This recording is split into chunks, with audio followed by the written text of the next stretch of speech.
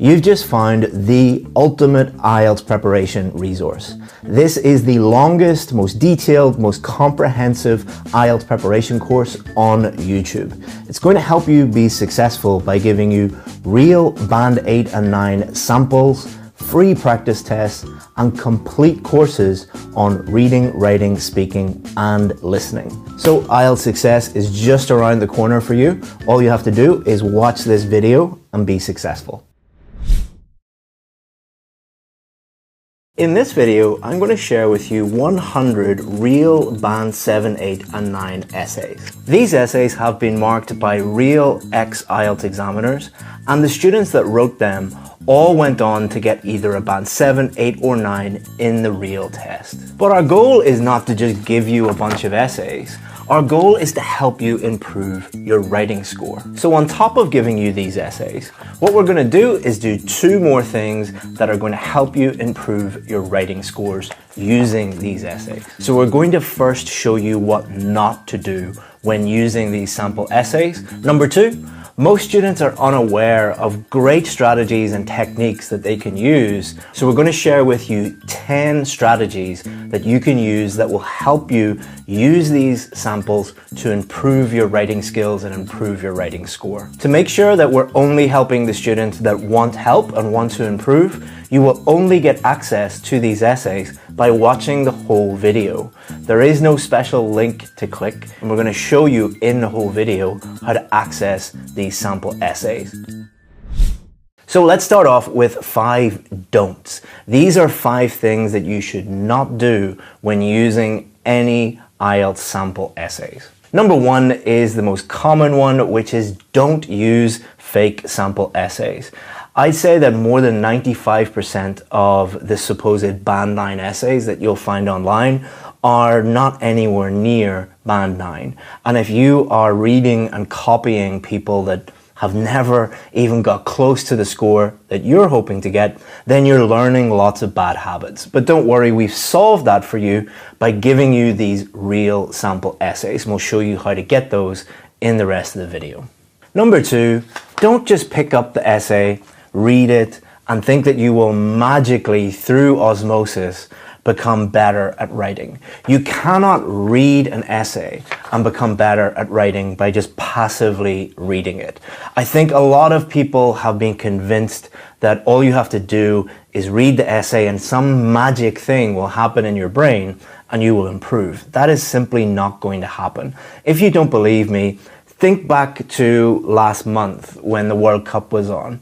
I think something like more than 1 billion people watched the World Cup final.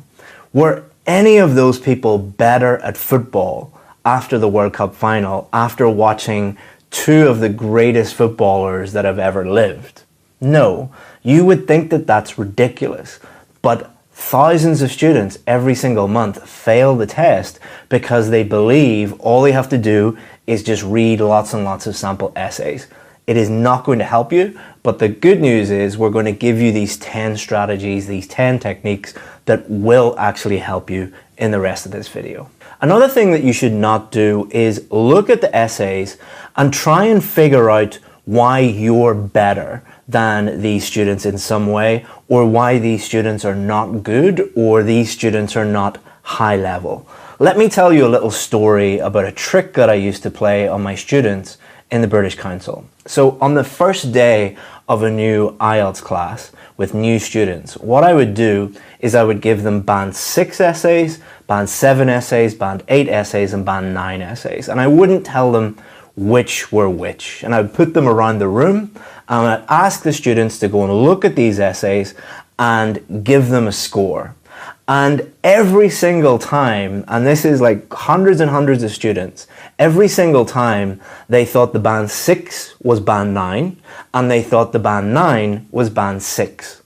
You are a student, you are not an IELTS examiner. If you had the knowledge of an IELTS examiner, you wouldn't be watching this video. Most students look at a Band 6 essay, which normally has lots of complicated words and complex language, and think that it is very, very high level. Most students look at Band 9 essays and think that they are low level. Band 9 essays are actually quite simple and easy to understand and very, very clear. Most students look at Band 7 essays and think there's lots of grammar mistakes, there's lots of vocabulary mistakes. This must be a really low-level student. Band 7 essays have mistakes in them. Please do not waste your time and your energy trying to find out why you think these are not good. If you were an expert, you wouldn't be watching this video. The fourth thing that you should not do is look for things that you can copy from these essays. And there's a very simple reason for that. Number one, you are not doing a memorization test. I know many of you come from educational backgrounds where the emphasis in your education system is just on memorizing things, and that's how they test intelligence. This is not a memorization test. This is a writing in English test. This is a can you communicate clearly in English test. You cannot memorize words and phrases and chunks of essays and hope to just put those in on test day and get a higher score. That is not how it works. You can use these to improve your grammar and your vocabulary, and we'll show you how to do that in the rest of the video, but don't just memorize them. It is not going to help you. And number five, this might sound really silly, but a lot of students do this. Do not copy the entire essay and put it into your response on test day. A lot of students believe that if they copy a high-level essay and then just put it in no matter what the question is, that they're magically going to get a high score. I don't know why students do this, but they do. Please do not do this. I don't want to be responsible for students failing the test. So please, please, please do not do those 5 things. It is a waste of your time and it is a waste of money. These days, the IELTS test costs a lot of money. Don't throw it away by using these incorrectly. But there are now 10 ways that we're going to show you that you can use them correctly to improve your writing skills and improve your writing score. So this is how to find the 100 sample essays on our website. I've purposely hidden them so that only students that are serious about getting the scores that they need will find them. First thing you want to do is go to Google and type in IELTS Writing Task 2. It will bring up a list of different websites. And what you want to do is find the IELTS Advantage one. It might be number 1, it might be somewhere on this page. Just click on the IELTS Advantage one. That should bring you to this page on our website, IELTS Writing Task 2 in 2023. That's step 1. Now continue to watch the video and I'll show you in step 2 how to find the essays. So I'm going to give you these 10 things that you can do, these 10 techniques, but you don't have to use all 10 of them. What I would recommend doing is watching them all and picking the one that you think is your biggest weakness. That's what you should always start with, not just for writing, but for all areas of the test. Don't work on things that you're already comfortable doing. Don't work on your strengths. Work on your weaknesses. I know that's tough, and I know as human beings we don't like to do difficult things, but this is the best way for you to pass the test as quickly as possible and then move on with your life and you never have to think about this silly test again. So I'm going to go through these 10 now, watch them all, and then pick the ones that you think are most difficult for you or you think that you need to work the most on. So the first thing that we're going to teach you is how to use sample essays for improving your idea generation. A lot of students really struggle with this area. And once you start to see what real Band 7, 8, and 9 ideas look like, it removes a lot of the stress because what you will notice is most of them are a lot simpler than you think. You don't get extra marks for coming up with complex ideas. You get extra marks for thinking of ideas that answer the question and that are relevant to the question. And most of the time, these are going to be simple ideas.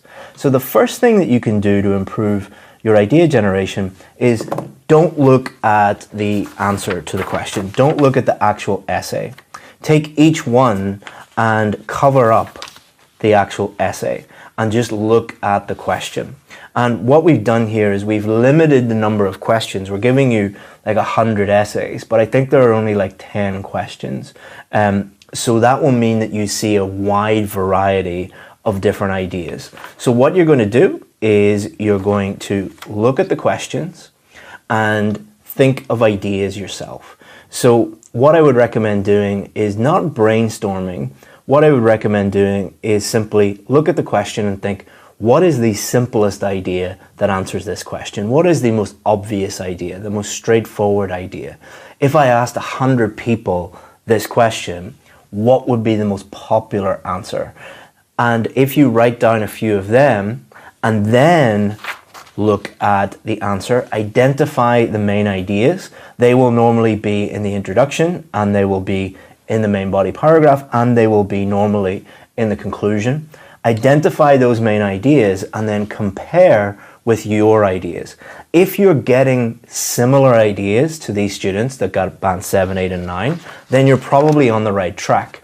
If you have different ideas, that doesn't mean that you're wrong, doesn't mean that your ideas aren't relevant, but think about whether they are relevant or not. Are you getting different ideas because they're just different relevant ideas? Or think about whether your ideas are relevant or not. If you think about them and you compare them and you're like, actually, my ideas are completely irrelevant, that might mean that you didn't understand the question, so you have to work on that more.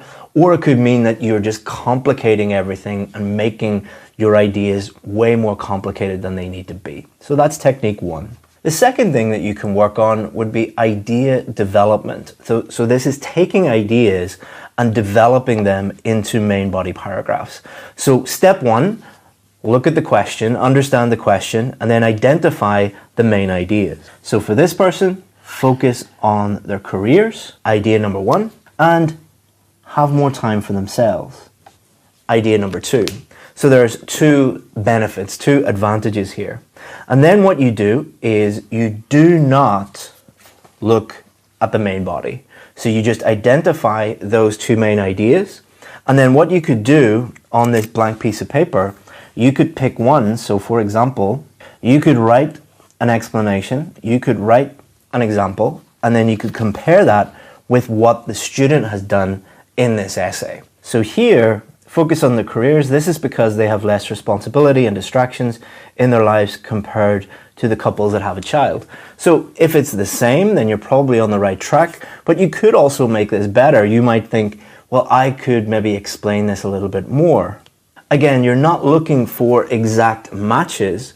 What you're doing is thinking about what they have done and what you have done. And this is just one essay. You might look at 5, 6, 7 other essays for this question and then look at all of the explanations and compare those with your explanations, compare those with your examples, and then that's going to help you develop your own. The next thing you can work on is structure. So what you can do is read the question, read the whole essay, and then think about the structure that they used. So for example, this is their introduction, this is their main body paragraph 1, this is their main body paragraph 2, and this is their conclusion. So what we're going to do here is discuss both views and give your own opinion. This is the type of question that we're talking about here. So they're using this 4-paragraph structure. But then within each paragraph, what are they doing? So here in the first sentence, what they have done is they have paraphrased the question. They have given their opinion here. They've talked about the first point here. And they've given the reason for the latter point here. So what you could do is look for more discuss both views essays, for example, this one, and you could compare them. So are they using a similar structure here? Well, it seems like they actually are. They've paraphrased the question in the first sentence here. They've given their opinion, and they've said why they believe that here. They are slightly different, but again, if you look at 7, 8, 9, 10 of those, you'll be able to see similar structures.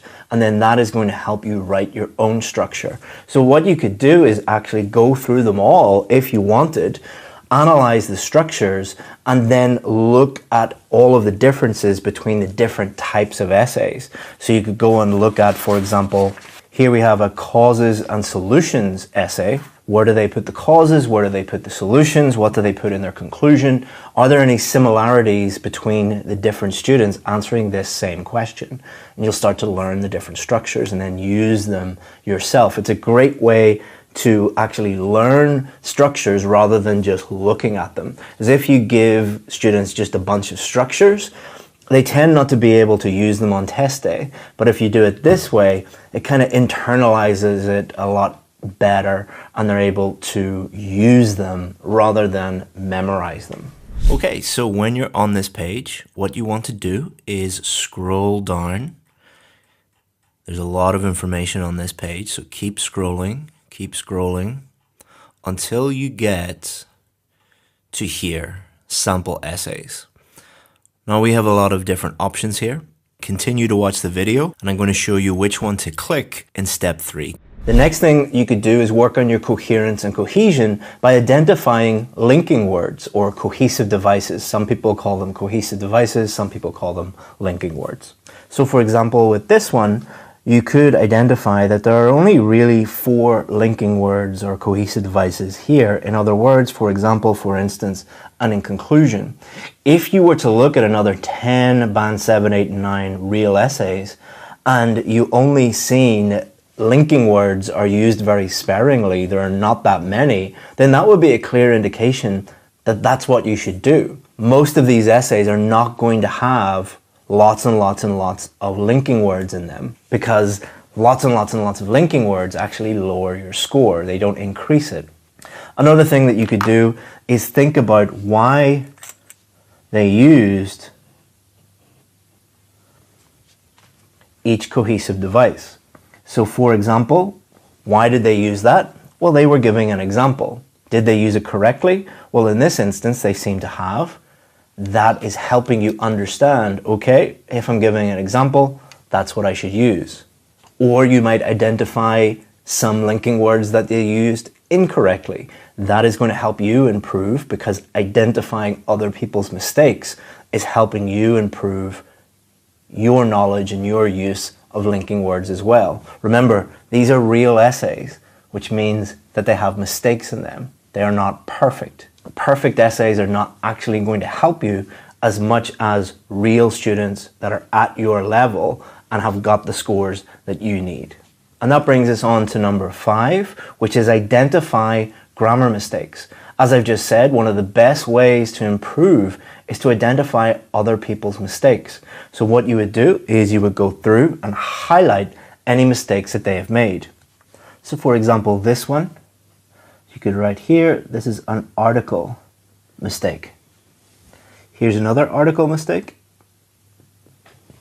So by identifying these mistakes and correcting them, you can think about the rules of articles and your knowledge and your ability to use them correctly will improve. Not just articles, but any mistakes. So identify the mistakes and then think about why those mistakes were made or categorize the mistakes into, is it a preposition mistake, an article mistake, a punctuation mistake, and then you will improve too. The 6th thing you can do is also related to grammar and thinking about the different grammatical structures and tenses that were used in the essay and why they were used. So for example, if we take this essay, obtaining this type of information in most cases means breaking the law. Why did they use obtaining, ing, and breaking, ing? Rather than, furthermore, to obtain this information in most cases means to break the law. And this will force you to think about whether this is correct or incorrect. If you think that it is incorrect, what is a better way to use it and why do you think that? Or if it's correct, why did they use that? Here's another one. However, not only are paparazzi hired to invade properties belonging to politicians to take photos without their permission, but also, not only, but also. What does that not only, but also grammatical structure allow this student to do? Why did they choose this grammatical structure? What were they able to do? Is it correct? Could you use this grammatical structure in your essay? Again, not copying it, not blindly copying this and inserting it into your essay, but adding tools to your toolbox. The more tools that you have in your toolbox, grammatically and for vocabulary, then the better able you are able to build your essay on test day yourself. Number 8 is vocabulary and improving the range of your vocabulary. And you can do that simply by reading the question, reading the essay, and identifying any unknown vocabulary or collocations or phrases that you're unsure about. You're not 100% sure what they mean or how to use them in a sentence. So for example, you might see the collocation discover their talents. What does that mean, to discover their talents? Here's another one, potential talents. What's the difference between discovering your talent and a potential talent? What does potential mean? What does potential talent as a collocation actually mean? So you would note down those words or phrases or collocations, and then you would guess the meaning from the context. So you would read the whole sentence, read the whole paragraph, and try and guess what that word means. That is going to help with your reading skills. It's going to help you identify and understand unknown words in the reading test, and it will also help you improve your vocabulary, because you can take those new words or phrases, put them into a vocabulary book, add all the new information like the meaning, the synonyms, the example sentences, and then after a while, if you do this, you're going to have a massive bank of new words and new phrases. And then if you review those and use those in your own essays, then you're improving your ability to write essays. Another thing you could do with vocabulary, number 9, is identify any vocabulary errors. So for example, in this essay, if we look at this sentence, recently the pictures of a famous politician of Milan while playing football with local children were published in many newspapers, and he instantly became famous. So there's a problem here because it's saying a famous person became famous. Well, they were already famous. So either there is a meaning error here with this word, or we need to change this word to something different. Another thing that you could do is look for repetition. Are there words that are maybe repeated a few many times, and then you could try and change it to a synonym that means the same thing but has a different word that means the same thing. And last but not least, number 10, what you can do is look at the question, write the whole essay, and then compare your essays, compare everything with what the students have done. But I wouldn't recommend doing that right away. What I would recommend doing is use 1 or 2 of the other 9 techniques, work on your weaknesses, and then once you are more confident, then you can write the whole essay and then compare it with what the other students have done. But please, please, please don't think that if your essay is different, that it's wrong. There are hundreds of different ways that you can write a Band 7 or a Band 8 essay. It is not mathematics. It is not, there's only one answer to the question. So don't look at these essays and think that you're on the wrong track just because yours are different. What you're looking for are the main things, like the ideas, are they relevant? Is the structure similar? Did you develop your ideas in a similar way? If you focus on those big things, then your essays will be fine and you will really, really improve. Okay, so you should be here. The one that you want is this one, how to use Task 2 sample essays. If you click on that, you will get access to 100 Band 7, 8 and 9 IELTS Writing Task 2 essay samples. It will introduce them, it will tell you how to use them, and then it will give you all of these samples. So thank you very much for watching the video, and I hope that you enjoy using these samples and they help you improve your score. So now you know how to find those samples and how to use them to improve your writing. But you need to know how to write an introduction, a main body paragraph, and a conclusion. But don't worry, what I've done is I have added to this video a full IELTS writing course. Not only are we going to teach you how to write those paragraphs, we're also going to give you homework tasks and feedback for free. So coming up is IELTS Essay Builder. It's going to teach you exactly how to write a Band 7, 8 or 9 essay and build your essay up sentence by sentence, paragraph by paragraph. Enjoy IELTS Essay Builder. In this lesson, we're going to look at the first building block of your essay, which is how to build an introduction. But before we look at the detail of this lesson, let me just tell you what we're going to do in this course. So there are 7 steps to this course. The first one is today. It's an introduction lesson. So it is not an introductory lesson. It is a lesson all about how to write introductions. Then the second lesson, I'm going to give you global feedback on introductions. So we're going to look at some common problems, some common successes, so that you can compare your introduction with some really, really good introductions and some introductions that need a little bit of work. And then the third step is we're going to look at how to write our main body paragraphs. The fourth step, giving you feedback on your main body paragraphs.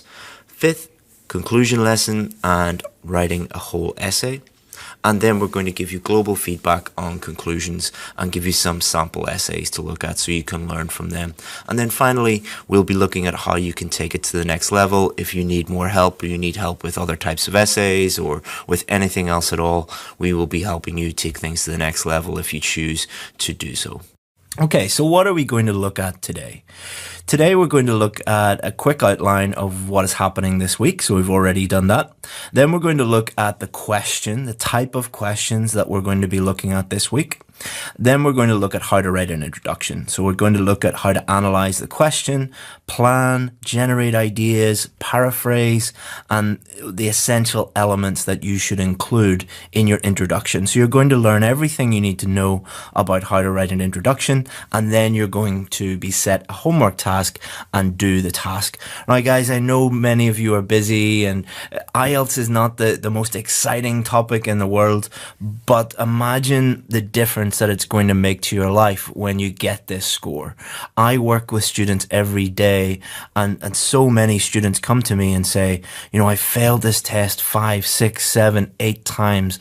I'm wasting so much money. I'm wasting so much time, and it's stopping me starting my future life, my life in a different country with a better job and different prospects for me and my family.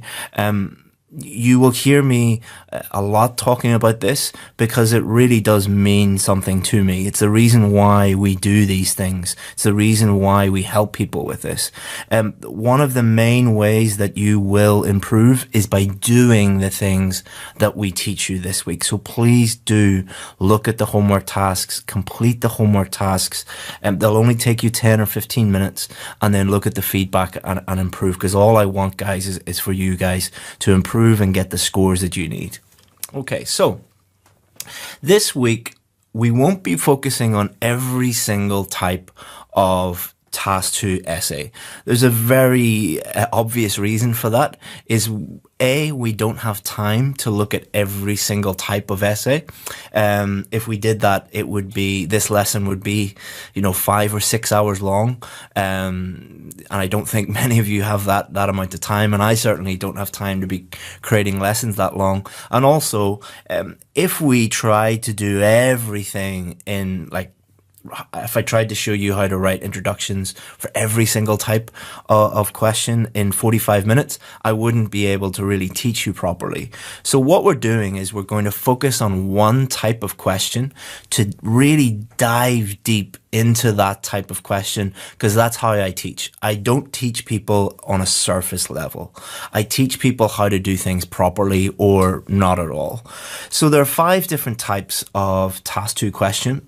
Opinion questions, discussion questions, causes and solutions or problems and solutions questions.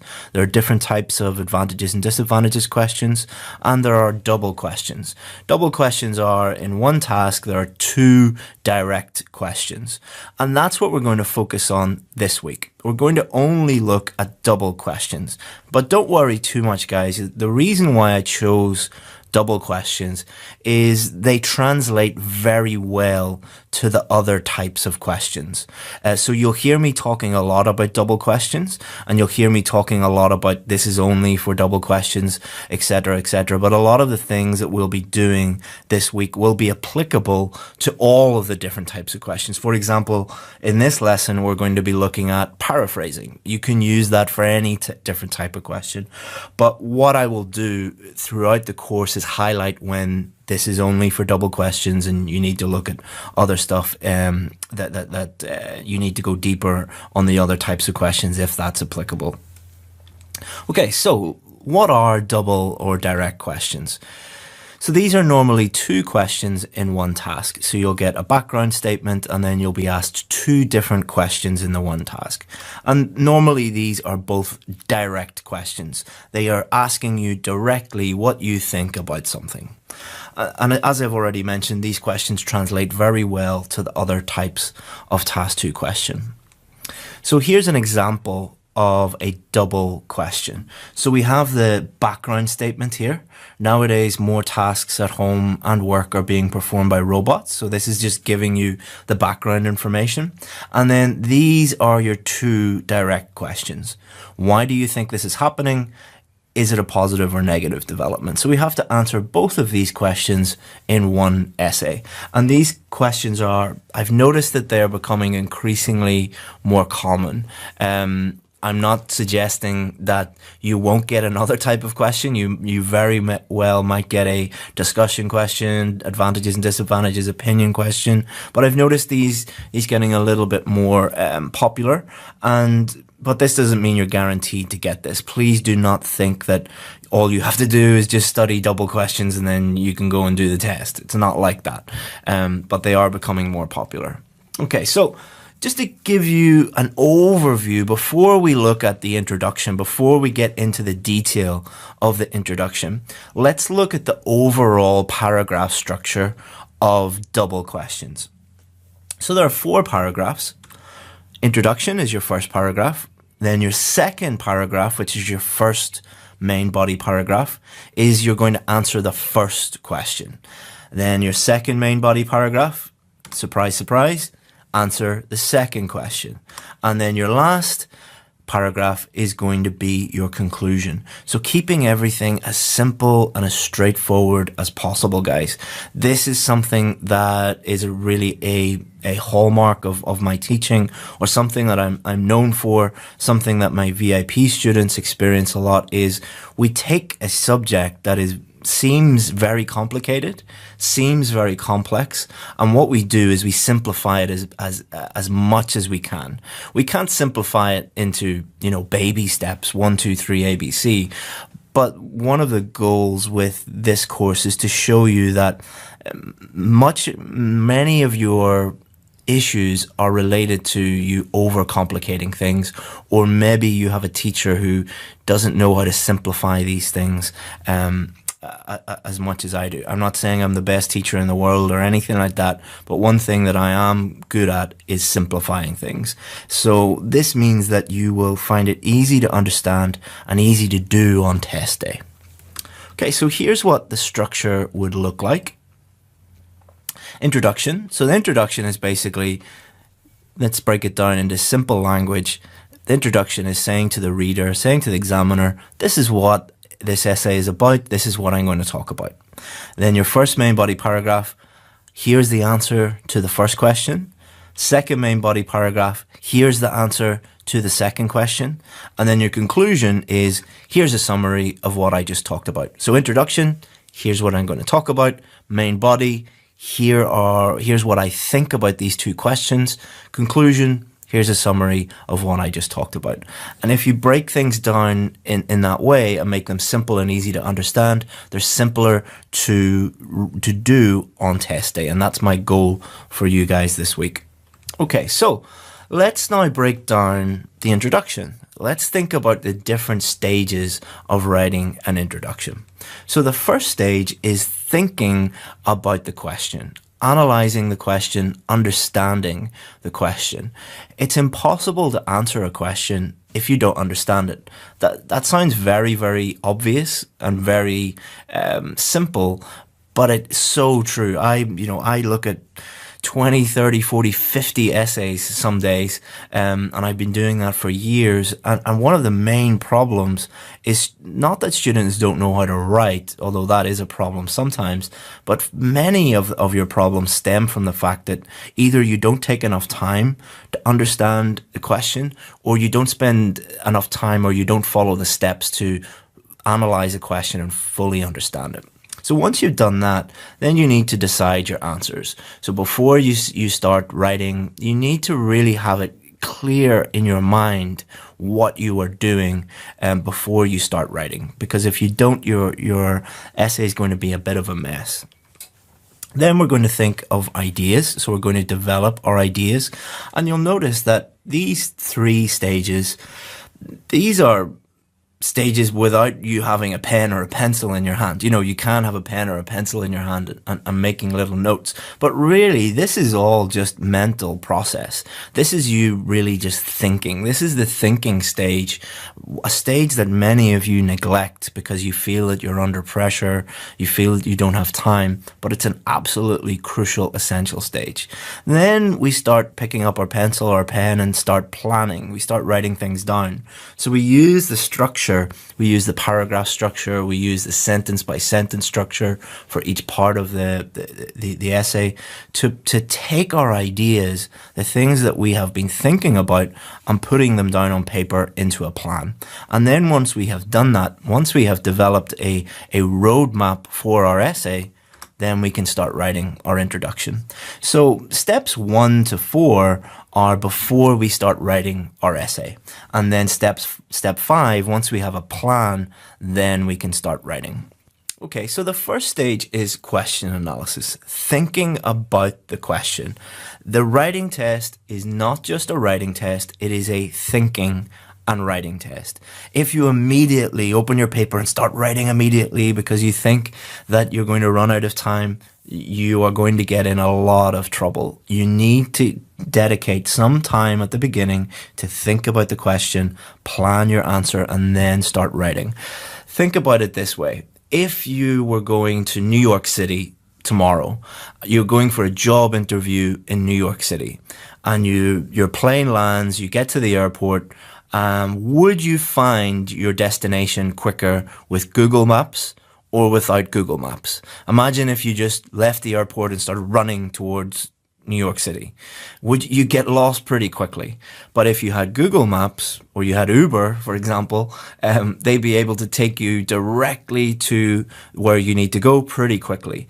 This is the same as someone who doesn't think and doesn't plan versus somebody who does think and does plan. Thinking and planning is like having Google Maps for your IELTS essay. It might sound like a silly analogy, but my students seem to really like that analogy, and it does make sense. So the first stage is understanding what the question is about. That might sound very, very simple, but just think about what the topic is, and then go a little bit deeper and think about what the specific things they want you to talk about within that topic. So for example, you might get a question about the environment. So the topic would be the environment, but then once you look at it deeper, they don't want you to just talk generally about the environment. They might want you to talk about a specific thing related to air pollution, for example. So air pollution would be different from water pollution, for example. So thinking about what the general topic is and then looking a little bit deeper what the specific content is, what they want you to write about. And then looking at the instruction words. What is it that they want you to do? Do they want you to give your opinion? Do they want you to discuss the advantages and disadvantages? Do they want you to talk about problems and solutions? You must do what they ask you to do. So let's look at this question to analyze this question. So if I was analyzing this question, the first thing I would think about is, okay, what topic is this about? Okay, robots working, okay. So it's generally about technology. But I just don't write everything I know about technology. What I do is I have a look at it. Okay, what are the more specific keywords? Okay, so it's about robotics. Okay, so it's about robotics doing work for humans, basically. So that's what the specific things they want us to talk about. Okay, so I've understood this. Now I need to think about the instruction words. What do they want me to do with this statement? Well, there's two things they want you to do. They want you to answer this question. Why do you think this is happening? So you have to clearly state why you think this is happening. But it doesn't stop there. They want you then to say if you think it's a positive or negative development. So once we've understood the question and we've understood what they want us to do, the first thing that I always get my students to do is to make a decision on their answer. Make a decision about how they're going to answer this question. So how do we do that? So make a decision early on. This will mean you think and you plan clearly. One of the worst things that you can do, guys, is start your essay without having a clear idea about how you're going to answer it. Many of the students that I work with, they email me after their test and they say, "Oh, I changed my answer halfway through. Like, is that okay? Will I be okay?" It's like, no, you've probably failed because you didn't decide early on. You didn't make a concrete plan. You should never start your essay without knowing what to do. It's like, running into New York City without having any idea where you're going. You're going to get pretty lost. And a writing is a reflection of your thinking. So I stole this quote from somebody called Tim Ferriss, who I follow online, and he's a writer, and he said this, and it really resonated with me because the students that I work with who are very confused about what they think about a question always write a very confusing essay. Students who think clearly about what they're going to write a very clear, easy to understand essay. And a huge part of your overall mark is coherence and cohesion and answering the question clearly. So that's very, very important. Here are some things that you should consider when deciding how you should answer. Keep it simple, guys. Do not overcomplicate things. Do not, as I say, your writing is a reflection of your thinking. If you overcomplicate everything and your thoughts are very, very complex, then you're going to write an overly complicated, confusing essay. The simplest, most straightforward answer is the best. One of the things that I find very difficult to convince students of when we start working together is that the simpler you make your essay, the clearer it becomes, the better it becomes, the higher marks you're going to get. Many of my students find that very difficult to accept because when you fail something or when you get a low score, you automatically assume that you need to complicate things or make things more advanced or make things more complex when the opposite is really true. And I guarantee many of you right now are thinking, that doesn't make any sense. How could making something simpler get me a higher mark? Guys, I wouldn't lie to you. I gave this advice to my wife when she was doing the IELTS test. I give this advice to all of my VIP students. This really does work. Many of you won't believe me. That's fine. But once you start realizing this, then it is really powerful. It's more powerful than anything else.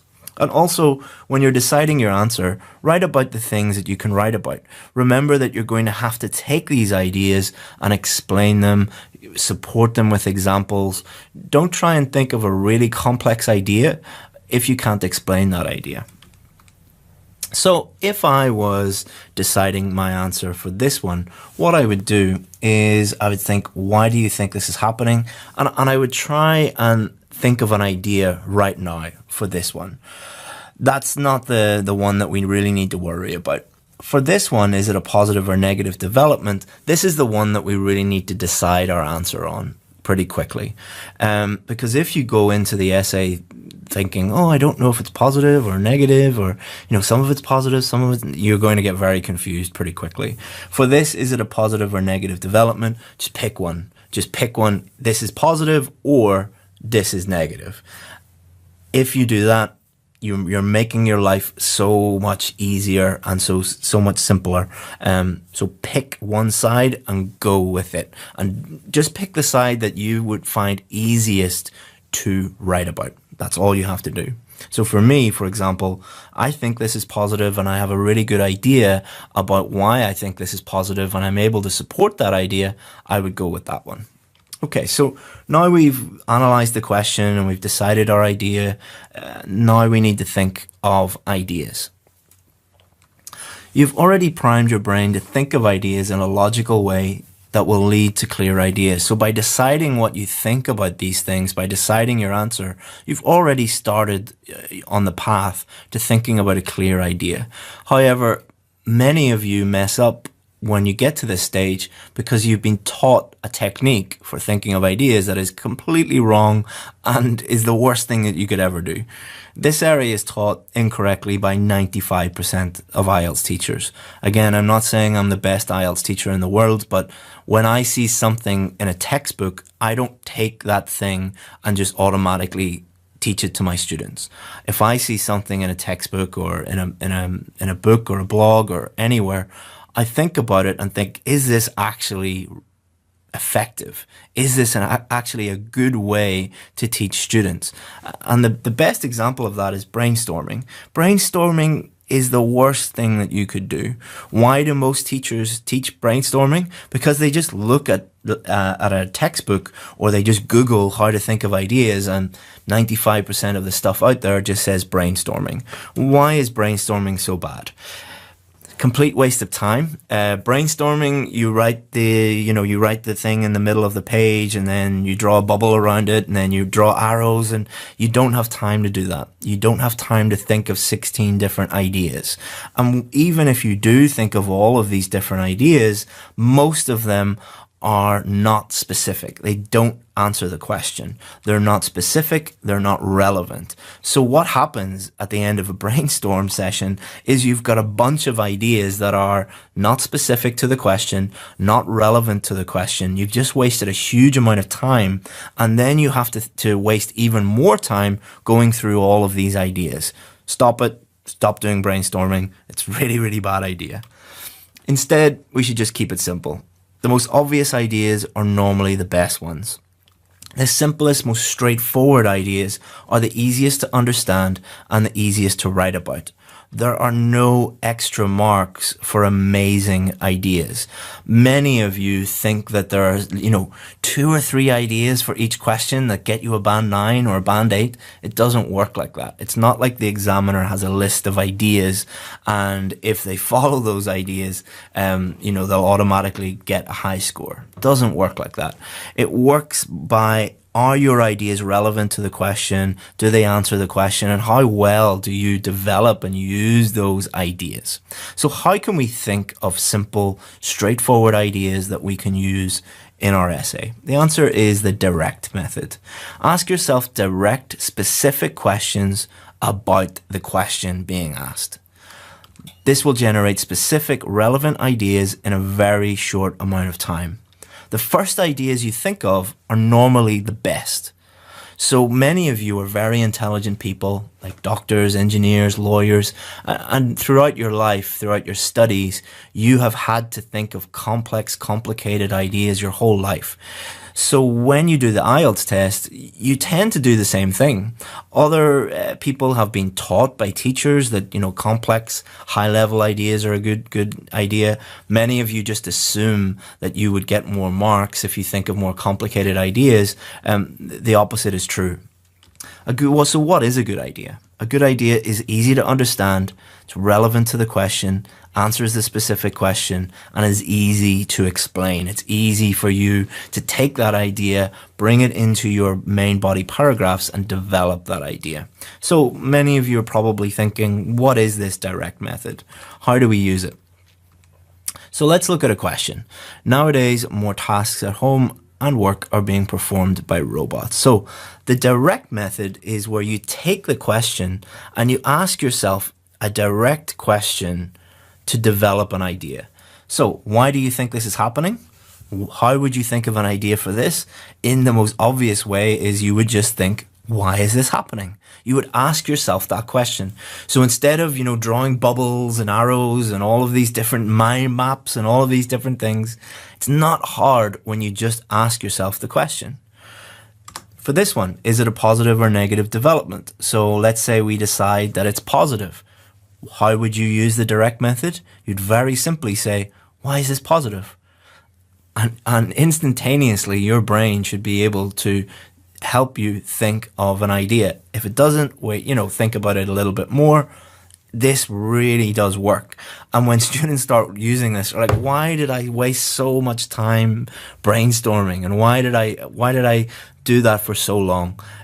This is just one example, and you can apply this, keep it simple mentalities, keep it simple methodology to pretty much everything on the IELTS test. And, reading, listening, speaking, writing. When you stop overcomplicating everything, then everything becomes much, much, much easier.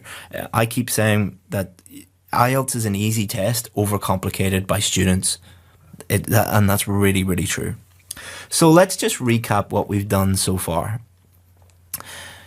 You understand the question first, you've decided how you're going to answer it, and you've thought of relevant main ideas. So as mentioned before, this is just the thinking stage, all right? So it's taken, 30 minutes to get to explain all of this, but you should be doing this in the real test in 1 or 2 minutes. This should be really, really easy for you to do once you practice doing it. You can't just take all this information and automatically start doing it. It's like any skill, you have to practice it. But once you practice doing it in this way, it becomes automatic. Just like riding a bike or tying your shoelaces. It was difficult in the beginning. You had to think about it a lot, but then it becomes automatic. So let me do a quick demo of those 3 stages with this question. So nowadays, more tasks at home and work are being performed by robots. So I would look at this, I would understand it. The words that I've highlighted in red here are the specific keywords. Okay, I know what this is about. Then I'd look at the first question. And what I would do with the first question is understand what it's asking me. I would think about it, I would decide it, and then I would ask myself a direct question, and I would think of an idea. And my idea is advancements in technology.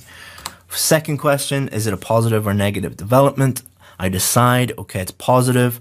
Why is it positive? Because it reduces amount of work we have to do.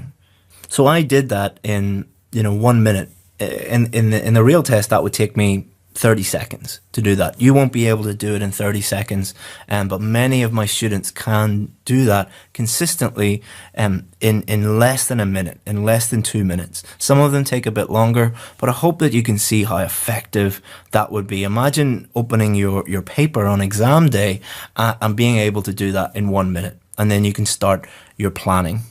So now let's look at what is an introduction. Okay, so an introduction tells the reader what to expect. All right, always think of the reader.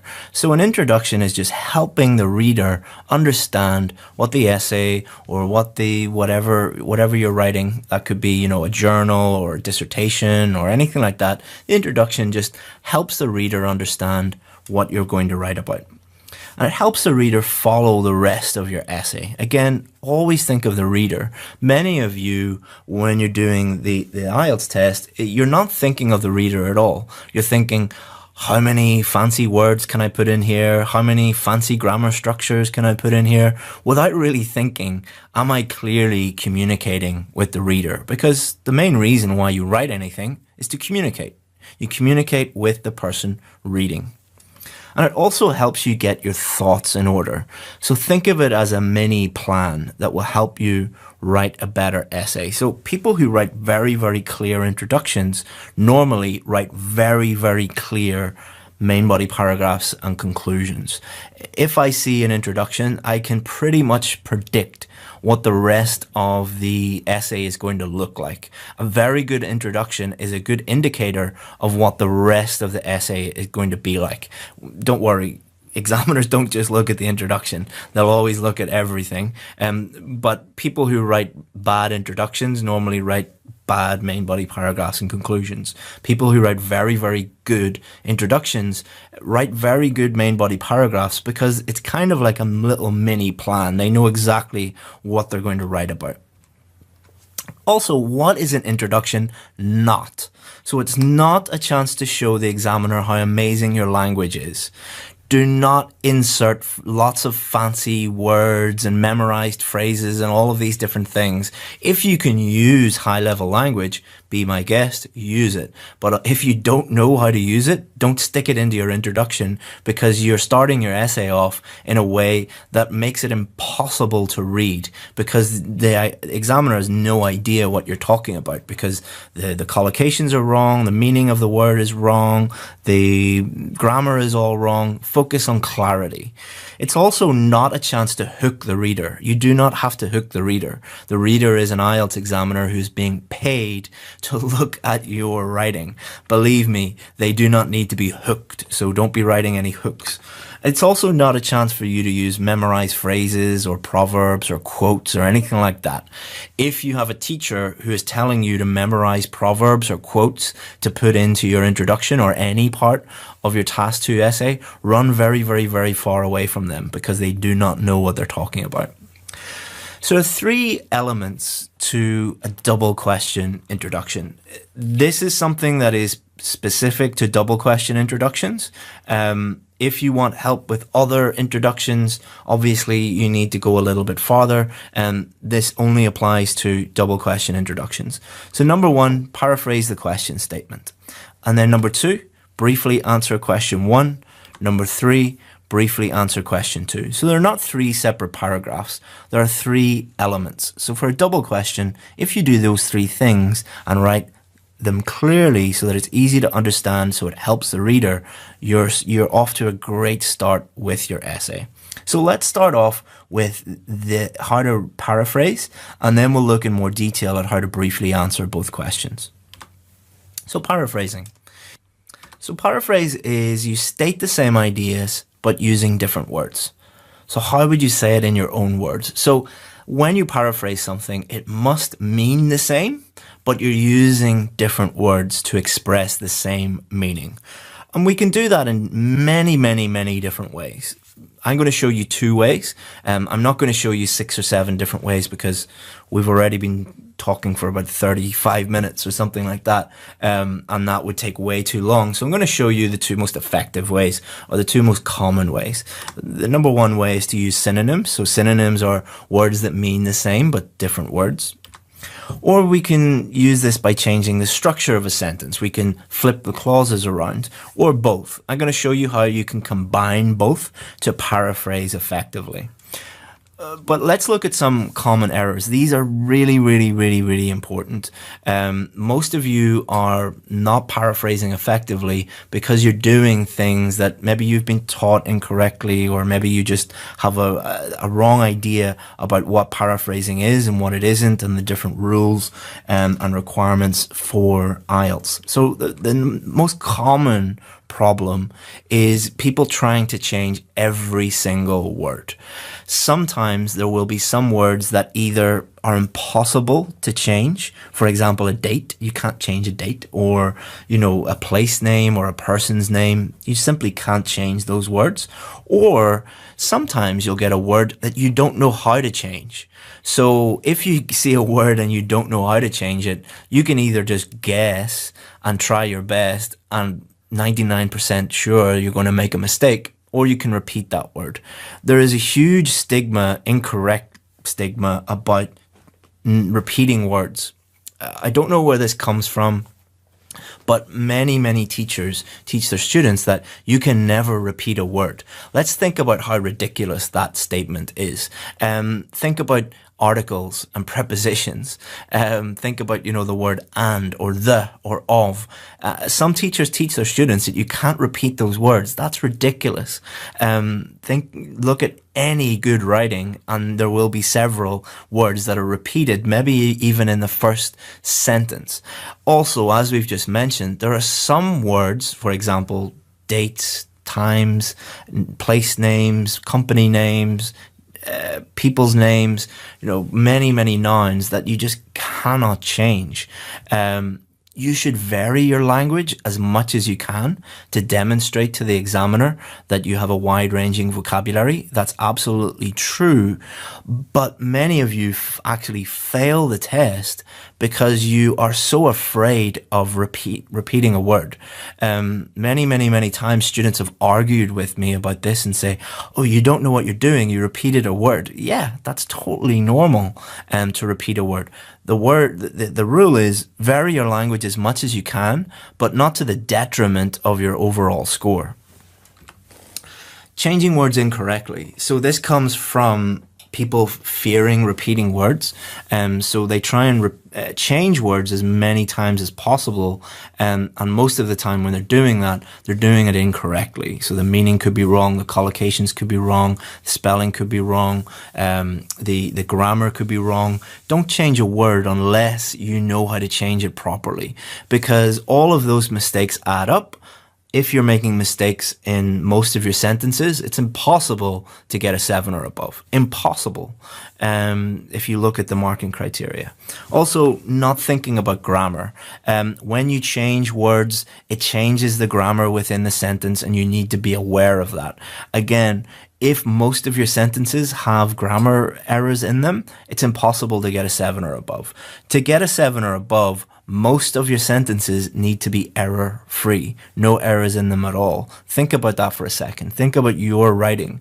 Do you think that you can produce an essay where the majority of your sentences have no errors in them at all? That's a standard you need to get to. For many of you, it's not that you have problems with vocabulary and grammar. It's because you have been taught silly rules like you cannot ever repeat a word, and that's causing you to get a low score because you're making so many mistakes as a result. So let's think about synonyms. Be very careful here. Your synonyms must match and make sense. Just because they are synonyms does not mean you can automatically use them. So one of the biggest problems when people paraphrase is when they're practicing, especially, they'll see a word, and what they'll do is they'll Google that word or look that word up in an online thesaurus. And when you do that, it will show you, 20 or 50 different synonyms. Now, some of those synonyms you can use, most of them you will not be able to use. Just because a word is a synonym doesn't automatically mean that you can use it when you're paraphrasing. Let's look at an example. So imagine you've seen in a question, rich country. So if you Google rich and look up the synonyms of rich, you might see decadent as a synonym of rich, and it is. Rich and decadent are synonyms. Do they mean the same thing? No, not at all. Someone can be very rich, but they can't be, they're not decadent at the same time. Look up the meaning of those two words and you'll see it means different things. Country and kingdom. So a country, yes, country and kingdom are synonyms. Can you use them when you're paraphrasing? No. Some countries are kingdoms. Most of them aren't. All right. So this is to show you that you can't just look something up and automatically use it as a synonym. Also, when you're in the test and you're thinking of synonyms, don't just write down the very first thing you think of that loosely relates to that word. A more accurate way would be to use synonyms that actually mean the same thing. Rich and wealthy mean the same thing. Country and nation mean the same thing. They're synonyms, they are close synonyms, they're not loose synonyms like these ones, and you can use those. So be very, very careful. Other thing when you're paraphrasing is you can change the structure a little bit. So most of the time what you'll do is there will be 2 or 3 clauses in the background statement, and what you'll do is you'll just flip the clauses around. So the last clause becomes the first clause and the first clause becomes the last clause. But when you do this, be very careful that your new sentence makes sense grammatically. All right, let's look at an example. So many developed nations have opened their doors to refugees recently. So if we wanted to change the structure, what we do is we just take the second part of this and open their doors to refugees, put this at the beginning, and then many developed nations put this at the end. But when you do this, you have to be aware of grammar, because when you change words around, the grammar changes and you need to be very careful. So I had one student on my VIP course, and when they tried to do this, this is what they wrote.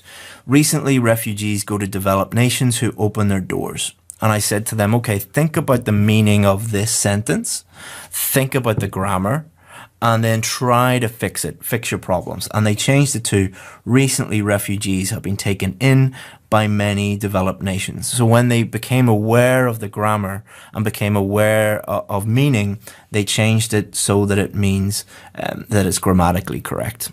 Okay, so an effective way to paraphrase is to use synonyms and combine that with changing the structure slightly. You don't always have to use this, but it is an effective method. Again, there are 4 or 5 other ways that you could do this, and 4 or 5 other ways that you can paraphrase. We don't have time to go into those right now, but let's look at how to do this. So you can combine these two techniques to paraphrase effectively.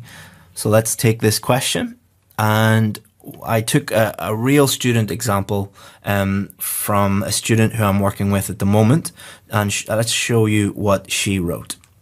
In recent years, refugees have been taken in by many countries in the developed world.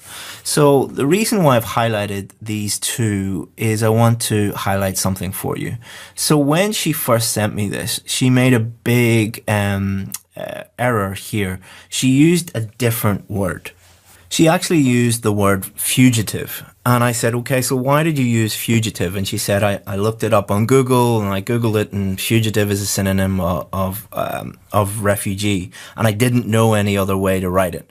And I said, okay, so you don't know any other way to write it. Fugitive is wrong, so you've just lowered your score.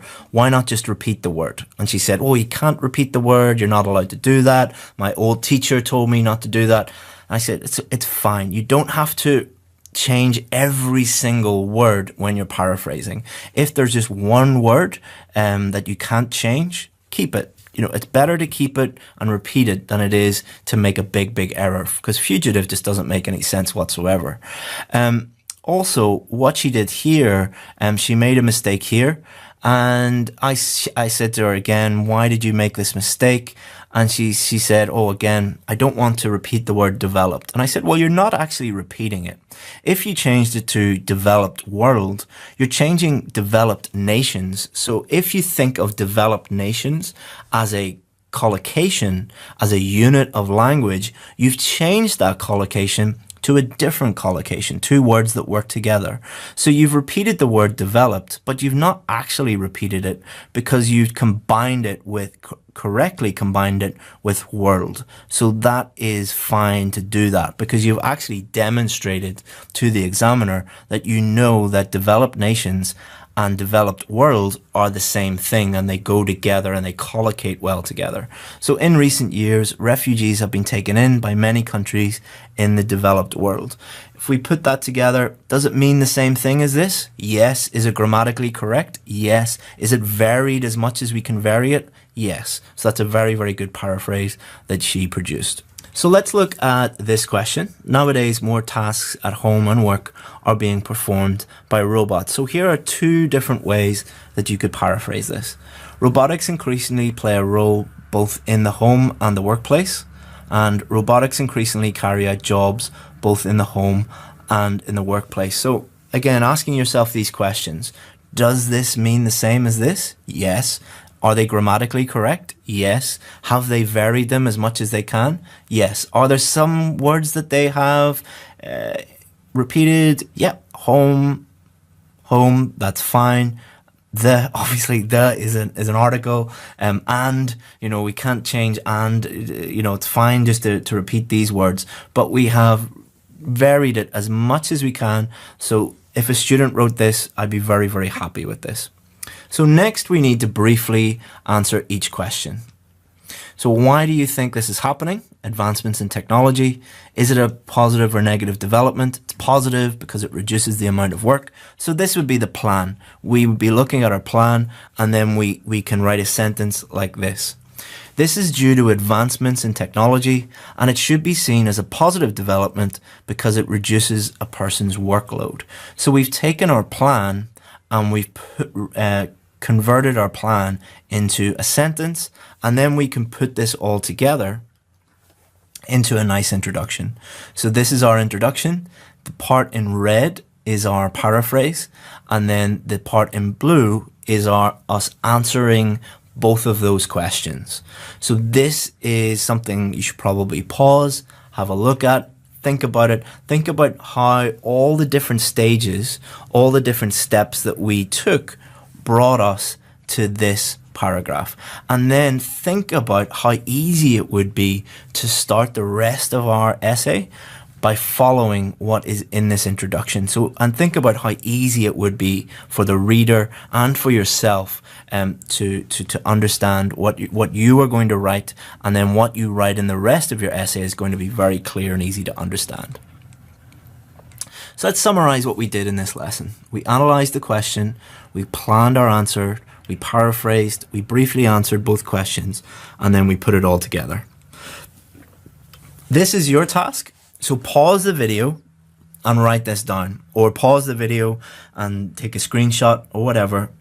Look at this question, follow the steps outlined in this lesson, and write an introduction. Do not write a full essay, just write an introduction. We looked at lesson 1, and this is the feedback on lesson 1. So if you have not completed lesson 1, go and do that and complete your introduction, because if you haven't completed your introduction, this video will not make sense at all. So what we're going to do in this video is we're going to give you feedback on your work. So we're going to look at some checklists that you can use to help you improve your own introductions. We're going to give you some samples that need improvement, and I'll talk about why they need improvement so you can learn from them. And then we'll look at some good samples from students that have produced good samples, and then we'll look at some VIP samples from my VIP group. Okay, so first of all, it's amazing to see so many of you taking action to improve your lives. The only way that you're going to improve your IELTS scores is by taking action, by learning what to do, by doing that thing, and by getting feedback on your work. So well done for doing that. And if you didn't get the work done, don't feel guilty and give up. Like, things happen, you know, life gets in the way. Go back and complete it, and then you'll be able to make progress. So first of all, I want to talk about criticism. So I'm going to give 3 feedback lessons in this course, and most of it will be criticism. It will be mostly me saying, this isn't good, you need to do this to improve. And the only way you will improve is to seek criticism and to use it to improve.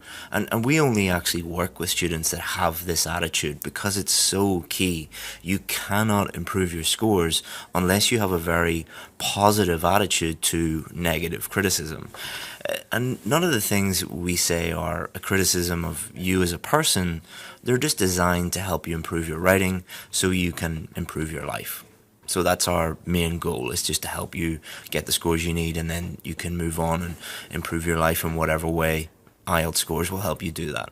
So is feedback important? Yes, it's the most important thing.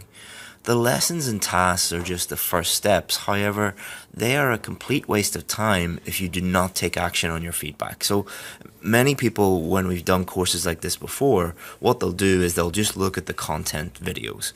They won't actually do the tasks, and they especially won't look at the feedback videos because they think that they're not that important. But let's look at how important it actually is. So the first thing you need to do is you need to look and think. It is essential that you understand the feedback provided and think deeply about how it applies to your work. So we cannot give individual feedback on this course. We do that on other courses, but not on this course, because it's a free course and there's so many people.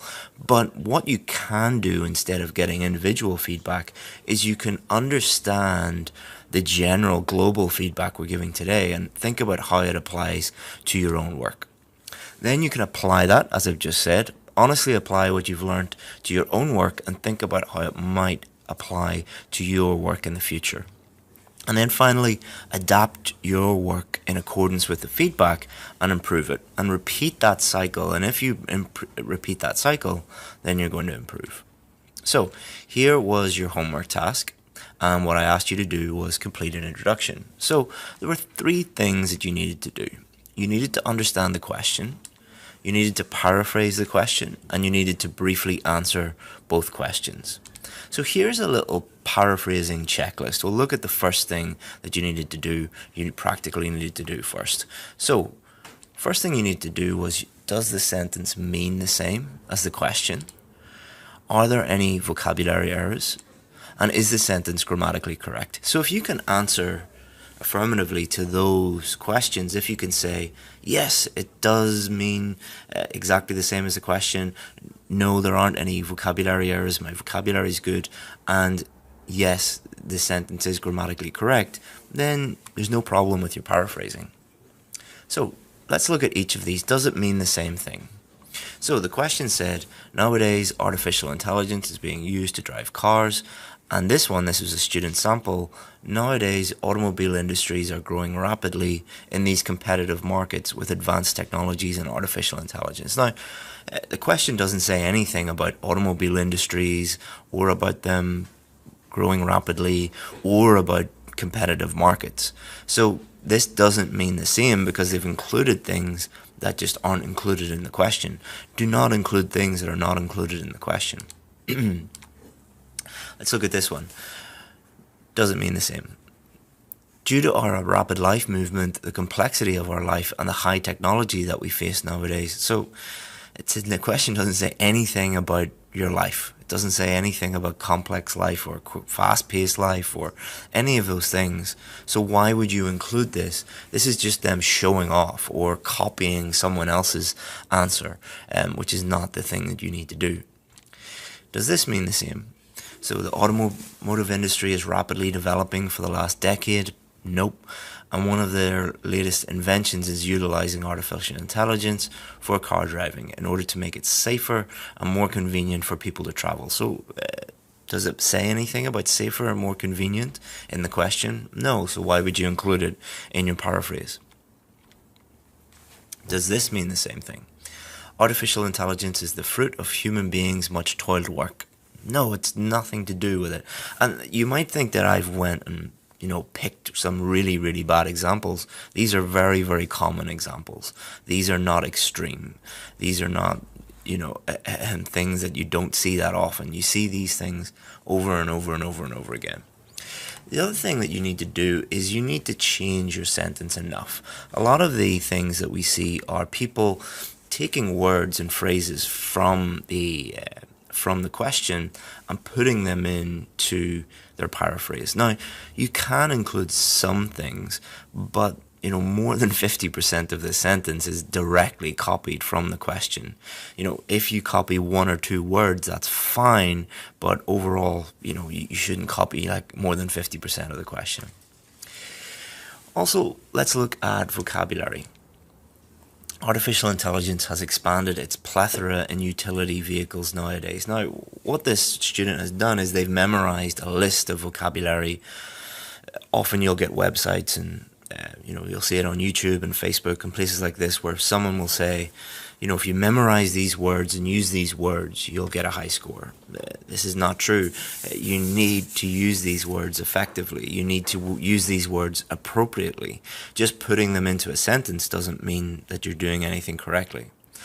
Artificial intelligence to drive vehicles is getting more trendy in the world of advancement. So again, they're trying to use this word trendy.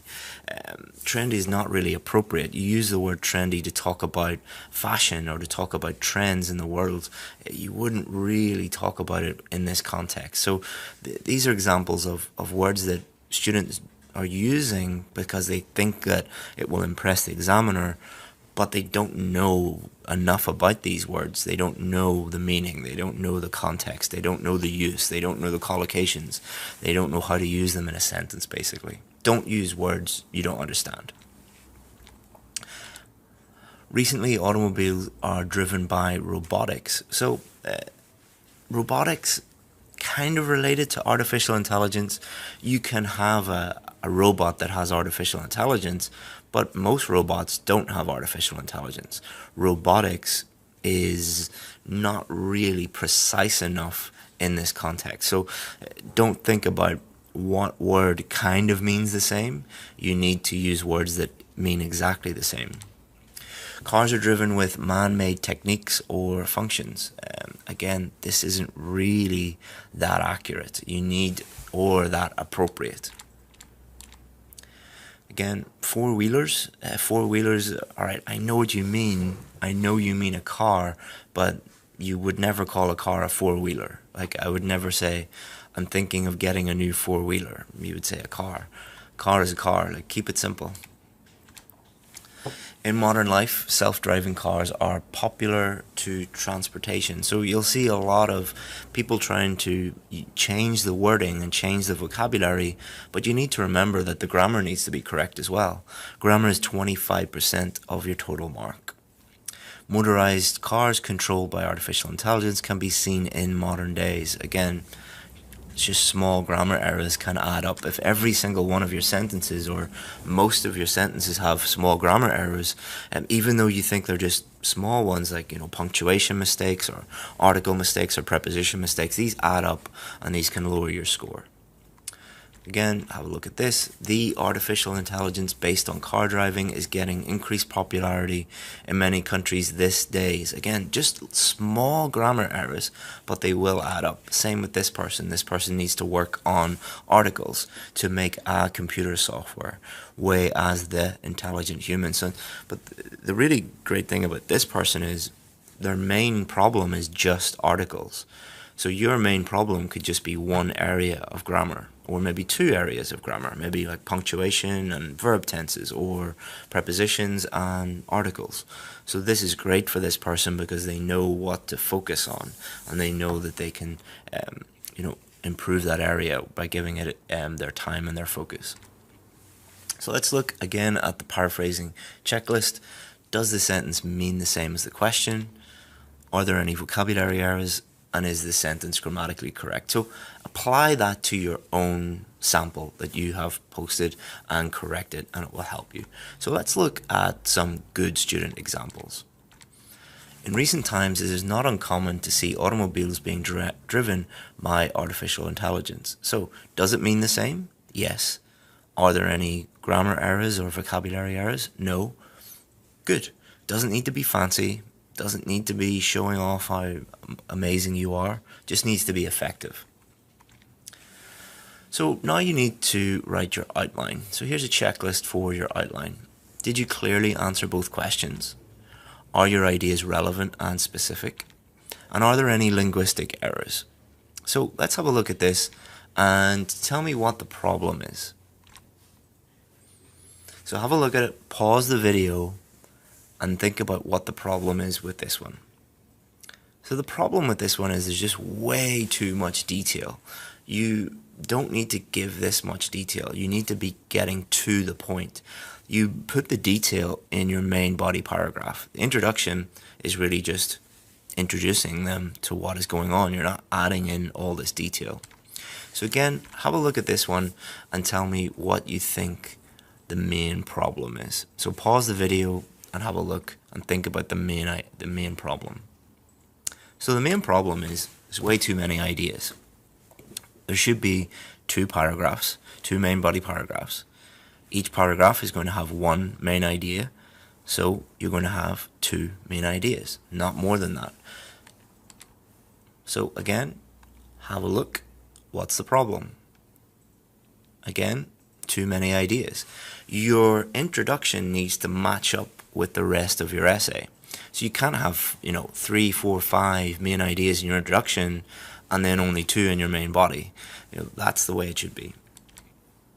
So the main problem here is it's difficult to understand.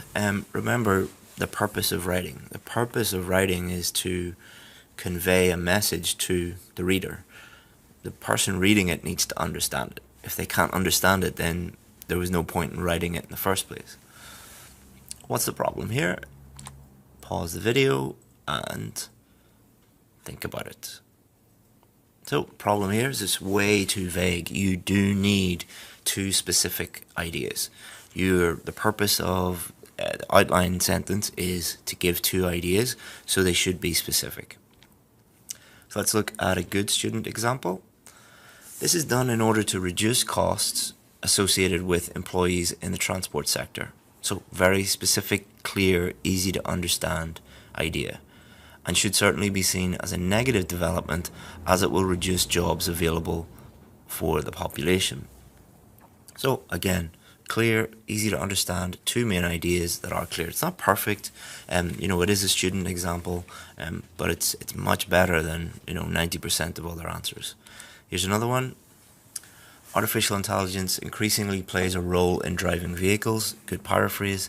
This is due to advancement in technology, and it should be seen as a positive development because it reduces the chances of road traffic accidents. Again, not perfect, but very, very, very good. Let's have a look at one of our VIP students who I was teaching, and they provided this one. Recently, self-driving cars have become increasingly common. This is because AI has reached a point where it can safely control a vehicle, and this should be viewed positively due to the reduction in traffic accidents. So the good thing to remember here is this student was in the exact same position as you were. They didn't know how to paraphrase, they didn't know how to use vocabulary and grammar effectively, they didn't know how to outline anything, they didn't know anything. And we were able to take them through, show them exactly what to do, and this just proves that anybody can learn this. So apply that to your own work, apply what you've learned today, and you will really see an improvement. And then move on to video 3, which is showing you how to write a main body paragraph. So welcome to lesson 2 of IELTS Essay Builder. So in lesson 1 we looked at how to write an introduction, and now we're going to look at the next building block of your essay, how to build your main body paragraph. So what are we going to look at today? We're going to look at how to use our introduction as the foundation for the rest of your essay.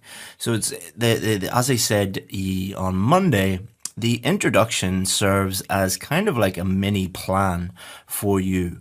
So we're going to talk about that and how you can use your introduction to start writing your main body paragraphs. And then we're going to get into main body paragraphs. We're going to look at the essential elements. We're going to look at topic sentences, explanations, examples. We're going to look at how you write these, show you examples of how to write these. And then we're going to finish off with our homework task. So just a reminder, guys, we're focusing on just one type of task 2 essay.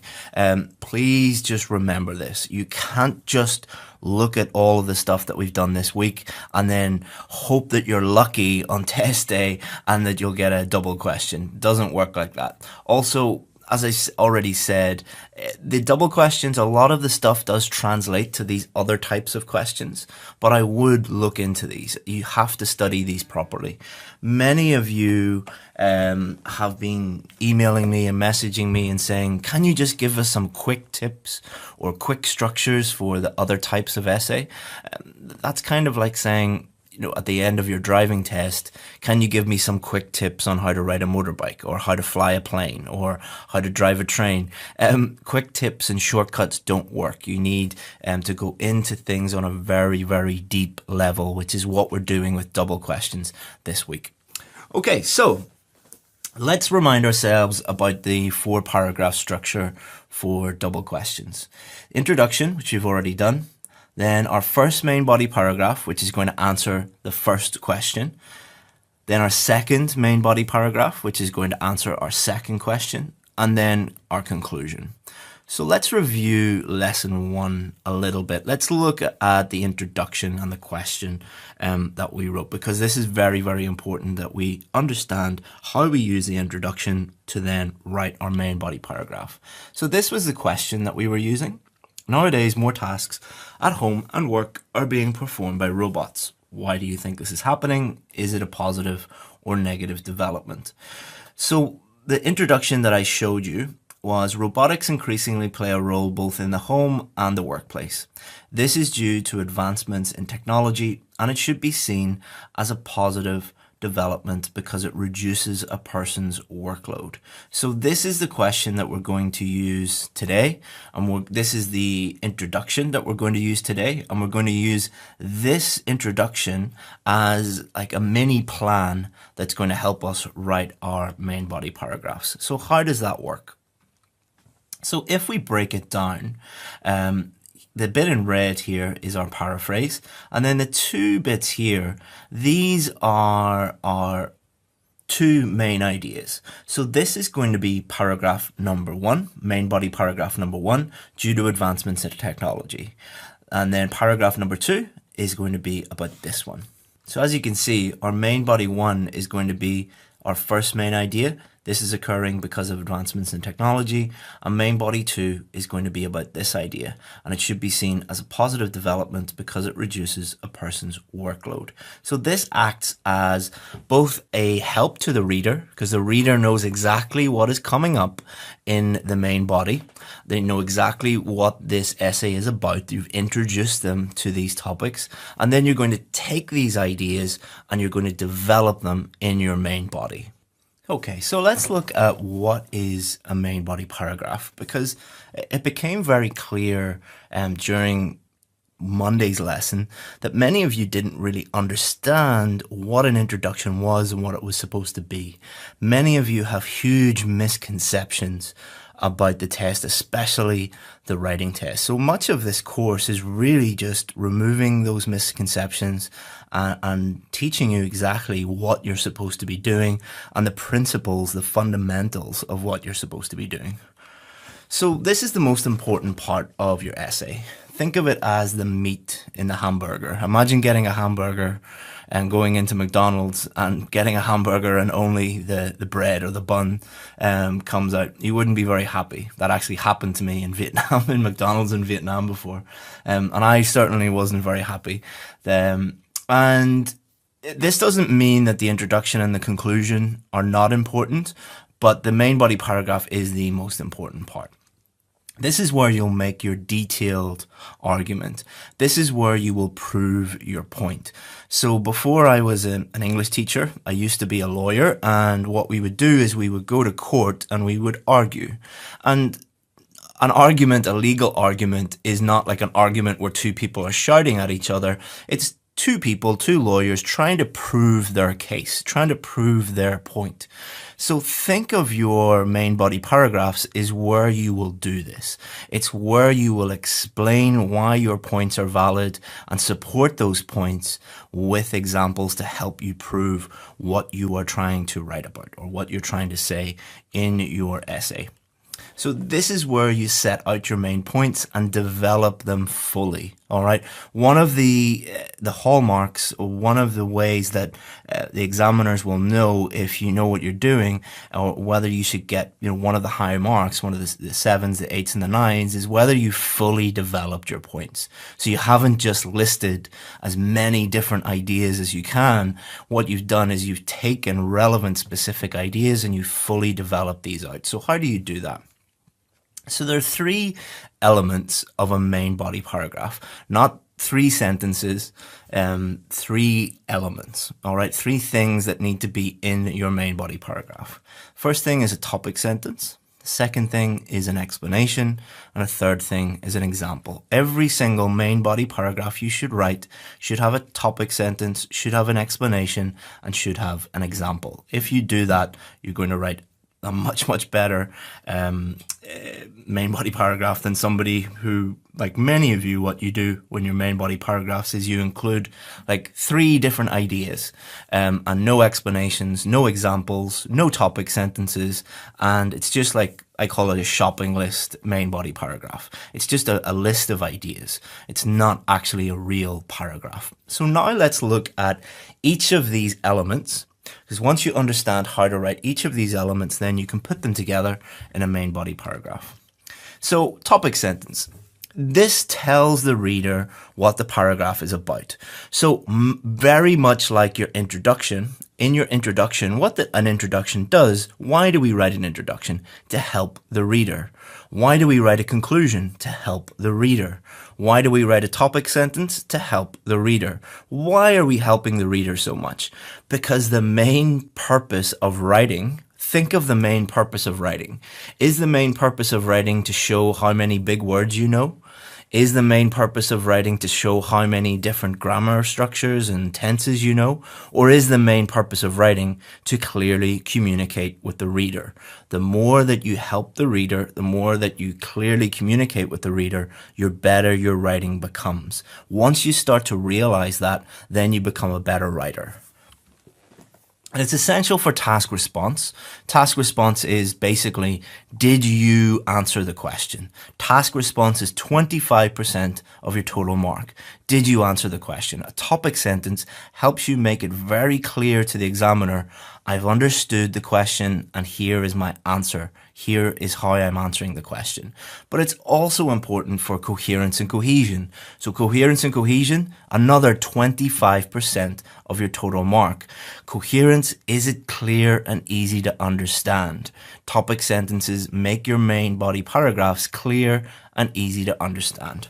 Topic sentences should be short and simple. They do not need to be long, complex sentences.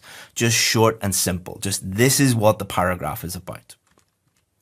Many people worry about repetition here. This is a huge problem.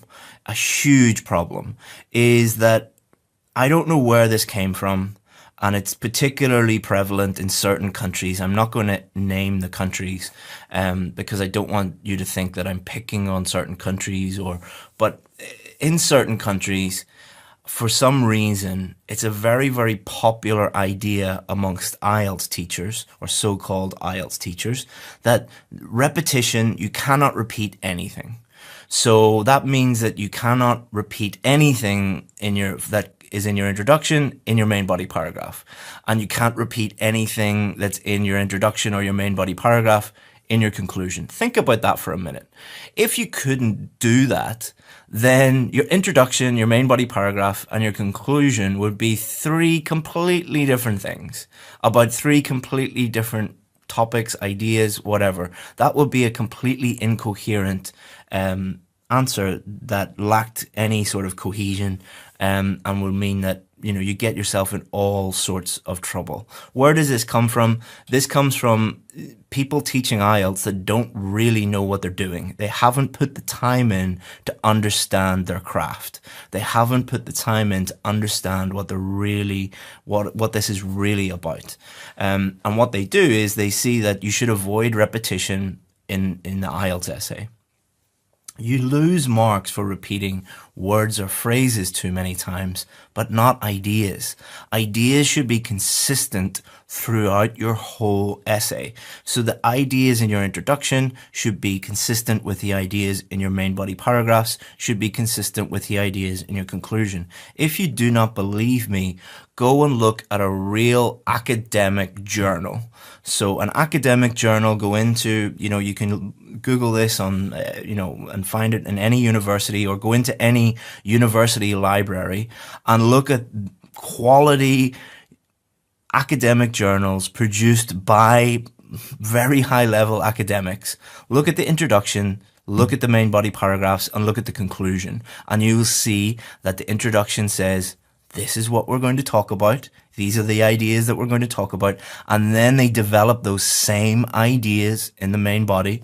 And then what they do is they summarize those same ideas in the conclusion. If you want to listen to your local IELTS teacher who is pretending to know what that they're pretending to know what they're doing for a living, you want to believe them rather than me. Every single examiner who works on my team, every high quality IELTS teacher I've ever spoken to. If you still believe that, stop the video and go back to your local IELTS teacher. If you want to get the scores that you need, keep watching. So how are you going to vary your language? So you shouldn't be using the same words and phrases over and over and over and over again, but you have to use the same ideas. And how you do that is you paraphrase again. Now, when I tell students this, they say, oh, but I can't paraphrase. I don't know how to paraphrase. I don't know how to vary my language. To get a 7 or above, which is what most of you want, you have to be able to paraphrase multiple times throughout the essay. Basically, if you're saying, I can't do that, you're saying, I'm not ready to get a 7 yet. That's basically what you're saying, because that is what is required. So, topic sentence. Let's look at my topic sentence. So, this in purple, this is the question in blue. In purple, this is what I wrote in my introduction. So all I do is just take this and then paraphrase it, say it in different words so that it means the same thing, and this is going to become my topic sentence. So this is my topic sentence in red. People rely on machines because of the latest developments in machine learning. Okay, so what I've done is I've just taken this and I put it into my own words. Again, you're going to have to do this. If you want a 7 or above, you have to learn how to paraphrase. You have to have a wide vocabulary. You have to. Your grammar needs to be good enough. Does that mean that you'll never get there? No. I've helped, thousands of students get the scores that they need, but you need to change your mindset from I just need to memorize lots of words and phrases and insert them into my essay to okay, I actually need to learn how to write properly. I actually need to learn how to use grammar and vocabulary properly. And when you change your mindset, then it becomes your progression. You will progress very, very quickly and get the scores that you need. So now we're going to look at explanations. So explanations are very, very important. And I'd say that out of all the elements in your essay, there's none that are unimportant. I don't want you to assume that some things are not important, but explanations, I would say, are the most important thing, because only good students can clearly explain what they mean. It's a skill that is very hard to acquire, and you probably are not even good at this in your native language. And it's not saying, I'm not criticizing you in any way, but in general, people are not very good at taking ideas that are in their head and clearly explaining them on paper. It's something that is quite difficult to do because it's something that many of you just never practice using. But it's something that is quite easy to learn. And we're going to talk about this briefly here. So never assume that the reader knows what your topic sentence means, or that they know how it answers the question. So bad communication, most bad communication, and this happens, I do this sometimes when I'm talking to my team. My team does this sometimes when they're communicating with me. And the reason why they might send me an email or a message and it's not very clear is they assume that I know what is in their head. They assume that I know exactly what they are thinking, and so they don't explain fully what the problem is or what they need help with or what the context of the message. The reader can't ask you any follow-up questions, so you must explain everything. So think about the difference between speaking to someone and writing to someone. And I don't mean writing on WhatsApp or, sending text messages or even emails. Think about writing a book, or think about writing a academic journal. Think about writing an IELTS essay. The person reading that cannot ask you any follow-up questions. So the skill that you need to learn is to anticipate what they might be thinking and what they might need you to explain, and explaining that to them. Pretend you're explaining it to someone who knows nothing about the topic. A very common error that I see is students say to me, oh, well, the examiner knows about this, or the examiner knows everything, or the examiner is really intelligent. Okay, so you cannot assume that. That will lead to very poor communication, because you always will assume that the person knows what you're talking about. Explanations help you communicate clearly, and you need to explain it in a way that you assume that the person knows nothing about what you're talking about. One really good way of writing explanations is what my old English teacher, or my old science teacher as well, when we would be writing in school, my old English teacher and my old science teacher, he would walk around the classroom and he would look over your shoulder and they would say, so what? So what? So they would look at the sentence that you were writing and they would say, so what? What does that mean? Give me more. In other words, they were saying, develop it, explain it. What does that actually mean? So a number of the successful students that I've had, when we do success stories with our students and we post them online, we post the videos online, a lot of them will say that when they were doing the test, they were imagining me saying, so what? So what? Develop your answer, explain what you mean. And that seems to really work. Another way of thinking about explanations is, how would you explain this to someone who knows nothing about the topic? So imagine you were explaining this to a 10-year-old boy. A 10-year-old boy who knows nothing about this. How would you explain that to them? Another way is, how would you say, or what would you say to an alien from a different planet? Somebody who knows nothing about our planet. Imagine aliens come down. How would you explain this thing to them? And that will help you develop your answer and fully explain what you mean. So this is my topic sentence. People rely on machines because of the latest developments in machine learning. Now, if I just write this, it's not very good, because I'm not explaining what it means, how it answers the question. So if someone was reading this, what questions would they be asking themselves? Or let's imagine that I am speaking to someone in a normal one-on-one conversation, and I say this, what would they be thinking, or what follow-up questions would they be asking me? Well, they'd probably say, what is machine learning? What developments? How have those developments allowed this to happen? Why? What's the result? What are the consequences? So you're not going to be writing about what is machine learning, and then write about what is the developments, and then write about this, and then why, and then result, and that's not how you're going to do it. What you're going to be doing is you're going to be preempting what the person reading this might be asking themselves, or might be asking you if they were to be able to speak to you. And these are not, who, what, why, where, how.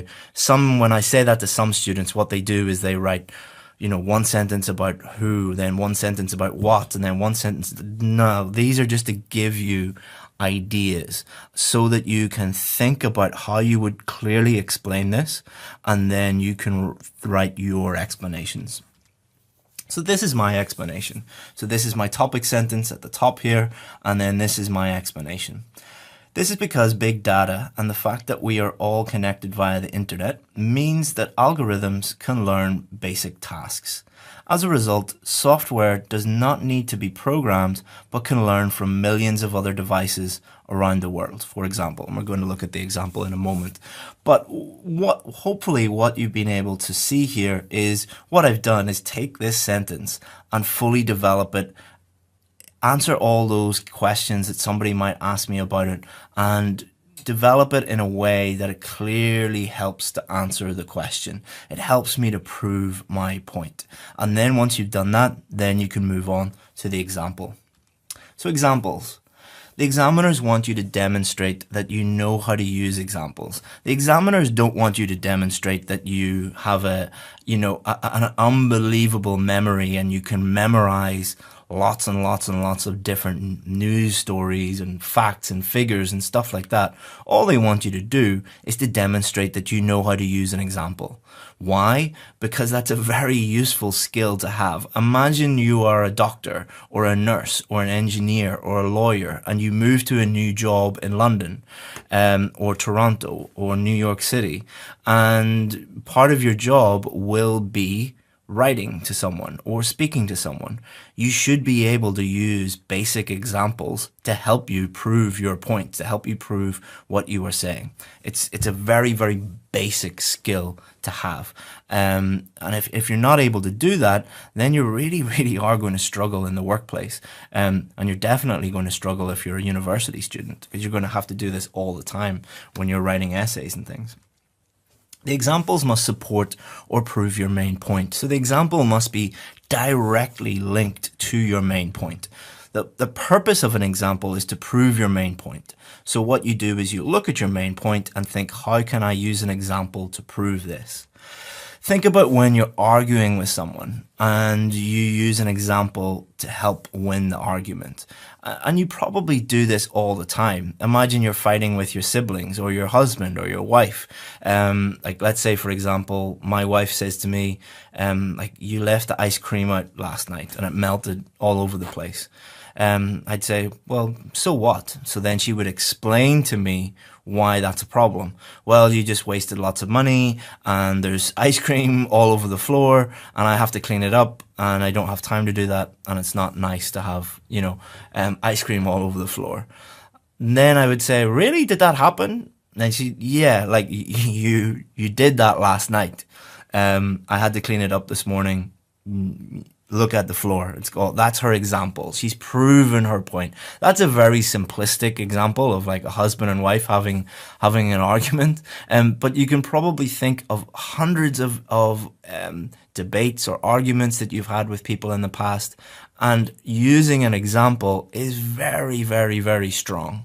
Because it blows people out of the water. They can't argue back if you have a concrete example that proves your point. So it's really, really important you know how to do this. And it's very useful for arguing with people. Someone like me who constantly posts stuff online, 5% of the comments will always be people arguing with me.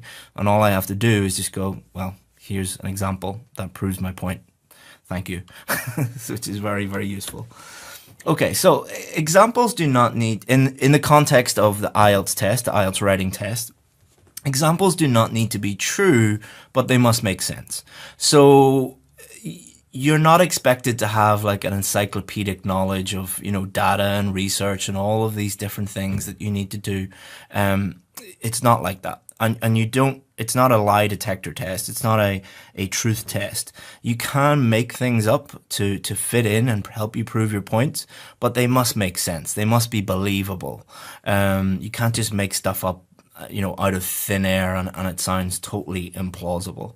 So two ways that you can easily create examples. So there are hundreds of, not hundreds actually, there are, 10 or 20 different ways that I teach people how to write examples on my course.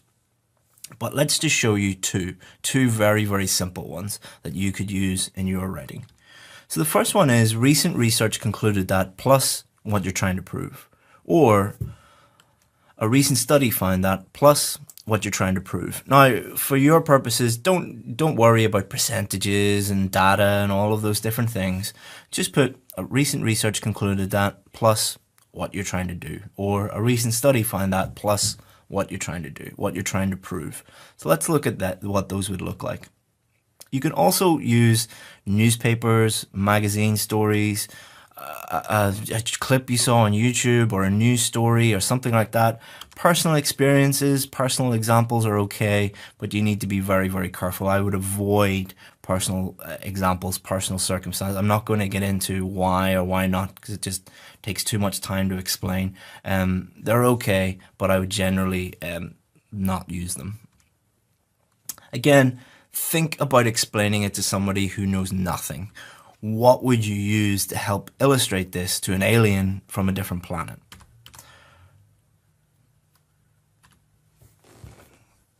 So before we get into look at the full main body paragraphs, and I'm going to show you full examples and all of those different things, many of you might be a little bit overwhelmed at the moment.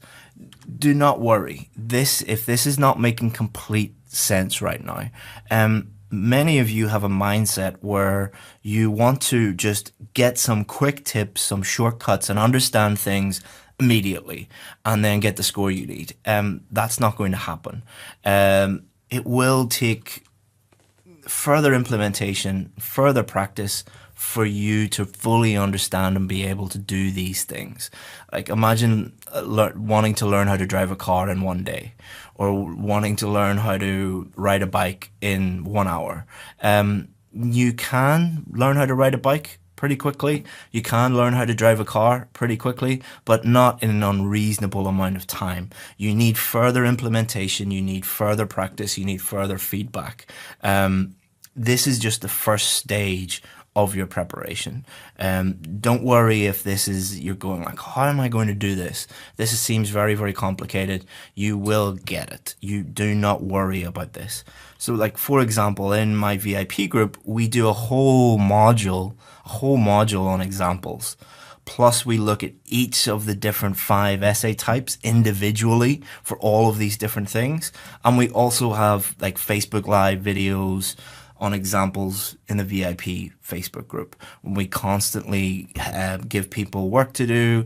They do them, they practice them, we give them feedback on them, and that's how they learn and that's how they get it. So if you're not fully understanding all of this, or you get your feedback later on tomorrow, and you're not perfect yet, you don't need to be perfect. It is a process and you will get there eventually. So let's look at our paragraph.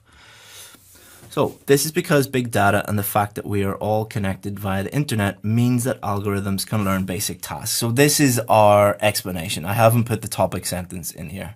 As a result, software does not need to be programmed, but can learn from millions of other devices around the world. So the bit in purple, that is my explanation. All right, and then here is my example. For example, Tesla cars now come with autopilot, which drives the car itself and shares the data with all other Tesla vehicles. So this is a perfect example because it's a real car that actually drives itself. All right, so if you know of an example that perfectly supports your main idea, then that's great. Use that. I really love Tesla cars. I read about them quite a bit. But you don't need to use a Tesla car as an example. It fits perfectly here, but there are 100 different other examples that you could use. So this is the full paragraph. So you can pause the video and you can have a read of this, but let's just talk about it briefly for a moment. We have the topic sentence in the first sentence here. What does the topic sentence do? It says, hello, Mr. Reader, hello, Mrs. Reader, whoever's reading. This is what I'm going to talk about. Then the next 2 sentences, and it doesn't have to be 2 sentences. Your explanations could be 1 sentence, 3 sentences, 4 sentences. Do not worry about number of sentences really, or number of words really. Focus on the actual quality of your work rather than how short or how long it is. What this does is it explains fully what I think about my main point, how it answers the question and approves my main point. And then the example helps support my main point. So think about this as an argument. If I was to make this argument, it's very, very strong. It's very clear. It's easy to understand. The reader knows exactly what I'm talking about. Paragraph 2. Is it a positive or negative development? So this is the second question. So this is going to be our second main body paragraph. Main idea, because it reduces workload. Explanation, so this would be my plan.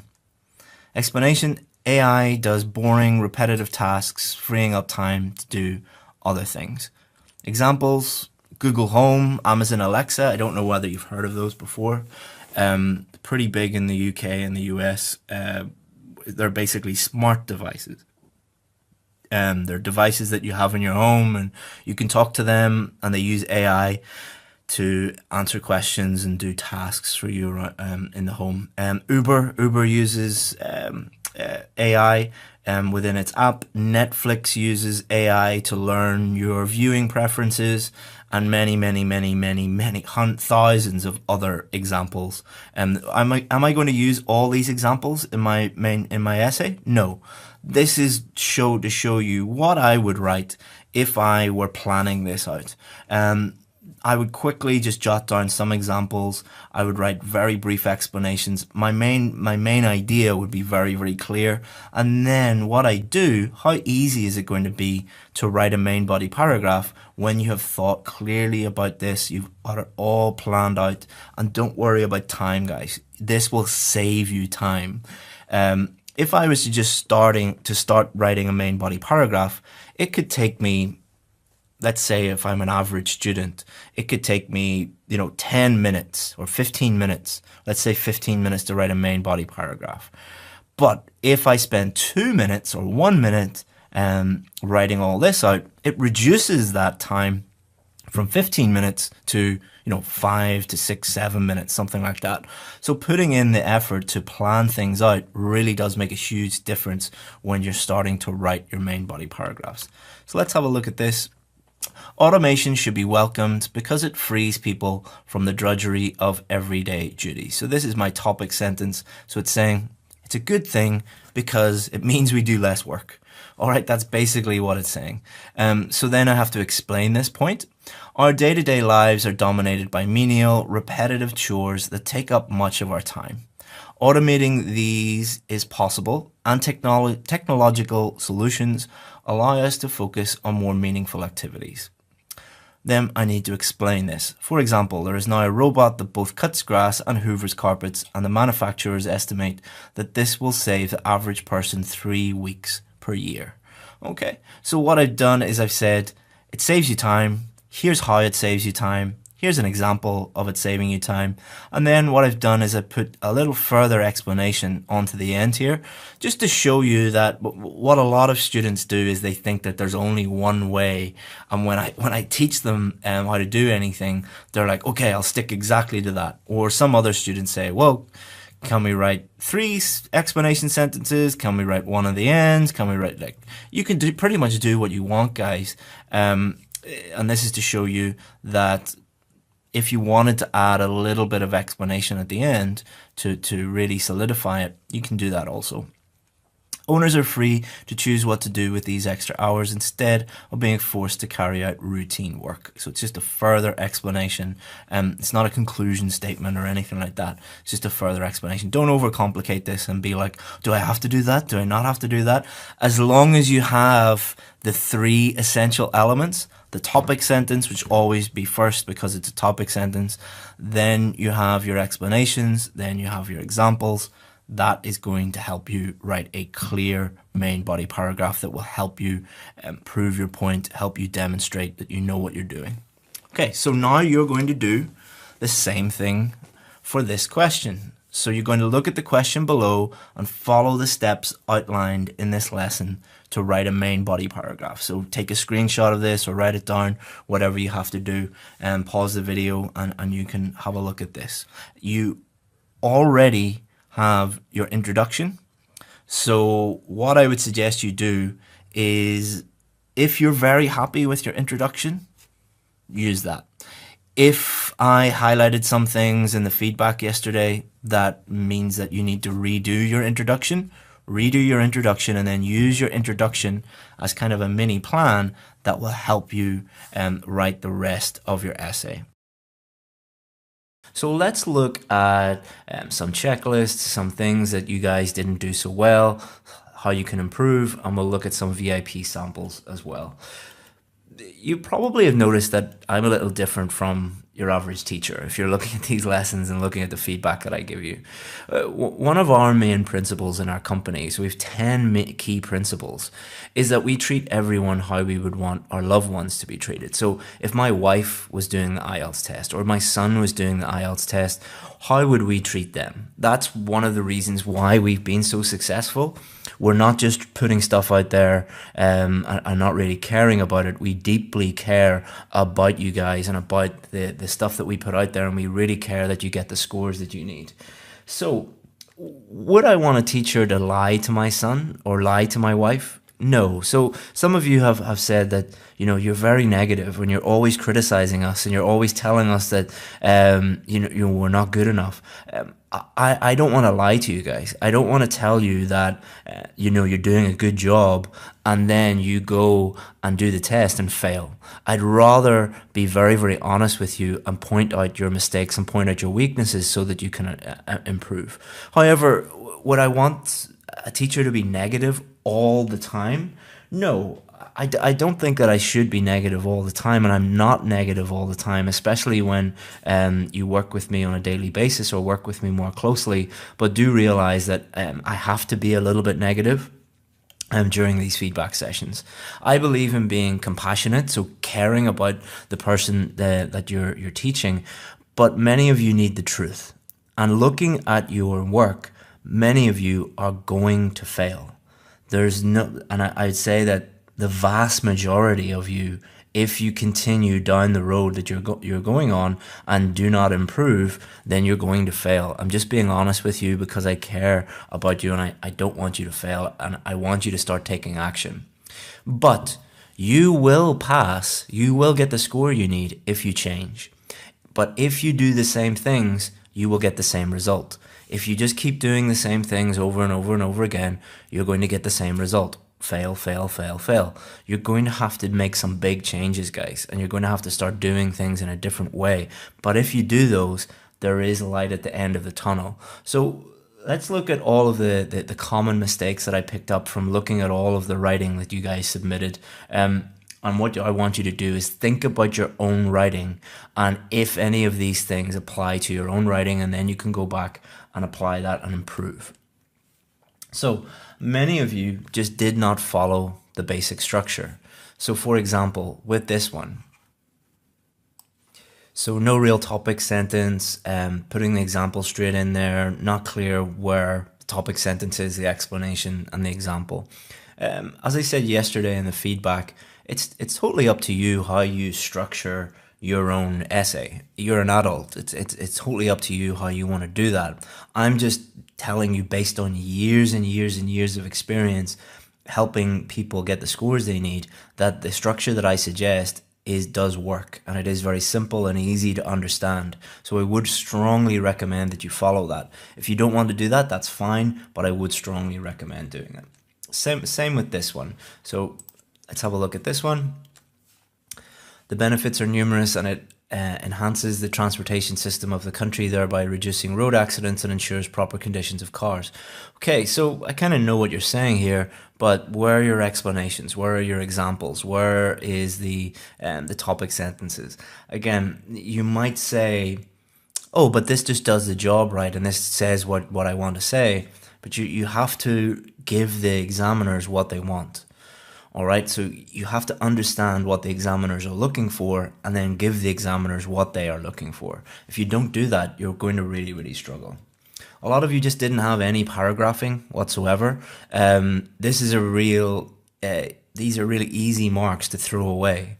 The simplest marks you're going to get are showing paragraphs. And it doesn't matter if you skip a line or you indent it or you skip multiple lines. All you have to do is just show the examiner, here's where one paragraph ends and here's where the next paragraph begins. That's all you have to do. And there are multiple ways that you can do that. But what you've done here is you've said to the person reading this, your time is not as important as my time. I didn't have the time to put in a paragraph. I don't care about you. My time is more important than your time. So I want you to spend the time trying to figure out where one paragraph ends and where the next one begins. You're throwing away easy marks and you're making it more difficult for the reader. If you follow just one rule, make it easy for the reader. Make it easy for the reader to understand your main points and how they answer the questions and your structure and all of those different things. That's what good writing is. It's making your message very clear to the person reading it. Again, no paragraphing here whatsoever. There were multiple ones like that. Some of you just copied my sample. Let's talk about copying for a minute. The IELTS test is not a memorization test. You cannot look at lots and lots and lots of sample answers, which many of you have asked me for. Many of you have been asking, can you give me lots of samples? And what you're really saying is, can you give me lots of samples so that I can copy them, so that I can copy what you do and put it into an essay? Now, IELTS know that you're doing this, so they haven't made the test a memorization test. They've made the test a writing test. They've made the test a thinking test. They need you to do things like analyze and evaluate your own work and to create ideas and explain those ideas and respond to the specific question being asked. You won't be able to do that if you're memorizing stuff. And that also includes memorizing vocabulary, memorizing grammar structures, all of those different things. You have to start to operate individually and independently. a lot of you just didn't have a position. So position, what I mean by position is that you just didn't state what you think about it. So let's have a look at this one. The world has experienced a huge, unprecedented advancement in technology in recent years, particularly in the automation industry. So this really isn't a topic sentence. What this is just a paraphrase of the actual question. There's no position here. There's no opinion here. There's no main idea here. Vehicles are manufactured with the technology of AI for self-drive. Again, just repeating the question. No position whatsoever. Taking an example of Vorge cars, which are made in China, they have devices that enable to be remote controlled and hence self-driven. Due to this, they are the best-selling cars in China. Okay, so this is a very, very common mistake. And I think it comes from, in a lot of cultures, because I've taught in many countries where this is the case, and I have students from all over the world. In many cultures, it's not taught that you should take a very strong position on something. It's not within, in the education system, children are just not taught to take a very strong position. You kind of dance around things rather than being direct. You are very indirect. And this is what can happen. So what this person has done is they've just wrote everything they know about automated like AI cars. The task being set is not write everything you know about the topic.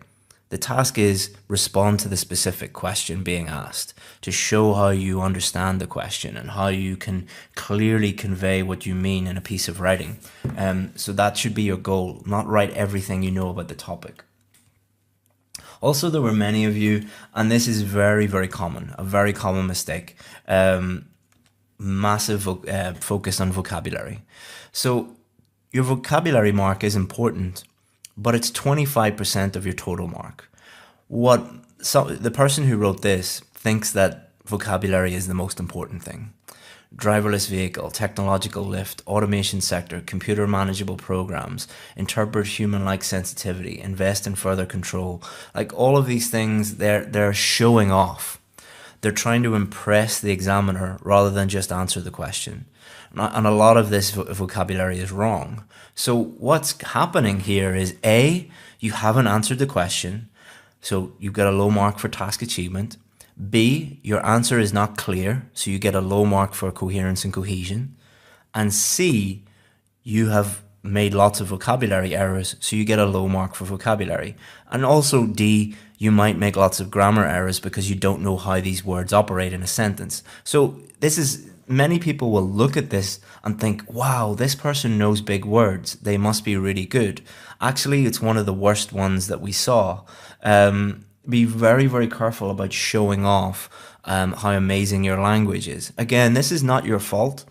This is related to the fact that many of you have gone to IELTS schools or have IELTS teachers that tell you all you have to do is, insert lots of big words and you'll get a high score.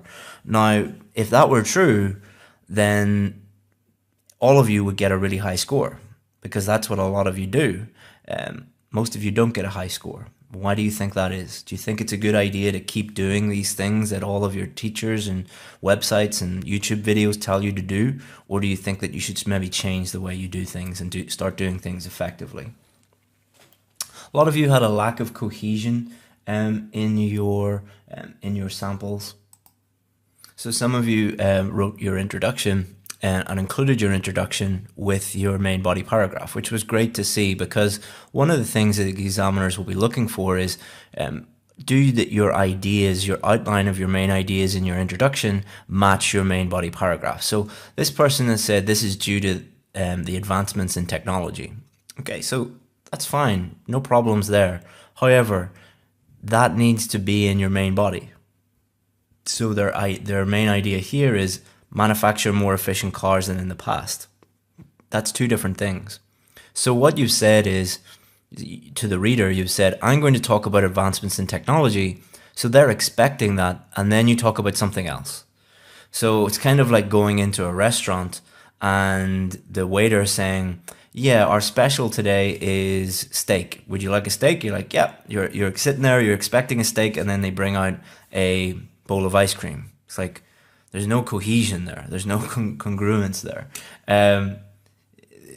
why do we write an introduction? We write an introduction to tell the reader what's going to happen. That needs to match up with the main body. So be very careful there that they all match up. Also, a lot of you had very, very vague topic sentences. For example, it is a irrefutable fact that a human has made a huge progress in technology. Very vague background statements. Don't write a background statement, write a topic sentence. There's a massive difference between topic sentences and background statements. Background statements will always have words like nowadays, improving day by day, in modern life, in the modern world. They very, very rarely actually state your main idea. Topic sentences are simple. You just write, this is my main idea, and write that down. Also, a lot of you had explanations not answering the question. So if you have a look at this one, you'll see why. So if we have a look at the explanation here, the cars with this technology have automatic brake in case of crash danger, automatic temperature adjustment, and self-driving by driver choice. Now that's telling me everything this person knows about what they know about an AI controlled car. But the question wasn't, what is an AI controlled car? If the question was, what is an AI controlled car, then this would be great. But the question is not, what is an AI controlled car? So you have to answer the question that is actually being asked. Another common problem was example not proving main point. So let's have a look at this. So this person is talking about Cristiano Ronaldo. So what? So just because Cristiano Ronaldo drives an electric car, an AI controlled car, what has that got to do with your main point? What has that got to do with the question? Make sure that your examples actually prove your main point. If they don't prove your main point, then why did you write them in the first place? There was also other examples of poor examples. Let's have a look at this one. For example, my uncle owns a self-driving car and he is amazed by the precision and accuracy of these automated systems, adding to the mental rest of not driving when the road is really congested. So just because your uncle drives a car, that doesn't mean anything. That's just one person. So be very, very careful with using personal examples. Like I could say something like, my grandfather smoked 20 cigarettes a day and he lived until he was 100. Therefore, smoking doesn't cause cancer. Would that be true? So yes, it's true that my grandfather smoked 20 cigarettes a day, but that doesn't prove that smoking isn't harmful to your health because it's just one person. So don't use one person to prove a general point, all right? Because there are always anomalies, all right? So be very, very careful with those personal examples. Let's have a look at this example. For instance, recent news update has it that one of the richest men in Africa was seen in a sophisticated software installed car. Okay, again, one guy does not prove anything. You need to use something that proves the general point, that proves the overall point, not one guy. Okay, so what do you do now? Do you say, oh no, I'm going to fail? Just because you made a mistake doesn't mean that you're going to fail.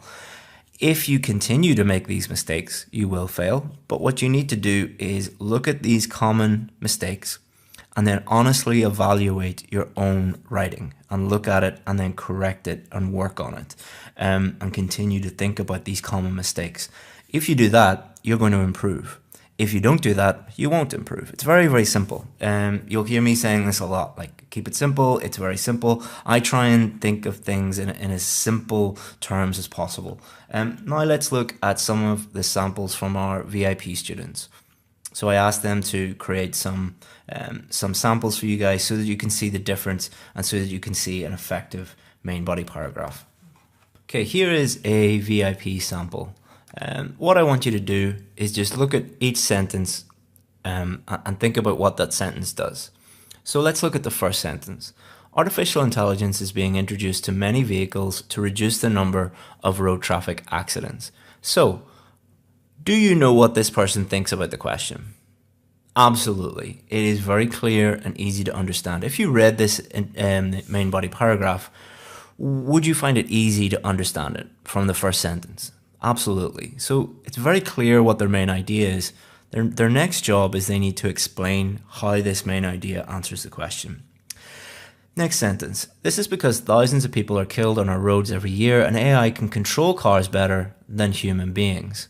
So what this is doing here is, imagine they're explaining this to somebody who knows nothing about the topic, like a 10-year-old boy who knows nothing about AI or cars or anything like that. The 10-year-old boy would say, well, how is AI going to reduce the number of road traffic accidents? Here it is. Okay, this is how it does it. And then the 10-year-old boy might say, well, how does it do that? The software scans oncoming threats using a variety of sensors and can even anticipate collisions before they happen. Oh, really? Okay, I totally understand why that is. I understand why AI is being introduced, and I understand exactly what's going on. But can you give me some evidence to help that? Okay. For example, Google has developed a driverless car, and after testing it on public roads, it has only had one accident while driving millions of miles. The same number of miles driven by humans would have resulted in many more serious injuries and fatalities. Oh, okay, I know exactly what you mean then. Also, look at the vocabulary. It is high level without showing off. They're not inserting words randomly. They're using vocabulary effectively and appropriately. Look at the grammar. They're using a mix of complex and simple sentences. They are using a different range of grammar, and all of it is correct. There's no grammar errors in it. This is the level that you want to get to. So this is one student. Let's have a look at another student. This should be seen as a negative development because of the number of jobs that will be lost. So this was a different student answering the second question. So do you understand whether they think it's negative or positive? Yes. Do you understand why they think it is? Yes, because of the number of jobs that will be lost. Well, what question would that 10-year-old boy be thinking now?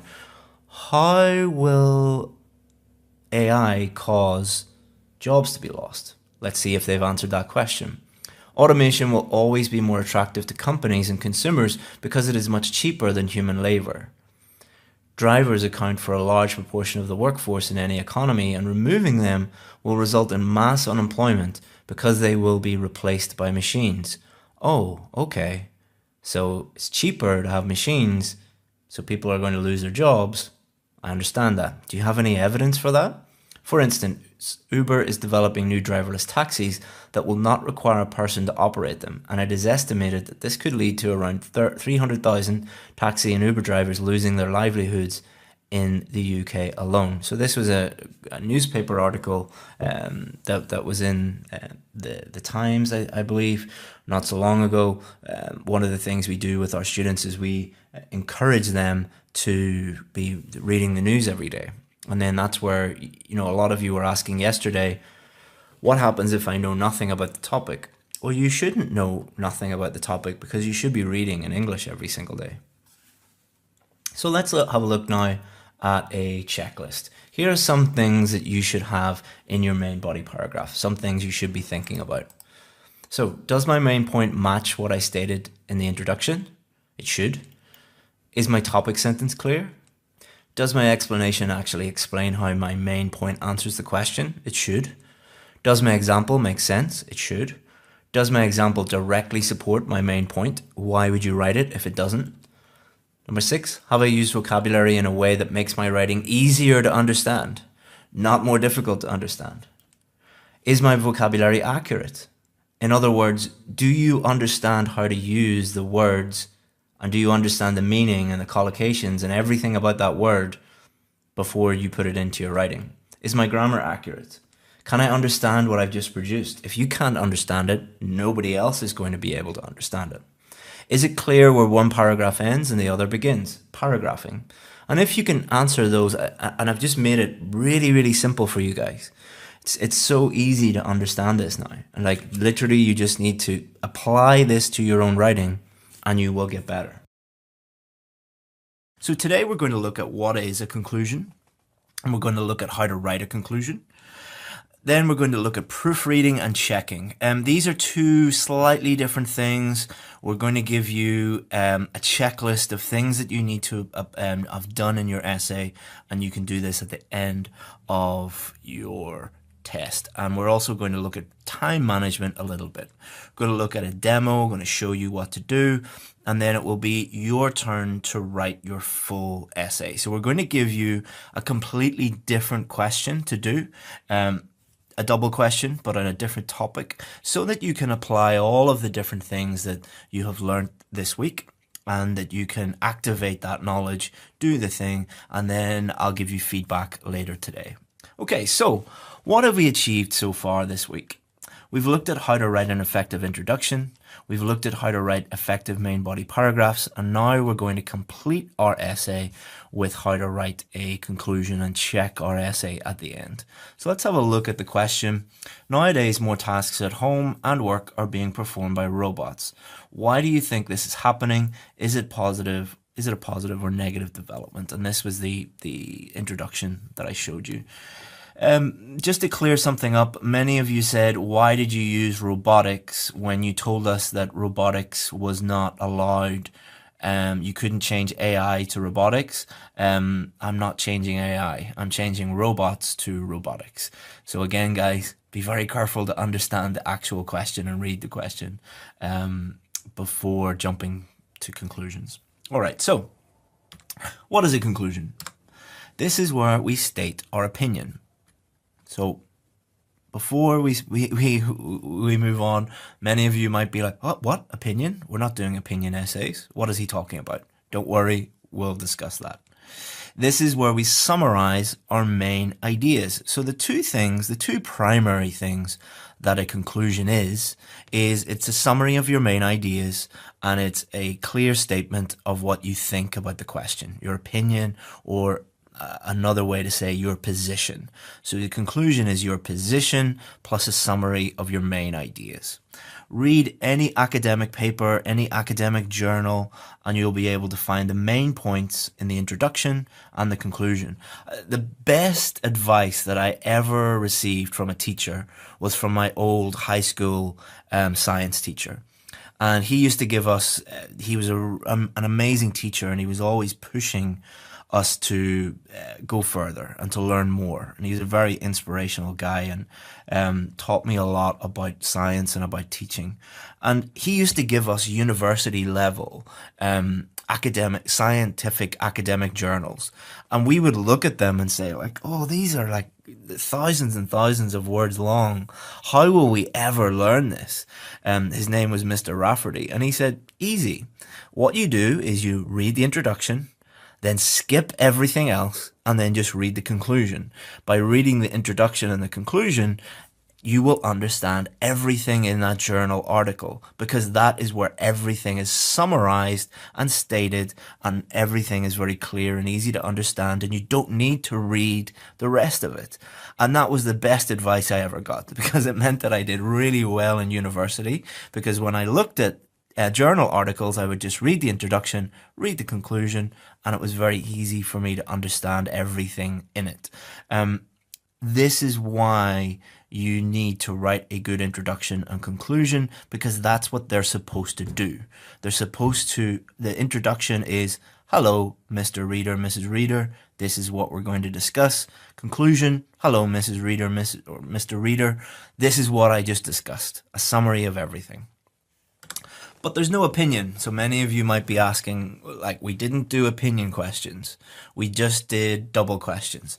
So if you think about it, every single question on the IELTS Writing Task 2 paper is asking for your opinion, asking for your position on something.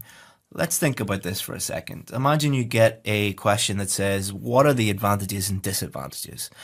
What they're asking you is asking you, what do you think? What do you think the advantages are? What do you think the disadvantages are? In other words, what is your opinion on the advantages and disadvantages? If they ask you, what are the problems and solutions? What they're asking you is, what do you think are the problems? What do you think are the solutions?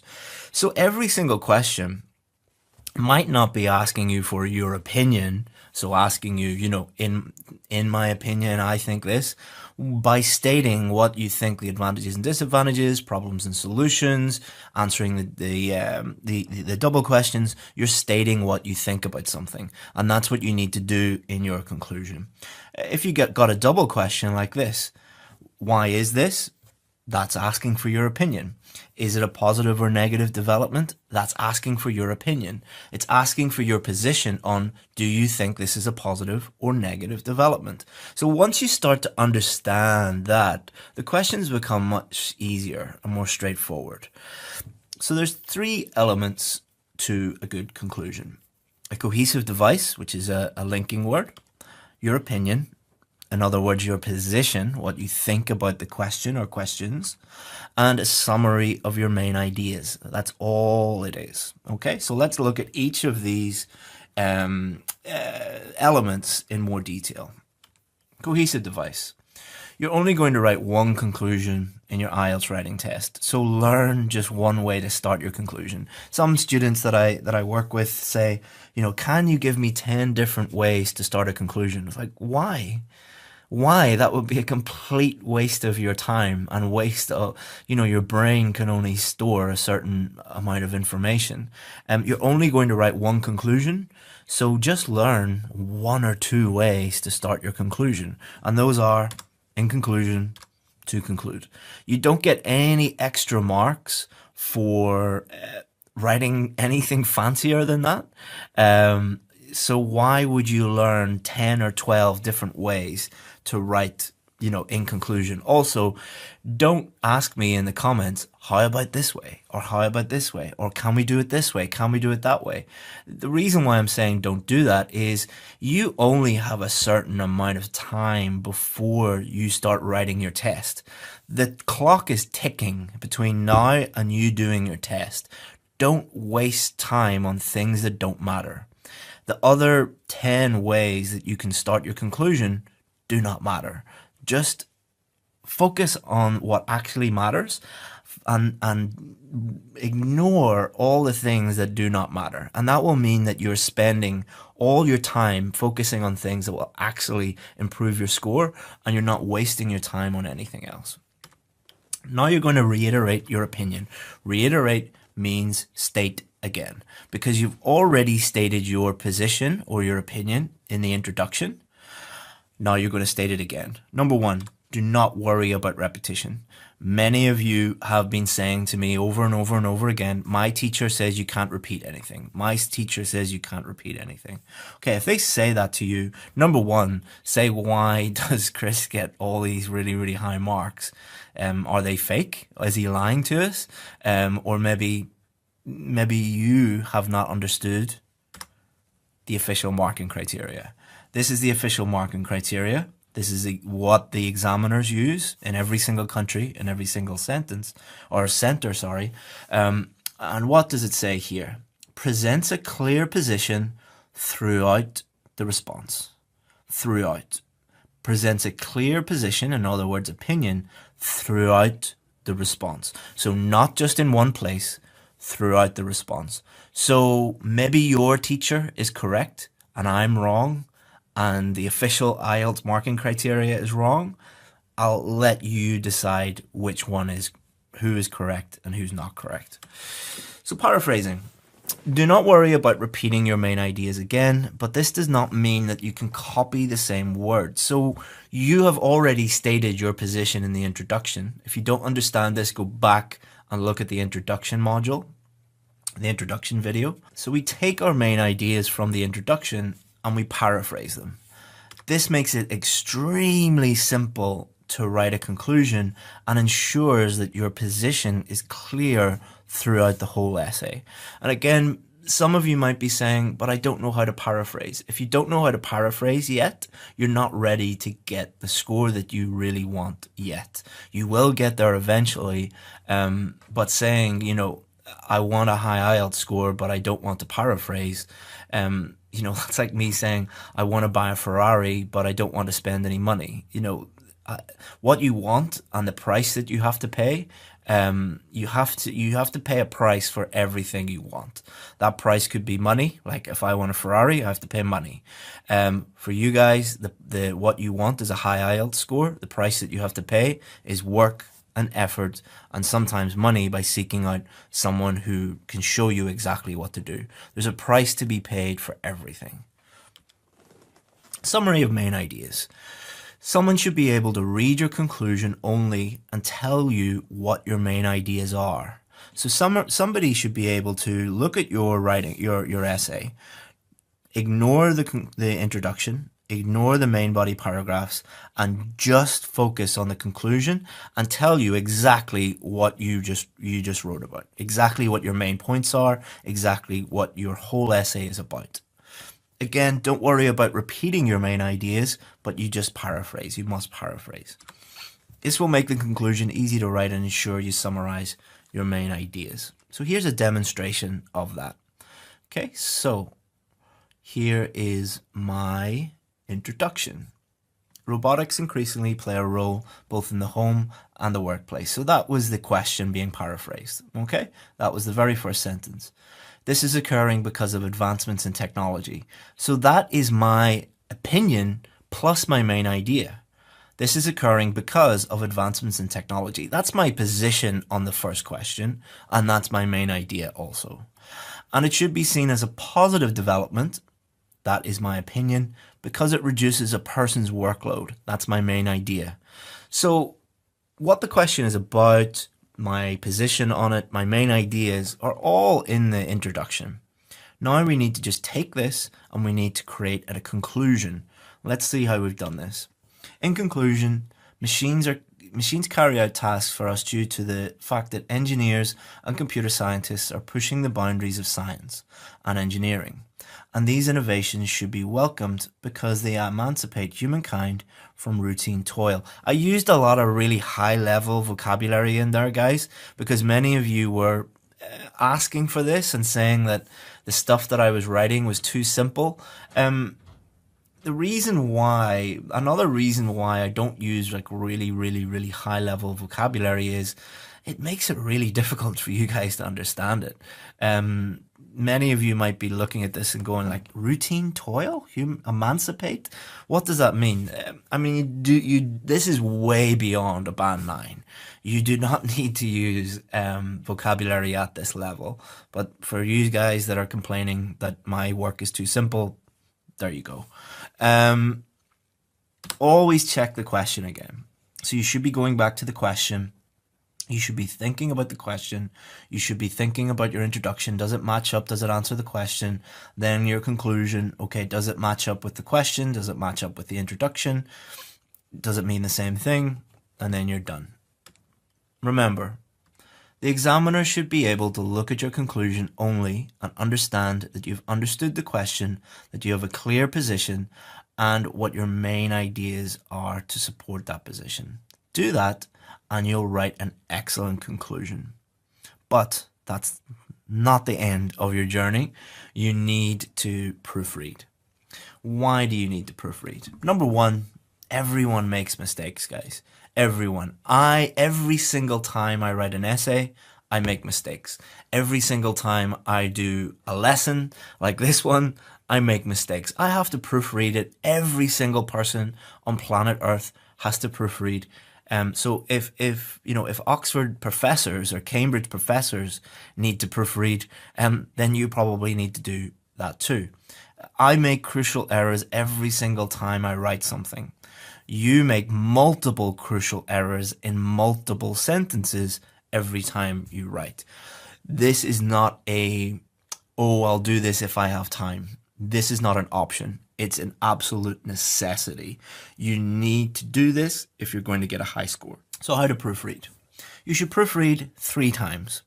Once at the end of each sentence, then once again at the end of each paragraph, and then once again at the end of each essay. So when you write your sentence, full stop, read it. Is it grammatically correct? Is the vocabulary correct? That's what you should be asking yourself. We're going to talk about all the other things you need to worry about at the end. That's what you should be thinking about. Then once you finish your paragraph, skip a line and look back at your paragraph. How's my grammar? How's my vocabulary? Does it make sense? Then at the end of your whole essay, read it all again, check it all again. So many of you might be thinking, I don't have time to do this, Chris. I barely get, you said that I have to, plan everything, then write everything, then check everything, then proofread at the end. I just don't have time to do this. Unless you have time to do this, you won't be able to get the score you need. You're not going to be able to do this through time management tips or time management techniques or anything like that. Have a look at this. Look at the guys. Look at the behind Usain Bolt. Look at how bad these guys are at time management. All right, so do these guys need time management tips, or do they need to run a bit faster? This is exactly like, this is someone getting a band 9, and this is everybody getting, 6, 6.5. You do not need to work on your time management. You need to work on your grammar, your vocabulary, your task response, your coherence and your cohesion. You need to work on task 1, you need to work on task 2, you need to work on introductions, main body paragraphs, conclusions, planning, proofreading, all of these things. Once you master all of these things, you'll be like Usain Bolt. Until you master all those things, you'll be like these guys, struggling to catch up. Is this impossible? No, it's not impossible. As you've seen, all the results that I just showed you, every single one of those people that are celebrating today that because they got the results that they needed, all of those people were in exactly the same position as you are today. They had the same fears, they had the same doubts, but the difference between them and all of the people today who failed is they actually took action and improved themselves. So how are you going to proofread? As with everything I teach, you should be thinking of one thing and one thing only. What does the examiner want?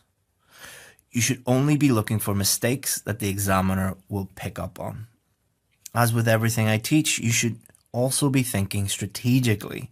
Focus on your areas of weakness and get proper feedback on your work. So we've had lots of students over the years, and every student is different. Everyone has different strengths and weaknesses.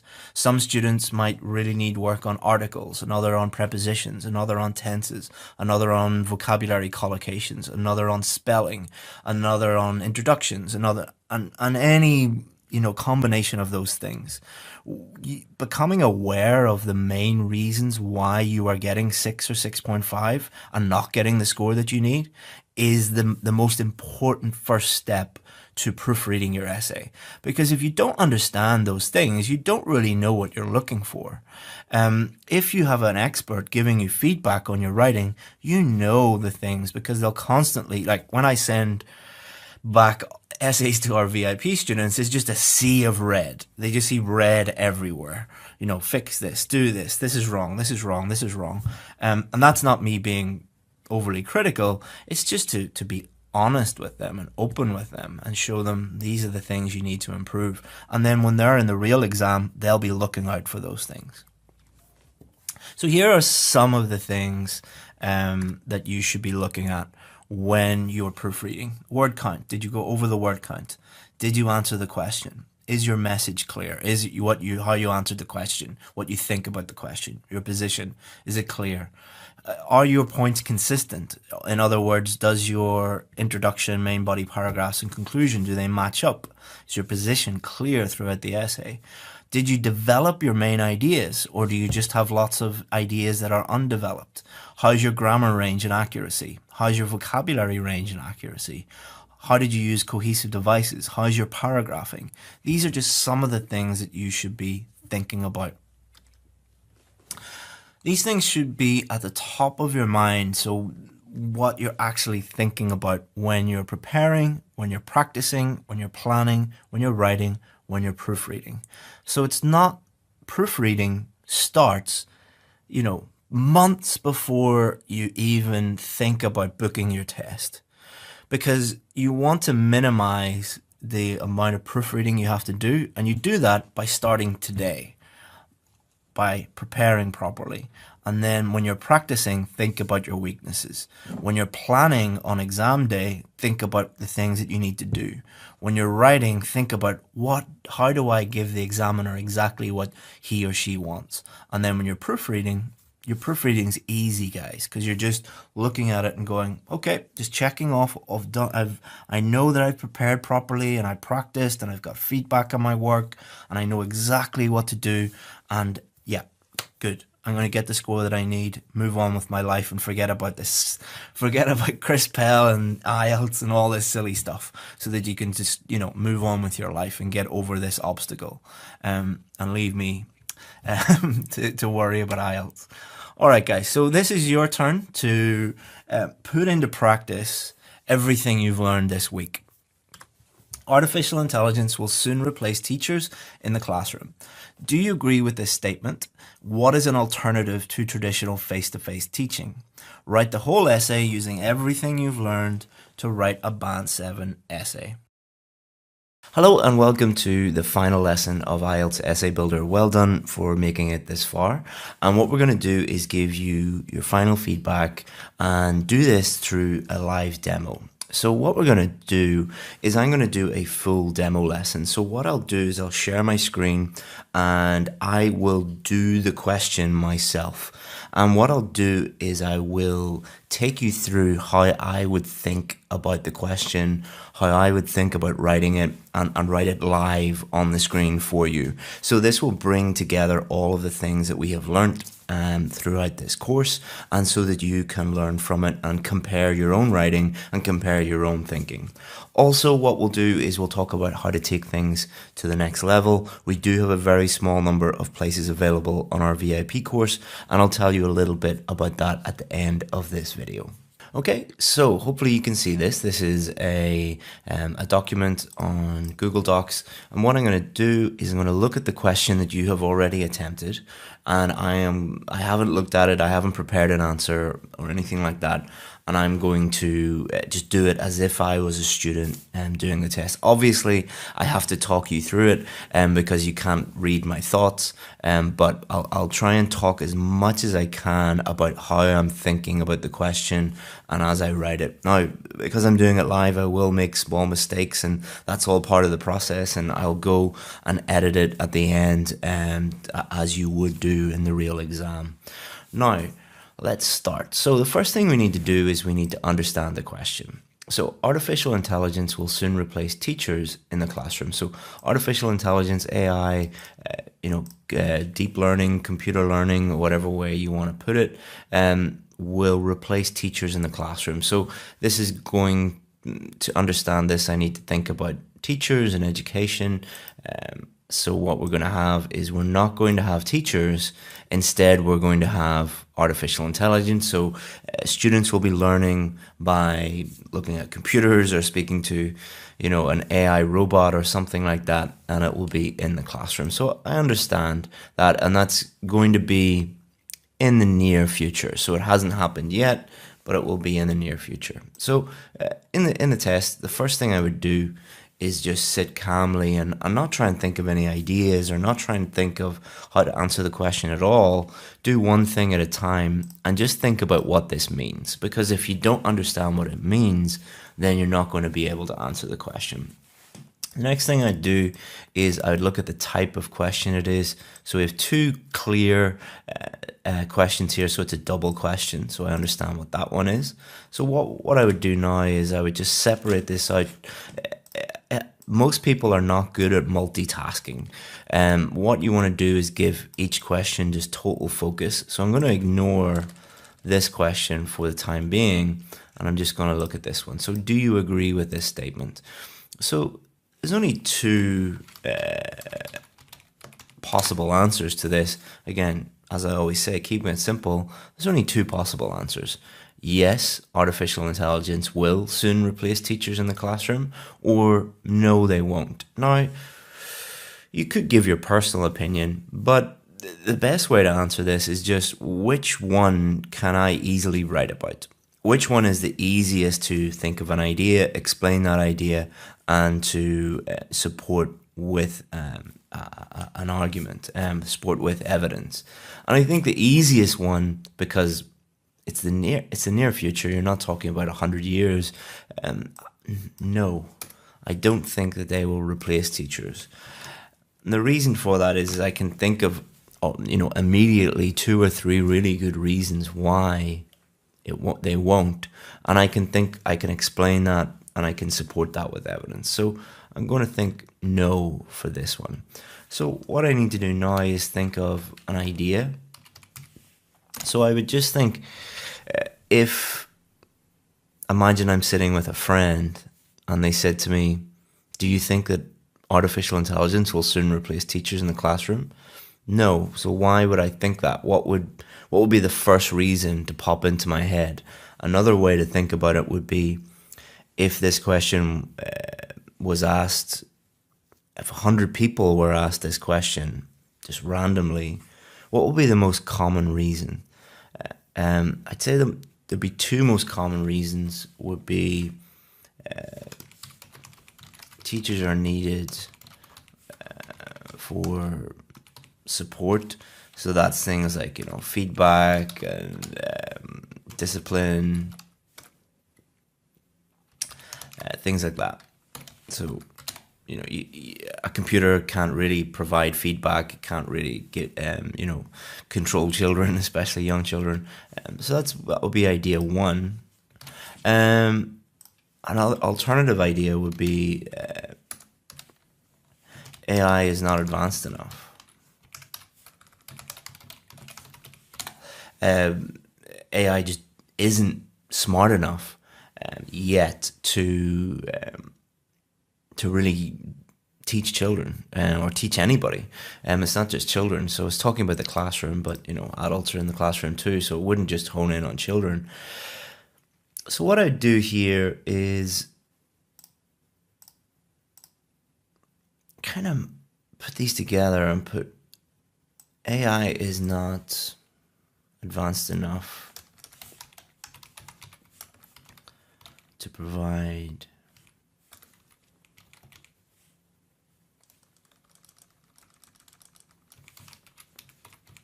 to educate. And I'll just put some ideas here, because remember, it's just the ideas phase. We haven't begun writing yet, and obviously you wouldn't take this amount of time. I'm explaining this and talking through it, and in the real test I would do this in 1 or 2 minutes. So what I'm going to do is I'm going to keep that one. How would I explain this? So a teacher needs to give feedback and support and discipline. Again, just very basic notes. I know that that's not grammatically correct or anything like that. It's just doing quick notes. I think example I would use for this would be Google Translate. So if you look at Google Translate, it has 2 major flaws. The first major flaw would be it's not very good at translating language, demonstrating that AI is not advanced enough. And the other thing is that like a program like Google Translate obviously can't, identify strengths and weaknesses, provide practice, things like that. So this is a very, an example of AI,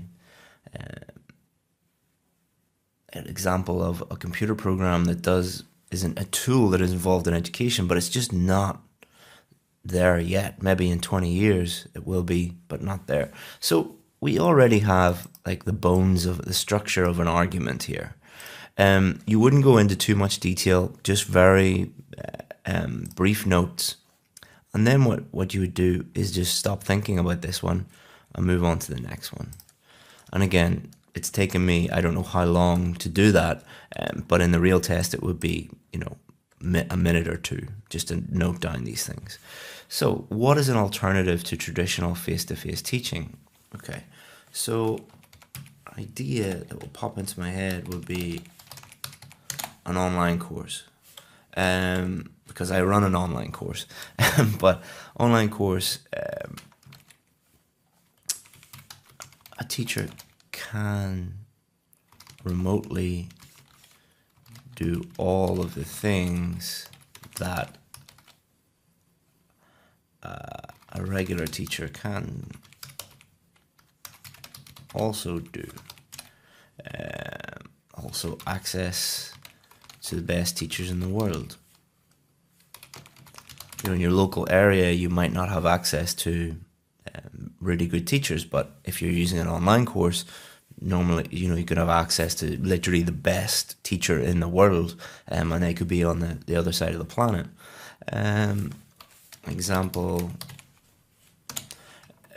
so a lot of the best universities in the world have online courses now where they record the lectures and they put them online, and then they provide like individual classes and practice activities and all of these different things. So already I have, this is my paragraph, all right? So to check back, always check back to the question. So this is good. Do you agree? No, I don't. Here's my reason. What is an alternative? Here's my alternative. Here's an explanation about why, you know, why is it a good alternative? And then an example here. I could use my own course, but I'm not going to. Okay, so this is my argument. Now, what you could do now is you could do a full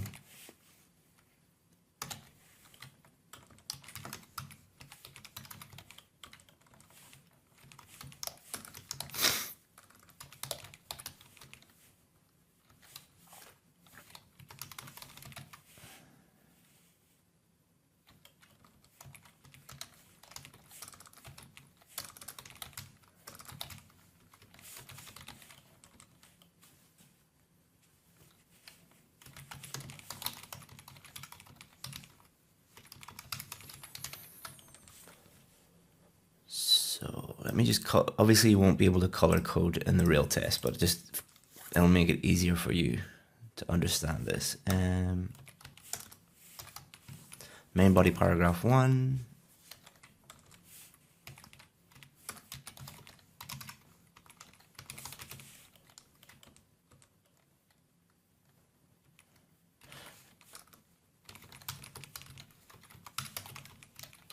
Let's put softs that I'm not going to get into an argument about what soft skills are, but just for the sake of in the test, if I know, if just to encapsulate what that is, and let's put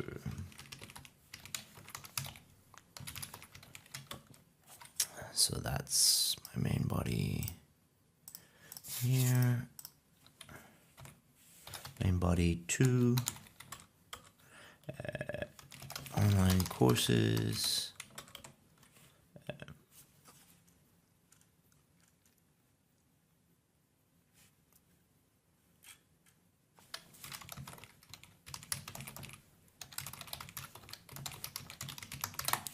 that could be two separate ideas and two separate explanations. What I tend to do when I'm planning stuff out is I don't really delete stuff. If I have like a couple of ideas or a couple of explanations or a few different examples, I normally just keep them in here.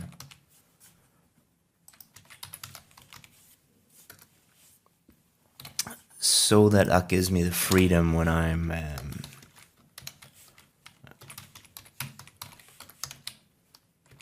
let's put that in there just in case I do use that, because when you start writing, ideas pop into your head and you can go in different directions. So it's good to just have a few different options here. Conclusion.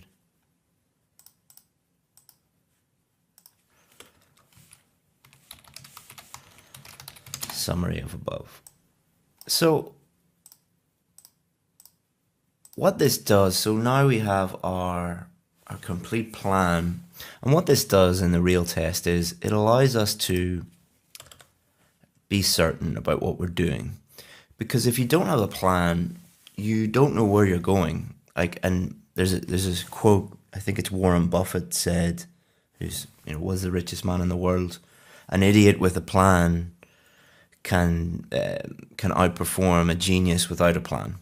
And the same is true for this. Like someone with a very, very high level of English, who just starts writing without any plan, might not do as well as someone who is more organized and has the plan down. Because what happens is you start to write without a plan, and then you change direction and you get lost, and then you have to start again, and time is running out, and you're in all sorts of trouble. So doing something like this, and again, in the real test, this would take me, you know, just a few minutes, but it is an investment of time. And we know exactly what to do now. Okay, so now we're ready to start. When you are paraphrasing, always have this with you. So let's say,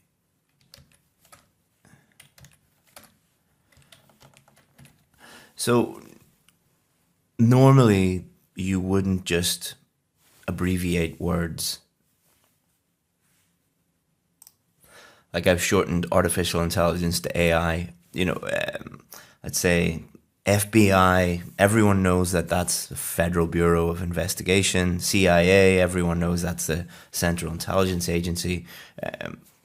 If it's commonly known, everybody knows that AI means artificial intelligence. So if it's a common thing, then that's no problem. But you couldn't, you know, replace teachers with RT. Like that's not commonly known. BBC, British Broadcasting Corporation, you know, you can do that. So just be careful with shortening stuff. But for the purposes of this is fine. So AI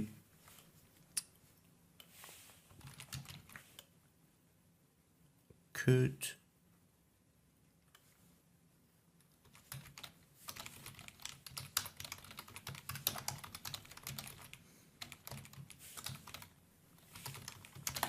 okay.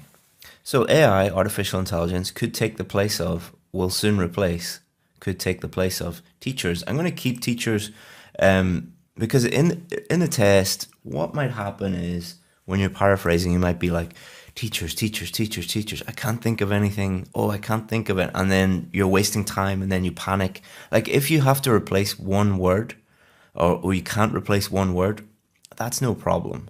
They're not going to mark you down for that. In the near future, will soon replace it. Will soon in the near future. So that's fine. I'm happy enough with that. Also, like students get so obsessed with not repeating words.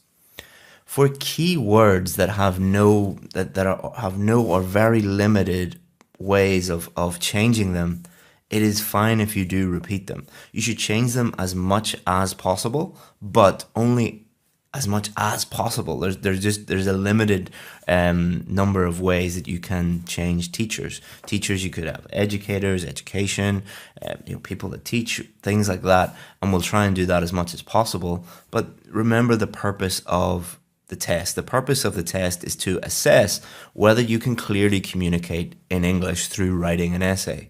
If you repeat a few words, that's not going to be a big problem. The big problem is the bigger things involved in, like the accuracy of your vocabulary, the appropriacy of your vocabulary, your grammar, your coherence and cohesion, your task achievement. So let's remind ourselves of the question. Do you agree with this statement? So this essay disagrees with this statement because computers, which is kind of a catch-all term for AI, are not advanced enough yet. And second question, always refer back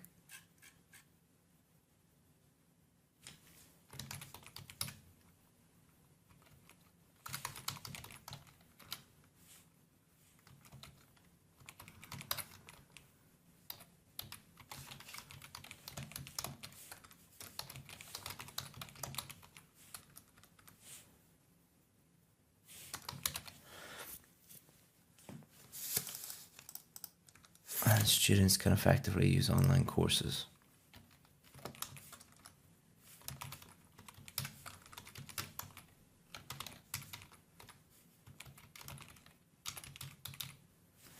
Okay, so what you want to do is you want to, instead of immediately jumping into the next paragraph, read this and make sure that it makes sense, there's no mistakes. You're going to make mistakes. Everybody makes mistakes. I'm doing this live. I will probably make a series of mistakes. AI could take the place of teachers in the near future.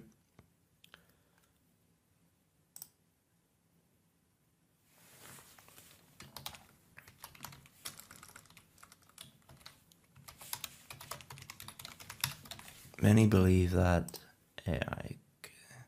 This essay disagrees with this statement because computers are not advanced enough yet, and students can effectively use online courses instead of attending class. Very clear. Like if you gave that to someone, they would know exactly what I thought about that, and two very clear reasons. Okay, so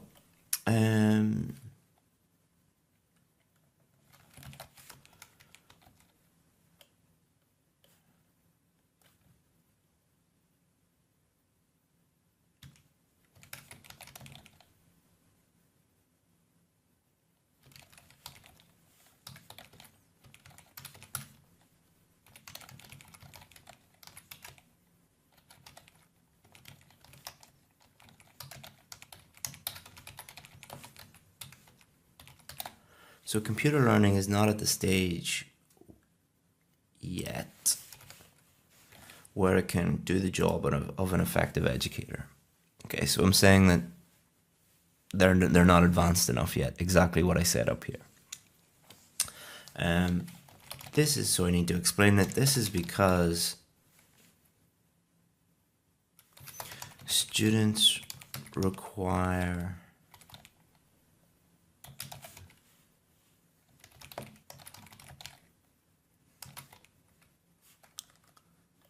many things that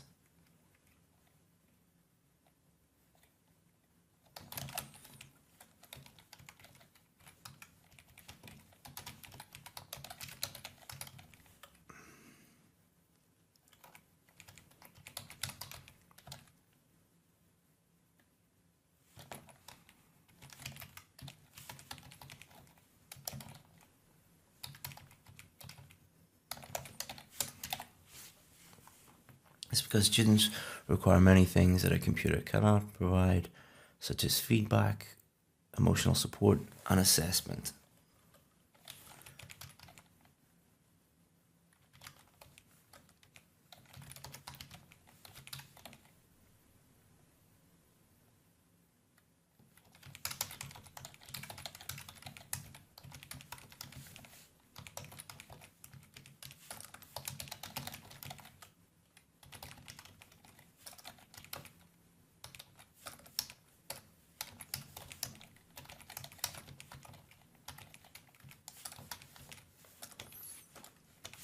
These soft skills that teachers have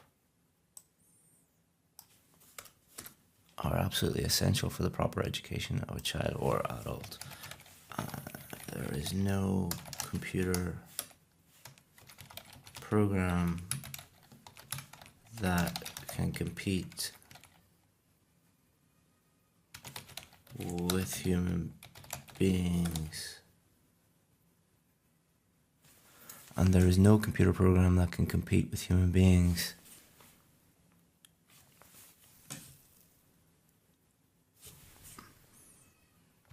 At this level. Okay, let's read this. Computer learning is not at the stage yet where it can do the job of an effective educator. This is because students require many things that a computer cannot provide, such as feedback, emotional support, and assessment. These soft skills are absolutely essential for the proper education of a child or adult, and there is no computer program that can compete with human beings in these areas. Okay, for example, so I'm not going to use, I know up here we put translate, but just as I was writing, I was thinking of a better example that is linked to this, because we want to link all this together with the example. And that's Grammarly. Grammarly, you can check it out. It's a tool that checks your English, checks your grammar. But it has some major weaknesses. So it's perfect for this. For example, Grammarly is a program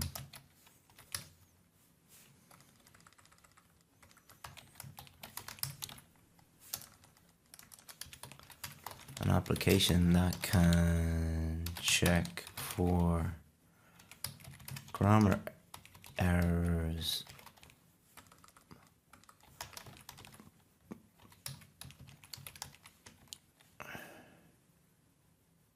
but it falls short for English learners because it cannot tell someone what their main weaknesses are or explain why the mistake was made or how it can be fixed. So, for example, Grammarly is an application that can check for grammar errors, but it falls short for English learners because it cannot tell someone what their main weaknesses are or explain why the mistake was made or how it can be fixed. Okay. So I'm happy enough with that, and we can move on to the next one.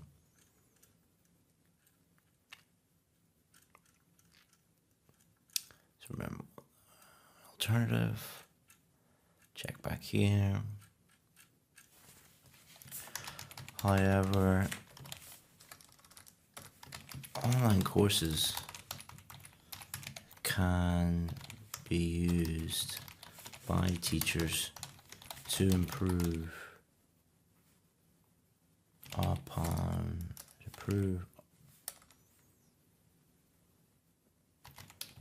lessons.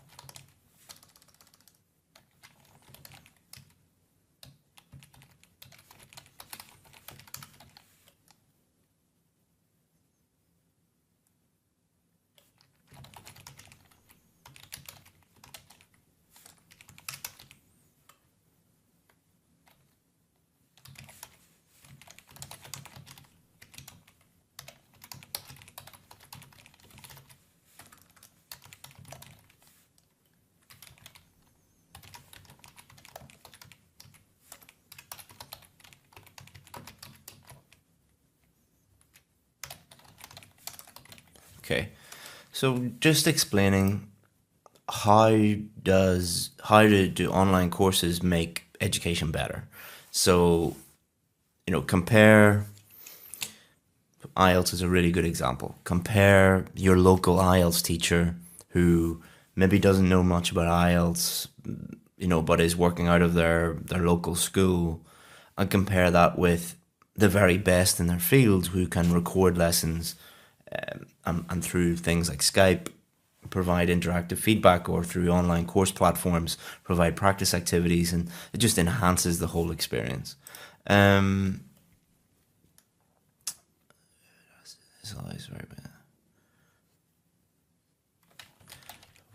For example, the very best universities in the world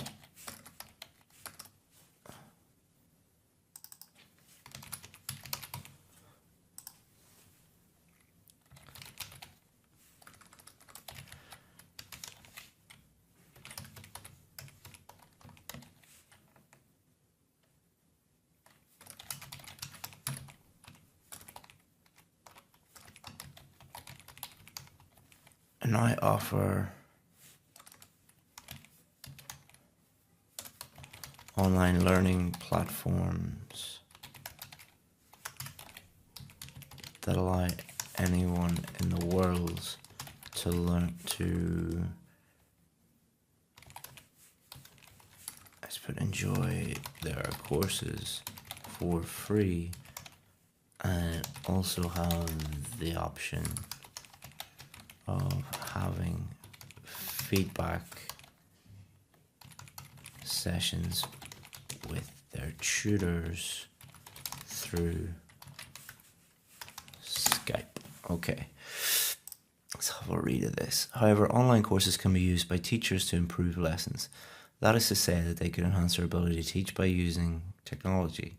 This allows the very best in their field to reach anyone in the world, record their lessons, and provide interactive feedback. For instance, the very best universities in the world, namely, now offer online learning platforms that allow anyone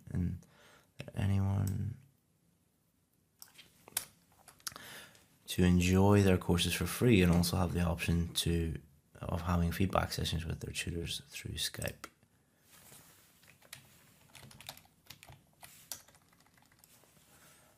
Okay. I want to link it back to the question a little bit. This does not replace the teacher, but makes them even more effective and available to a wider number of pupils.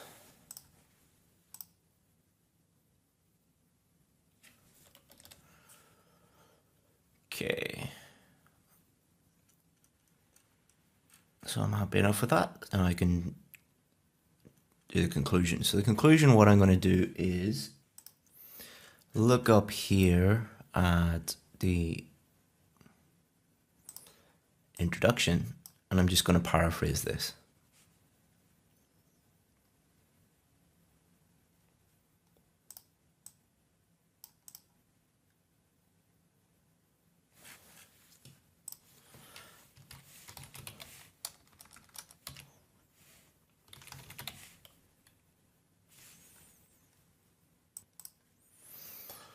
So although neural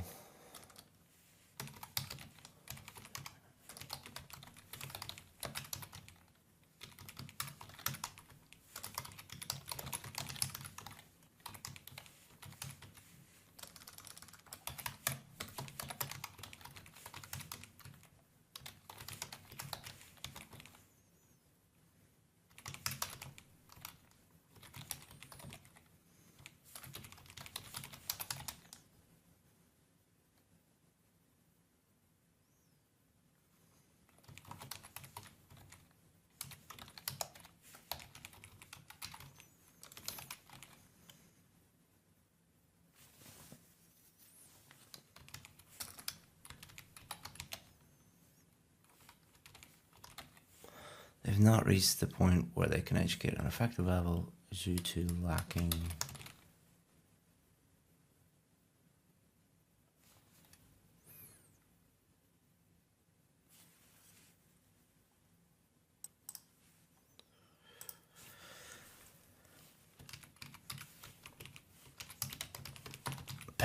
pedagogical is a fancy word for education. So, although neural networks have made great strides in the past number of years, they have not reached the point where they can educate at an effective level due to lacking. However,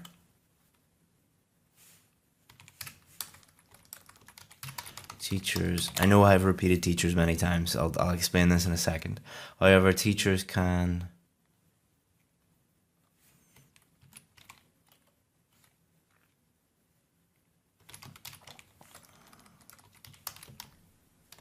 I've probably repeated technology as well. Don't be freaking out. Don't be like many people do. Teachers can use technology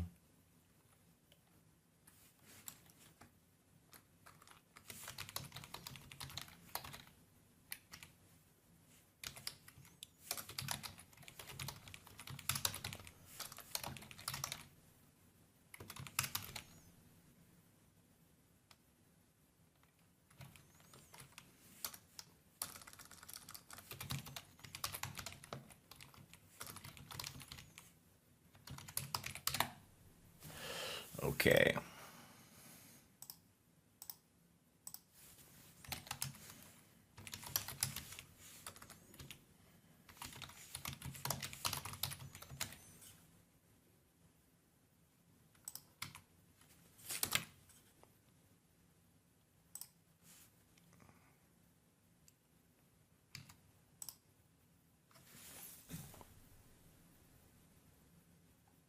Okay, so I mentioned vocabulary there and repeating words. So what I found with both students and myself is often you'll get to the end, or even at the beginning, it doesn't matter where, but particularly at the end, you'll get, and you'll be like, oh, I've used this word so many times, or I've used this word so many times, and it actually stops you thinking and writing.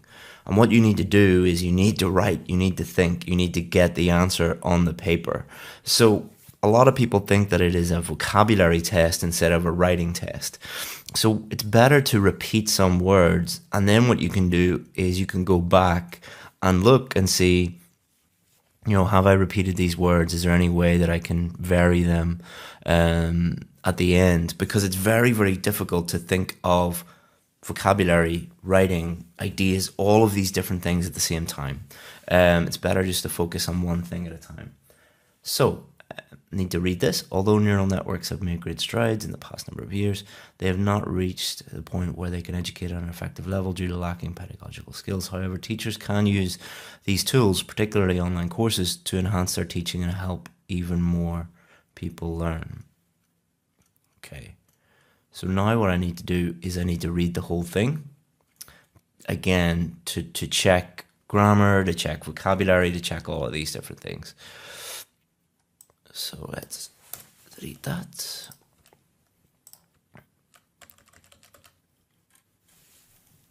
Many believe that AI could take the place of teachers in the near future. This essay disagrees with this statement because computers are not advanced enough yet.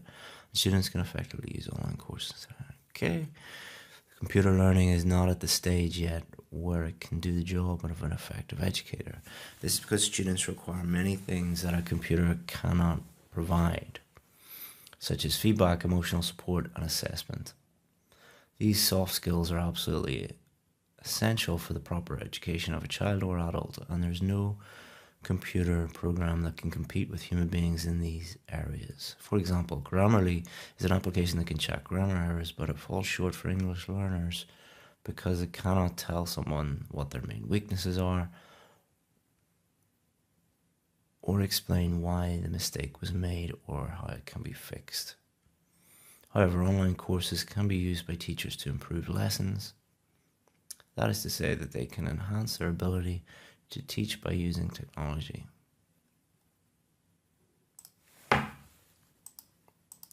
this technology, because we're referring to online courses, this allows the very best in their field to reach anyone in the world, record their lessons, and provide interactive feedback. For example, the very best universities in the world, namely Harvard, now offer online learning platforms that allow anyone to join their courses for free.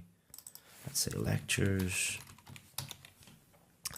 And also have the option of having feedback sessions with their tutors through Skype. This does not replace the teacher, but makes them even more effective and available to a wider audience.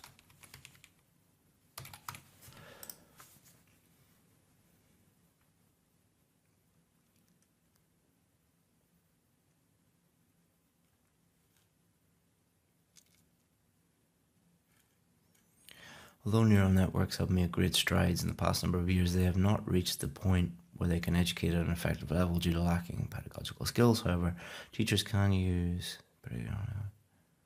Okay. So now what you can do is you can go through and see if there are any ways that you can improve the vocabulary a little bit. So what you do is just check, see if there are any words. So, teachers.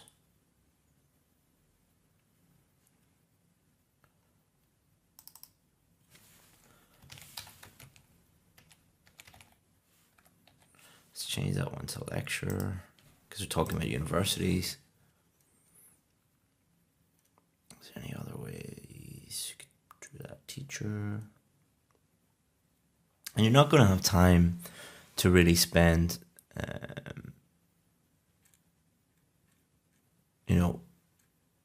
an hour thinking about different ways to write teachers. Let's put instructors,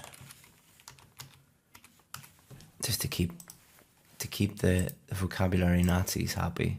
Online courses, we did put that.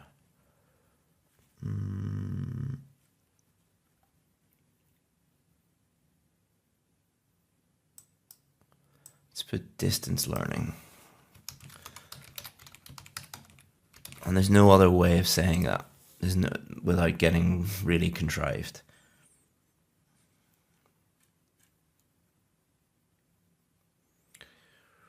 Anything else we could?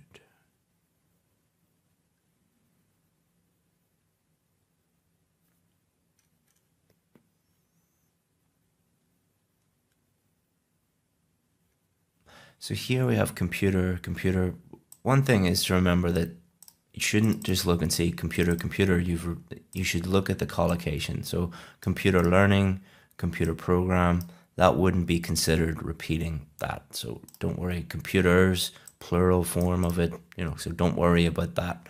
You can drive yourself crazy with this and really mess your whole essay up by changing things in a way that's just wrong.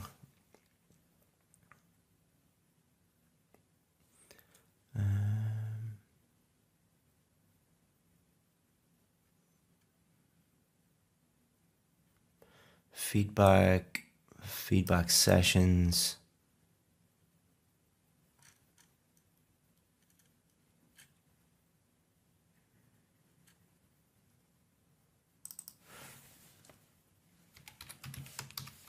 Let's change that to evaluation.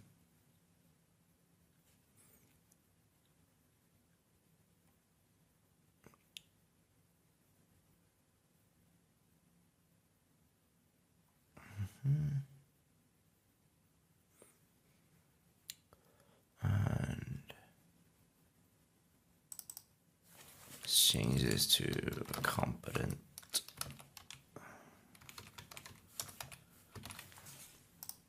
Okay, so I'm happy enough with that. And if you had time, you would give it one last check, for any little grammar errors or anything like that.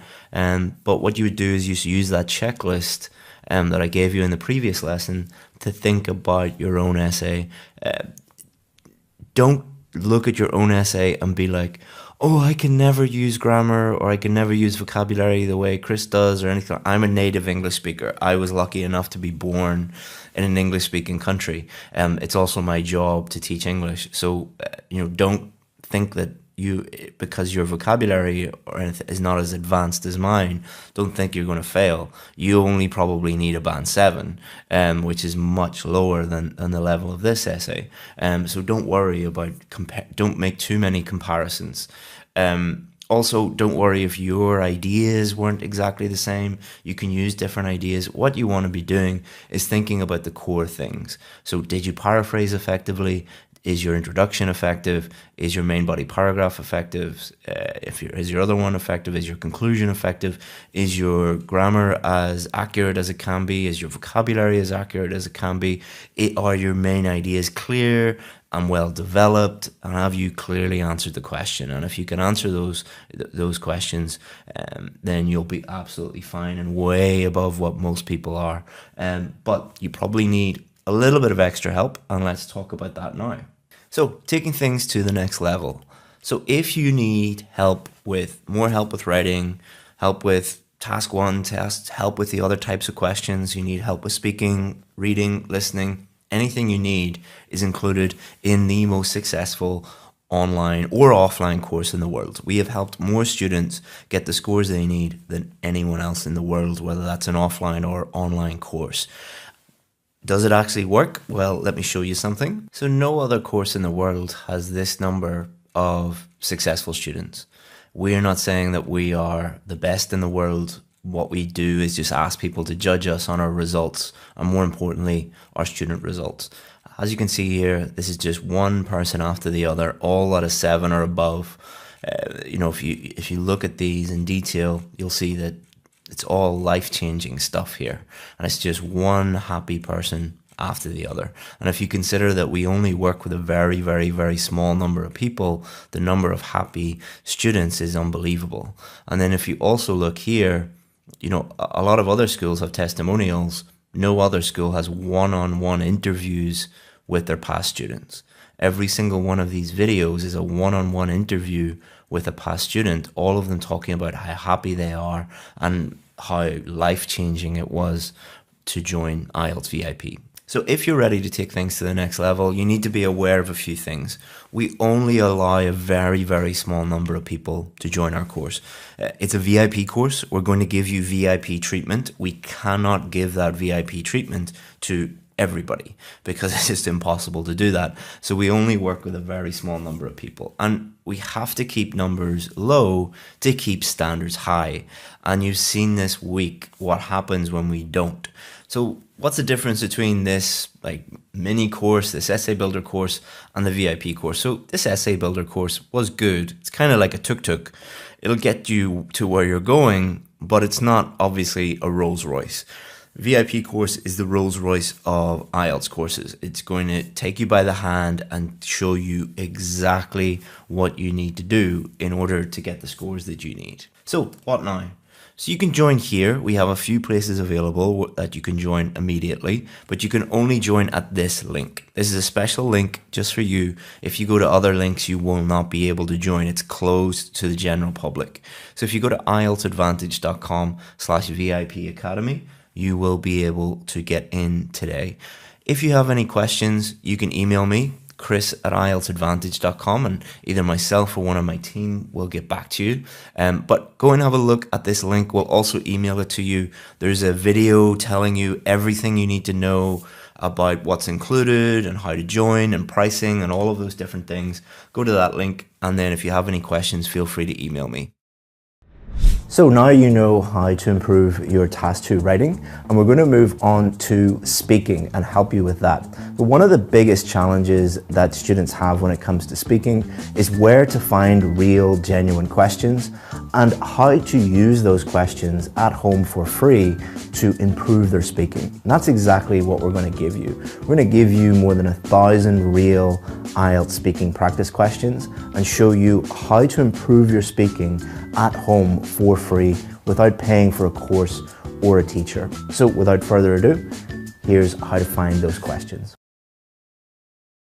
I'm going to give you hundreds of real IELTS speaking questions, but I'm not just going to do that. I want to improve your scores, not just give you a bunch of questions. Band 9 speaking students, and we work with hundreds of them, use questions very differently from students who struggle with the test. So we're going to give you 3 things on top of giving you all of these questions. Number 1, I'm going to show you what Band 9 students do not do with speaking questions. There are some key differences between what they do and what they don't do. So first of all, we're going to go through the don'ts. Then we're going to show you how students actually do use these speaking questions to practice and improve and get the score that they need. And then finally, I'm going to share a VIP strategy with you. This is a strategy that we give our VIP students that uses AI to allow them to practice their speaking questions at home and actually get feedback for free. So you can not only use these real questions, practice and get feedback. All of this is 100% free. But we're not just going to give you a link so that you can go and look at the questions, because that is not going to help you improve your scores. You have to watch the whole video to get access to the questions. So without further ado, let's get into it. Let's start off with the don'ts. These are things that you should not do, and these are things that Band 7, 8, and 9 students do not do when they're using IELTS speaking questions. Number 1, don't get overwhelmed. Sometimes when we give students hundreds and hundreds of questions, they get completely overwhelmed and they think that their job is to analyze and look at and practice every single question, and they need to be aware of all the different questions. You do not need to do that. Don't look at hundreds of questions and think that you must have an answer for all of them or be aware of all of them.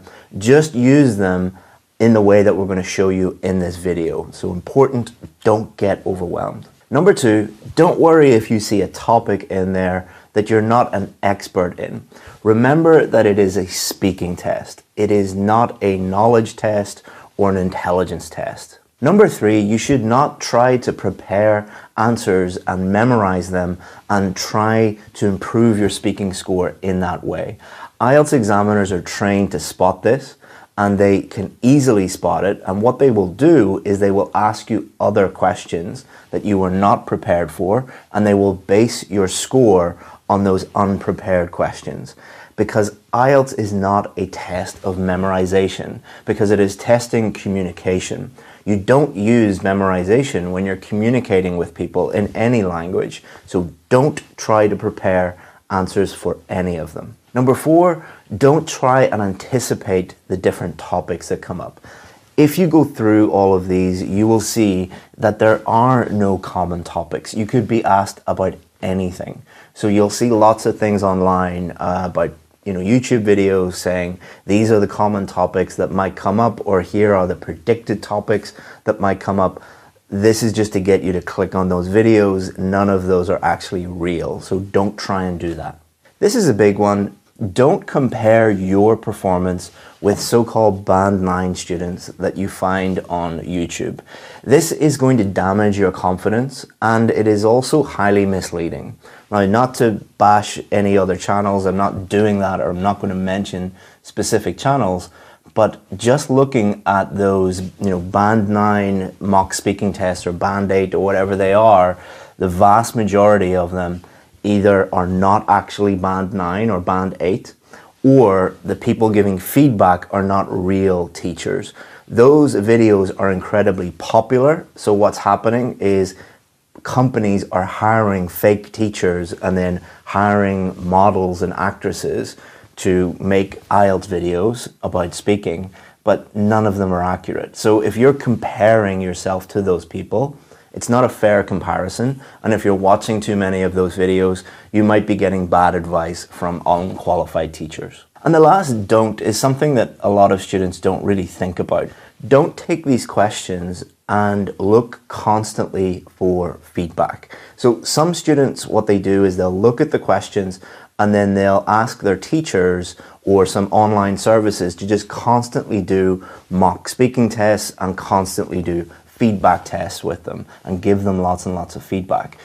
Those things are important. You should be practicing, you should be getting feedback, but the real improvement comes after you get feedback. So if a teacher gives you feedback, for example, on pronunciation or fluency or grammar or vocabulary, doing another mock speaking test is not actually going to improve those things at all. There is such a thing as too much feedback. So don't take these and just do lots and lots and lots of feedback sessions. Work on improving the things that you need to work on, and you're going to see far more improvement if you work on your weaknesses. Okay, let's get into the things that Band 7, 8, and 9 students do when they are using these practice questions. Okay, so Chris here. This is how you find the article with all of the practice questions in it. I'm going to show you how to access them in 3 steps. So step 1, what you're going to do is you're going to go to Google and you're going to type in IELTS speaking. Once you have IELTS speaking up in Google, you're going to scroll through all the different websites and go to IELTS Advantage. So it might be on the first page, it might be on the second page, probably be in and around the middle of the first page. You're just going to click on IELTS speaking, how to get a Band 7 or above, IELTS Advantage.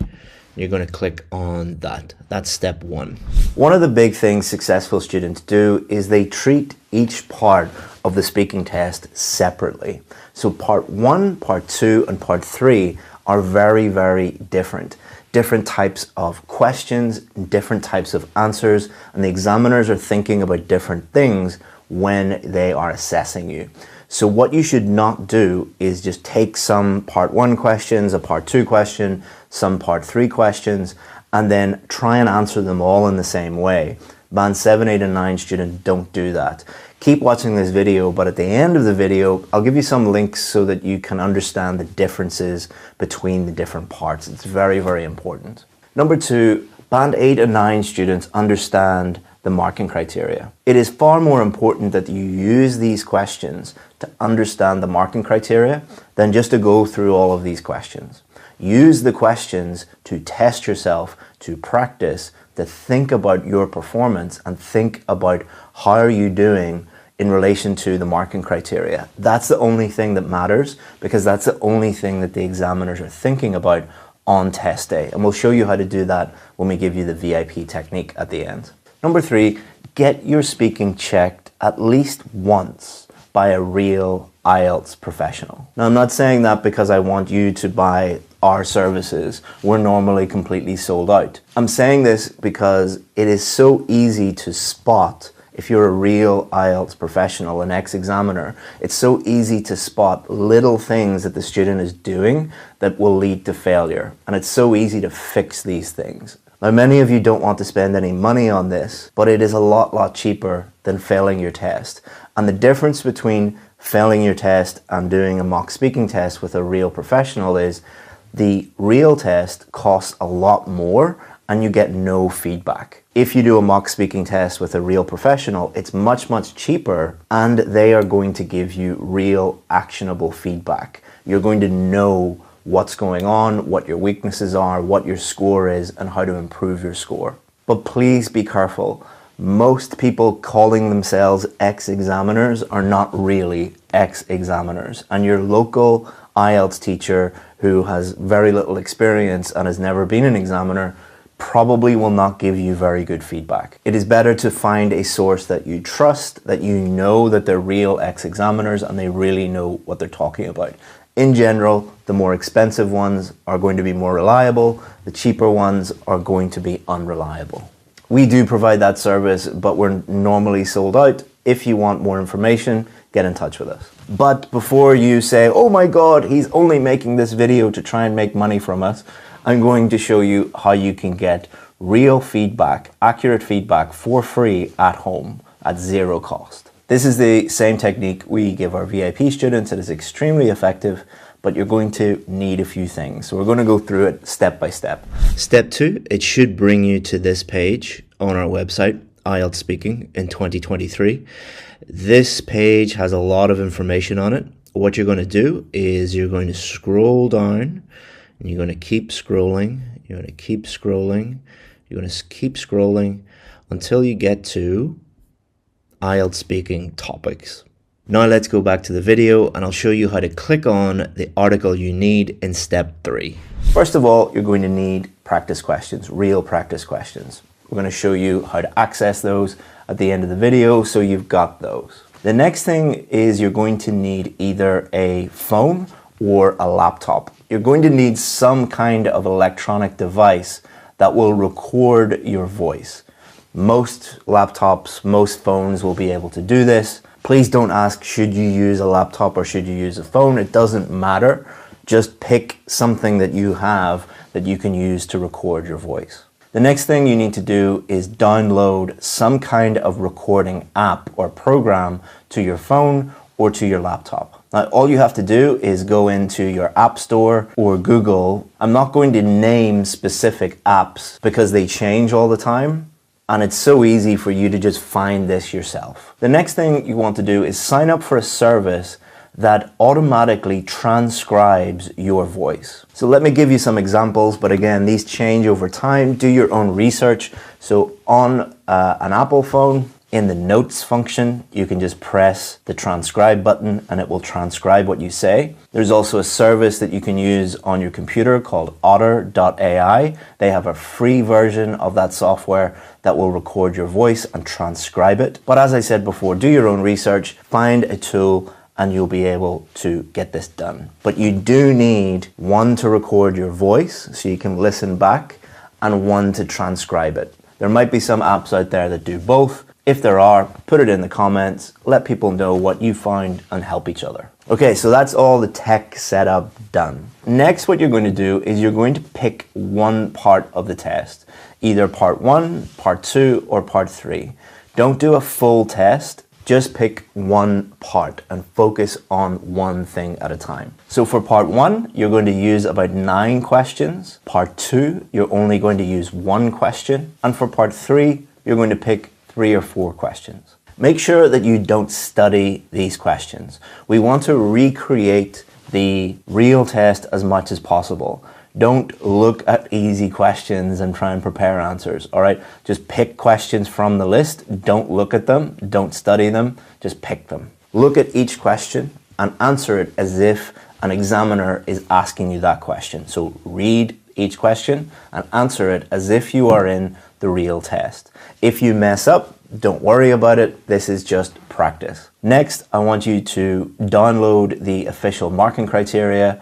I'll put a link below, but if you just Google speaking marking criteria, it should come up on Google as well. What you're going to do is you're going to listen back and you're going to think about your performance. You're going to read the marking criteria and think about which band you should get based on your own performance. If you don't understand the marking criteria, you don't understand the bands, I'll put a link at the end of the video that will show you in more detail what the bands mean. As you're listening back, think about your biggest weaknesses. So if you were, you couldn't really answer the questions, fluency is an issue. If you can't understand anything that you say, pronunciation is probably an issue.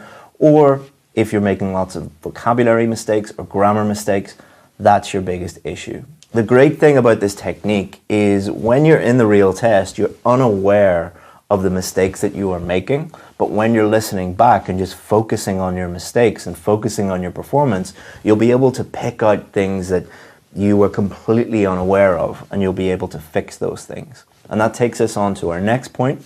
You're going to look at the transcription, whatever service you used that will write out your answers, and you're going to analyze that in more detail. So the first thing you're going to analyze is, did you actually answer the question? Look at the question, look at the transcription. Did you actually answer the question? And did you develop your answer enough? You can also analyze your fluency. If there are lots of ums and ahs and pauses in the transcription, if you're jumping around a lot, then fluency might be an issue for you. If the transcription cannot understand most of the words, like the words are completely different, then that is a pronunciation issue.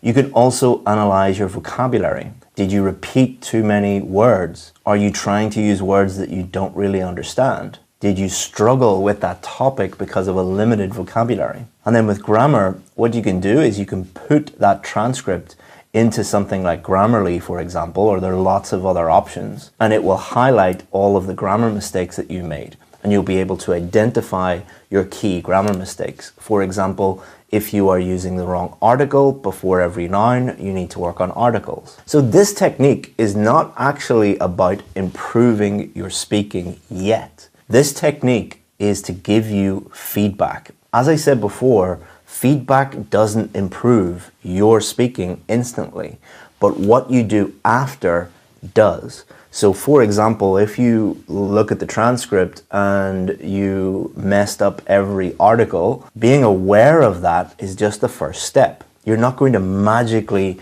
improve your speaking by just being aware of that, but you will magically improve if you work on those things. And some of you watching right now might be thinking, well, that's a lot of work. Yes, it is, but it's a lot less work than going and watching a bunch of tips and tricks videos, believing that they're going to help you, and then failing the test over and over again and not knowing why. That is a lot of work. This is actually a lot less stressful because you will be in control and you can do it all for free at home at your own pace. Again, we're here to give you things that are actually going to improve your score, not tips and tricks that make you happy.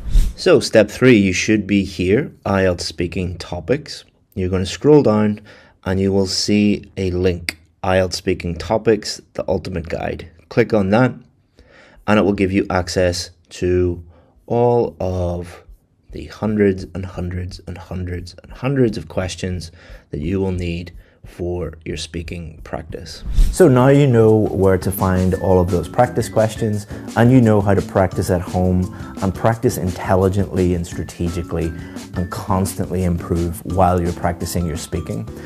But what is really helpful for students is to understand the difference between the three different parts of the speaking test, because each part is asking completely different questions and requires a different strategy. So what we've done is we've created a speaking challenge, a full speaking course for you, and it covers strategies for part 1, part 2, and part 3, and it also shows you how to improve your speaking skills as well. Not only that, we also give you the opportunity to send us your speaking, and we will give you free feedback on it. So without further ado, enjoy the speaking challenge. Welcome to our speaking challenge. Over the next 3 lessons, what we intend to do is help you improve your speaking ability to a band 7, 8, or even 9. So let's get going. What are we going to do in this challenge? So there are 3 videos, and we're going to make it really simple. What we're going to do in video 1 is focus on part 1 of the speaking test, video 2, part 2 of the speaking test, and video 3, part 3 of the speaking test. The examiner is going to be judging your whole performance, the totality of your performance. So you can't just focus on one part. You need to become proficient and be aware of all of the things that you need to do in each part. And the thing about IELTS is each part is different. They're testing different things, different types of questions. So we're going to look at each of these individually. And then at the end of each video, we're going to set you a challenge. So there's no point in sitting looking at a video. You could look at every single video related to IELTS in the world. There are thousands and thousands of videos online and on YouTube. And they're just really the first step. You need to do these things. So we're going to set you a challenge at the end of these videos to get you to do the things that you have learned in the video, and then you're going to improve. But not only that, we're going to get you to send us your challenges, send us your tasks, and then we'll give you feedback and you'll be able to improve even more. Our mission at IELTS Advantage is to help people improve their IELTS scores, and we will do everything we can in this short 3-day or 3-video challenge to help you improve your speaking scores. But if you need anything else, if you need help with writing, reading, listening, always feel free to just hit reply to any of our emails. We respond to every single email that you send us, and we'll help you out as much as we can if you have any questions or need help with preparation or anything. Okay, so part 1, what are we going to do in this lesson? We're going to look at what part 1 is. It's really important that you understand the types of questions being asked, what the examiners are going to be thinking about, what not to worry about, all right? In the speaking test, it's really important that you only focus on the things that actually matter. Because if you go into the speaking test and you're worried about all the things that don't matter, then that's going to affect your performance. It's going to definitely affect your fluency, but it could also affect your grammar, your vocabulary, even your pronunciation. So we just want you worrying about the things that you actually need to worry about. We'll look at common mistakes. If you can avoid these common mistakes, then you're going to do much better. And then we're also going to look at a real student who got a band 8 in her speaking test and show you some good answers and answers that could be improved to really demonstrate what needs to be done. And finally, we're going to give you that challenge. Okay, so what is part 1? The most important thing to remember about part 1 is it is about you.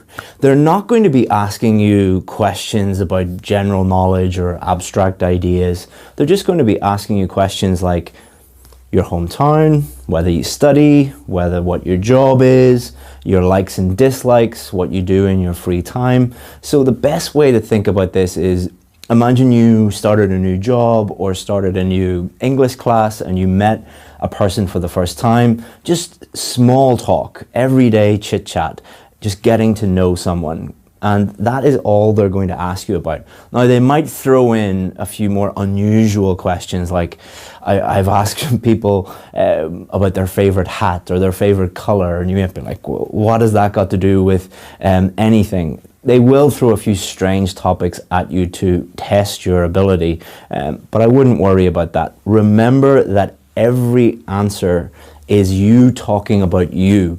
So the important thing is you can't get it wrong. It's impossible to get any part 1 questions wrong because they are asking about you and you know more about you than anybody else. This part will last about 4 to 5 minutes, and they start off with quite easy questions like tell me about your weekend, or what you do in your free time, or what your job is, or where do you live, your neighborhood. These are quite easy questions because they don't want to immediately start with really difficult questions, because they want you to warm up and ease into this. Now, that doesn't mean that these questions are not important. Remember, you're being judged on all of your answers in total. So don't think that you can, ignore these questions or not practice them. They are very, very important, but it will only last about 4 to 5 minutes. And the examiner will ask you a range of questions. So they definitely will ask you about either your hometown or your job or your studies or your home. And then they might ask you a few other questions, but remember, they're just about you. Okay, so do not worry about it. So think about your brain as a computer. So a computer has a CPU, it has memory, it has RAM, and what happens when you open up too many tabs or too many programs at the same time? Your computer slows down. It doesn't perform very well. Your brain is exactly the same. If you're going into the test and you're worrying about 20 different things and you're thinking about 20 different things at the same time, then your brain is going to slow down. Your brain powers your mouth, which is going to produce the sound, produce the words, produce the sentences. If your brain is not working optimally because there are too many things going on, you're not going to perform very well. I have worked with students who should have got a band 8, should have got a band 9, but because their teacher was teaching them lots of things to worry about that they didn't actually have to worry about, they only got a band 6.5 because they were really suffering when it came to their fluency, their pronunciation, their grammar, their vocabulary. So here are things not to worry about. This might sound really silly. You don't have to worry about your clothes. I've seen so many articles online talking about what clothes you should wear, what shoes you should wear. It doesn't matter. They're judging your speaking, not your shoes. Your shoes. Greetings. The most popular speaking video related to IELTS on YouTube is how to greet the examiner. It has millions and millions of views, and it doesn't matter. You are not being judged on whether you shake their hand or what you say to them. The actual test that does not start until the questions begin. Okay, so don't worry about greeting the examiner. It doesn't matter what you say to them. They don't care. It's like talking to someone at McDonald's, all right? All they want to do is serve you and move on to the next person. Don't worry about the examiner. Don't worry if the examiner is not friendly. It is not their job to be your friend. It is not their job to make you happy. It is their job to listen to you and to give you an accurate band score. Some examiners will be friendly. Some examiners will be very professional, not too friendly, but not angry with you, or they don't look upset. Some examiners will look upset, or they will look angry. It doesn't mean they are angry with you or they are upset with you. They maybe just had a long day. They are human beings. Or maybe they're just focusing on your pronunciation, your fluency, your grammar, your vocabulary. So often students that we work with on our VIP course, we work with them very, very closely, and they would email us after their speaking test and they would say, "Oh God, Chris, I failed. My examiner looked very angry." It's like, don't worry about that. That doesn't mean anything related to your actual score. So talk to the examiner, no matter whether they look happy or sad, as if you're talking to a friend or a family member. Just put yourself in that sort of frame of mind. Hand gestures. I use hand gestures all the time. Some people don't use hand gestures at all. It doesn't matter. You are not being judged on whether you use your hands or not. So don't worry about that at all. Eye contact. It doesn't matter if you stare at the examiner all the time or you look at your feet. It doesn't matter. It's the words that come out of your mouth. Now, the examiner is a human being. You're a human being. So just talk to them like they are a normal human being. How would you use eye contact normally? How would you use hand gestures normally? How would you use body language normally? You don't get a score for body language, eye contact, or hand gestures, and any teacher that tells you that you do, please just show them the official marking criteria and ask them where it says anything related to the... It's nonsense. But just use these as you would normally use them. These are things that you do not need to worry about. But imagine going into the test, and this happens a lot, thinking about, what body language should I use? Oh, my eye contact, my hand gestures. I hope that the examiner is happy to see me. I hope that I greeted them the right way. Did I say that thing that that girl on YouTube told me to say? And how are my clothes and my shoes? I hope that they are respecting the examiner. None of that matters. If you're thinking about that, you're not going to do very well. The only 4 things that you need to think about are pronunciation, fluency and coherence, grammar, and vocabulary. Why do you need to only worry about these things? Because these are the only 4 things that the examiners are thinking about. That's the only thing they are thinking about. Pronunciation, fluency and coherence, vocabulary, and grammar. So if you are totally focused on these things, you're going to do really, really well. If you are focused on any of these things, you're wasting your time. So most of the things that we will be talking about in this challenge will be related to these 4 things. This is how we teach people. We don't look at tips and tricks and hacks and things that don't work. We just teach you to give the examiners exactly what they're looking for. Okay, so common mistakes. These are things that you need to avoid. And if you avoid these in part 1, you're going to improve your score. So this is the most frustrating part. Not too short, not too long. I'm sure you're thinking, oh, that's really horrible advice. Not too short, not too long. Why don't you just tell me an exact number of words or an exact number of sentences? Some teachers will do that, but I think that's quite bad advice because we don't want you to go into the test thinking, I need to use 3 sentences or I need to use 4 sentences, because you're making it more difficult to speak naturally, and you should be speaking as naturally as possible. Now, you don't want to give a very short answer because you're not giving the examiner enough to really go on. Here's an example of a really, really short answer. Oh, I'm a student.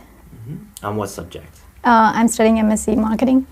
So as you can see, Rashmi didn't give a very long answer, and that wasn't incorrect. The grammar was fine, the vocabulary was fine, her pronunciation was fine, but you're not giving the examiner enough to judge your performance on. Like if they said to me, what's your job? And I say, teacher, that's correct. I am a teacher, but it is not giving the examiner enough to really judge you on. For part 1, you don't want your answer to be too long either. Why is that? Well, it's the examiner's job to ask you a range of different questions. They're going to ask you between like 9 and 12 questions. So if, and they only have like 4 or 5 minutes to do that, and they've got a queue of people outside waiting to come in and do the test, and they have to get through all of those people. So if your every answer is like 2 or 3 minutes long, they're going to keep stopping you and stopping you and stopping you. And the problem with that is you're going to feel like you've done something wrong, you're going to feel a little bit stressed out by that, and then that can affect the rest of your performance. So again, not too short, not too long. What does that mean? Don't think about number of sentences, just answer the question and then give some extra detail for them to understand your answer. So instead of saying, I'm a teacher, if they asked me what my job was, I would say, I'm a teacher and I specialize in teaching IELTS to students online.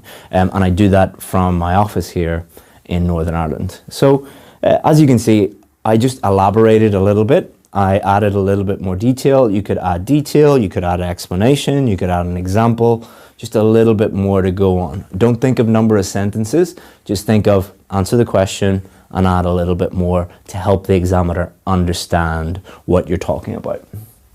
Robotic delivery. What do I mean by robotic delivery? So think about how you speak naturally. Think about talking to one of your best friends. How do you speak to them? You imagine they say, hey, what did you do last weekend? I went to the cinema, I saw this great movie, it was amazing. Very relaxed, very natural delivery.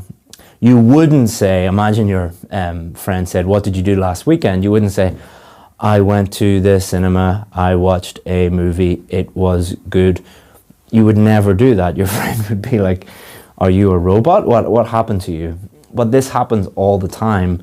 And I think it's because students respect the test and maybe respect the examiner and the formality of the situation a little bit, and they speak to the examiner like a robot in a very slow, robotic way. That is not how you would speak to a normal person. So why would you speak to an examiner like that? So again, imagine you were speaking to a friend, a colleague, a family member. How would you talk to them? That is going to help you improve your fluency, but also it kind of frees up your brain and you're more relaxed and you can avoid grammar mistakes, avoid vocabulary mistakes, and your pronunciation will be much smoother as well. You'll be easier to understand. Memorized answers. It's very, very tempting for part one to try and anticipate some common topics and think, okay, they're going to ask me about my hometown, they're going to ask me about my job, they're going to maybe ask me about my home or my hobbies, and to write out a very detailed answer with lots of idioms and lots of phrasal verbs and, you know, some amazing vocabulary and amazing grammar. Don't do that. It is tempting to do that. I know why you want to do that, but the examiners are trained to spot that. They know that you are doing that. So if you give, like, often it will happen where you will ask a student to talk about their hometown and they give this amazing answer where they're talking about the architecture and the history of their town and famous people that used to live there and their favorite place there, and it's all amazing. And the examiners are trained to ignore that answer because they know it's a memorized answer. And what they'll do is they will then ask you a more difficult question related to that topic. So if they said, tell me about your hometown, and you give a memorized answer, they'll say things like, is it a good place to bring up children? Or they'll say, what are the transportation links like to the rest of the country from your hometown? And you'll be like, I wasn't expecting that. They're not judging you on your memorized answer. They'll judge you on your, I wasn't expecting that, because that is your real ability. It is not a memorization test. It is a speaking test. So, next, trying to impress the examiner. This doesn't relate just to part one. This relates to every single part. The examiners are not stupid. They are trained professionals who have been trained to spot when you are trying to impress them or trying to show off. Examples of this are memorizing fancy vocabulary, memorizing fancy idioms, memorizing fancy grammar, memorizing anything in general, and trying to regurgitate this in the test. They're not judging you on what the fancy things that you have memorized. They're judging you on your ability to actually speak. Why do we do the IELTS test? We do the IELTS test to test when we move to an English-speaking country, when we move to Canada, or move to Australia, or move to America, or move to the UK, and we meet someone, can we talk to them? In your job, can you talk to them? And when you meet them socially, can you speak to people normally?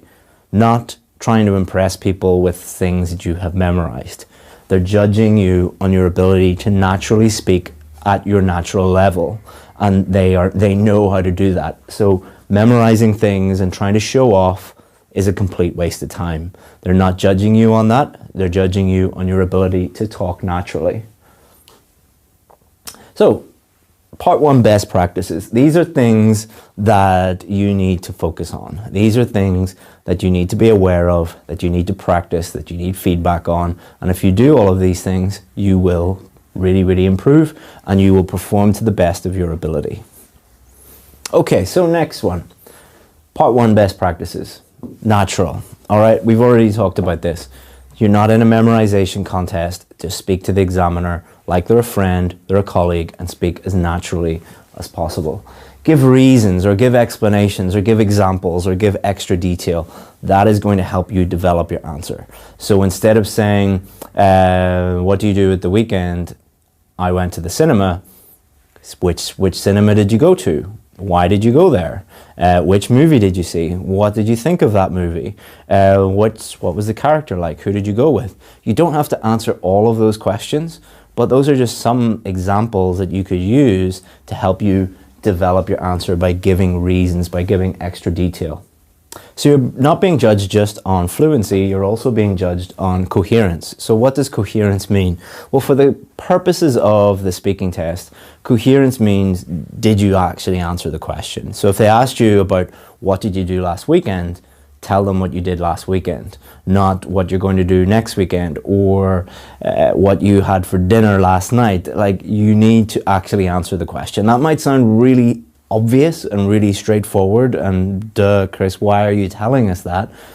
You would not believe the number of students who memorize a bunch of answers and then try and fit their answer that they have memorized to suit the question. Don't do that. Just answer the question that they've asked. How do you do that?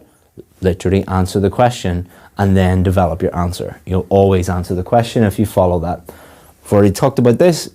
Develop your answer by giving explanations, giving examples, giving extra detail, and talk about things specifically, all right?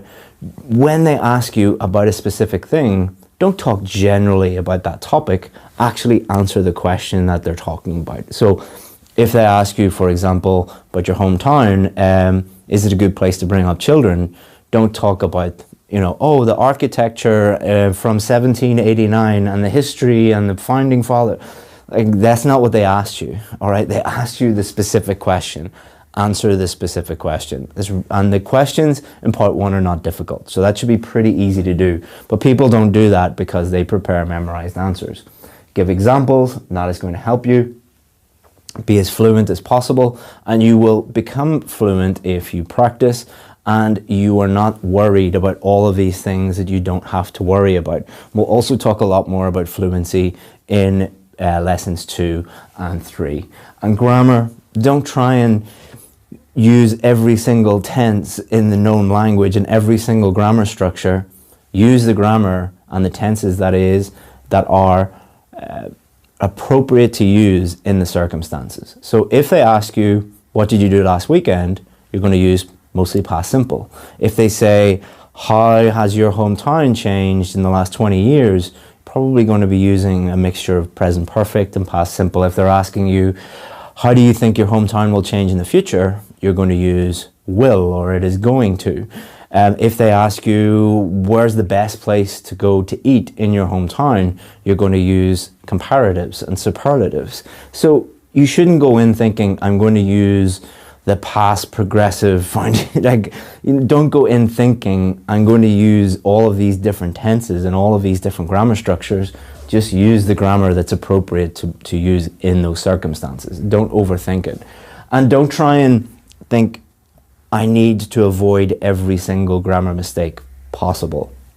Even people who get a band 9 make small little grammar mistakes. Everybody does it. Native English speakers do it. I probably have done it in this video.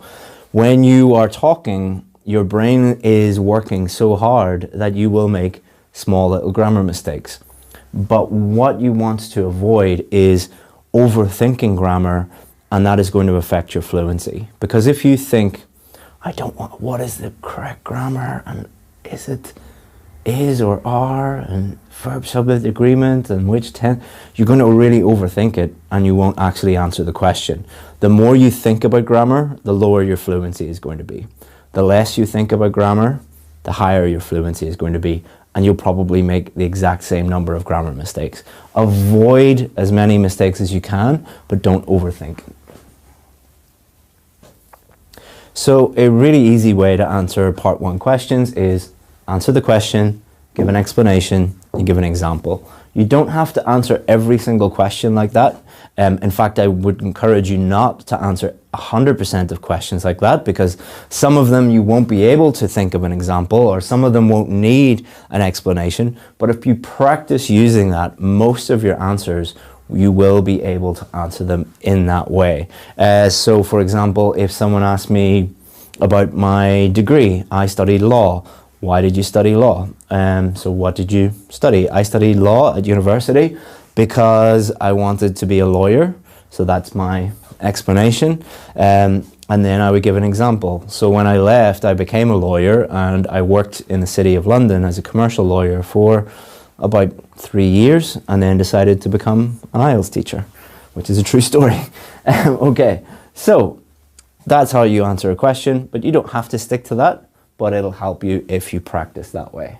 Okay, now I want you to listen to a student who got a band 8 and listen to some of her answers.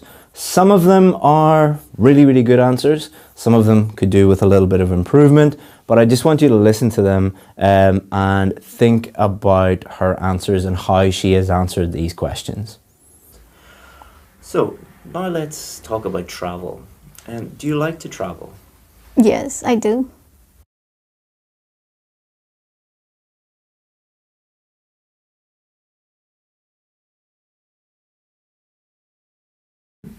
And what do you hope to do with that degree after you finish? Oh, I hope to work as a data scientist in the future, yeah.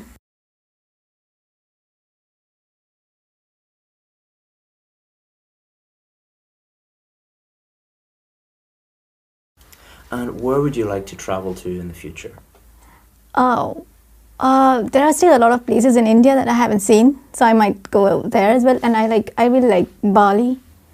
So Bali and Greece, yes.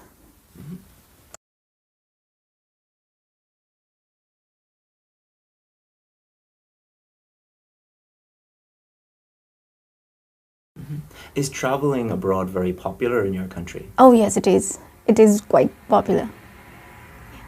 So people mostly go travel during the summer, but it's always summer in India. So yeah, I think movies have a huge role to play in it, because they show all these destinations where there's snow-covered mountains and all, and that's very fascinating for us because we don't really get snow, at least not where I come from.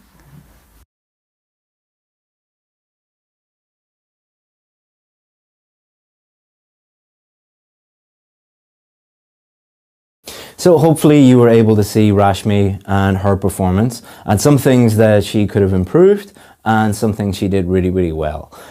But hopefully by understanding this whole lesson and seeing what Rashmi did, and Rashmi went on to get a band 8, which is amazing, in her speaking test, to show you exactly what you need to do. But watching this video is just the first step. The second step is completing the challenge. So let's jump into my computer and we will show you exactly what to do for your challenge. Okay guys, now comes the fun part where you are going to record your speaking and then send it to us. So your task, and this is really, really, really important. If you don't do this, then it is a complete waste of time and you're not going to improve, and you're going to miss out on the chance to get better and get feedback on your work. Okay, so it is a really, really simple 4-step process that you are going to follow in order to record your voice and send it to us. So the first step, step 1, download a free voice recorder app for your phone. So if you are an Apple person, if you have an Apple phone, go to the App Store. If you have an Android phone, go to the Google Play Store. And in both of those stores, you're going to find hundreds and hundreds of free voice recorder apps that just make it really, really simple for you to hit a button and it automatically records your voice. Don't ask me which one to choose. There are too many to choose from. Just pick the one that you want to choose. It's not that difficult.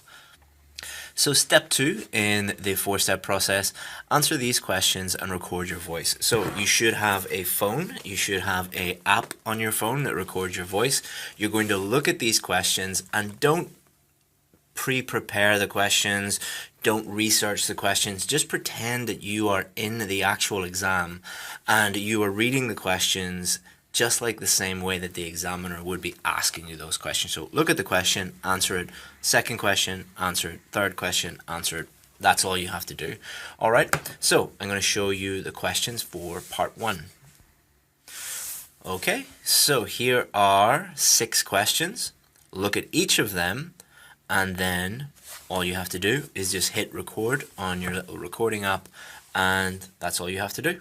Step 3, send it to us via email. So this is super simple to do. You can do this on your phone or you can do this on your desktop. So you will have my email address because I will have emailed you multiple times. So all you have to do is this. So imagine you are on Gmail, you could be on Yahoo, Hotmail, whatever. Just click the email that I sent you, click reply, and then attach the audio file to your email and just hit send. If you have any problems whatsoever, then my email address is chris@ieltsadvantage.com. All right, this is my email address, chris@ieltsadvantage.com, but you will have received it many, many, many times before. Okay, so now that you have sent us your recording, what I want you to do is just wait, have a look at your email inbox, and we will send you your feedback video right to your inbox. And then it's really, really important that you look at this feedback that we send to you so that you can really learn what to do and really, really improve. And welcome to speaking lesson 2. So let's have a look at what we're going to do in this challenge. So think about it as 3 steps. Step 1, we're going to look at part 1. That was the video before this. Today we're going to look at part 2, and then step 3, the next video, the next lesson, we're going to look at part 3. As I already said, it's really important that you watch all 3 of these and do the tasks, do the challenges for all 3 of them so that you can give your best performance on test day. Okay, so part 2 of the speaking test. What are we going to look at in this lesson? We're going to look at what the goal is. What is your overall mission? What your overall goal is? And if you focus on that, it's going to completely change the way that you think about your performance in part 2. Of course, we're going to look at common problems and how to avoid those common problems. Common strategies, you'll find a lot of strategies online, on YouTube.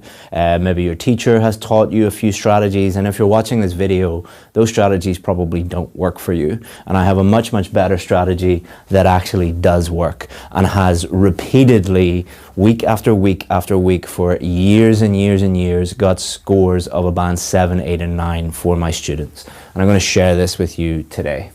So, what is the goal? So the goal is to speak fluently and coherently for up to 2 minutes about the topic. Let's look at that again. Speak fluently and coherently for up to 2 minutes about the topic. So for 2 minutes, you have to speak fluently. Fluently doesn't mean no pauses or no hesitations whatsoever. It means speaking without unnatural pauses and hesitations. Coherently, so stick to the topic and talk about the topic and only the topic for 2 minutes. And that might sound quite easy, but as you know, it is quite difficult to talk about one thing in a foreign language that you are not 100% sure about fluently for 2 minutes. So it's a big challenge, but it's not a challenge that you can't overcome. And this lesson will show you how to overcome that. But you should focus on the end goal. Focus on this and nothing else, and you'll do really, really well. The examiner should be able to understand what I'm saying, okay? And kind of a sub-goal should be always, the examiner should be able to understand what I'm saying for pronunciation, grammar, and vocabulary. Pronunciation, if you want a 7 or above, the examiner should be able to understand 100% of what you're saying. If they cannot understand 100% of what you're saying, you're going to get a 6 or a 5. Hopefully none of you will get a 4 for pronunciation. And grammar and vocabulary, use grammar and vocabulary as tools to help you communicate clearly with the examiner. The examiner is not looking for your ability to show off how amazing your grammar is, or show off how amazing your vocabulary is, or show how amazing your pronunciation is. What they're looking for is, are you able to use these things to help you clearly communicate with them? So can the examiner understand what you're saying. You're not using grammar, vocabulary, and pronunciation as tricks. You're using them as tools to help you with that. And we'll talk more about that and what that actually means later. Okay, so let's look at common problems for part 2. And there's really only one common problem. There are some problems that are related to that, but there really is only one thing. Unable to speak fluently and coherently for 2 minutes. That is the goal. If you can't complete the goal, you're not going to do very well there. So we need to think about why people struggle to speak fluently and coherently for 2 minutes. So one thing would be a lack of development. They're not developing their ideas. They're not talking at length about the points. And why is this? So they're not developing the points because they're looking at the bullet points. So there's normally 4 bullet points. And they'll talk about the first one for about 5 seconds, then the next one for about 10 seconds, and then the next one for about 6 seconds, and then the next one for about 10 seconds again. And they look at their watch and they've only been talking for 30 seconds. They've still 90 seconds to go, and they're like, what do I do there? So you need to be able to take points related to the main topic and fully develop them. And if you do that, you'll have no problem speaking for the 2 minutes, and that's where our strategy comes in. We'll show you exactly what to do. It's a little bit more complicated than just develop each point, but don't worry, we'll cover that in this lesson.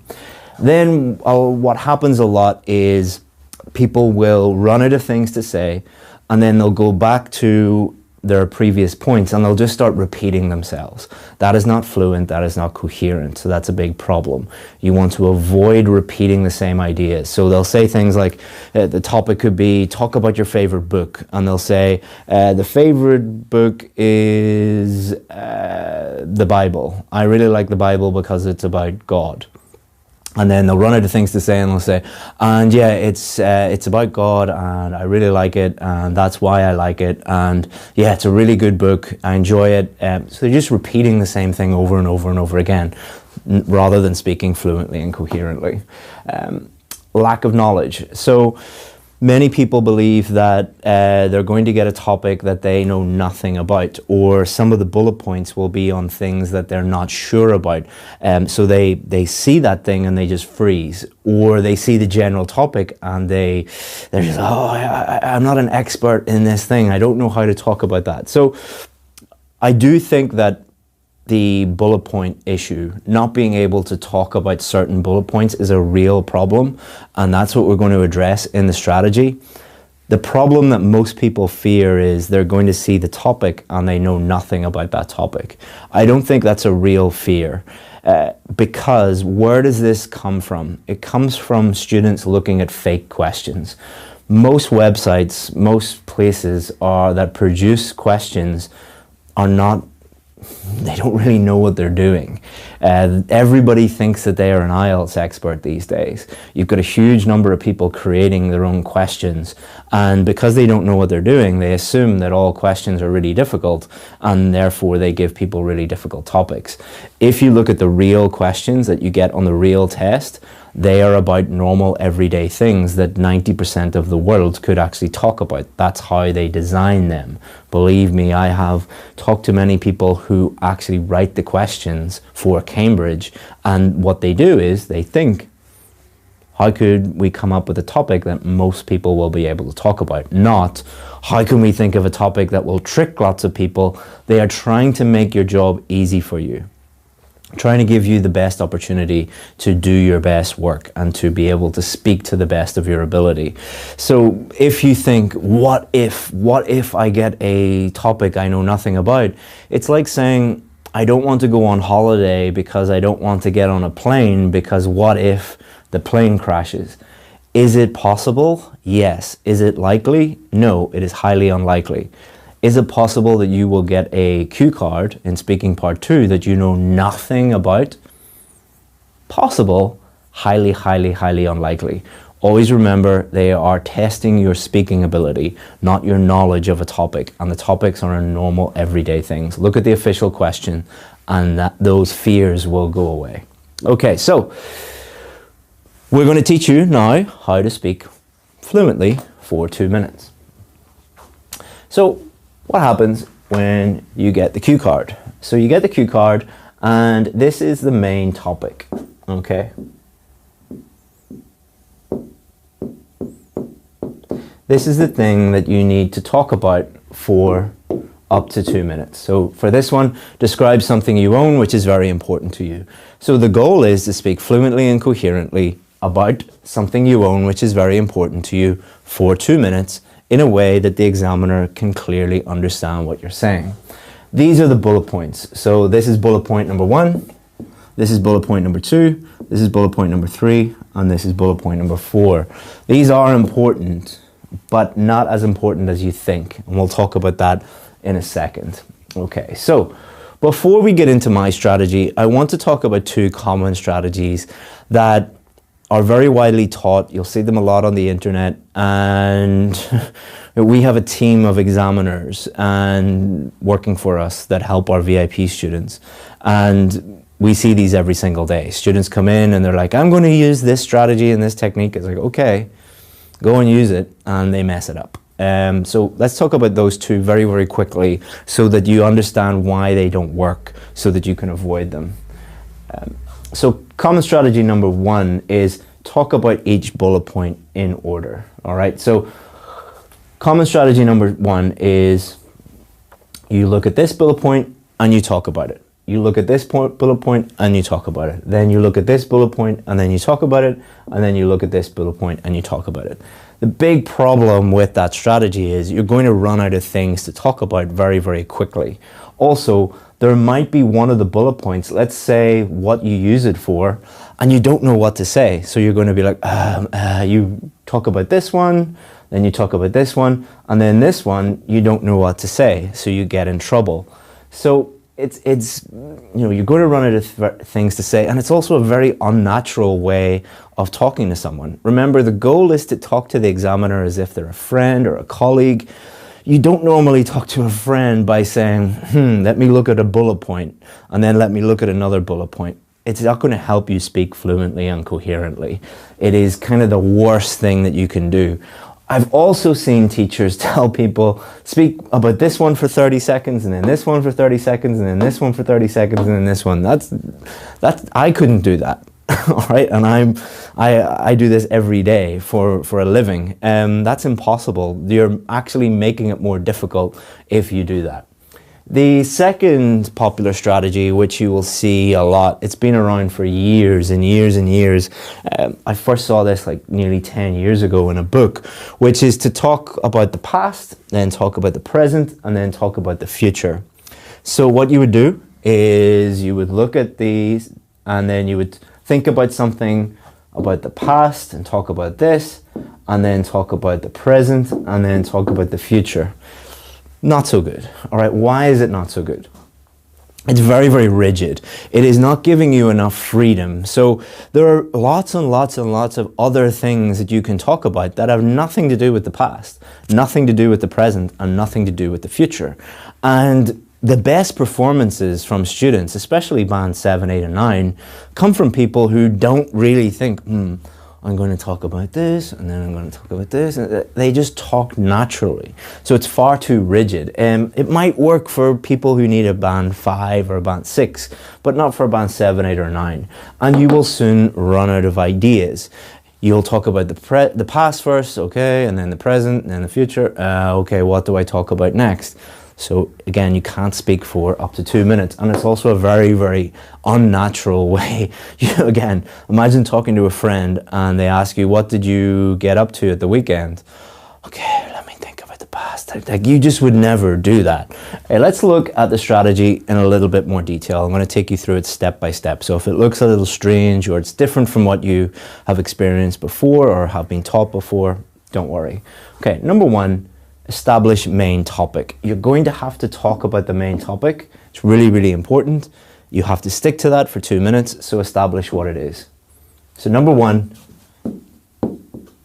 what is the main topic? Take time to understand what it is, because if you don't understand what it is and you just start talking, you're going to go off on a tangent and you're not going to actually stick to what the actual topic is.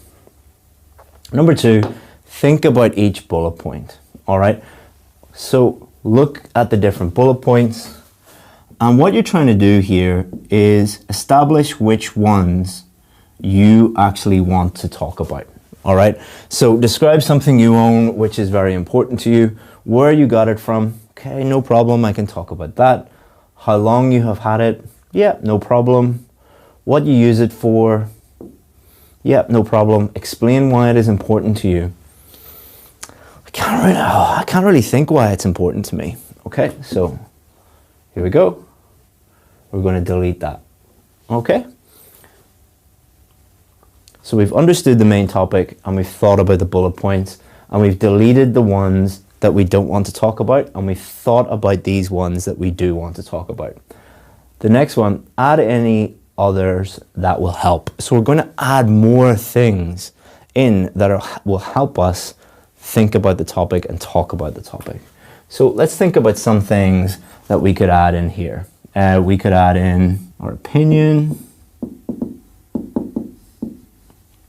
We could add in, we could introduce the topic.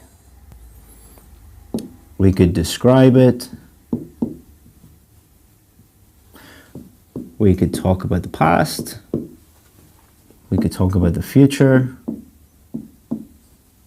And there are many, many, many other things that you could talk about. And then just something, describe something you own, which is very important to you. You know, related to that, who got it for you?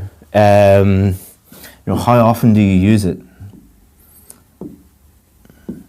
So you could quickly think about these things, and then again, just delete the ones that you want to leave out. So maybe I can't really think about this one. It'd be easy to introduce it and easy to describe it. Past, no. Future, yeah. Who got it for me? How often? Yeah, no problem. So now you've gone from 4 bullet points to 4, 5, 6, 7, 8. All right, would it be easy for you to fully develop each one of these and talk for the 2 minutes? No problem whatsoever.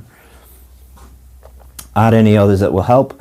Think about what you want to say. All right, so don't spend the whole minute just thinking about bullet points. Actually compose yourself and think about what you want to say. Now you might be thinking, Chris, there's no way that I can do this in 1 minute. That's where practice comes in. You cannot use this strategy and immediately get better and immediately start to speak fluently for 2 minutes. Like anything, you need to practice it, but I guarantee if you practice this, it'll become second nature and you will just be able to do it so quickly on exam day. Number 5, speak naturally speak naturally until the examiner stops you. The examiner will stop you when you get to the 2 minutes. Believe me, they've got stuff to do. They don't want you in the room any longer than you have to be there. Just keep talking and the examiner will stop you. So why is this strategy so effective? Because it gives you freedom. It gives you freedom to talk about whatever you want related to the main topic, and you only talk about the things that you are comfortable talking about, and you're never going to run out of things to say. Remember, the biggest problem is people run out of things to say, then they lose their fluency, they lose their coherence, they start repeating ideas, they start to panic. This gives you so much freedom. And most of the people who we work with, they don't even get to most of the bullet points, but they're just there waiting for them in case they need to talk about them. All right? So again, the most important thing you need to do here is practice this strategy. So in order to practice it, there's a few things you need to do. Get real practice questions. You will get them from Cambridge, you'll get them from the British Council, or you'll get them from IDP. Those are the only 3 sources where you will get real IELTS speaking questions. Everything else is fake. All right, so get some real ones. Use the strategy and record yourself. Get your mobile phone. Everyone watching this will have a mobile phone.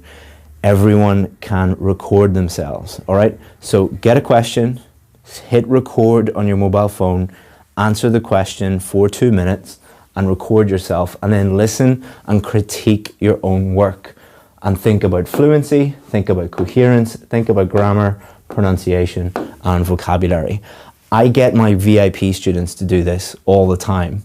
Even though we do one-on-ones with them and we critique them, we get examiners to sit with them and tell them their scores. Even though we do provide that service, we get them to do this too. Because have you ever listened to yourself speaking? You're like, oh, I can't believe I sound like that. And if you're speaking in a different language, you'll pick up so many little mistakes that you're making. And if you do this and practice this enough, you will be able to produce an amazing part 2 response that will blow the examiner away. Because most people, they're going bullet point 1, 2, 3, 4, what do I say? You'll be able to just talk to them like they're talking to a friend or a colleague, and they'll be really, really impressed with your answer if you practice this. But if you don't practice it, you won't get better. So before I set you your challenge, summary, start with the end goal in mind, all right? Always focus on that end goal. Avoid common problems and strategies that don't work. Try a strategy that focuses on the end goal, and practice and then critique yourself and do this challenge as well. But before that, I want to show you Rashmi again, who got a band 8, and to show you the way that she used this strategy and the way that she was able to flexibly use it in order to improve her performance. All right?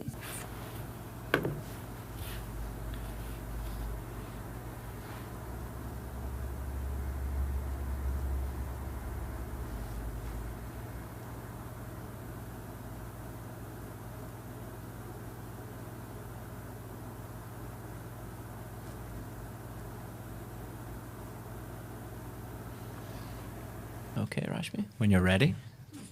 I don't think I have bought too many expensive things. I'm not materialistic at all, so I don't tend to spend too much. But if education counts, then I think the most expensive thing I've ever bought is an education at Queen's. I paid £25,000 to be here. That does not include the plane ticket. But yes, till date, that would be the most expensive thing. Where I bought it? Well, I live in India, so I came here at Queen's, and I came here in the UK to study at Queen's. Education has become really expensive, but I think this is by far the most expensive ever. But it was worth it because I learned a lot. They have really good infrastructure, and the quality of the teaching staff is really good. I met students from all over the world here, so the cultural exchange was really good. I learned a lot, not just from being in the classroom, but from outside of the classroom as well. And just talking to people on the streets or volunteering, it gave me a lot of experience, which I don't think I could have gotten just being in a classroom. So I did pay for education here to study marketing and analytics, but I came out learning a lot more than just that. Why I bought it? Because I really wanted to study analytics, like I mentioned before, but besides that, Queen's is a really good brand, and it has a really good image in India, and I think all over the world. It's in the Russell's group, so an education at Queen's is going, I knew that if I invested in it, it was going to pay off. So as you can see, Rashmi used our strategy to talk fluently and coherently for 2 minutes with ease. And before that, she really struggled with that, and she was running out of ideas. We gave her that strategy. She was able to practice it. And she was able to do that and get a band 8. Okay, so your challenge is, let me jump into my computer again and show you what your challenge is and how to send it to us. Okay guys, now comes the fun part where you are going to record your speaking and then send it to us. So your task, and this is really important. If you don't do this, then it is a complete waste of time and you're not going to improve, and you're going to miss out on the chance to get better and get feedback on your work. Okay, so it is a really simple 4-step process that you are going to follow in order to record your voice and send it to us.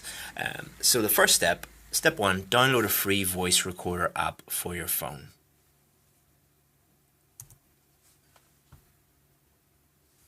So if you are an Apple person, if you have an Apple phone, go to the App Store. If you have an Android phone, go to the Google Play Store.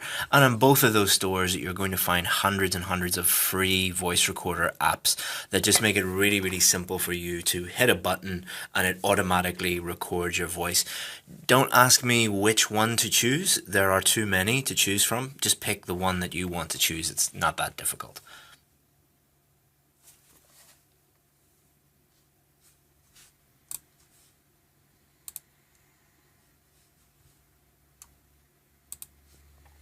So step 2 in the 4-step process, answer these questions and record your voice. So you should have a phone, you should have an app on your phone that records your voice. You're going to look at these questions and don't pre-prepare the questions, don't research the questions, just pretend that you are in the actual exam and you are reading the questions just like the same way that the examiner would be asking you those questions. So look at the question, answer it. Second question, answer it. Third question, answer it. That's all you have to do. Okay, so this is part 2. So what you should do is look at this, plan out your answer for 1 minute, and then speak into your phone, record your voice for up to 2 minutes. All right, so it might be a good idea to get like a stopwatch on your phone or use your watch to, give you a guide on how long you're speaking for. You don't have to speak for exactly 2 minutes, but just try and speak for around 2 minutes and then stop yourself because you were looking at the phone. In the real exam, the examiner will be stopping you, but try and replicate the exam as much as possible. Okay, so look at this, prepare for 1 minute, speak up for up to 2 minutes. Step 3.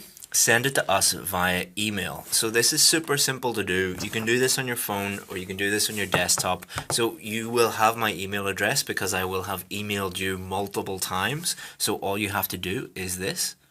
So imagine you are on Gmail, you could be on Yahoo, Hotmail, whatever.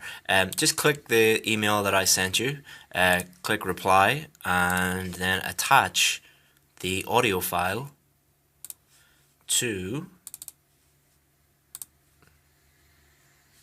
your email and just hit send.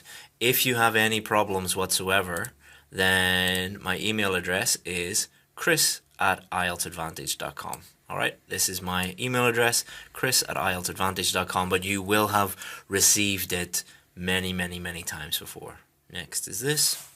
Okay, so now that you have sent us your recording, what I want you to do is just wait, have a look at your email inbox, and we will send you your feedback video right to your inbox. And then it's really, really important that you look at this feedback that we send to you so that you can really learn what to do and really, really improve. Welcome to lesson 3. So as you know, this course is part of a 3-part project. So if you have not watched video 1 or video 2, just go back and watch them and complete the challenges before we do this one. Okay, so let's have a look at what we're going to do today. So here's the agenda.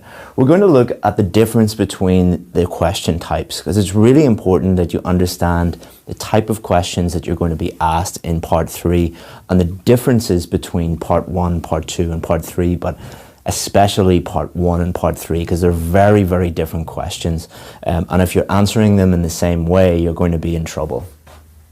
Common problems, as always, so we can avoid them. Some solutions for these common problems so we can help avoid them on test day. And then I'm going to give you 2 different strategies that you can use to answer and practice, most importantly, practice question or part 3 questions.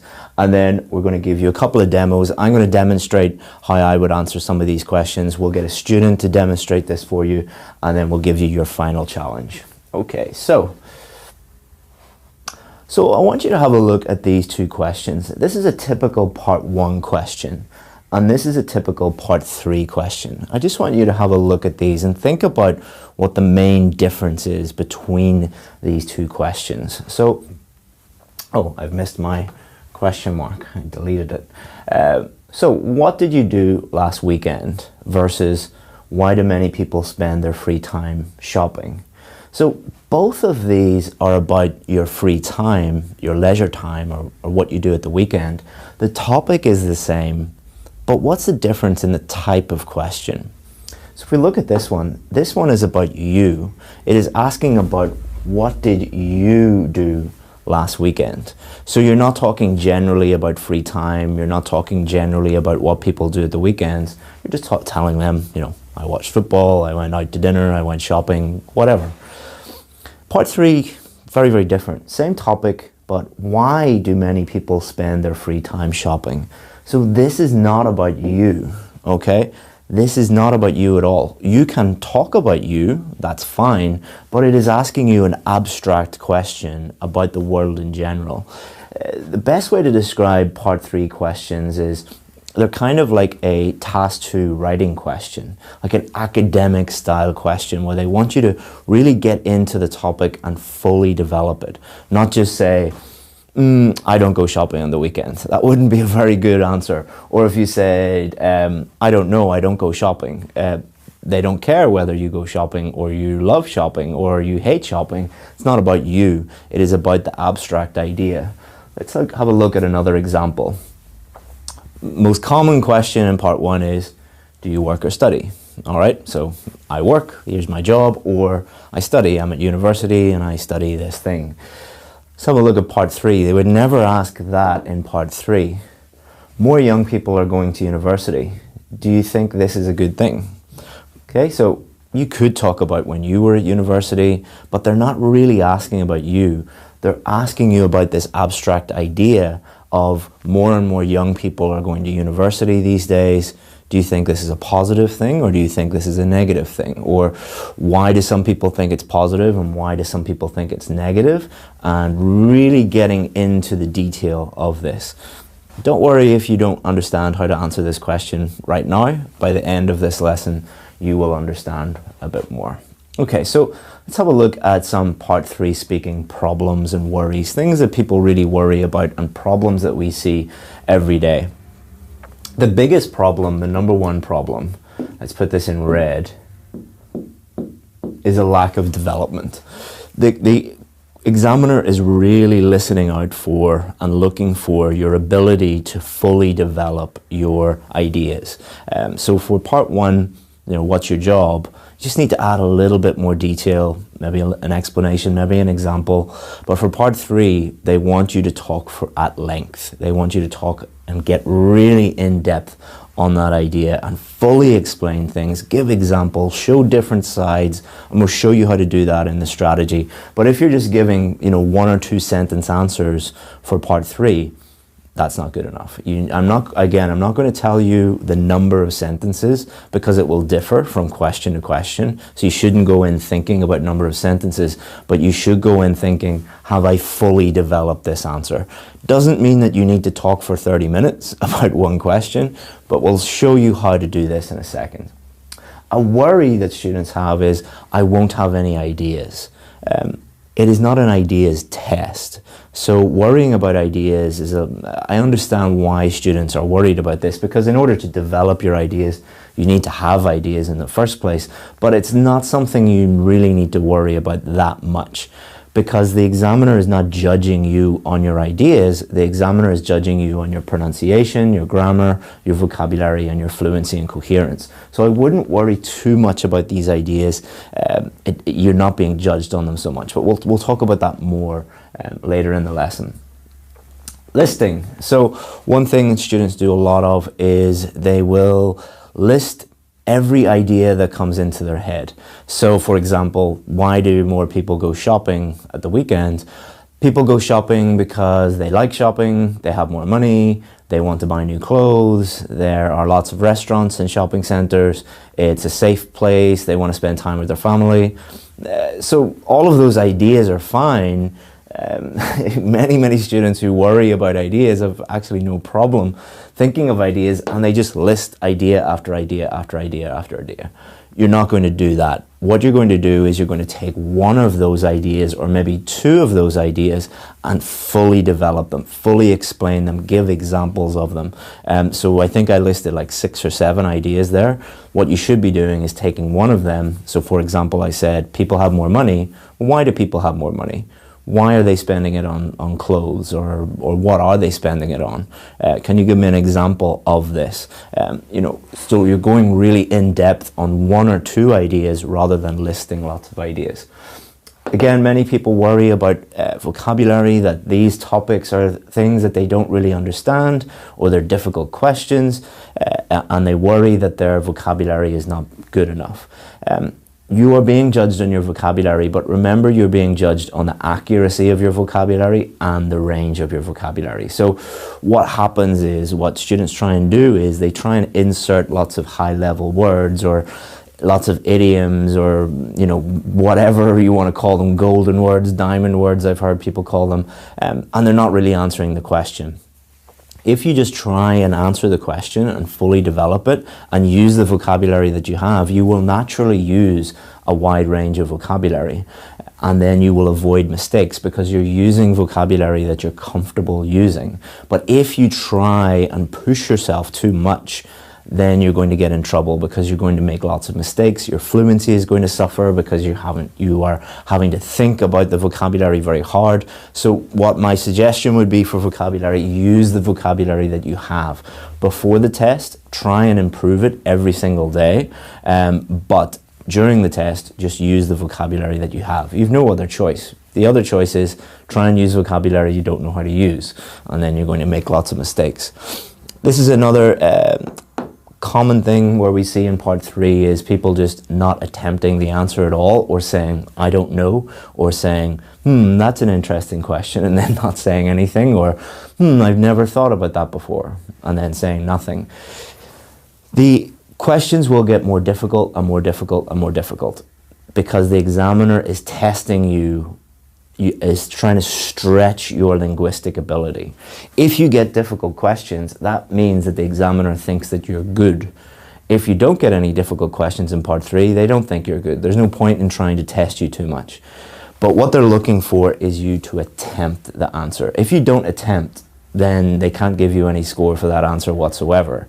You're going to drop down. But even if you know nothing about that topic, or you don't really know anything about it, at least try and make an attempt, because that is what the examiner is looking for. And if you are overthinking your ideas, and you're trying to think of really impressive ideas, and you're trying to think of really impressive vocabulary, and you're thinking about it too much, overthinking is going to cause fluency problems. As people see these questions, they're like, oh, I've never thought about that before. It's not a test of your knowledge. It's not a test of your IQ. It's a test of your speaking. All they want you to do is attempt an answer and show how good your fluency, your pronunciation, your grammar and vocabulary are.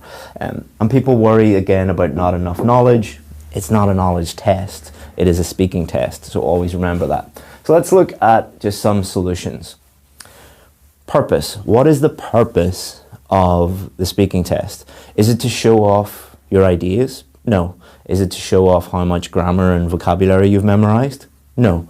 It is a speaking test. Can you clearly communicate with someone in an English-speaking country, or non-English-speaking country if they are an English speaker? They are testing the purpose, which is a speaking test. So don't worry too much about ideas. Don't worry too much about trying to use fancy vocabulary and grammar. Just focus on speaking, all right? Don't overthink it. Just focus on clearly communicating naturally with the examiner. And you can practice doing that. It is about practice. Once you start to get in the habit of practicing this, the way that we're showing it to you, it becomes very, very natural. Solution number 2. It is a discussion. I can't speak. I'm teaching speaking. It is a discussion of ideas. All right. It's not about you. It is a discussion of ideas. In the same way, kind of like an essay response, like an academic task 2 essay response. If you're watching this video, you know what academic writing task 2 is and how you kind of structure an answer and how you would put an answer on paper. That's what you're looking for. So for example, you would answer the question, explain, give example, show the other side, state another point. This discussion of ideas, and we'll show you more about this, but that's the best way to think about part 3. And solution number 3, accept that it will get harder. Attempt an answer, and you're not being judged on one question. It is going to get harder and harder and harder and harder. And if it does, you should think, yes, this is great, because the examiner has a range of questions for part 3, easy ones, middle ones, and hard ones. If they think that you're good, they will ask you more and more difficult questions. So if you get a difficult question, you say yes and attempt the answer at least, even if you have no idea. So if you've no idea, say, I really have never thought about that, I have no idea, but if I had to give an answer, this is what I would say, and just attempt an answer. And you're not, if you get one question that you really, really struggle with, remember you are being judged on the totality, all of your answers, not one answer. It's not like you're band 7, band 7, band 7, band 7, and then you get a difficult question and you drop down to a 5. That's not how it works. Attempt the answer, try your best, leave it and move on to the next one. And don't get really stressed out, because often people get a question they don't understand, and then they'll get a little bit stressed out, and then it'll affect their fluency, their grammar and vocabulary. Just do your best. That's all you can do. Okay, so strategy 1.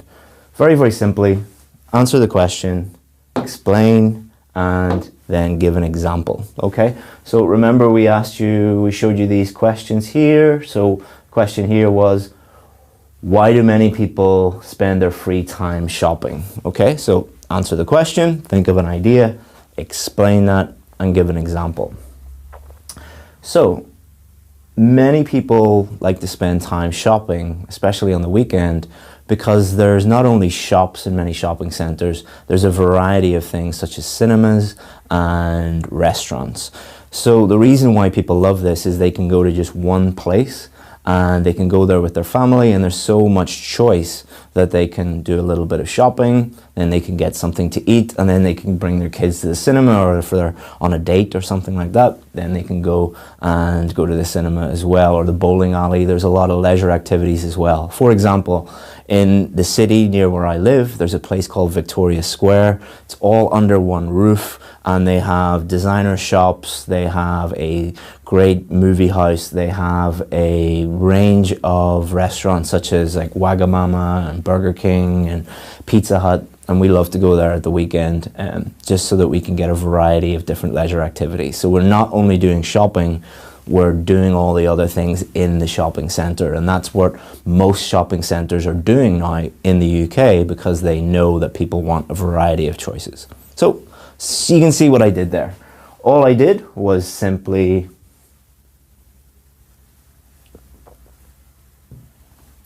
answer the question, then I explained it, and then I give an example. All right? You can do that for pretty much any question. Don't go into the test though and think very rigidly, like I'm going to answer every single question in this way, but it's a good way to think and a good way to practice your questions. But allow yourself that flexibility. Strategy number 2 is, where is strategy number 2? Here we go. Strategy number 2 is, it's 3 parts. Part 1, part 2, and part 3. So some people think this, explain why they think it and give an example. Others think this, explain why and give an example. And I think this. All right, so let's have a look at the other question that we had for an example. More young people are going to university. Do you think this is a good thing? Okay, so some people would think this is a really, really positive development, because it means that there are more poor people going into university, and this reduces the gap between rich and poor, which is very, very important for society, for equality.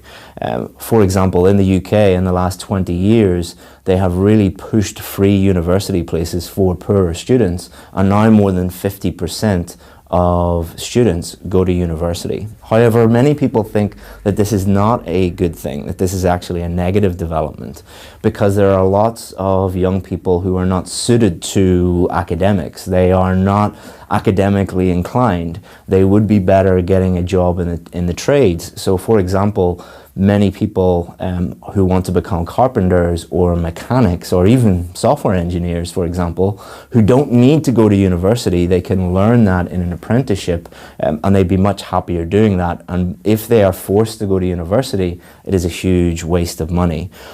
I think it should be based on the individual student. If they want to study something that can only be covered in university, like medicine or law, they should go there. But if not, they should go into a trade, and there's no need for them to get all that student debt. So you can see what I did there. What I did was, some people think this, so I didn't say what I think. Some people think this, others think this, and then this is what I think. So that allowed me to talk and fully develop my answers. So a demo, what I'm going to do now is show you a student who got a band 9, Rashmi, and you'll be able to see how she fully developed her answers. So now I want to talk about money and society in general. Can money buy happiness? This seems like a philosophical question, but for me personally, I don't think so. Money is not everything.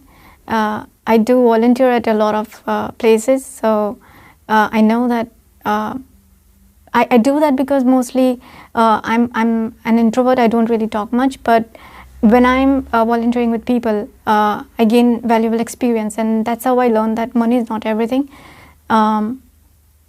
To some people, yes, money can make them less miserable, as long as you are not like homeless or desperate for food putting food on the table, and as long as you have like a shelter, a roof over your head, and food on the table at night. That's all you need, for me personally. So it depends on people, like what money means to them. But to me, I don't think it can buy happiness. Okay guys, so now it's your turn. So what we're going to do is I'm going to jump into my computer, share my screen with you, and show you what your challenge is for today. Okay guys, now comes the fun part where you are going to record your speaking and then send it to us. So your task, and this is really important.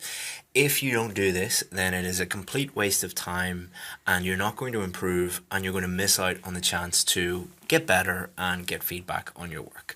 Okay, so it is a really simple 4-step process that you are going to follow in order to record your voice and send it to us.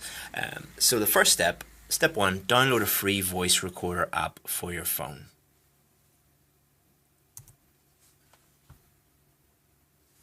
So if you are an Apple person, if you have an Apple phone, go to the App Store. If you have an Android phone, go to the Google Play Store. And in both of those stores, you're going to find hundreds and hundreds of free voice recorder apps that just make it really simple for you to hit a button and it automatically records your voice. Don't ask me which one to choose. There are too many to choose from. Just pick the one that you want to choose. It's not that difficult.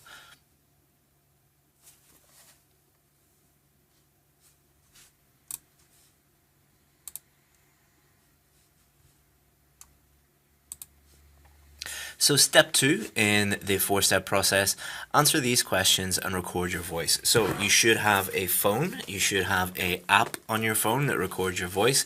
You're going to look at these questions and don't pre-prepare the questions, don't research the questions, just pretend that you are in the actual exam and you are reading the questions just like the same way that the examiner would be asking you those questions. So look at the question, answer it. Second question, answer it. Third question, answer it. That's all you have to do. Okay guys, so now we're going to look at 4 part 3 questions. You should look at each question and attempt to answer each of these questions. Don't worry if one of the or 2 of the questions are like really difficult or you've never thought about that before. You need to attempt an answer. So get your phone, look at each question, hit record, record your voice and answer the questions. Step 3.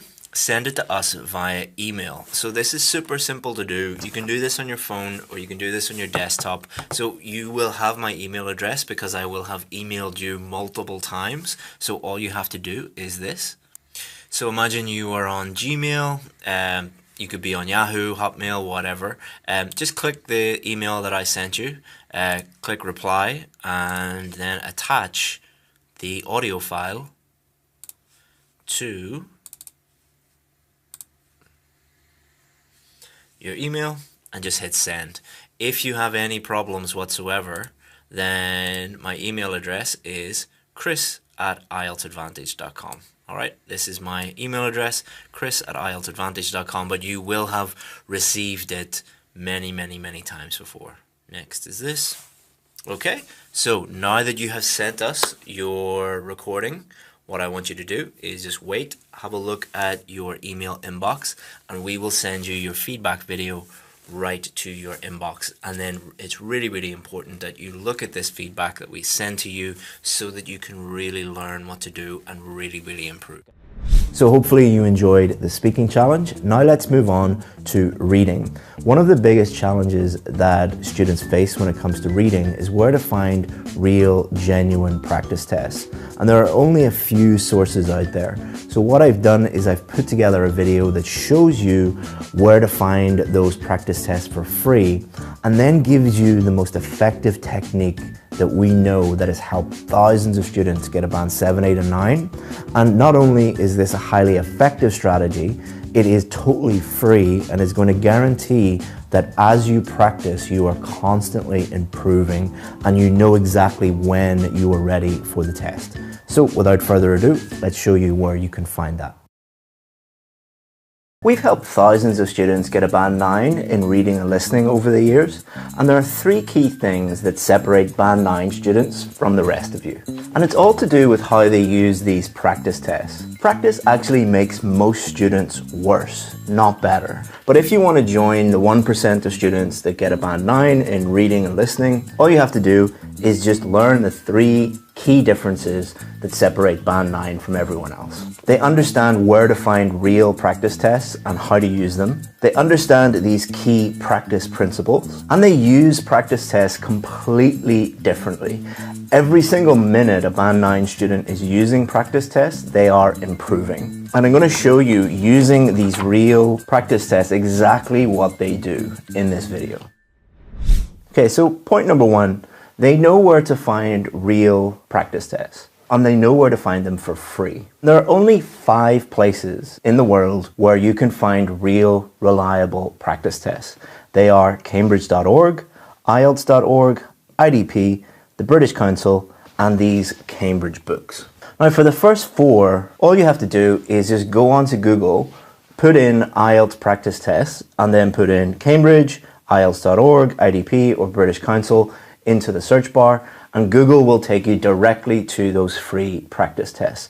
All of these are real and reliable. The Cambridge books are not free, but I would actually consider them to be free. So which is more expensive, $200 or $20? $200 is the average cost that you will waste if you fail the test. You're never getting that money back. But if you invest $20 in this, you're far more likely to get the score that you need.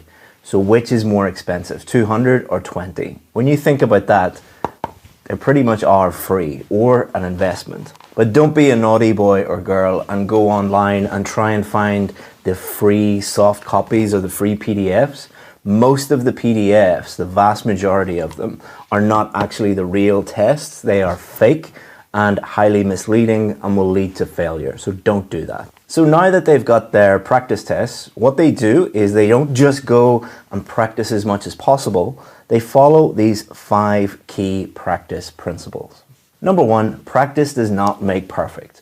Let me illustrate this by telling you a little story, a true story about a friend that I went to school with. He lived on a farm and his dad bought him an old car when he was like 10 years old, and he drove around the farm every day in this car. When it came time to doing our driving test when we were 17, all of the other friends that I had that were doing the test did about 6 weeks of practice. He had 7 years of daily practice. 6 weeks, 90% of them passed first time. The guy who drove for 7 years, practiced every day, he failed multiple times. This is because he developed bad habits, and every time that he drove that car, he was making these bad habits worse. This is exactly the same what I see with IELTS students. They have bad habits, they're doing things wrong, and by doing lots and lots of practice tests, they are getting worse, not better, and they're wasting their time. But don't worry, we're going to show you a technique in this video that guarantees that every second you are practicing, you are constantly improving. Number 2, most practice tests are fake. As I said, these are the only 5 sources that are trustworthy. More than 90%, probably closer to 95% of tests that you find online are produced by people who don't know what they're doing, which means that they are 1, fake, and number 2, they are unreliable. Because these people don't know what they're doing, they either produce tests that are way too easy or way too difficult. If they're too easy, you will be overconfident, you will go and do the test thinking that you are going to get a high score, and you will fail. If they are too difficult, you will give up too early. You will just think these are way too difficult, you'll get very, very stressed, and most students just give up in that scenario. So it doesn't matter if the website is called Real IELTS Practice Tests, we promise they are real, we are experts.com. Doesn't mean that they are. These are the only 5 sources that you need. Band 9 students also understand that improvement comes after practice. So I want you to imagine you're going to the gym and you're trying to build your muscle. When you are lifting weights in the gym, do your muscles instantly increase in size? No, your muscles don't increase in the gym. Your muscles increase after you leave the gym. This is a concept that IELTS Band 9 students understand about practice. You are not improving while you are practicing. In fact, to go back to the gym analogy, if you lift weights too much, your muscles will get smaller, not bigger.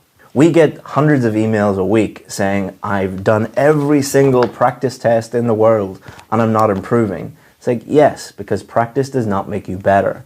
It is what you do after practice that makes you better. And that's what we'll show you in the rest of this video. Because Band 9 students understand the real purpose, the real goal of practice is not to get better, it is to establish weaknesses. So I want you to imagine you are sick, you go to the doctor. What does the doctor do? Does the doctor immediately treat you? No, they normally diagnose your problem, they will run tests. But once they establish what the problem is, they don't just keep giving you tests until you get better. They treat the problem.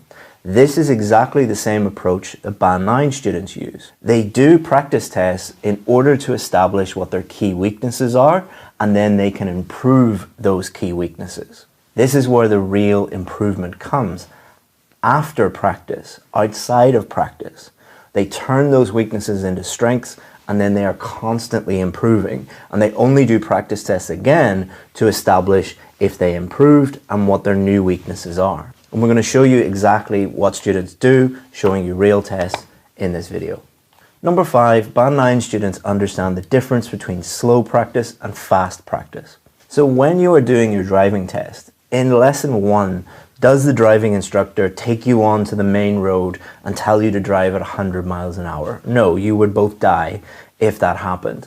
This is exactly the same principle that we apply to our VIP students. When they are learning new strategies, you are going to use these and go very, very slowly. So for example, let's say you are trying to improve true, false, not given. And you're using a strategy, a step-by-step strategy. And don't worry, if you need those, I'll give those to you in a video at the end. When you're learning that strategy, you might take 20 minutes, 30 minutes, 45 minutes just to do these 7 questions. Because your goal is learning the strategy. Your goal is not to do everything as quickly as possible. And then you will speed up bit by bit by bit. But when you are establishing your weaknesses, when you're trying to get where you are, you're going to practice fast under exam conditions. And that's what we're going to show you now. So here's exactly what our Band 9 students do when they are doing fast practice.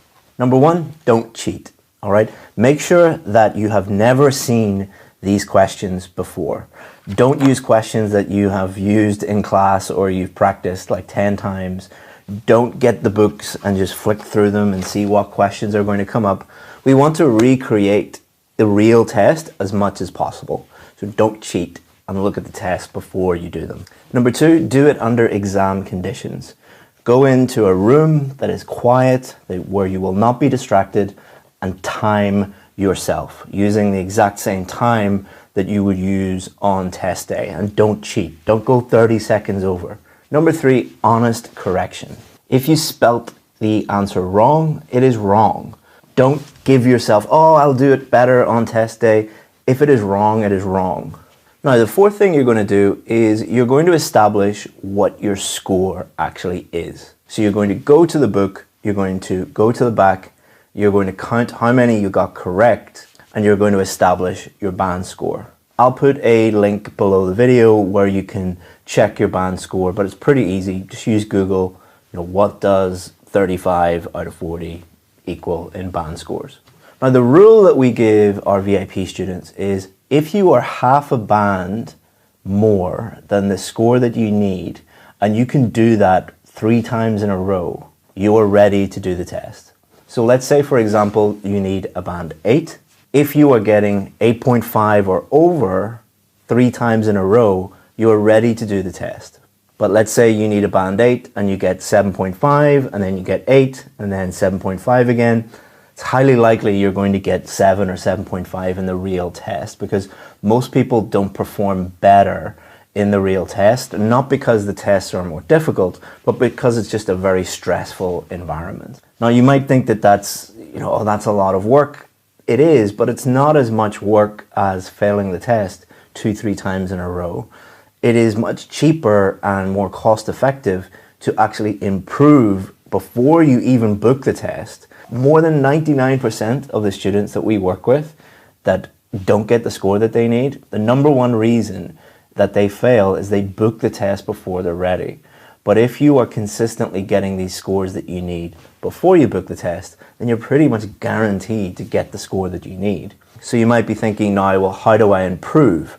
How do I work on my weaknesses? That's what we're going to work on next. So really what you're doing now is you're doing real tests under exam conditions in order to establish your weaknesses. So what you're going to do is you're going to go to the answer key at the back of the book, and you're going to honestly evaluate and give yourself a real score. If it's wrong, put an X beside it. If it is right, put a tick beside it.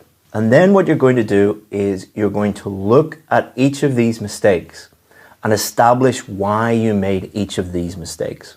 So let's go through each of the 5 key mistakes, the most common ones, how you find them in both the reading and listening test, and then how to improve them. So the first one is very straightforward, spelling. Don't cheat and, correct the spelling or anything. If you're consistently spelling words incorrectly, you are going to fail. You're going to get a lower score than you're hoping for. And you need to address that.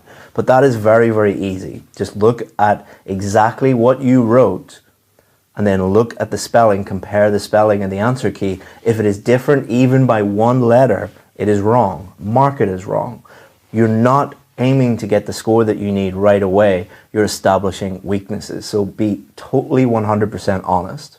Number 2 is not reading instructions. So for example, if you go and look at some questions that say write a letter and instead you write the word, like this example here, then that is going to be wrong in the real test, not because the Cambridge people are horrible people or the tests are unfair. Don't blame the test. Blame yourself.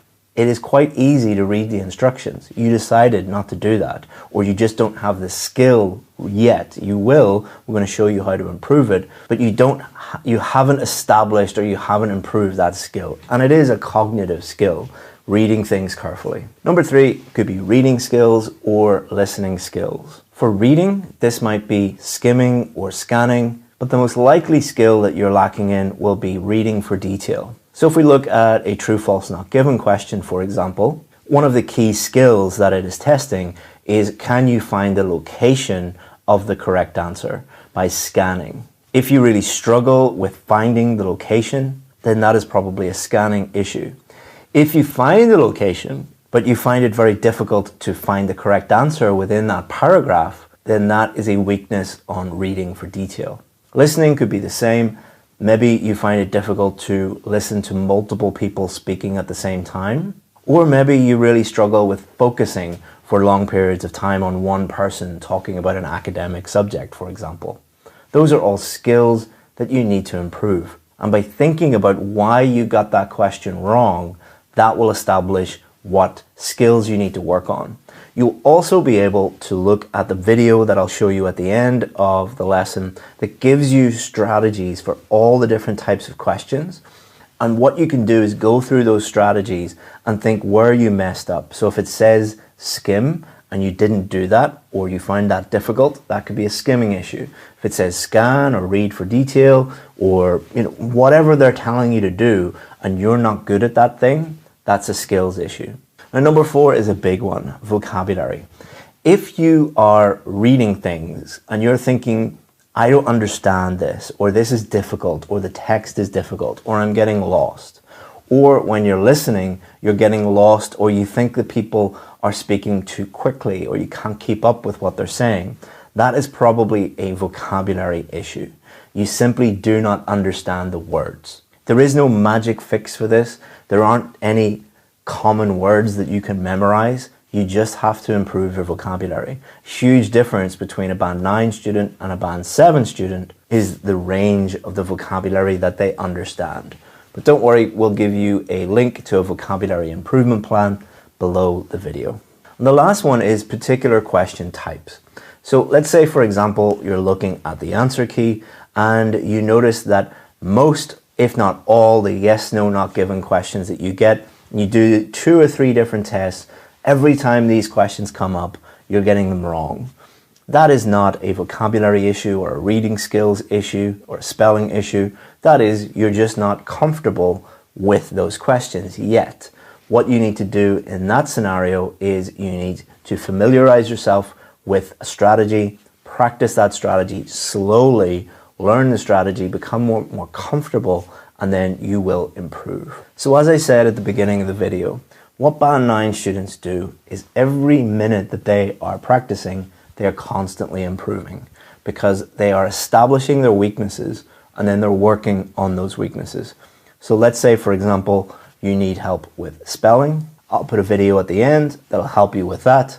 Not reading instructions. This is just about being more careful and actually just practicing reading the instructions.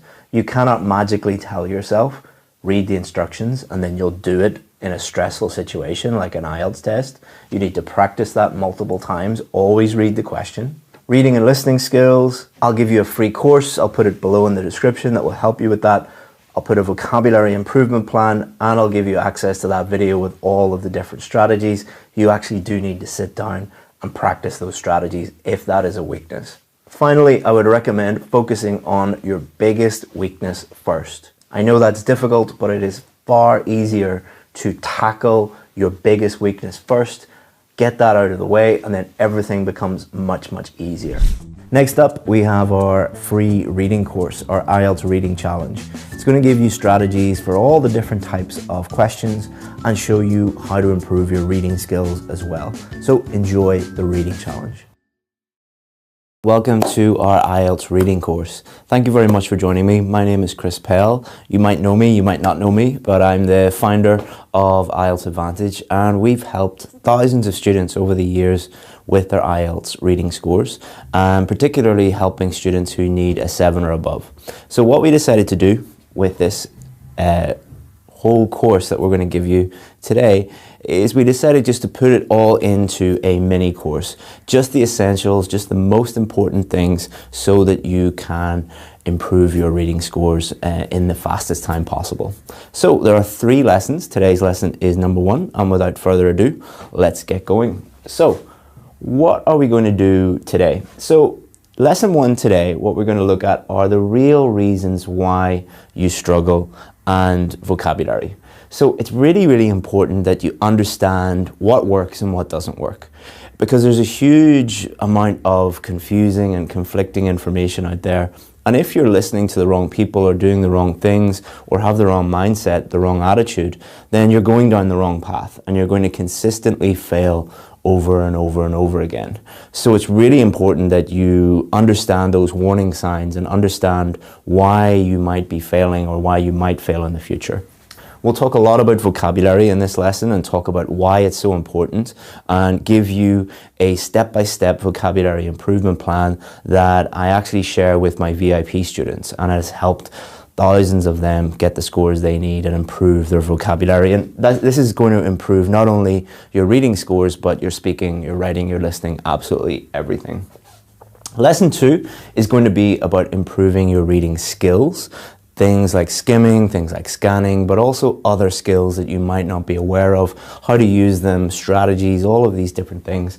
And then lesson 3, we're going to look at using a strategic approach, having a step-by-step strategy for all of the different types of questions, how valuable that is. And we're going to demo that and show you exactly how to do that in these lessons. So just 3 lessons, and I would definitely encourage you to watch all 3 of them in their entirety. All 3 of them are really, really important. So why are you struggling? So to answer this question, I'm going to show you this diagram. If you're watching this video, you're either struggling with the reading test or you're worried about the reading test. So the number one reason why I'd say 90% of students are struggling with reading is not because of their reading skills, it's not because of their English ability, it's because of this. They're looking for tips. They're looking for, in other words, shortcuts or hacks or tricks to pass the reading test. And a lot of the stuff that you'll see online, a lot of the YouTube videos and Facebook videos and blog posts and things like that, they're all focused on giving you tips and shortcuts and hacks and tricks. Why is that? Because basically they're giving you what you want. Normally they're giving you that so that you'll join their school or you'll buy their course or something like that. But basically they're being smart. They're giving you exactly what you want. So one of the reasons why we have helped more students and get the scores they need than any other course or school in the world is we don't tell you what you want to hear. We just tell you the facts. We just tell you the truth. We give you the things that actually work. So what you're ignoring are the things that actually matter, the things that will actually determine your score. And let's look at these. So the first one here, very, very important, is mindset. So in other words, how you think about the reading test and what your attitude is to preparation will determine your score more than anything else. This is the most important thing. What does that mean? Well, we'll be talking a lot about that throughout the course, but one very quick example of a good mindset versus a bad mindset. A good mindset, they know that, shortcuts and hacks and tricks don't work. Name one thing in another area of life, like can you hack your way to losing weight? Like can you eat some pill and then magically lose 50 pounds? Can you shortcut your way to becoming stronger, or shortcut your way to becoming smarter or more successful or make more money? No, you can't. All of these things just don't work. They sound good. They sound really tempting. Everybody wants to hear that get-rich-quick scheme that you hear over and over again, or everyone wants to look, fitter or slimmer or whatever by doing something really easy. But in reality, the people who are successful are the people who have the opposite mindset to that. The people who know that success or results only come from hard work and doing the work. Now, I'm not saying that you have to, work 12 hours a day for the next 10 years or anything like that. But you do have to do a lot more work than just looking at, top 10 tips to improve your reading. If you are looking for top 10 tips, stop this video and go somewhere else, because you're not going to get that. We're only going to give you the things that actually will improve your score. The second most important thing is vocabulary. We're going to talk a lot about this today.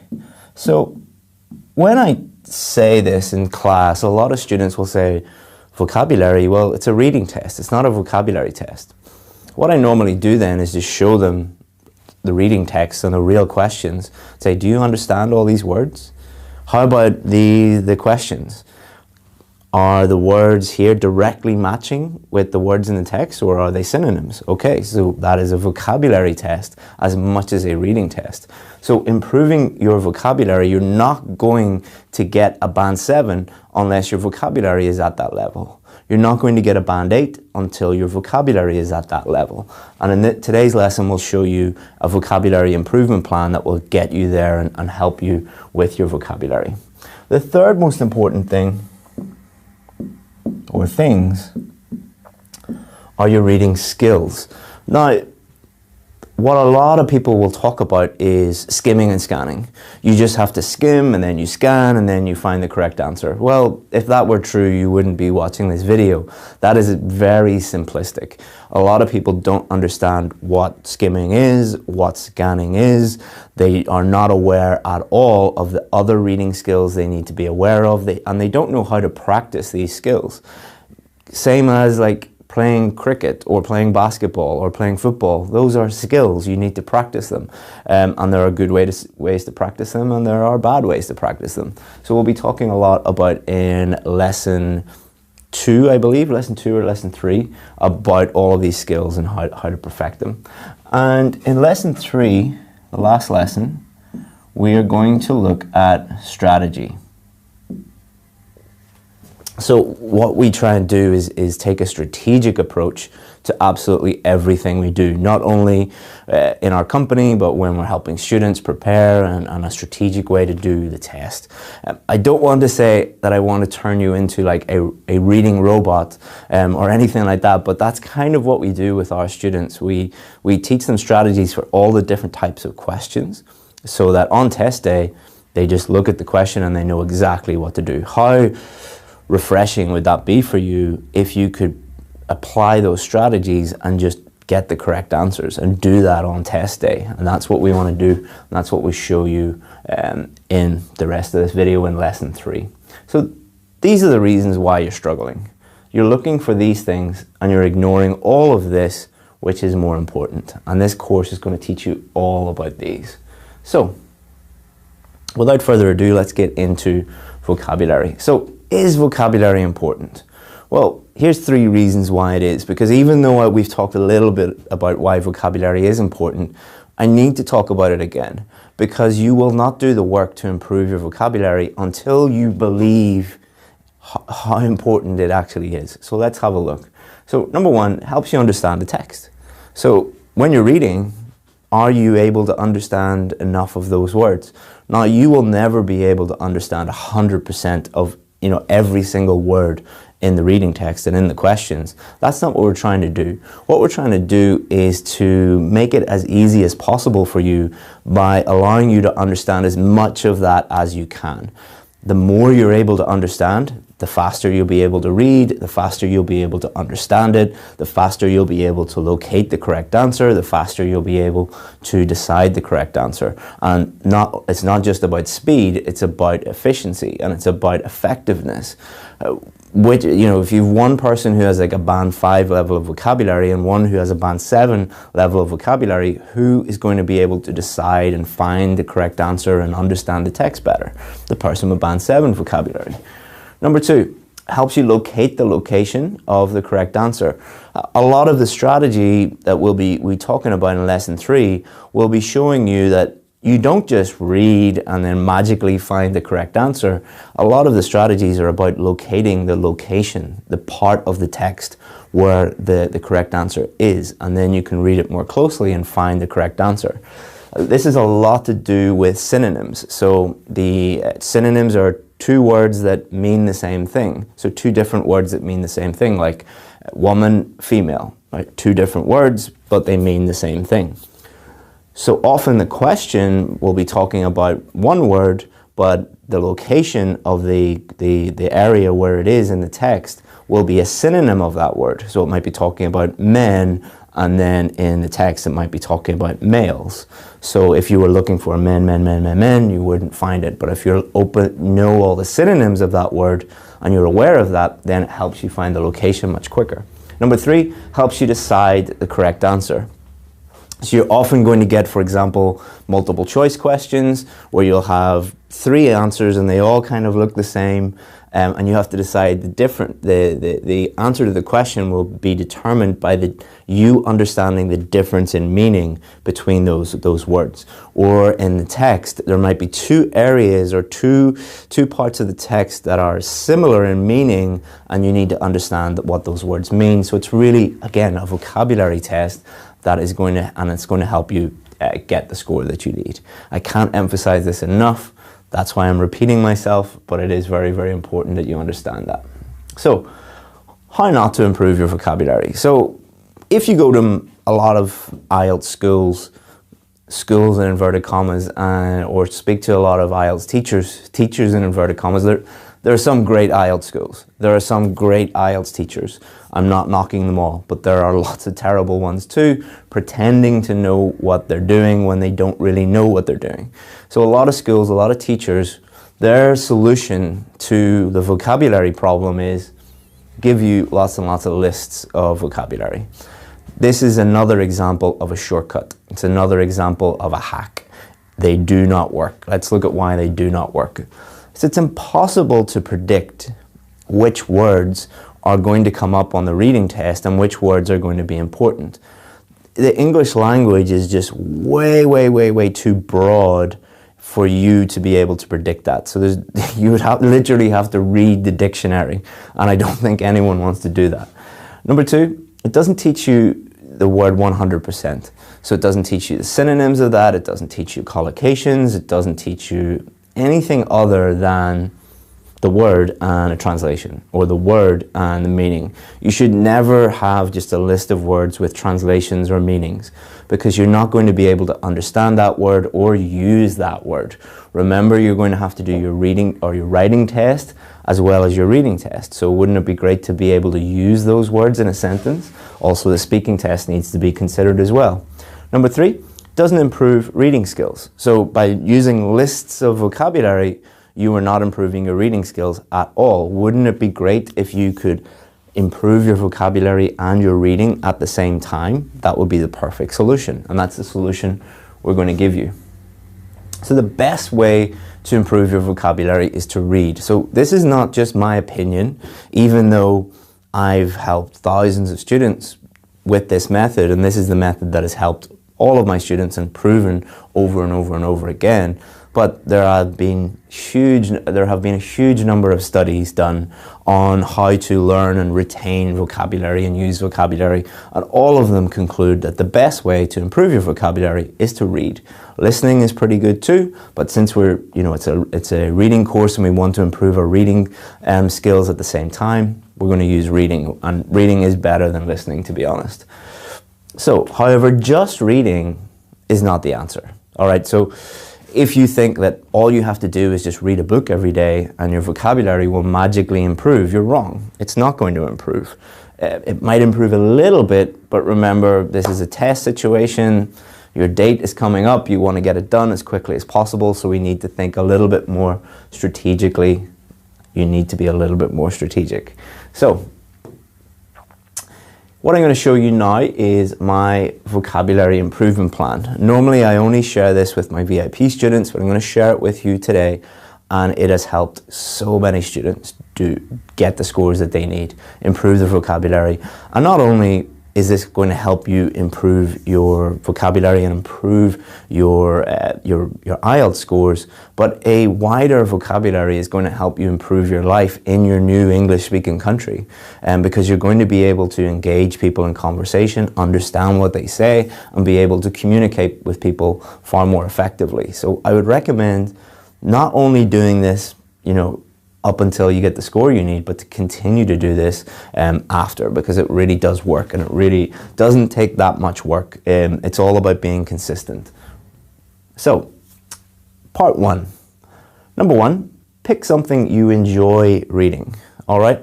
Do not pick boring IELTS books, all right? Don't pick the guide to vocabulary IELTS or whatever. It's going to be really, really boring. And don't just go into the library and pick the first English book that you see. You have the internet. There's loads of ways that you can access books now. You have a huge choice. Pick something you enjoy reading, because you are going to have to read regularly and consistently. This is not a method that you can do the day before your test or the week before your test. This is something that you should be doing every day, consistently, making it a habit. So if you're trying to make something a habit, you're trying to do something consistently, wouldn't it be a good idea to do something that you enjoy doing? So pick a topic or a book or a newspaper or whatever, anything. It could be on cricket or gardening or cooking or celebrity gossip. It doesn't matter. What matters is you do it regularly and consistently. So please don't ask me which book to read. That's up to you, whatever you want.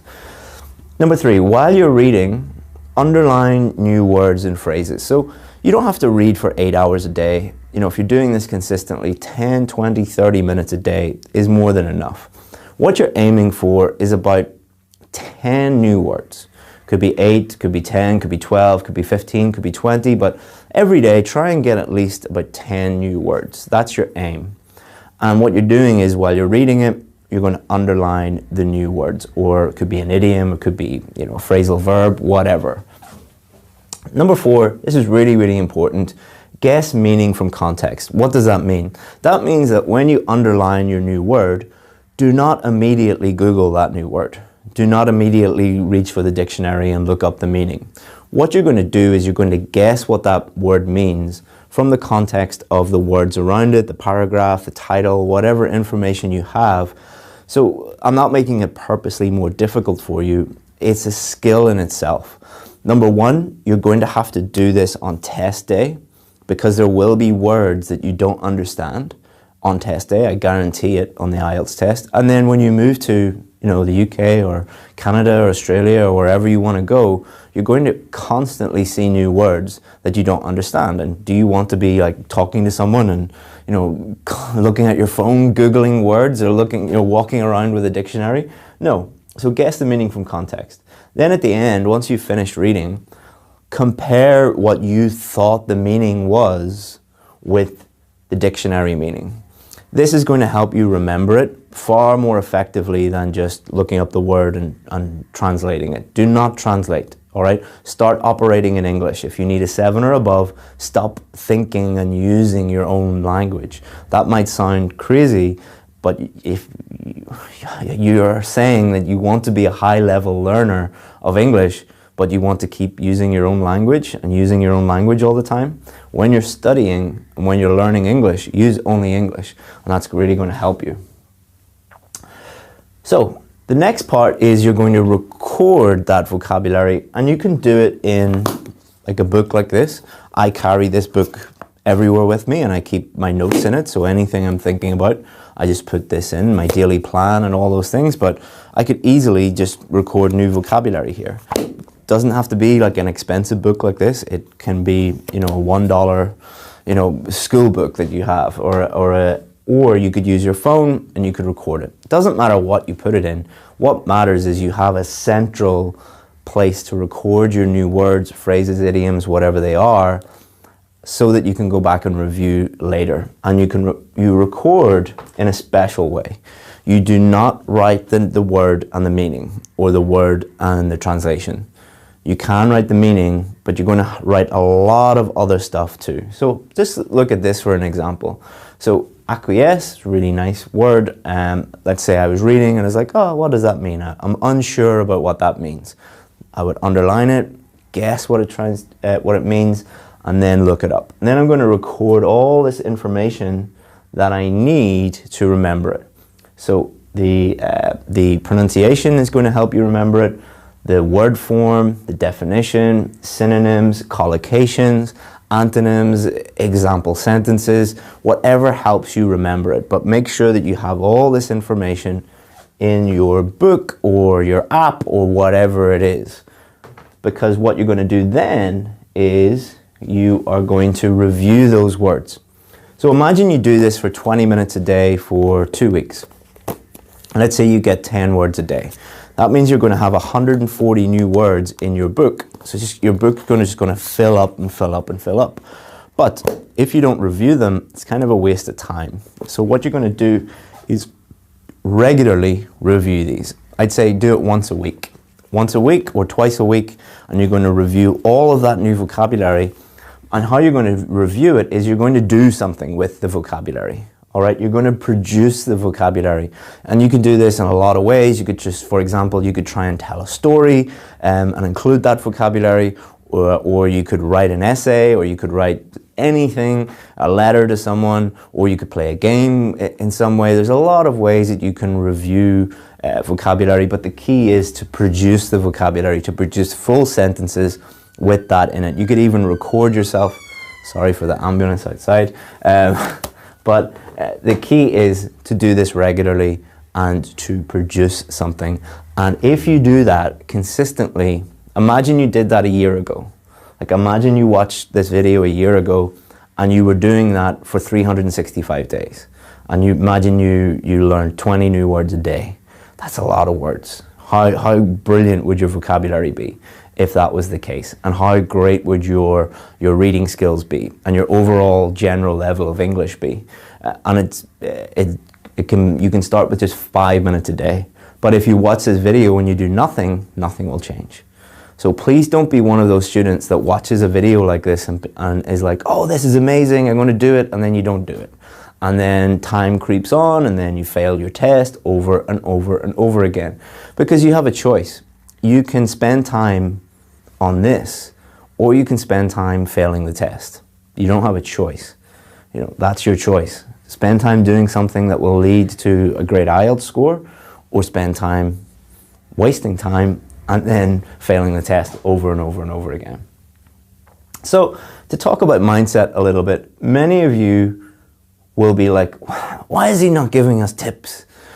And that vocabulary improvement plan, that's going to take ages. Okay, so that vocabulary improvement plan, if you are thinking that's going to take a really long time, your mindset is wrong. You're going to fail over and over and over again.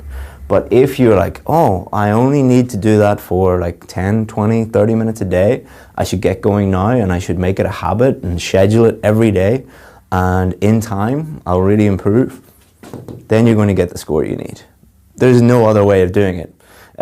So that's everything you need to know about how to improve your vocabulary and a little bit about mindset. So in lesson 2, what we're going to do is we're going to look at reading skills. So we're going to look at skimming, scanning, and close reading. Many of you might not have even heard of this one. And we're going to look at the real problem, the real reason why people don't develop their skills, why people don't use these skills effectively on test day, don't practice properly. We're going to look at all of that in lesson 2. So make sure you tune in for lesson 2, and I'll see you then. Hopefully you find this lesson useful and get going with your vocabulary improvement plan. Hello there, and welcome to lesson 2 of our IELTS reading course. So, if you watched lesson 1, well done. If you haven't watched lesson 1, please go back and watch it. There's some really essential information in there that you need in order to improve your IELTS reading scores to a 7 or above. So, what are we going to do today? So, we're going to look at reading skills mostly. We're going to look at scanning and skimming like every course does. But we're going to look at them in a lot more detail and think about what they actually are and how to use them. Because one of the main problems is students talk about skimming and scanning. A lot of teachers talk about skimming and scanning without really knowing what they are and how to use them. We're also going to look at close reading, which is another skill in itself, as well as a couple of other reading skills that most students just aren't aware of or don't talk about or don't know about. And we're going to talk about the real problem, the real reason why you are struggling with reading skills. And we're also going to give you a couple of exercises that you can do at home to help you improve your reading skills. Okay, so what we need to do is we need to find out what these are. What are these skills? How do we use them? So a very good analogy is Google Maps. So bear with me. This will all make sense in a second. So I'm here, I'm in Northern Ireland, and I need to answer this question. How many angels are there outside Rockefeller Center in Manhattan, in New York? So imagine this is kind of like a reading question, and we're going to be using the same skills to answer this question as you would during your reading test. But we're not going to be reading a text, we're going to be looking at a map. So to answer this question, I'm in Ireland here, and I know that Rockefeller Center is in New York City. So what would I do in order to find this quickly and efficiently and effectively? Would I go into every single country in Europe or Africa and South America and try and find it there? No, I would scan for the United States really, really quickly, and I would find it there. So using that scanning skill has helped me find it, the location of it really, really quickly. But have I found the correct answer?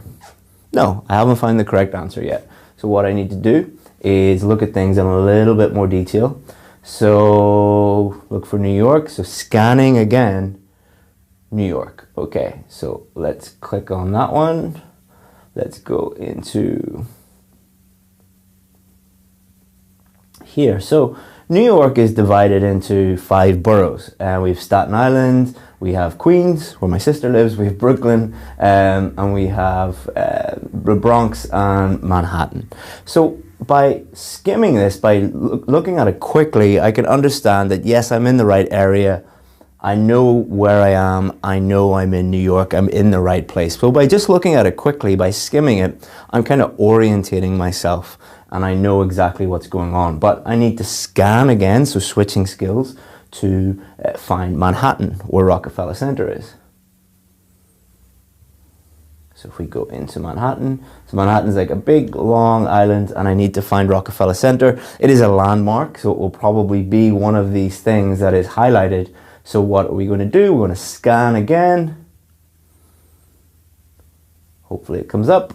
Rockefeller Center. Okay, so we did a little bit of scanning, a little bit of skimming to help us find it, and then scanning again. But has that allowed us to find the correct answer? Well, this kind of looks like an angel. So could we look quickly at it and then get the score or get the correct answer? No, we wouldn't be looking at it in enough detail. Now we need to look at it in detail, no skimming, no scanning, looking at it in detail to find the correct answer. So let's have a look again. So there's some pictures here. So if we click into the pictures,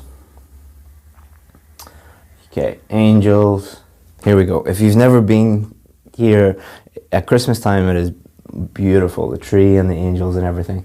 So can we skim this, which means look at it really, really quickly to get like the general meaning, to get the correct answer? No, we can't do that. Can we scan to find the location? No, we've already done that. We need to look at it in more detail. So we have 1, 2, 3, 4, 5, 6, 7, 8, 9, 10, 11, 12 if you look down there. So the answer to the question is 12.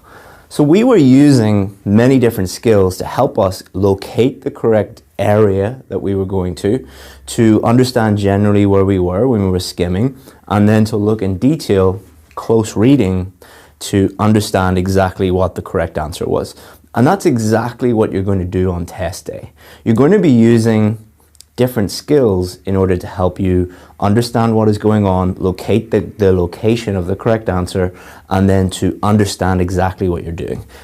That example, my students normally like it because it kind of takes them out of the IELTS test. Normally when you've been studying IELTS for a long time, you're just like, oh, another IELTS test, another reading test, and so it's just kind of normalizing the situation for you and helping you understand that these are skills that you already use in your native language. Let me show you another example.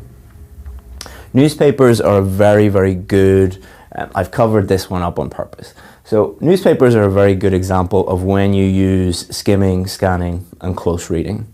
So imagine I want to find a movie review. So let's say my little boy wants to go see the latest Disney movie, which is Mary Poppins. At this moment, Mary Poppins is in the cinema. So being a selfish dad, I want to know, is it any good? Because I don't want to go and see a movie if it's not good. So let's use those skills again to help us find it. So again, if I wanted to find out the movie review, would I read every single story here on the front page? No. What I would do is I would open the newspaper and I would scan very quickly for some keywords, which would be Mary Poppins and a review or some kind of synonym of the word review. And I would come across this. So here is the title, Mary Poppins Returns Review. So I found it by scanning, okay? So now I need to understand, is it any good? So let's have a look at the title. A truck full of sugar can't make this uplift go down. It's unsure, all right, might be good, might be bad, unsure from the title. We need to look at it in a little bit more detail. So what skills could we use? Let's say I'm in a rush, I need to find the correct answer quickly. What skills could we use to help us understand this? So let's try skimming. Skimming means that we are reading the text quickly. It doesn't mean reading the first line and the last line. That's not what skimming means. It means reading it all pretty quickly to understand the general meaning. So let's try that. So let's have a look and read this. And in the comments below, just by skimming, tell me if you think that it's positive or negative.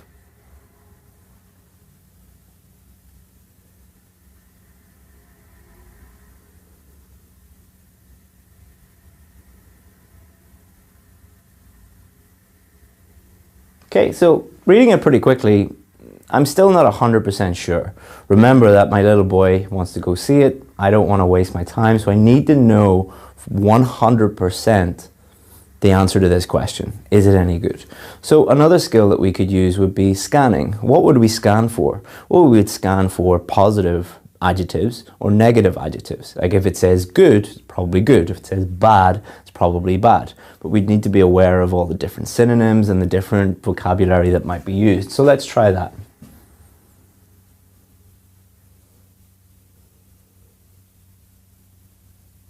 Okay, so here we are. Largely charmless. Might have created something memorable.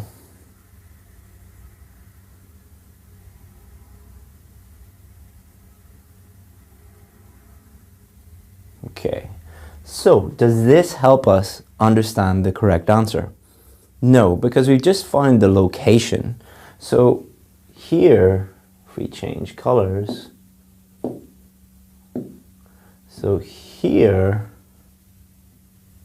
is the sentence where we've located some adjectives. They seem to be negative adjectives, but if we just did this, just looked for negative adjectives, we don't know 100% sure whether they're talking about the movie or they could be talking about the original movie made in the 60s. Like, we don't know. So we need to use a different skill, which is close reading.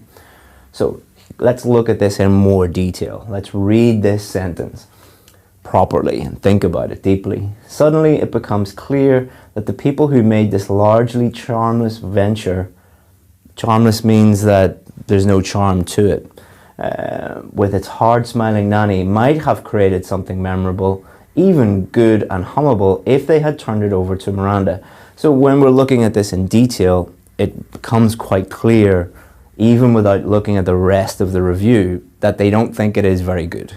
All right, it's not going to be a positive review. So you can see that the different skills that we used there to help us find the correct answer. Again, you're going to be using these in the test, but it's not as simple as skimming, scanning, close reading. You need to understand what those are and more importantly, how and when to use them and how to practice them, how to get better at them, because they are skills, just like any other skills. So not only are we going to be looking at these ones which we mentioned, two that are really misunderstood or not talked about enough are these two. Understanding the question. You could argue that this isn't a skill, but I'm including this here because it is so important. And deciding the answer, drawing a conclusion. So let's take one at a time. Understanding the question. If you don't understand the question, you will not be able to find the answer. All right, it's as simple as that. If you don't understand the question, you won't be able to find the answer.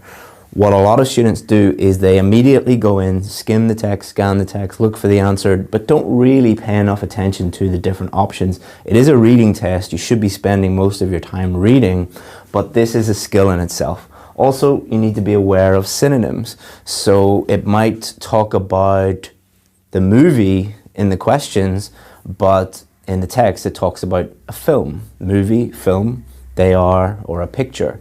They are, pictures like an old-fashioned word for a movie or a film, but they're all synonyms of each other. So by looking at the question and thinking about which synonyms might be coming up, then it's going to help you with especially scanning. Skimming, we've already talked about that. Reading quickly to understand the general meaning. You're going to use this for some types of questions, other types of questions you're not. We'll look at that in a little bit more detail. Scanning is just a tool to help you find the location. It's not a tool to help you find the correct answer.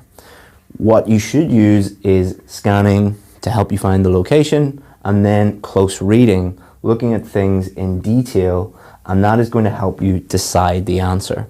And I would separate these out. This is more reading and thinking up deeply about what the text says. Then you need to decide the answer and come to a conclusion. It's kind of a separate thought process. It's going to happen very, very quickly, one after the other, but really separating them out and this drawing a conclusion, deciding the answer is key, I think. So you're going to have to be aware of what these are, but more importantly, when to use them and how to practice them. So let's look at what most students do. What most students do: skim, scan, find the answer. So you're missing out understanding the question. You're missing out synonyms, so two words that mean the same thing. And you're also missing out finding the actual answer and drawing a conclusion. So be aware of how these act, and be aware that they're not linear, okay? It's not like 1, 2, 3, 4, 5, you always start here and then here and then here and then here and then here. It's not like that. Sometimes you might not skim at all. Sometimes you might not scan at all. Sometimes you might use scanning first and then skimming after that. Sometimes you might flip between the two. So thinking about it in a very, very simplistic, overly simplistic way is going to lead to a lot of trouble. Let me show you an example of two questions. So here we have two very common IELTS reading questions. One is matching headings, and the other one is true, false, not given.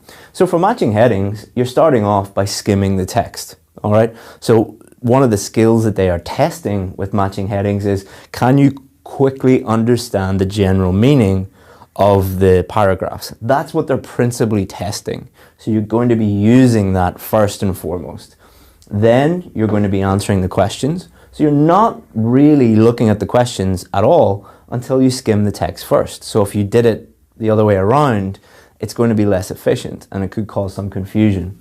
Then you're going to use close reading, and then you're going to decide the answer. No scanning. True, false, not given, on the other hand, is the other way around.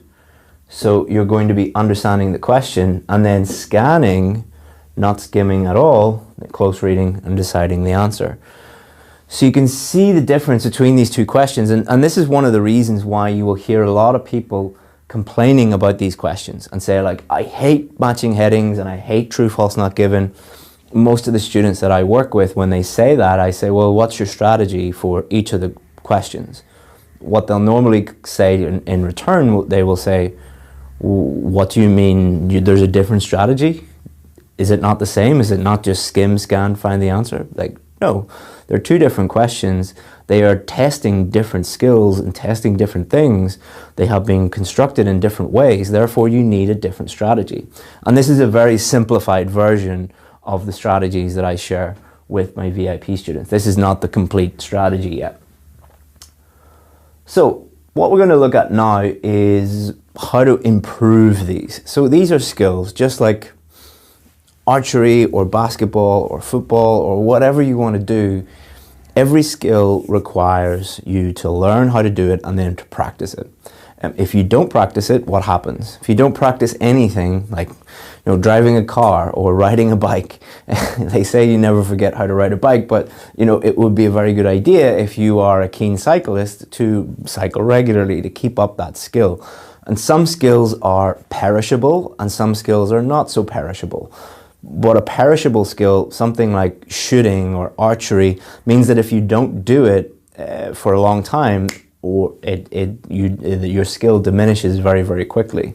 Exactly the same with these. So it's not only important that you practice these regularly, you have to practice them at all. Like, a lot of people just don't practice them at all. And if you are able to do these effectively on test day, you're going to get everything done much more efficiently and quicker, and you're going to be able to find the correct answers more effectively. So if you want to improve your scores, basically learn these. So these, what I'm going to do is give you some exercises for the 3 main skills. So, and most of these are best to do with a partner, but if you don't have a partner, you can adapt them and do them by yourself.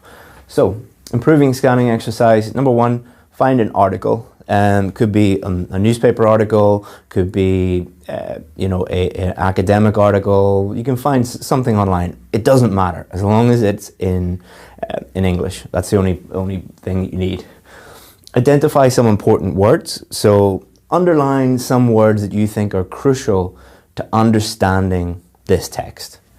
Number 3, change some of those words to synonyms. Okay, so what you're going to do is take those important words and change them to synonyms. So you could write these out on little individual pieces of paper if you were doing this with a partner. Then what you would do is you would swap them with a partner, and their job is to match the synonyms with the word that you underlined in the text. So you would obviously delete the underlined so it wouldn't be too easy for your partner. You could do this on your own by creating this and then leaving it, using it as a review game after a week or a month to help you with that. But if you do it with a partner, it will really, really help. So that's just a really simple game. It's not the only game that you can use to help you improve scanning. If you're on your own, what you can do is, let's say you can try and find some specific information in a newspaper really, really quickly, like cinema times or stock prices or, what's going on in politics that day, or the scores of a cricket match or a football match. Like, just try and find that really, really quickly, and that will help you with your scanning. Moving on to skimming. Number 1, find an article, exactly the same as before. And number 2, create a title for each paragraph. So let's say you find a newspaper article and it has 8 paragraphs. What you're going to do is you're going to look at the paragraph, skim it, read it quite quickly, and then create your own title. So again, if you're doing this with a partner, write it down on a little piece of paper and have them for your partner. And then what you would do is your partner would be doing the same thing, and then you swap. So you have your partner's article on all these little pieces of paper with their titles on them for each paragraph. What you would do is you would try and match it with, and the person who gets the most within a time limit, because remember it's skimming, so you're going to do it on the clock, so you could do it in 1 minute or 2 minutes, whatever you need to do. And that's going to force you to skim your partner's text very, very quickly and try and match them up. Again, you could do this by yourself, by creating your own titles and then leaving them and using them to review. Or you could do this yourself by, if you have a newspaper, every single paragraph that you see, read it quite quickly, like 20 seconds, 10 seconds, time yourself, try and get faster and create your own title for each one. And that will really, really help you. Improving close reading, again, find an article and do this with a partner. Write 1 comprehension question. A comprehension question means something that you're going to ask someone and the answer will demonstrate that they understand the meaning, the general meaning of the paragraph or something specific within that paragraph. Basically, you're forcing the person, or forcing yourself if you're doing this by yourself, to look at it in detail. You can't skim it, you can't scan it, you have to really think about it and read every single word and really think about the meaning and what's going on in that paragraph. And again, just swap with a partner, set a time limit, do it with points. You could do this by yourself by creating your own questions and then leaving them until you forget about them and then coming back like a week later.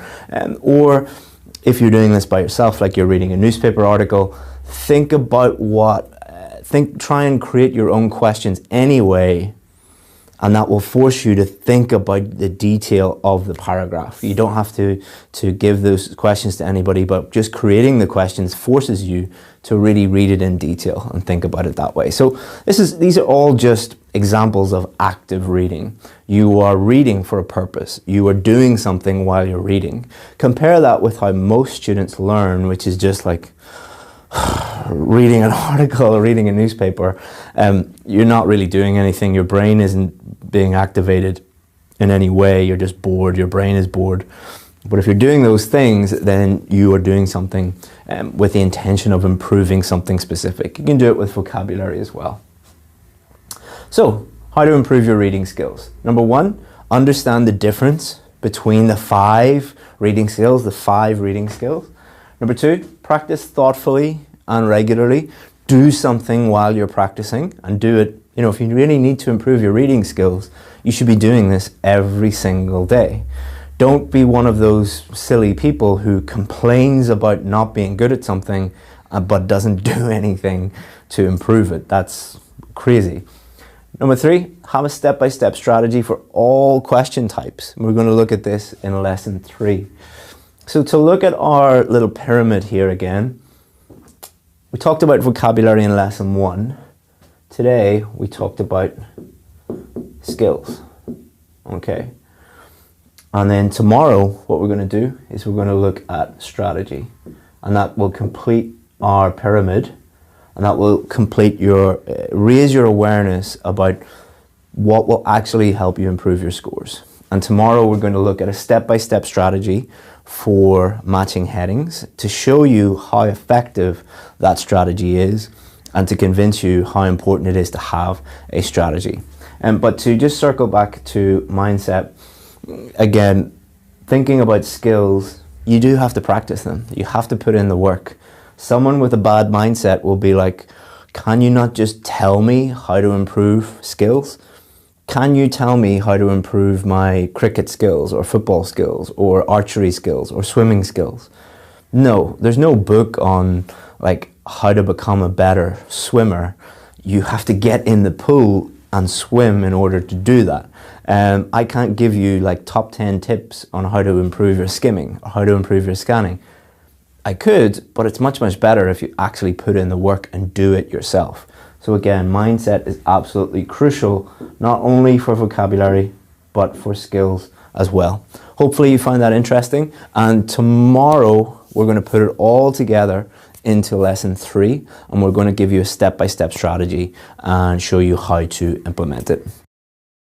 Hello and welcome to lesson 3 of our reading mini course. So let's get going with lesson 3. So let's just summarize what we've done so far so that we know where we are. So in lesson 1, we looked at the key factors that will get you a 7 or above on the reading test. And we also looked at how important vocabulary was, and we gave you that vocabulary improvement plan. I hope all of you have begun your vocabulary improvement plan. In lesson 2, we looked at the skills, what those are, why they are important, and we showed you some practice activities. So hopefully you've got going with those practice activities. And today we're going to round it all off by showing you everything you need to know about strategy, what strategies are, why they are effective, how they are effective, and we're going to give you a step-by-step strategy for one of the questions so that you can see how powerful it is. And we're going to make this lesson as interactive as possible, just so that you can activate your brain cells a little bit instead of just sitting back and watching a video. So this is the most important thing throughout the whole course. Everybody is focusing on this and ignoring all of this. We talked a lot about vocabulary and skills already. We're going to talk a lot about strategy today, and at the end we're going to bring it all together by bringing it back to the most important thing, which is mindset. Okay, so why strategy? Well, this quote will tell you what I think about strategy. What does strategy mean? Well, if we read this quote first, a fool with a plan is better off than a genius without a plan. So being strategic when it comes to your preparation, when it comes to doing the test and doing the questions, means that you go in there with a very, very solid idea about exactly what to do. So being strategic about your preparation is knowing exactly what to study and planning it all out and actually doing it. Same with when it comes to the reading questions. You know exactly what to do and you do that on test day. I really like this quote. Another quote that I really like is, "An idea without a plan is just a dream." And I think that is very applicable to IELTS, because lots of people have the idea of getting a band 7 or getting a band 8 or getting a band 9, but it's just a dream. Until you put together a strategic plan of action, it will remain a dream. But those that are a bit more strategic about things and plan things out, they're the ones that get the scores. So we're going to help you with that today. So another reason why you should be aware of strategies and why they are so important for reading is these are just some of the different types of questions that might come up on the reading test. So if true, false, not given, matching headings, multiple choice questions, summary completion, matching sentences, diagrams, matching names, short answer, and on and on and on and on. Now, why do they do this? Why do IELTS have so many different types of reading question? Why isn't it like when you were back in primary school or high school and it was just multiple choice questions or just comprehension questions? Well, what these questions do is they simulate what it will be like when you move to London or Toronto or Chicago or Sydney or wherever you're moving to. When you are there, you're not going to be just using one skill. You're going to be tested in a multiple different ways when you are in your new country. You're not just reading one thing. You're going to be reading multiple things in multiple different ways. So these questions simulate what it's like to be in an English-speaking environment. And the key thing to remember about these when we go back to strategy is they're all testing different skills, different sub-skills in different orders. They're all structured in different ways. Therefore, you need a different strategy for each different type of question.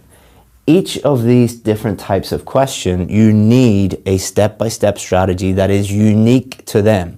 So when students join my VIP course, one of the things that we do with them is we give them a step-by-step strategy for every different type of question. And we tell them you need to learn these because you can't go in with just one strategy and hope that it helps you with all of the different types of questions, because it won't. So how do step-by-step strategies help?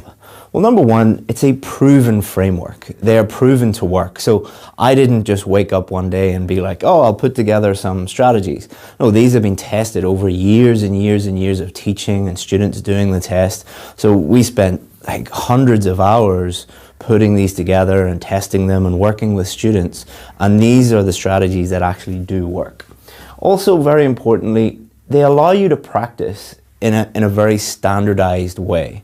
So this is important because if you practice in a standardized way, then you're taking one variable out of your practice. So by applying the same strategy to the same type of question over and over and over again, you know that the strategy is sound because we've proven it. So if you're getting the questions wrong, it's nothing to do with the strategy. It's either your reading skills or your vocabulary or timing, or you just find that question difficult for some reason, but it allows you to practice in the same way over and over and over again. And then on test day, what are you going to be doing? You're going to be doing the exact same thing that you did on test day. So just one less thing to worry about on test day. So next point, you know exactly what to do on test day. And then the final point is it saves you a huge amount of time on test day as well. One of the worries of the typical IELTS student is I'm going to run out of time, and most do run out of time on the reading test. Strategies save you a huge amount of time because I don't like to say robotic because that's kind of a negative thing to say, but it kind of does turn you into like an IELTS reading robot. You know exactly what to do when you're just like, step 1, do this, step 2, do this, step 3, do this. And obviously you're going to be, freely thinking and thinking about the different things that are in the text and in the questions, but that strategy is going to be very structured and it's the same over and over and over again. So, this is a strategy for matching headings. Please note that this strategy is for matching headings. It is not for true, false, not given, or yes, no, not given, or multiple choice questions, or any other type of questions. It's just for matching headings. There's a unique strategy for every different type of question. Sorry for repeating myself, but it's really important. So let's go through this one. And this is kind of a simplified version for the purposes of this lesson. The one that we have on our course is more complicated than this. And this is more of a simplified version, so just be aware of that. So let's talk about each step and why we do each step, why it's there. So number one, skim text first and create your own heading for each. So you're looking at the text first, okay? You are not,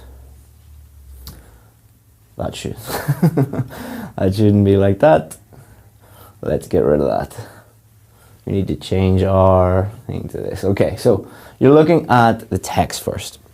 The reason why you're looking at the text first is what they're testing is for you to be able to look at a text and quickly understand the general meaning of that, and to be able to match headings with the text, with each paragraph of the text. So if you look at the questions first, that is going to slow you down, and it's going to mean that you get a little bit confused, and it can also lead to some false conclusions and can lead to some false answers. So it's really, really important that you look at the text first. Now, other questions, you'll look at the questions first. For this one, you're going to look at the text first. And create your own heading for each. So why do we get students to do this? So this is just something that I discovered in class when I was working with students. I set this up as like a little game for students, and just discovered by accident that it was really, really, really effective, because what it does is it forces you to understand the general meaning quickly. And then by putting your heading beside each paragraph without looking at the questions first, a very, very special thing happens after that. When you read the headings, so the difference between headings and text, you're looking at the headings, some of them will become very, very obvious. Some of them, which we will show you in a second, will be so obvious that you can match them pretty much immediately. But let's not get ahead of ourselves. Step two, you're going to read the headings, understand and highlight any keywords that are going to help you with that. So you're looking at the text first, then you're looking at the headings, and you're just focusing on one thing at a time. You're focusing on the text, then you're focusing on the headings. It's really important that you understand them, because if you don't understand them, you won't be able to match them. Number three, match obvious headings, okay? So you might have a text with, let's say, a few paragraphs, and you have your little heading here, and then you look at the possible headings here, and this one matches this one directly. It's like nearly exactly the same. So that means that you can match them really, really quickly. Now, does that mean you'll be able to match 100% of them? No, but you will see if you use this method, you should be able to, it differs from question to question, but normally about half of them you'll be able to match really, really quickly. So let's say 3 out of the 6 you're able to match immediately. That leaves you with 3 out of the 6 to really, really focus on. So again, you're being strategic. You're really thinking about things and doing things in a very, very strategic way. As you can see, this took a long time to figure out, but it really does work. And then you're going to write the possible headings beside the remaining paragraphs. So there will be some remaining paragraphs that you haven't been able to match. You're going to then focus on them. Instead of focusing on all of them, you're just focusing on the ones that you do not know, that you're unsure about. So again, being really, really strategic, you can focus all of your attention, all of your focus onto those that you're unsure about. And then you come to a conclusion, okay? So that's the first time you've seen this probably. So let's look at what it might look like on test day. So here I have a paragraph from the Mary Poppins review from the New York Times. What I want you to do is I want you to read this quickly. So I'm going to give you less than 1 minute. And what I want you to do is, on a piece of paper, or you can type it out, write your own heading. If you had to create a heading for this paragraph, what would you write? Okay, so pause the video, do it in less than 1 minute, and write your own heading. Go. And I'll get out of the way. So you can pause the video now. There you go. Okay, so now you should have your own heading for this one. Really, really important that you do that. If you didn't, go back and do it. Okay, now let's look at another one. Same thing. What I want you to do, pause the video for about 1 minute, read it quickly, come up with your heading. Okay, so now what we're going to do is we're going to look at a list of headings. So here are a list of headings, and both of them should be, you should be able to kind of get a good idea of what they are already, but at least one of them will be very, very, very obvious, okay? Because you've created your own title. So what you can do now is think about your title for this one.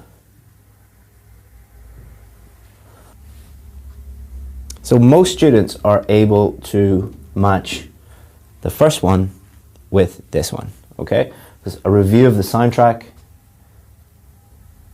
If you had looked at this really, really quickly, it talks about songs. It talks about a lot about songs and song titles. So if you read that quickly, words like melodic and lyrical and all of these things, you would have wrote something like soundtrack or songs or something like that. And then it would have been very easy to match it up with this one. Now, that leaves us with 3 options, okay? How the movie compares to the original, performance of the actors, and the screenplay is poorly written. So now, what we can do, instead of wasting any more time with this one, we're not going to waste any more time because we've already got the answer. We can really read this carefully, okay? And a lot of these you could just discard. So does it talk anything about the screenplay? Read it carefully, think about that.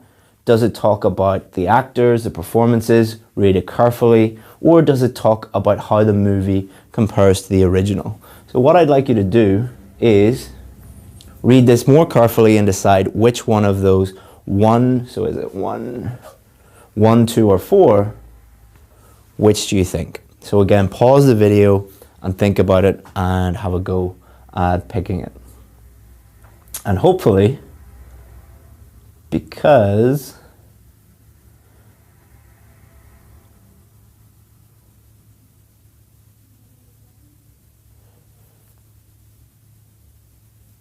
you were able to pick up that it's nothing to do with these, nothing to do with these, but it was talking about comparing it to the original.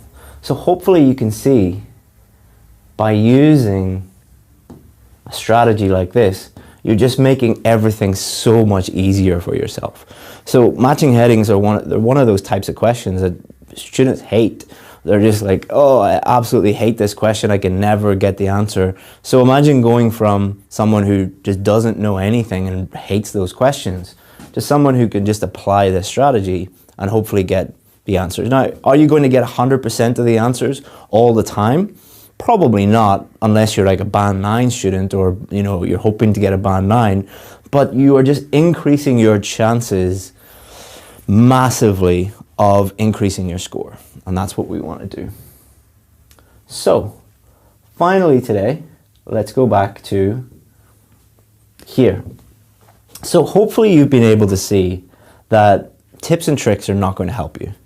By improving your vocabulary, improving your reading skills, and employing a strategy for all the different types of questions, you're able to ignore this completely because tips just do not work. But as I said at the beginning of the week, the most important thing is mindset. So what do I mean by that?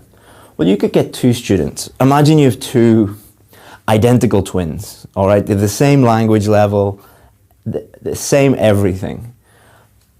Uniquely, they have access to exactly the same information. So every student in the world now has access to the same information online. all right? Or imagine they went to the exact same school and got given the exact same books and the exact same lessons. But one of them is getting a 7 or above, the other one is getting below a 7. So this is why he is not very happy, and he is. So exactly the same information, same teaching, same everything. Why is one getting over a 7 and one is getting below a 7? And we see this every single day. Every single day. There's one thing that is the crucial factor in this equation.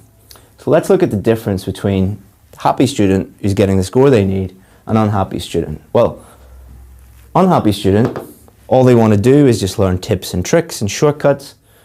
Happy student, what they want to do is they actually want to learn and improve. They want to improve their vocabulary. They want to improve their reading skills. They want to improve their general level of English. They want to improve their scores. This attitude means all the difference in the world. The guy who failed, he wants it now. He might have, like 6 months ago, he started studying and he said, I want it today. I want it right now. I just want shortcuts and tips and tricks. Whereas this guy said, okay, it's going to take time, it's going to take effort, it's going to take hard work, but I'll get there. I'm not there now, but I'll get there in the future.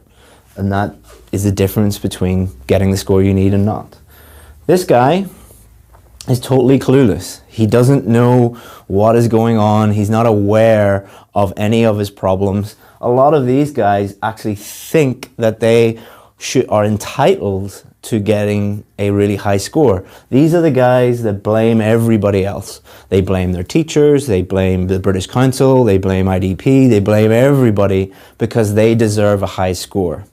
Whereas this guy is aware that in order to get a high score, you need to do a few things. You need to put the work in. You need to learn a few things. So this guy is a lot more humble. This guy is a lot more arrogant. This guy is very strategic in his preparation and in what he does on test day. This guy, luck and hope are his two favorite words. How many times have you heard this? Next time I'll be lucky. Oh, I hope that I'm lucky next time. Luck is going to play is going to be a factor in my preparation. It's not, all right? I don't care about other areas of your life where you believe in luck and you believe in hope. Don't apply that to the IELTS test. Luck and hope are the two most dangerous words that you can believe in. Finally, this guy sees mistakes and learns from those mistakes. He actually likes mistakes. He loves mistakes because they are an opportunity to improve. This guy, first mistake he makes, or the first time he gets a low score in a practice test or something like that, he just quits, all right? So the missing ingredient is attitude. This is all just attitude. And you can change any of this immediately. It doesn't actually require any effort or any work. It's just about changing your attitude, changing your mindset. And let's finish up this course by talking about one thing that we do on our VIP course. Now, if you only learn one thing from this whole experience, this whole mini course, pay attention to this. We've helped more students get the scores they need than any other course in the world. Why is that? Is it because we're the best teachers in the world, or the most intelligent, or the most hardworking, or anything like that? No, it really just comes down to our methodology and how we think about the test and how we think about preparation.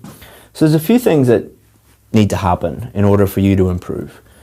You need to learn what to do, okay? So if you have bad materials, or if your lessons are bad, if you've bad input, then you're not going to learn what to do. But you need to learn what to do first. But that's just the first step. Then you need to do those things. Okay, so you need to practice, you need to put in the effort to do those things.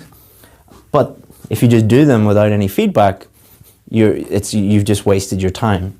So you need feedback on your work, okay? Then from that feedback, you're going to learn. So it just goes around in this positive feedback loop, and you're going to improve if you do this. Let's look at a real example. Let's say you don't know how to write an introduction for a Task 2 essay. You need to learn how to do that first. Someone needs to teach you what to do, Then what are you going to do? You're going to write an introduction, but you're probably not going to do it perfectly. So you need to get feedback. These are the things you did well. These are the things you need to fix. You're going to learn from that, and you're going to do it again and get more feedback until you are able to do it at the level you need to do it at. This is simple methodology is where you need to get to.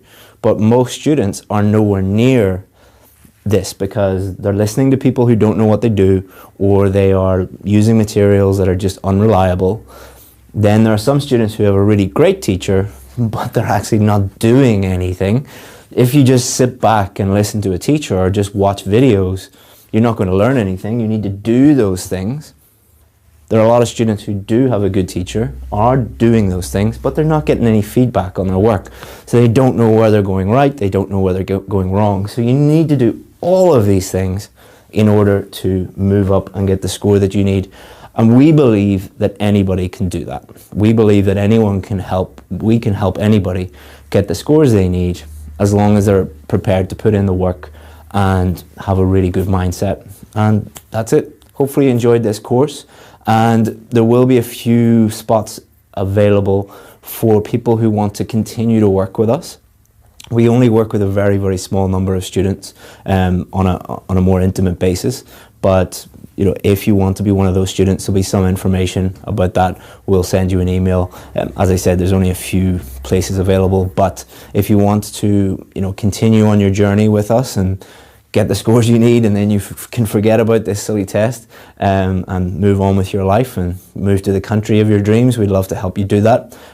So if you do need extra help, feel free to get in touch. So I hope you enjoyed that reading challenge. If you need help with listening, I've included this video that is the fundamentals of IELTS listening. It is going to really help you understand exactly what is happening during the listening test and what you need to do to improve your score to a band 8 or even 9 in listening. So enjoy the fundamentals of IELTS listening, and after that I have something very, very special for you. And in today's lesson, we're going to focus on the fundamentals of IELTS listening. So what are we going to do today? So we're going to look at an overview of the listening test. Many of you will be aware of this, but it's good to just quickly go over it so you know exactly what's going to happen. 10 reasons why you are failing and 10 solutions to those problems. So the IELTS test is, the listening test is quite difficult to teach online. The reason why it's quite difficult to teach online is obviously you need to be listening to things and you need to be looking at the questions. It's really easy to teach when you're working one-on-one with a student, but online it's a little bit more difficult. So I thought about what would be the best way for me to structure this lesson so that you could get the most out of it and so that you can improve your listening, improve your strategy. So what we're going to do is look at, I've identified the 10 most common reasons why students don't get the score they need in the listening test, and then 10 simple solutions to those problems. And what we're also going to do is I'm going to demo how to use step-by-step strategies for any type of listening question. Listening is probably the area that students need the least help with, but some students do struggle with it, and it can also just help boost your overall score. And it's also just a good idea to have complete confidence and the least number of worries on test day. So what we want to do with this is give you complete confidence that no matter what happens in the listening test, your score is going to be guaranteed. You're definitely going to get the score that you need if you follow these steps. Obviously, we can't guarantee that everybody will get a band 9 or a band 8, but you know, moving towards getting the score that you need and being very, very confident through practice and through these strategies that you'll get the score that you need. Okay, so let's look at an overview of the listening test first. So it's 4 sections and there are 10 questions in each section. The questions get more difficult as the test progresses. It's really important that you know that because what happens is a lot of students find it very difficult to cope with the last questions, and they really focus on those questions. So they get really stressed out and they're like, I really don't know how to do any of the last questions. I would kind of flip that around, and I would say make sure that you're getting 100% in the first section and 100% in the second section and as close to 100% in the third section, and do as well as you can in the fourth section, and that will really ensure that you get the score that you need. If you spend a huge amount of time stressing out and worrying about a few questions at the end that you probably aren't going to get anyway, because they're really designed for the people who need a band 8 or a band 9, then you're sabotaging your progress. The test lasts for approximately 30 minutes. That might not sound like a long time, but the thing that you need to think about with that is, how many times have you focused completely on listening to English and really focused? So I'm not talking about, listening to songs or watching a movie or watching a TV program or a podcast or anything like that. I'm talking about complete focus and concentration for 30 minutes. That is actually a very long time in a foreign language. So be aware of that and be aware of, that is a big challenge. Each recording is played only once. One of the big things, the big things that students get used to when they're learning English, when you're with a normal English teacher, what they do is, when they're practicing listening, they will repeat things. They'll repeat the recording many times until you get it correct. The other thing that a lot of English teachers do is they will speak to you in a very slow way, and they will make sure that you understand every single word they say. Not a very natural way to speak. In real life and in the IELTS test, you will hear things just once, so you have to get used to that. And you'll have 10 minutes at the end to transfer your answers. So that's just good to know from a strategic point of view. So section 1, you'll hear a conversation between two people within a social or everyday context. Section 2, one person speaking in a social or everyday context. Section 3, a conversation between two or more people within an education context. And section 4, a lecture, normally on an academic subject. So it's good to be aware of these, but it's also good to be aware that these test different listening skills. Listening and reading, you can break those down into different sub-skills.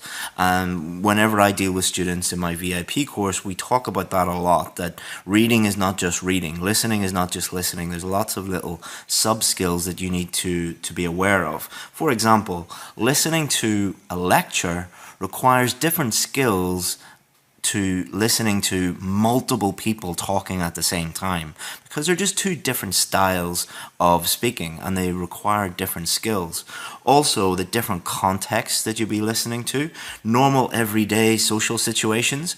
If you are used to listening to podcasts and listening to TV programs and YouTube clips and things like that, where lots of people are talking within a social context, that might not be a problem for you. Or if you live in an English-speaking country, that might not be a problem for you. But if you just are not used to listening to people in these everyday social contexts, that might be a problem for you.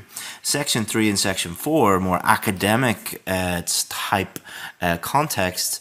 If you are listening to lots of TED Talks, for example, that will not be a problem for you. Or if you are attending university and you're listening to academic lectures, that might not be a problem for you. But if you never do that, that might be a bit of a difficulty for you. So it's good to be aware of the different contexts and the different situations that you'll have to listen to. So problem number 1, here's a lot of reasons why you're not getting the scores that you need. This sounds really obvious, and you might be like, Chris, why are you even wasting my time with this? The main reason why people don't do very well on the listening test is they don't do any listening. This is pretty obvious, but probably the number 1 reason. So when I deal with my students, when I sit down with them one-on-one, if they have a problem with the listening test and they're consistently getting low scores on the listening test, first question I ask them is, like, how often do you listen in English?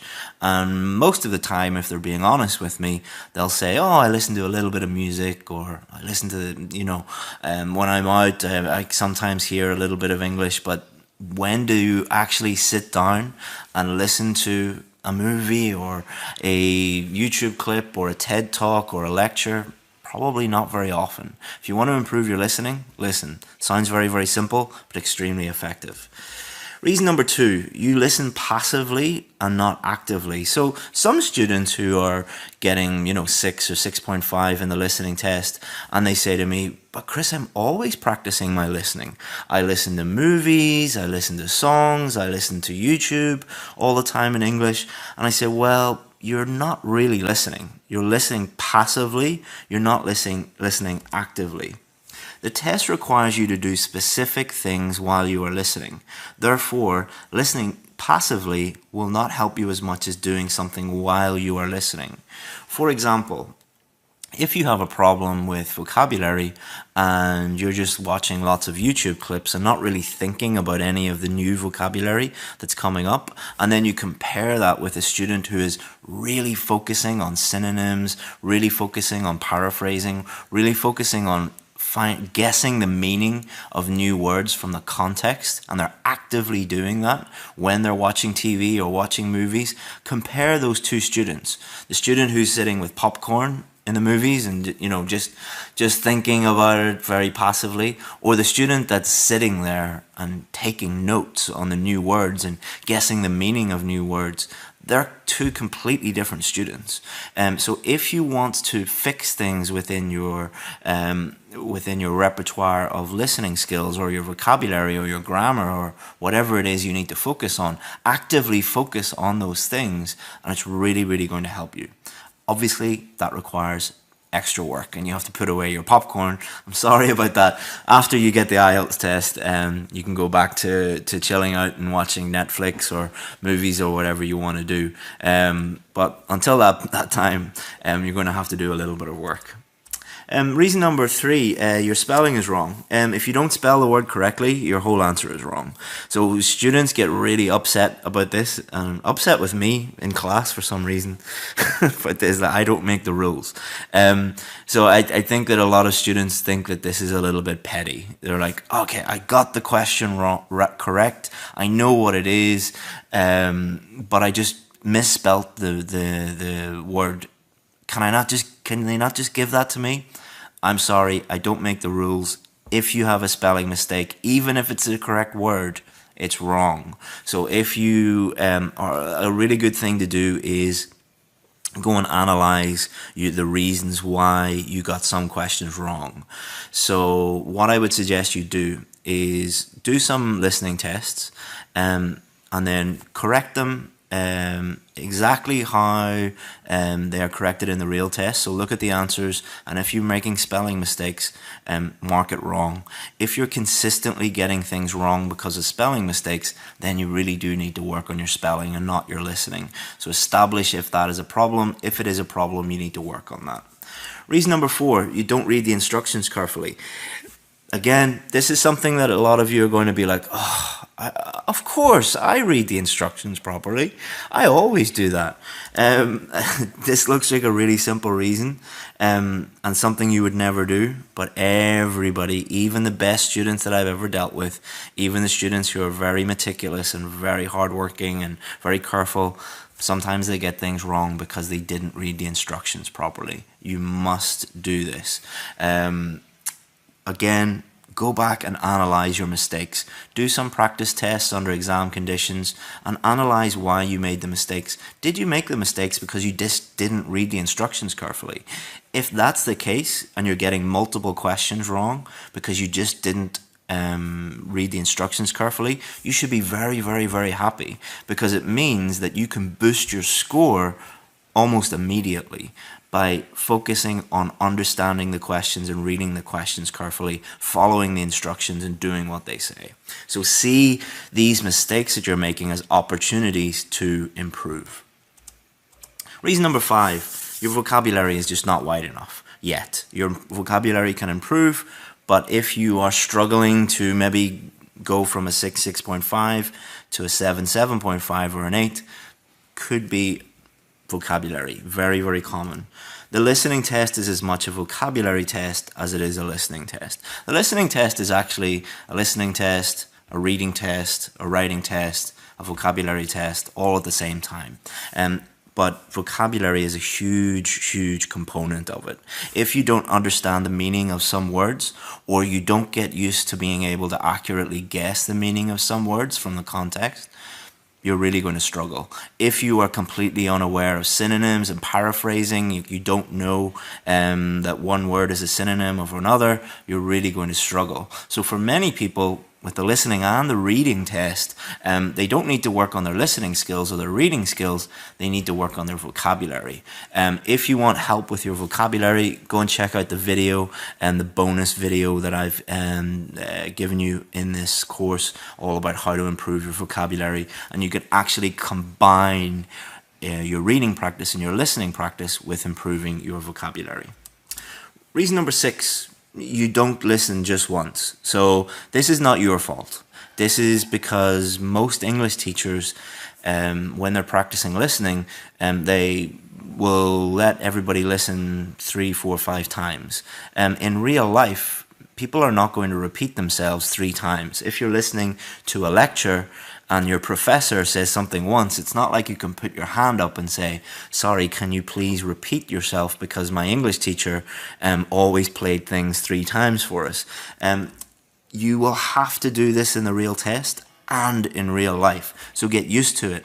Do not make your, how would I put this? Do not make your preparation too easy. There is always a temptation to make things a little bit too easy for yourself when you're doing your practice. When you're doing your practice, you're listening to things many times, you're getting a high score, and then you make it so easy for yourself that on the real test, you fail. Most cultures have the saying that probably comes from the army of like, do the hard training before the war and then the war is easy. It's the same with IELTS. If you think about it that way, do all the difficult things, do all the hard work before the test, and then the test will be easy. If you do it the other way around, you're going to get into trouble.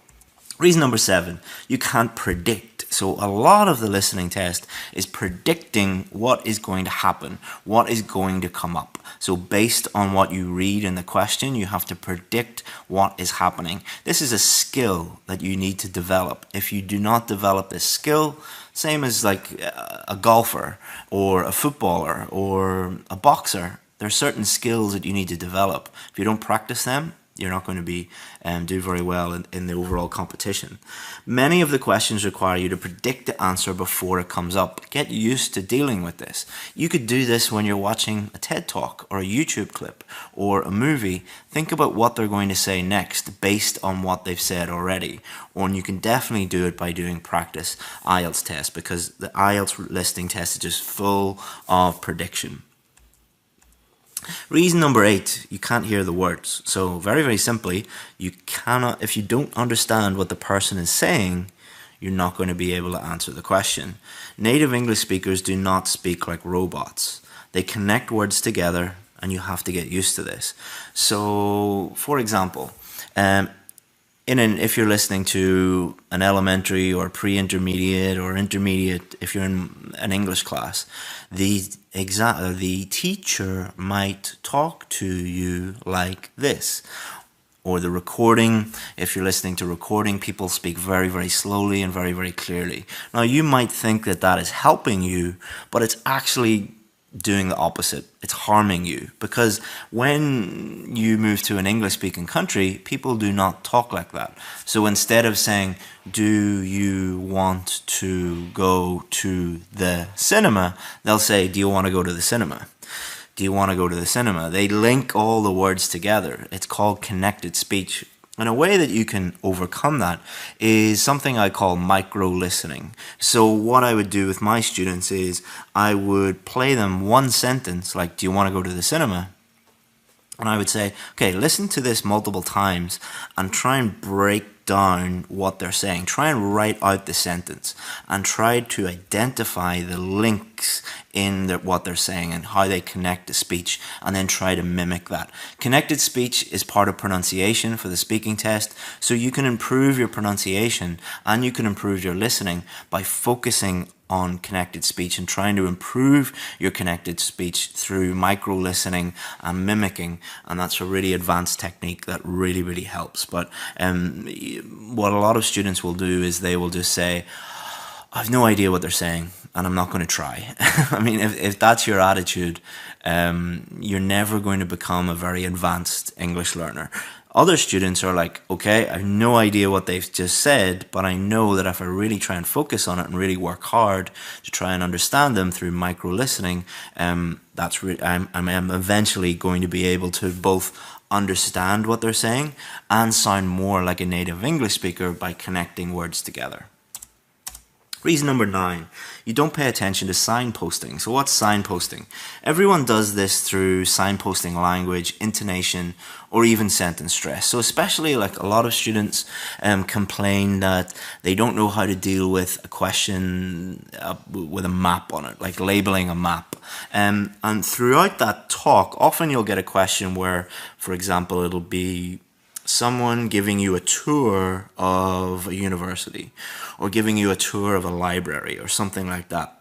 And what they'll constantly do is, through signposting language, intonation, and sentence stresses, they will show you where they're going with the conversation or with the talk through this signposting language. So if they might say something like, following on from there, means that they are ended one part of the talk and they're going to start another part of the talk. And if you analyze the IELTS speaking test for these types of questions, or sorry, the listening test, I'm getting my tests mixed up again, what you'll find is a lot of this signposting language and intonation and sentence stress, and just helping the listener understand where they're going with the talk or with the conversation. So being aware of that, especially for labeling maps and things like that, is really helpful. Final one. The reason why you're not getting the score you need is you treat all questions in the same way, and we're going to get into this in far more detail in the rest of this lesson. There are many different types of listening question. There are many different types of reading question. If you approach every single one of those questions and in the exact same way, you're going to get into a lot of trouble. So each of the different types of question requires a different set of skills. It's a different situation. So if you are applying the same strategy to every single question and they're all different, you're going to get in a lot of trouble.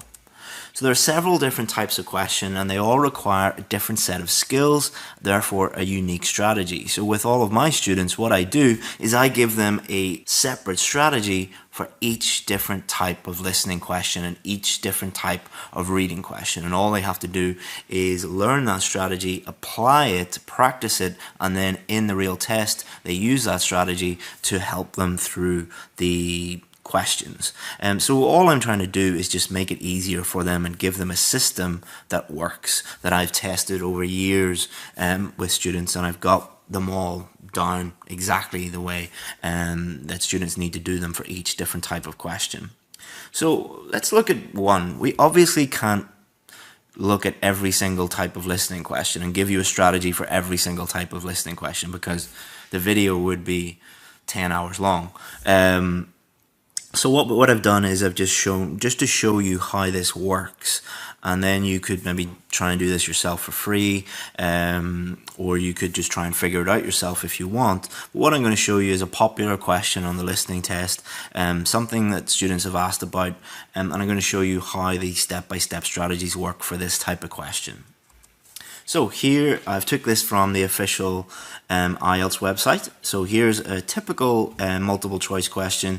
Choose the correct letter. The type of insurance is economy, standard, premium. Customer wants goods delivered to Port, Home Depot. Many of you maybe have done this question before. So what I'm going to do is I'm going to show you this question and then show you how I would help a student with this question. So what I often do with students is I say, go and do some practice tests and analyze the questions and tell me which questions you're very strong in. So which questions are no problem for you at all. And then also tell me which questions are you getting like all of them wrong or most of them wrong. And that's how we strategically approach things. And what we do is we target those problem questions. So there's no point in working on questions that you get right every time. Just work on the questions that you really need help with. So this is the advice that I would give my students for multiple choice questions. So this does not apply to the other types of questions. This is just for multiple choice questions. Obviously, read the instructions. That's well, I say that this is unique to multiple choice, and then the first one applies to them all. Sorry. Every single question, read the instructions carefully. Move to this question as soon as possible. So in the different sections, if you see this question, move to it quickly, because there's going to have to deal with it, and there's going to be a lot of thinking that you're going to have to do. So move to this question as soon as you can. Do not sabotage the rest of your test by focusing on one question that you're not sure of. In a test with lots and lots and lots and lots of questions, if the fifth question is causing you a lot of problems, and you spend the whole test worrying about that question, that means you're sabotaging the rest of your test. So if you have a problem question, just guess it or leave it and move on. Move on to keep moving through the listening test. Then you need to look at the differentiating keywords. So what does that mean? So if we look at these different choices, what we need to do is think about the differences. So economy, standard, premium. So economy and standard, they're both kind of synonyms of each other. So if we think about that, there's a big difference between economy, standard, and premium. Premium means you get more service, cost more money, it's more like a VIP type of service. Economy and standard are kind of the lowest standard if you're given a choice of different services and they cost the least amount of money. So it's really important that you think about the difference between the meaning of these different ones. All right. Same with here. Port, home, depot. All right. These mean three completely different things. Port is going to be somewhere beside a river or beside the sea or beside an ocean where ships come in and deliver things. Your home is your home, where you live.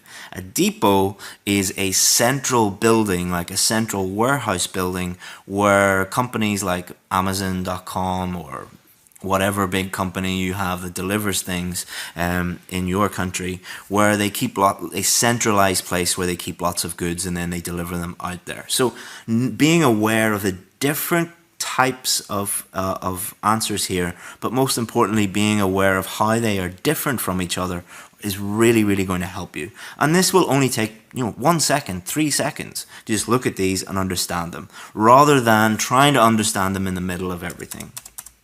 Okay, so look for differentiating keywords. If you're not sure, move on. Okay, so if you get a listening question, and okay, so this is question number 9. So there are a huge number of questions that are going to come. And if you spend your whole time just going, was it economy or was it standard? Was it economy or was it standard? Oh no, I'm going to fail my test. Oh, I better get this one. What happens is you're so worried about that one and you don't move on that you get questions 10, 11, 12, 13, 14, 15, 16 and on wrong because you just run out of time and you get mixed up. It would be better if you just said, okay, it's either economy or standard, I'll just guess that one, and then move on. So what you're doing is you're giving yourself a better chance with the questions that come next. All right, so don't focus too much on one question. Remember that you get a score for the whole test, and one question is not going to make a lot of difference. So guess if you have to and move on. We've already talked about that. Remember synonyms and paraphrasing. All right. So remember that. Let's look at this. Premium. So the person might be talking about VIP or the highest level service or first class. So like first class, the highest level, the most expensive. These are synonyms and paraphrases of premium. All right, so the person might not say premium, the person might say VIP or first class or the most expensive one, or they might just be talking about different levels, the highest level. You have to be aware of this. If you're just thinking premium, premium, premium, premium, I'm looking for premium, I'm listening for premium, and premium doesn't come up, you're going to be completely lost. So again, always be aware of those different things. Get used to reading and listening at the same time. This is a skill that you need to develop. You need to develop the ability to read and listen at the same time. If you do not, or if you are not able to do that, you're really, really going to struggle. How do you do that? Practice tests, listening and reading at the same time, practicing those skills is really going to help you, and developing those skills is something that is absolutely crucial to do before your test, not doing it for the first time in the test. And start slow and build up. And this might be a little bit overwhelming for you right now, and you might be thinking, God, look at the number of things that he wants me to do, like, and the number of, now he's going to start talking about strategies, and this is just one question.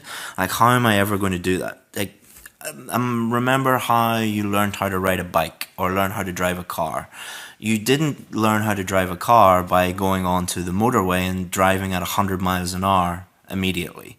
You weren't with your driving instructor and they just said, okay, right, now we're going to drive at 100 miles an hour. No, you started off in a car park with no people around you, so you didn't cause any accidents, and you took everything very slowly and slowly built up your confidence. That's what you need to do, not just in the listening test, but every single part of the test. And if you're listening to this right now and you're thinking, but I want a band 8 next week, and you have done the test 17 times and you keep getting a 6, but you're saying, I want to do the test and I want to get an 8 next week, you're being very, very unreasonable, and you're being very, very unrealistic. And you might think that that is a silly thing to say, like someone failing 17 times. I've dealt with students who have come to me and said, I failed my test 14, 15, 16, 17, 20 times, but I want to do the test next week and get a band 8.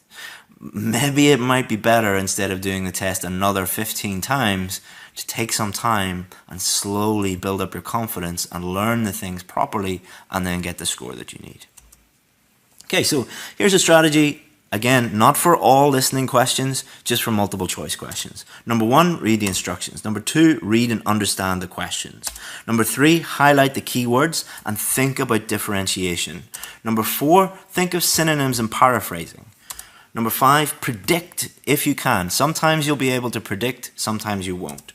Listen to the whole section, all right? Listen to everything they say. Put a tick beside the one that you think might be correct. Number 8, keep moving on. So all of this might seem like, yeah, I know all that, or I do all that, but what you want to do is you put that into a system, put that into a strategy. Just like when you're learning how to drive a car, what you do is you put your seatbelt in first, then you check your mirrors, then you check this, then you check that. So it's a system, it's a strategy that you follow each and every time. So if we look back at this question, so you'd read the instructions, okay, so I just choose letter A, B, or C. Okay, so I'm not going to give the answer. So if the answer was economy and it says choose the correct letter and you write economy, you're wrong. All right, so that's an example of you just not reading the instructions. So read the instructions, know what you have to do. Okay, so I have to pick A, B, or C. So next thing I have to do is I have to read it and understand it. Huge number of students do not read or understand anything. So type of insurance chosen, okay, I know what economy means, I know what standard means, I know what premium means. If you don't know what those mean, guess them. Okay, any differentiation between these, okay, so economy and standard mean the same thing, premium means something completely different. It's kind of the opposite to these. Okay, I understand the differences in meaning of these.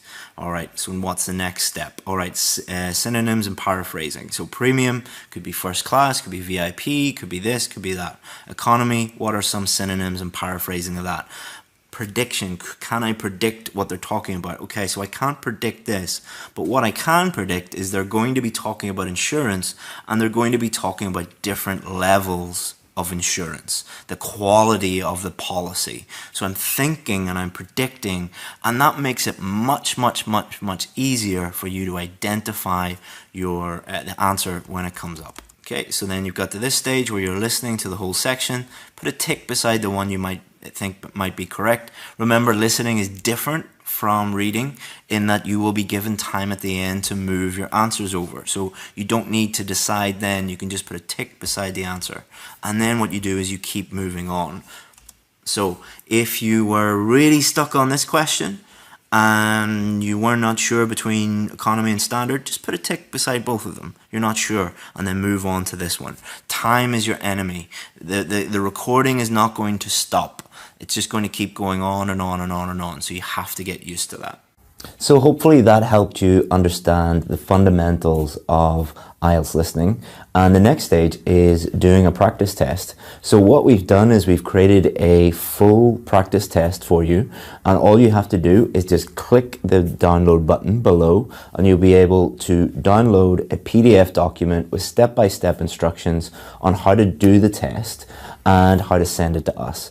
So do the test under exam conditions, and you'll be able to do it in the same way that you'll do it on test day. And then you'll be able to send us your results and we'll be able to give you the answers and allow you to get some feedback on your listening. Because there's no point in learning the fundamentals and learning the principles if you don't actually put that knowledge into action. So do it under exam conditions and you'll get to know where you are, get to know what your score is, and get some feedback on your listening performance. Look forward to seeing it. Bye-bye. So now I have something very special for you that is not available to anyone else but the people watching this video. It is a little thank you for watching the whole video. So there is a saying, success leaves clues. And what this means is that if you can spot successful people and multiple successful people doing something, there will normally be clues as to how they did it. Now, the VIP course is the most successful IELTS course in the world. And what we did was we took the most successful, the cream of the crop, and we interviewed those students and asked them how they did it. So in this video, I'm going to include lots of success stories, and you'll be able to watch them and you'll be able to pick out what they did and then copy those people. And I'll put timestamps for each of these success stories and show you what they focus on, because different people talk about different things. Some talk about writing, some talk about reading, some talk about speaking.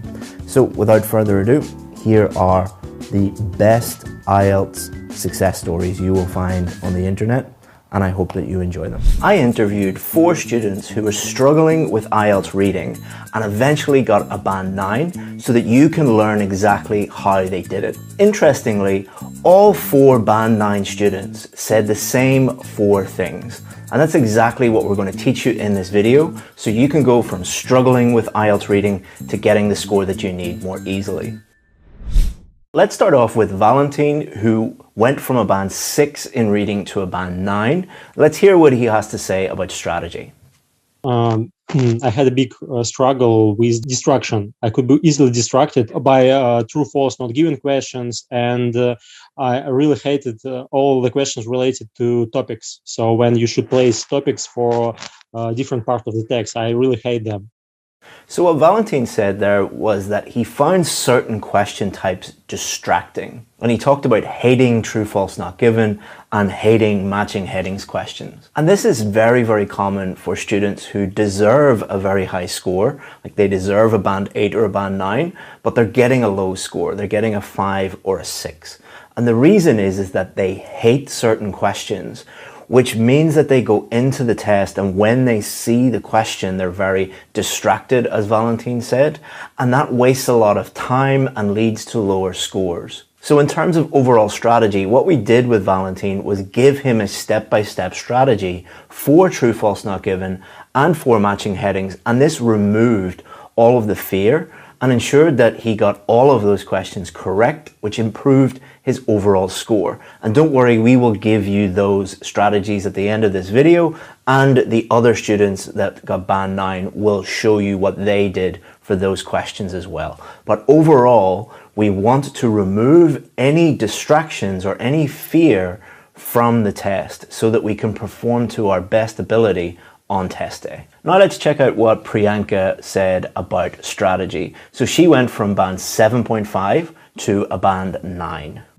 Each type of question has a trick, like for filling the blanks or just answering a question. You can skim the paragraph. You should not read whole paragraph.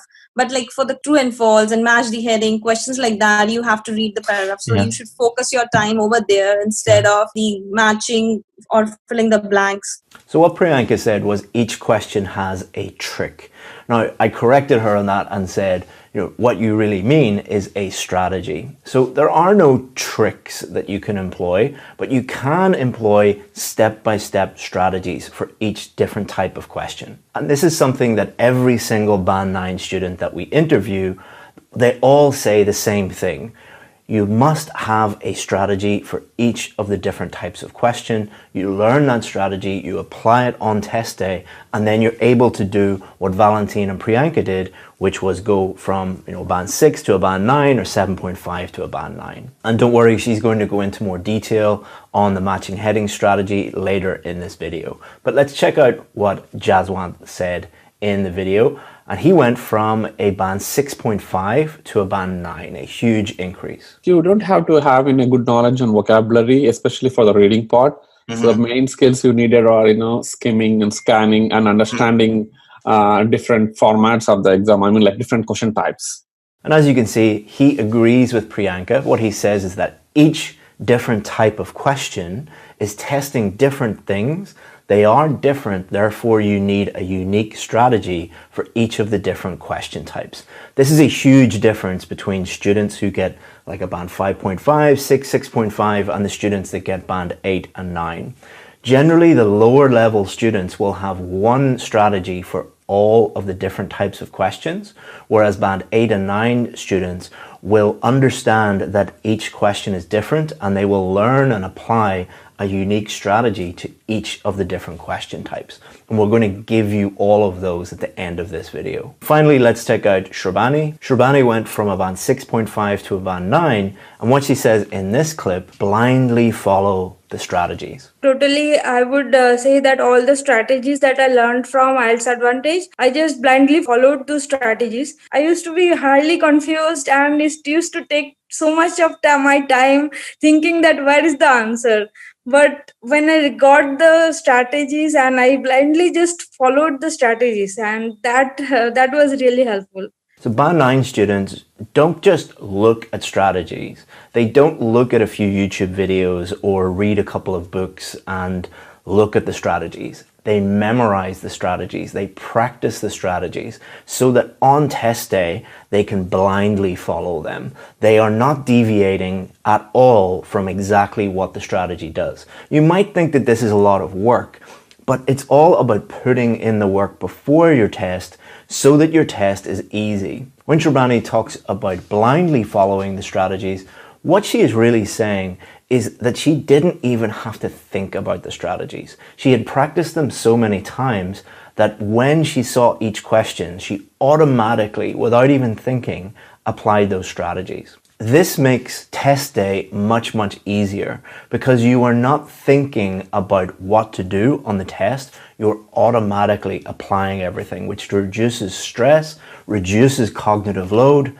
and not only improves your reading, but also means you have far more energy to apply to the other 3 skills you will be doing on test day. Now let's look at what the students say more specifically about the 2 most difficult, the 2 most challenging question types, matching headings and true false not given. So what Priyanka says about matching headings is this. I always used to do is I always read the questions and all the headings which question is asking us to do, but we should not do that. We should just straight away go to the passage and read the passage, and with each passage we should give a particular idea of that passage or write somewhere that idea, so that in the last you can match it. What's your idea and what's given in question. So this advice shows you how important strategy is. If you were not following this strategy, you would be getting lost, because what most students do is they look at the headings, the questions first, and then they read the passage. That means that they're going to waste a lot of time and they're going to be looking for things that are not there, and they're going to get highly confused, not know what to do. We do exactly the opposite. We taught Priyanka to look at each of the question paragraphs first and actually create their own headings for each paragraph. And then you look at the list of headings, and it's much easier, because all you have to do then is match your headings with the list of headings in the question there. Now let's check out what Jaswant has to say about matching headings. I loved your tips, Chris. Before I used to start, just going through the paragraphs, and I used to do all that. But then you told me that don't see the headings before even starting the paragraph, right? Mm-hmm. So that's the one key important that helped me to score that perfect 9 in the reading exam. So exactly the same advice, exactly the same strategy. And when you see successful people doing the same thing, there's a quote, "Success leaves clues." Whenever you see successful people in any walk of life doing the same things, you should copy them. Now let's check out what Shravani has to say about matching headings. When it comes to matching headings, we have to read the passage first, make our own headings, and then match those headings with the headings given. So, practicing these strategies and remembering those strategies, this takes couple of sometimes need a lot of slow practice. So not only did Shravani give advice exactly the same as the other two Band 9 students, she also gave advice about how she learned the strategies. Because Band 9 students, as I said before, don't look at a strategy once, they memorize it. And she talked about slow practice. Slow practice is when you get some real practice tests and you don't try and do them as quickly as possible. You don't do them under exam conditions. You open up the book, you find the question type that you want to work on, and you work on learning the strategy, not on getting all the questions correct. It doesn't matter at that stage. That is why we call it slow practice. You might take 20 minutes for one question or 1 hour for one question, because your focus is on learning. Your focus is not on getting up to exam speed. So very good advice from another Band 9 student there. So I'll give you that matching heading strategy in a lot more detail at the end of the video for free. But let's see what they have to say about true, false, not given, because it is completely different. So let's check out what Shravani has to say about true, false, not given. For true, false, not given, for example, I used to read the passage first, and for not given questions, I used to be highly confused, and it used to take so much of my time thinking that where is the answer. But when I got the strategies and I blindly just followed the strategies, and that was really helpful. So as you heard there, Shravani would read the text first for true, false, not given, and this would lead to a huge amount of confusion. And this has knock-on effects on the rest of your test. Because if you think about it, if you get lost with one type of question, it wastes a lot of time and it also really increases stress. So a lot of students that we work with deserve a band 8, 8.5, 9, but because they mess up one part of the test, that means that the rest of the test is messed up as well, because you're running out of time, you're very stressed. When you're stressed, your brain is not working optimally.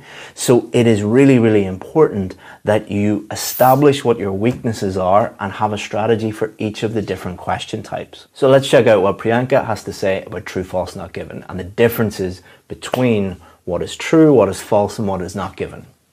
If you have read the paragraph first and then you are reading the question, then it's really easy to know that it's not given in the paragraph. So you should mark it not given. So what she's saying there is not that she read the text, the paragraph first, and then read the questions. She's talking about comparing the paragraph that you think contains the correct information and the question statement. And if you can't find any information in there, then it's not given. And really what Band 9 students say over and over again is you must develop the confidence to write not given, because searching a paragraph for something that is not there is like me telling you to go into the next room and find something that is not there. It's going to take you a huge amount of time and you're going to get lost and you're going to get confused. By practicing the strategy that we'll give you at the end of the video, it gives you the confidence to immediately look and say, okay, this isn't here, I can't find it, let's move on, and not given. And then she says, when something is there. So when something is there, then you have to think about, is it true or is it false? So if it's not there, not given. If there's something in there related to the question statement, then you decide, is it true or is it false? But when something is there and you can correct that sentence, that means it's a false sentence. So what she said there was, if you can look at the text and think, this is wrong, I can actually correct it, I can change it to something that is true, then that is false. Now, there are many other ways that you can do that, but that is a very logical way of thinking about it. So first of all, is it there? If it's not there, it's not given. If it is there, then you need to decide, is it true or is it false? If you can correct the statement, then it is false. If you can't correct it, if it's the same, then it is true. Importantly, don't just look at this short part of the video and think that you have mastered true, false, not given questions. You need the strategy and you need to practice it slowly. You need to master it and then apply it on test day. We'll give you that at the end of the video. Now let's move on to time management. It's very common for students to email us and ask us for time management tips. But what Band 9 students say is completely different from time management tips. Let's have a look at what Priyanka says. Actually, I never faced problem with time management. Since I started practicing, like from first day, I was able to complete my test in 1 hour. So she never faced an issue with time management at all. Does this mean that you can't learn from her? No, because this is reflected in what Jaswant said as well. For reading, I did like more practice on it. I was reading some online articles, as you always suggested in the course.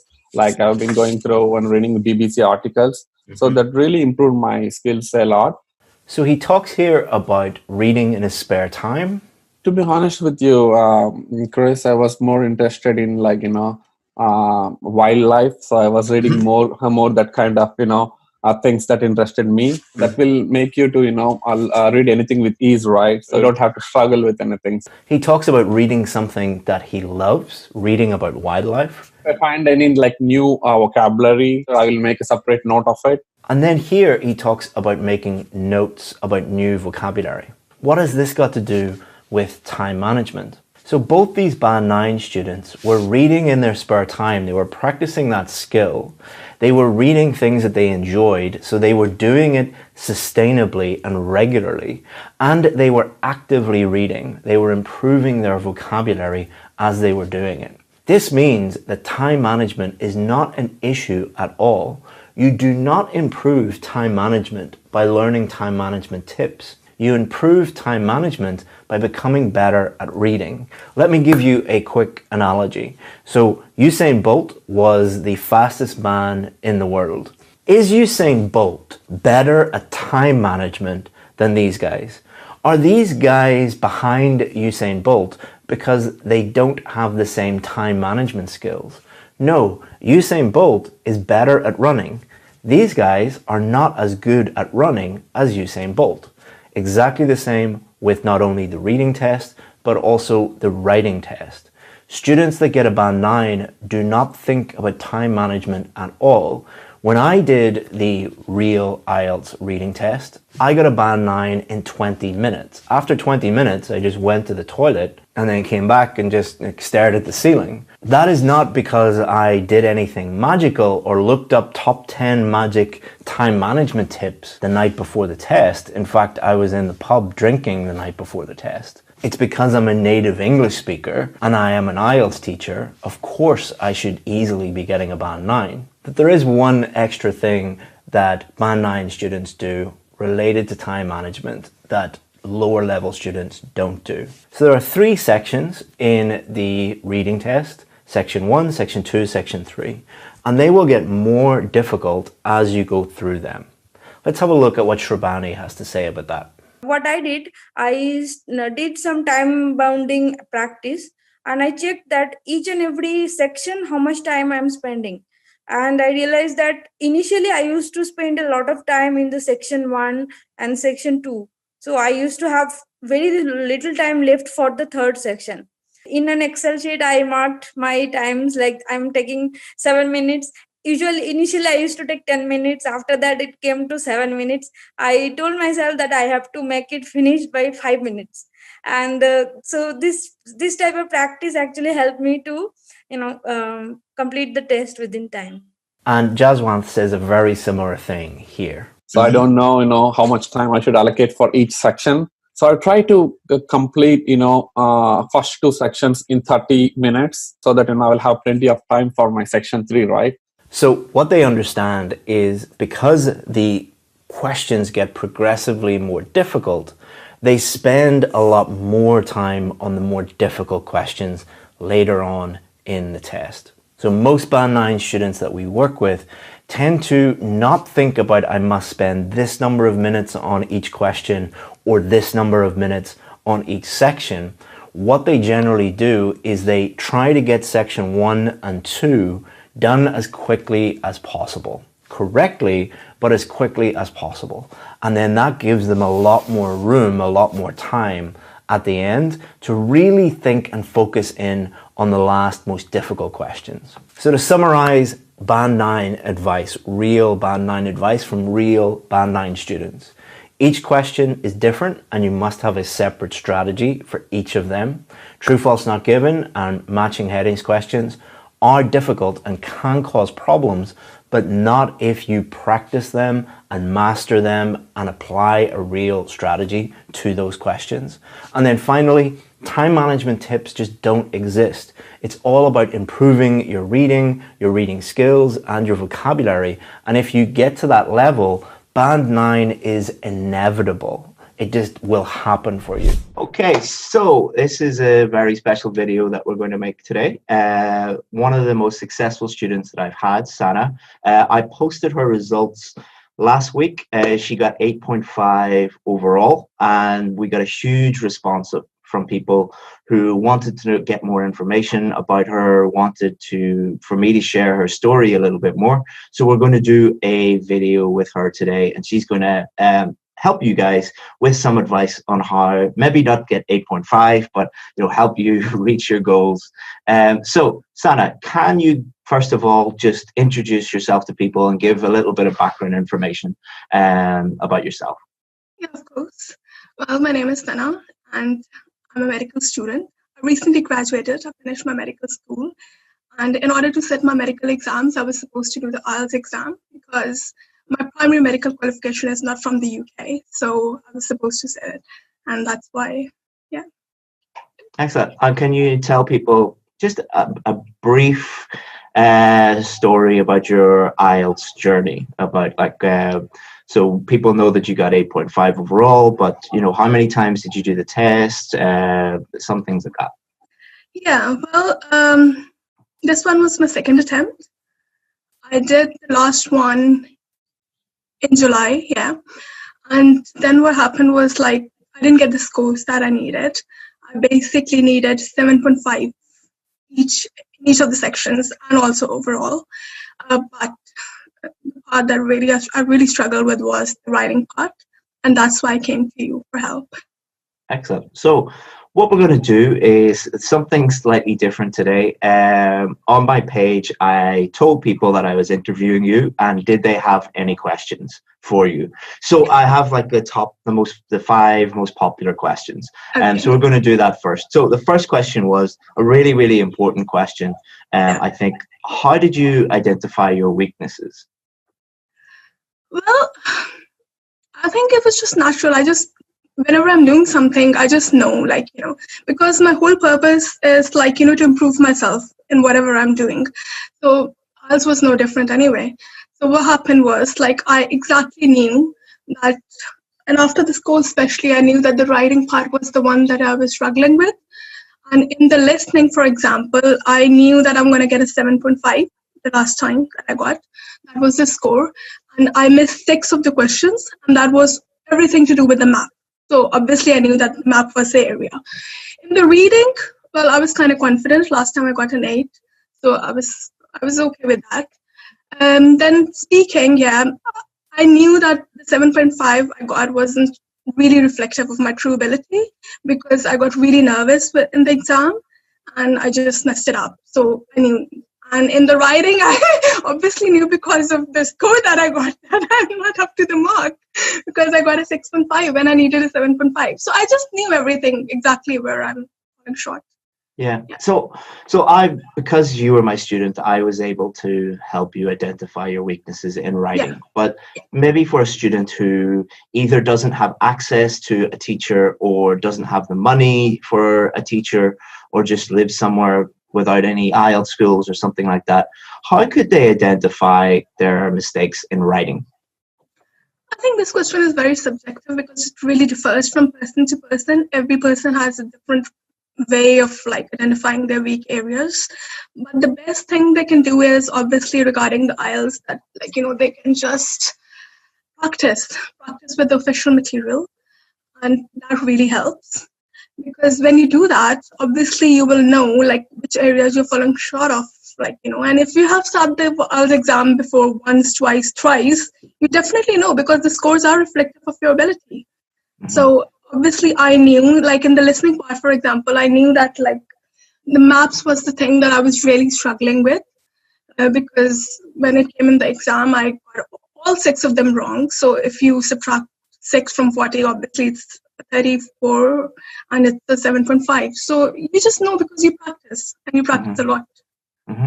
And then the next question was just how do you boost your general level of English? Because one big misconception is you can just learn lots of IELTS skills and tricks and tips and things like that. But at the end of the day, IELTS is an English exam. So to get 8.5, you need a certain level of English. How did you get to such a high level of English? Okay, I'm going to be very honest here because I know there are many people watching this. But yeah, I totally understood that it's just not about the IELTS techniques and it's just not about the IELTS. It's an exam of your general level of English. So I read every day. I don't like reading. All I love reading books is like medical books, okay? I'm generally not into reading. Definitely not. But for the purpose of the IELTS exam, obviously I had to because I knew I had to. So I was reading every day. Every day I'll read some article. And I'll just read online because I'm always on the net anyway. So I was reading every day, then I will note down the words. But I followed your 100% rule. I didn't memorize a list of the words for sure. So I made a copy. I still have it actually. So I was writing down the word. Then I was writing the antonyms, synonyms, the collocations. That was really important.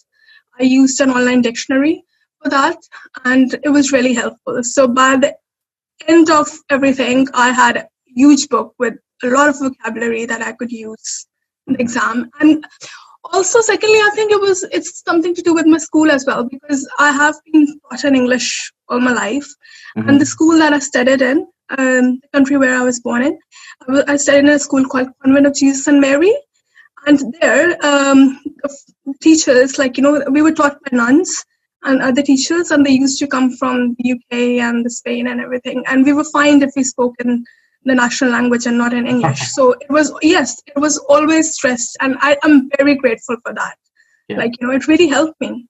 Yeah, so I think for anybody wanting, just do what you did, surround yourself with English, which could mean reading every day or listening every day, speaking to people. Just do whatever you can in English. Yeah, and I listened a lot as well, actually, to be honest, because I love watching documentaries regarding human trafficking and prostitution and stuff like that. I'm just interested in those topics, those things that affect socially, everybody. So, I would watch a lot of documentaries. I love documentaries. Yeah, so choose something that you're interested in. It doesn't have to be. It doesn't have to be like an academic book. No, of course. I mean, if I was choosing an academic thing, I would definitely choose something related to medicine only. But I'm also interested in all these kind of things. So I chose documentaries. Yeah, I mean, you could watch cartoons in English. Yeah, that's maybe an extreme example, but but it just show the point I'm making is that's true. Do whatever you enjoy in English, and that's going to help you. Basically, just surround yourself with English. Read, listen, write, do everything you can. That's the only way. Okay, so the next question was, this is a really popular question, but I don't think that the answer is going to help a huge number of people because it is so subjective. But how much time did it take you to get to that score? Okay, as you already said, it's very subjective, so it differs. But for me, it took around a month. Yes, exactly a month, actually. Not even a month, because it was exactly 28 days. Yeah. Mm-hmm. But for everybody else, it might take, it could take some people a week. It could take some people 6 months. It could take some people a year. Definitely, because thing is, like, as I already said, my general level of English wasn't bad. I mean, last time I got the other parts, if you take out the writing part, including that one, I got 7.5 and 8, which is obviously much higher level of English, but still, you need to improve. You can't just stay static and just think that everything is going to be fine, because what people do, I think, is because they keep on repeating the test, thinking, okay, I didn't do well this time, maybe next time the paper is going to be easy or something. It's not going to change. If you don't put in the effort, the results are going to be the same. So the choice is yours. Excellent advice. All right, so the next question, how do you write the perfect essay? Actually, I'm laughing because there is no perfect essay. Anyways, but the point is, for me, I just follow the structure that you gave. But I won't lie, because not completely, because I was still running out of time. So in the introduction, I thought, I'm running out of time. What do I do? I had to make a choice. Either I write the perfect introduction, okay, or I just spend more time on the supporting paragraphs. So instead of doing that, I chose to spend more time on the supporting paragraphs, and it actually worked. But I think the structures that you give are really helpful, because then you don't have to go into the exam and think, okay, what do I write next? Okay, what's going to be the next thing that I have to focus? And also, I'm going to say, planning is very important. I know it's a crucial step that many students just skip, because they think, okay, we have just got 40 minutes, and we've got to do everything in these 40 minutes. But that's the wrong approach. So as you always say in your course as well, planning is crucial, not just for IELTS, for everything in life, to be honest. Yeah, it's no coincidence that every single student that I've interviewed like this, they all say planning was crucial to them. It is the crucial part. But I think the main point in reaction to that question is there's no such thing as a perfect essay. A lot of people are, jumping from website to website, from IELTS book to IELTS book, trying to find the perfect structure or anything. It doesn't exist. There's no that teacher doesn't exist. Of course, yeah. You're right. So writing the best essay that you can, the most effective essay that you can, is what your goal should be. Not trying to find someone who will teach you the perfect essay, because it's not a mathematics question. Well, it doesn't exist. So if some teacher is doing that, I think it's just a bogus or something. Yeah. So the next question that people wanted to know from you, and I think you'll have a good answer to this, because I spoke to you the day before your test and the day before your results, and you were very stressed out. Yes. So how did you cope with stress? Well, I was very stressed, firstly, because it was the second attempt. Okay, now I don't want to sound negative or something. I know there are many people who have done it 13 times, 14 times, and thumbs up to them. But the thing is, for me, it was a setback for me, because I couldn't believe that. I mean, I've studied English all my life, and I've studied in the best schools and everything, and how come I couldn't clear it? But I think IELTS is a little bit different than other exams. You do need the professional help, and sometimes what people do is they think, oh, it's just an English exam anyway, I'll pass. So I think it's really important to get the professional help that you can. And with the stress part, it really depends. It differs from person to person, but at the end of the day, I just stopped thinking about it. I remember, because I remembered word to word what I actually wrote in the exam, in the actual exam. So I remember emailing you as well with the whole essay and asking you, oh, can you please give me the feedback? Can you tell me how my ideas are, how I've presented and everything, okay? And I did the same in the group as well, in the private group. And then, some people were saying it's really good. Some were saying, oh, no, you could have done this, that, and it was just absolutely, I was like, okay, I can't take it. So I just, deleted that post. Okay, in the exam. With what other students tell you, because it's normally not. Some of it is very, very good advice, but some of it is. Yeah, so you told me not to worry. So after that, after hearing your advice, I acted on it, and I just deleted the comment. But yeah, what I did in the exam, I thought, because I messed it up last time because of getting nervous. I mean, obviously the 7.5 was not it was not my real mark. I was pretty sure on that in the speaking part I'm talking about, so I thought that's it. I mean, what I'm getting out of being nervous anyway, just a 7.5, so I thought forget it. I'm not gonna think about it. It's not an exam. So I literally went in there and I was talking to the examiner as if I've known him for 20 years or something. I literally did that. And that is the best advice I can give to anybody who's not getting a score in the speaking part for sure. Mm-hmm. Don't be nervous. It's not going to help. Just go there, remain calm, and do your best. That's all. And talk to the examiner as if he's your friend. I mean, exactly. That's all. I said that to you, 10 times, 20 times on the course. So that's great that you did that. All right. So those are all the questions that other students have. So what I think we'll do now is, we don't have a lot of time, obviously, so we'll go through each of the 4 skills, and if you can give just some quick pieces of advice for, let's say most of the students watching this need a 7 or above. So if you were hoping for a 7 or above in each of the skills, what would you do? So listening, what would you say for listening? The best advice is focus. In the exam, just focus, forget about the surroundings. Everything. I was literally I don't know how to explain it, but be very focused, especially in the maths questions, because you have to use more than one senses at that time, hearing, listening, just moving from one point to the next. And that was the part I was struggling with. So focus is the number one advice I can give you. Yeah. And for the people who are not used to listen to English language most of the time, maybe for them, I would say listen to documentaries. There's a lot of stuff on the net as well to help you with the listening part. If you are obviously already in the UK, you're obviously surrounded with people who already speak in English. But if you're not, then try and speak in English. Listen to English. I don't know, watch movies and things like that, maybe. And I think for when you say focus, I think that's something that is a skill that needs to be developed. Yes. Yes. I was talking to another student who got 8 or 9 in listening, and they said it was very similar to meditation, that you need to build up slowly the skill, the focus that you need to do that. So I mean, just saying focus is some people will be like, well, how do I do that?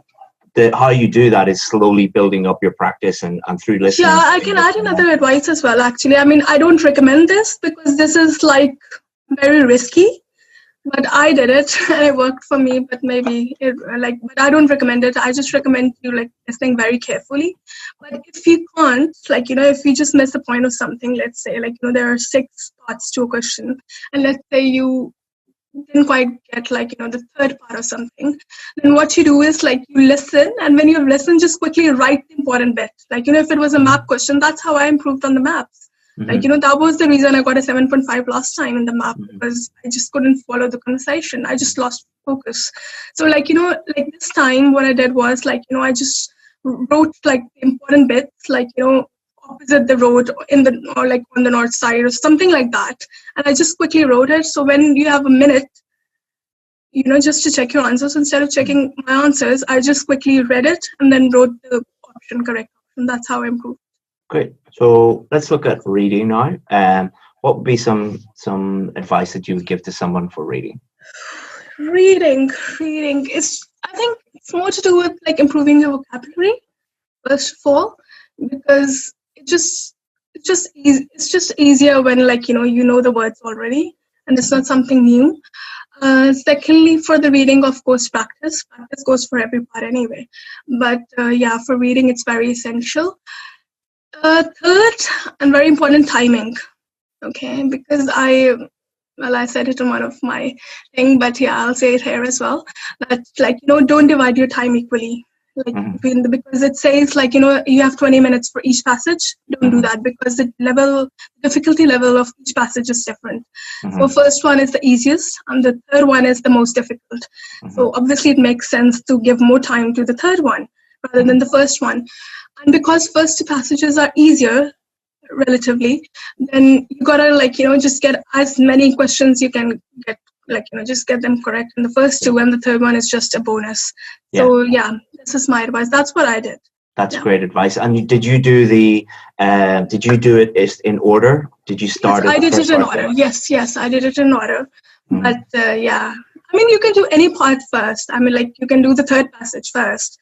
But if you're doing a difficult thing first, it's just maybe. I think it's better to do it in order. Yes, I did it in order. Yeah. The low-hanging fruit first, because what people, I've seen a lot of advice from other people that says do the hard part first, but then you're going to spend lots of time, and your brain is just going to be like, oh my God, this is difficult, and then the easier questions become more difficult because you're mentally drained and you don't have time. And probably, because you're not going to get many of them correct anyway in the third one. So, you're just your confidence. The third part is really for people, and a lot of the questions are to separate out the band 7, 8, and 9 people. So for realistically, a lot of people who just need a 7 or an 8 are going to always get some questions in the last part wrong. So that is really good advice. So speaking. You're obviously very good at speaking, but put yourself in the shoes of someone who just needs a 7 or a 7.5 or something like that. What would be your advice? You've already talked about talk to the examiner like you would talk to a friend and relax. Anything else? Yeah, for sure. Okay, now because I've been studying in Ukraine, and obviously I didn't know the Ukrainian language. And the only way I learned it was to converse with people in that language. So English is no different as well. It's a language at the end of the day. So if you want to learn it, and be good at, conversing, so you should talk to more people and try to talk to people in English anyway. Because what happens is, when English is not your first language, at home you don't tend to speak in English, But if I have to give an advice, it would be a month before your exam, or if your level of English is really bad, then probably 2 months or something, just speak in English. Don't speak any other language. Just speak in English, and that's the only way you can improve. And it's better to speak with somebody who's got a better level. I mean, because if you are speaking with somebody who's at the same level as you, it's not going to help, because they're at the same level as you and they can't tell you the mistakes or whatever you are. So it's better to do that. Excellent. I mean, English speaking is a skill. You have to practice that skill. I don't know how many students I've met who say that they want a band 7 or a band 8, and then you say to them, well, how often do you speak? Never. It's it is important to practice. Task 2 writing, what would be a quick piece of advice for that? Task 2 is the most difficult. Okay. Practice as much as you can. Because that's what I did. Every day I will write 3 essays. Wow. Okay, now, because and actually I have to say, sometimes I would post the essays, and even though you're only allowed to, Sir Michael would sometimes just check it anyway. And I was the lucky one. So practice a lot. At least write. Okay, I'm not saying, because most of the people work.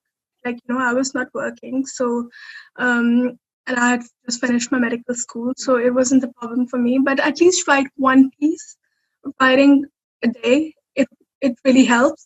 And I mean, in the group we have the chance to put 2 essays every week anyway. So it's more than enough for the people who are working. And that's the way you can improve. And secondly, I think that's very important. Once you have done the 5 writings with you, like, once people have sent you the writings and, like, they get the feedback, it's very important to, like, read through the whole feedback. I know it's quite long, but it's really helpful. I mean, that's what I used to do. I would read through the feedback, and then if I was struggling, let's say if I was struggling with a particular part, let's say I was struggling with the grammar bit. Like, I was struggling with the grammar bit, to be honest. I was struggling with articles. The thing is, like, I don't know, like, when I speak naturally, like I don't think, like, there should be an or an or the, like, I don't think, like, it just comes naturally, okay? But while I was writing, I was kind of struggling with it because according to the feedback you gave me, so, like, I just went on the internet and, like, I literally read through all the rules. And after that, like, I practiced a lot and I improved. So the whole point is, like, just whatever your area is, like, that your weak area is, know that area, and you will know because we get the feedback. It's like very detailed feedback that we get. So, like, after that, like, just try and improve, and that's the only way you can improve in anything. Like, just target the weak areas, and that's what I did. That's how I improved. Excellent. And last but not least, academic part 1 or task 1. What would you That's what I hate. But anyways, yeah, okay. I think everything we need is in the course anyway that you give us. But if I have to give it for people who are not on my course, what would you suggest? Okay, I'm not supposed to say that maybe, but, like, as I always say, like, it's very okay. Writing and speaking are 2 parts in the IELTS exam that you can't do well without getting professional help. I mean, it's not something that I'm just making up. It's very true. Like, because you can improve your reading and listening just because you've got the keys and everything, like, but speaking and writing are 2 parts that you can't improve without professional help. That's what I personally believe. And for the people, I think it's better to get professional help. That's just. And guys, I have to say this. I'm not being bribed. Chris told me not to say this, but I don't know how else to answer this question. So yeah, I actually said before the video, I said, don't use this as a marketing thing, and don't just say. I know it's not a marketing one. I haven't been bribed. I'm not related to Chris in any way. I'm just a student, but I really think that his help is really what you need. Yeah. So I'll just say, obviously we can help you, but if you are struggling with writing, I'm not saying join my course or anything, but do get someone to help you. So, like, for example, if you're in an English school, find out who is the best IELTS teacher in that school, show them your work, get feedback on it, or find someone to help you with it. And it is really, really going to help, because it's a bit like if you, for example, if you had a problem with your car, would you try and fix it yourself, or would you take it to a professional and get them to identify the problem? So that's it. So thank you very much, Sana. That I think we're about to run out of time. What are you going to do in the future with this result, or what's it?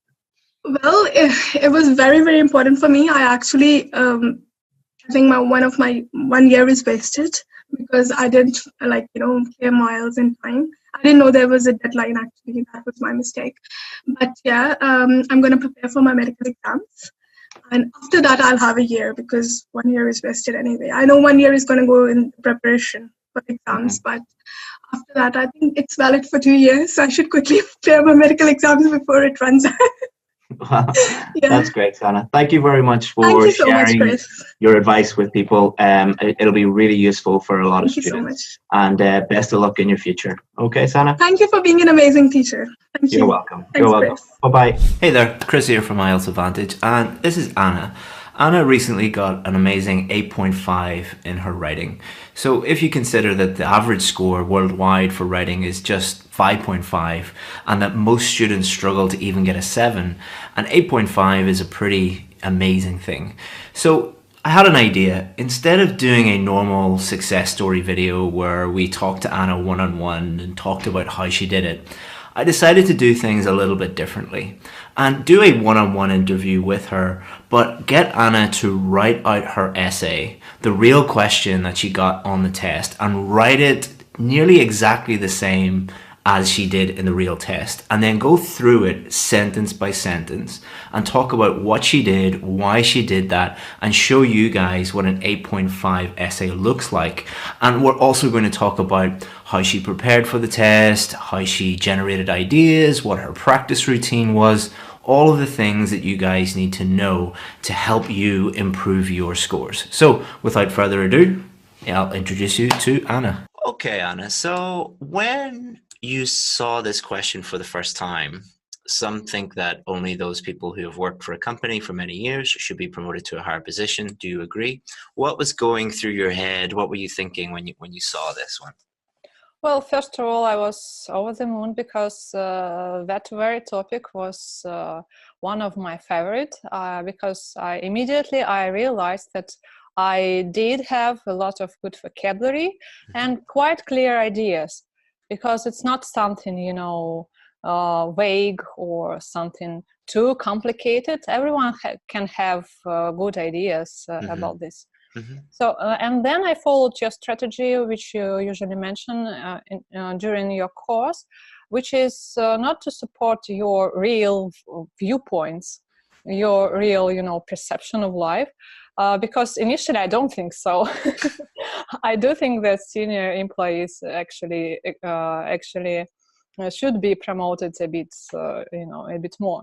But I decided to stick to the ideas which I can clearly and easily understand without spending a lot of time on just going through a lot of ideas and thinking how to put it together. So it wasn't my real opinion, but it was something which is easy to describe. Yeah, whatever makes it easy for you to write is the best choice. So you might totally disagree with that in real life, but if you agree with it, you can easily write about it because you have good ideas, good examples, good vocabulary, just use that. The examiner is not testing your personal opinion. They're testing whether you can write effectively in English. So that's and great. Also a good life hack, so the so-called life hack, also from your course, is to stick to simple ideas. So they weren't so complicated. Yeah. They were obvious. Because I do know from your course that we should show our ability to explain, to deliver our thoughts, not our scientific knowledge. Exactly. It's not a knowledge test. And they're not testing how complex your ideas are. They're testing whether you can think of ideas that actually answer the question, which is normally the simplest ideas that come to mind. There's a game show in the UK and the US called Family Fortunes, and they ask a question and they say, we asked 100 people this question, and the game show contestants have to guess the most popular answer. Normally, the most popular answers or the most straightforward or obvious answers are the easiest to use. Would you agree with that? Yeah, totally. Excellent. So how did you generate ideas? Was there any technique, or did they just pop into your head because it was a very obvious question? Or so I followed the strategy to stick to a one-sided opinion. So first I chose my side, which was against senior employees. And then I just immediately thought about two main points, which are easy to describe. That's it. Exactly. There's a lot of strategies. Like we have the coffee shop method on the course. A lot of teachers teach brainstorming, but sometimes you will get a question where the answers or the ideas just pop into your head. They're very obvious, and you don't need to go through that whole technique and strategy. They're helpful if you can't immediately think of what is going on, but if they pop into your head, just use those. Yeah, and also I think it's important to write a lot of essays to practice this very skill. Because before that, like 1 year ago, it took me much more time just to think of ideas. I was really stuck looking at some essay topics. But just practicing this skill it may be developed. It's not something unique. Yeah, it's like if you wanted to learn how to play football or learn how to improve your cooking or singing, you have to do those things. And writing is a doing thing.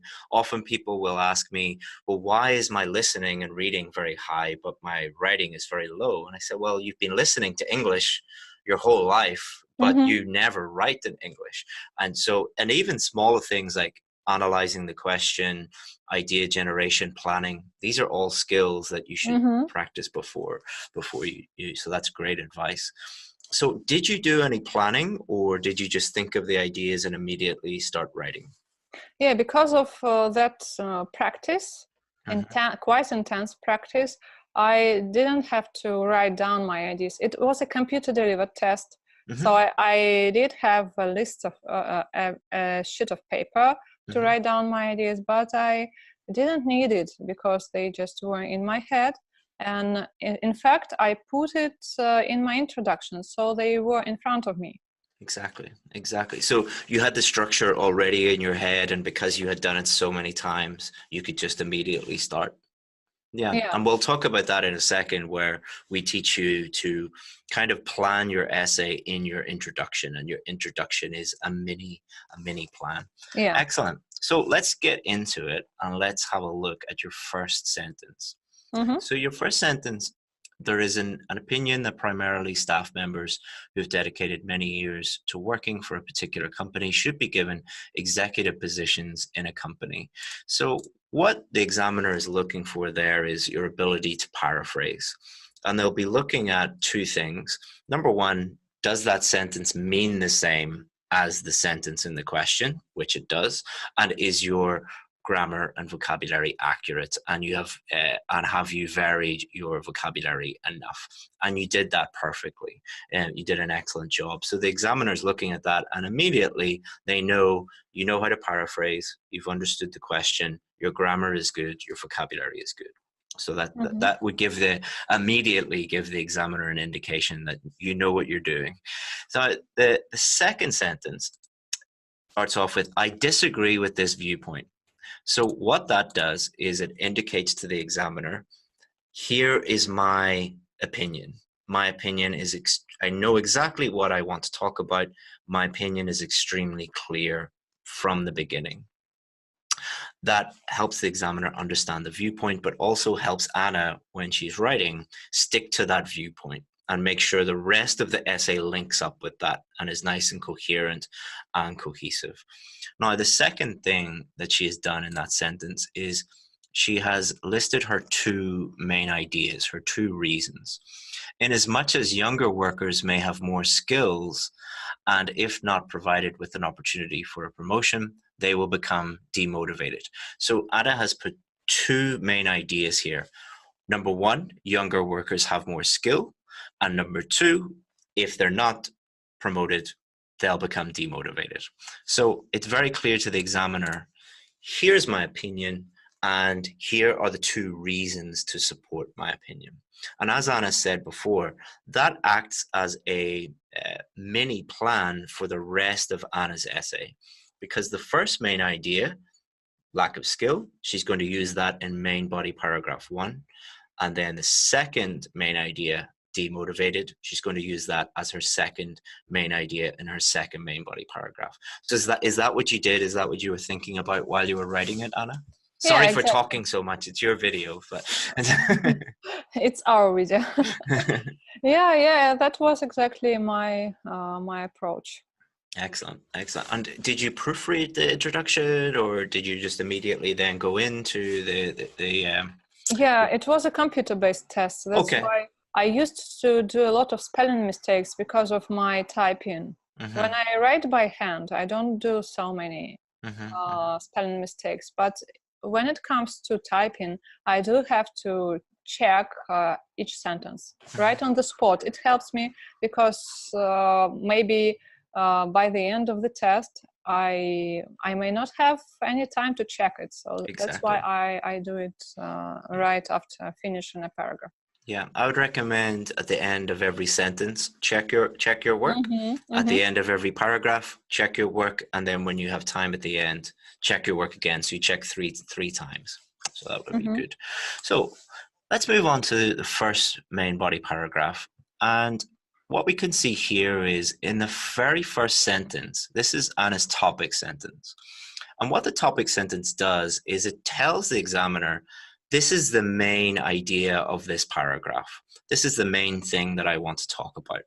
So she says, although senior employees have proved to be reliable and loyal, more often than not, it is novices who have a wider cluster of actual skills. So a wider cluster of actual skills, that matches up with the main point that she listed in her introduction, which is younger workers may have more skills.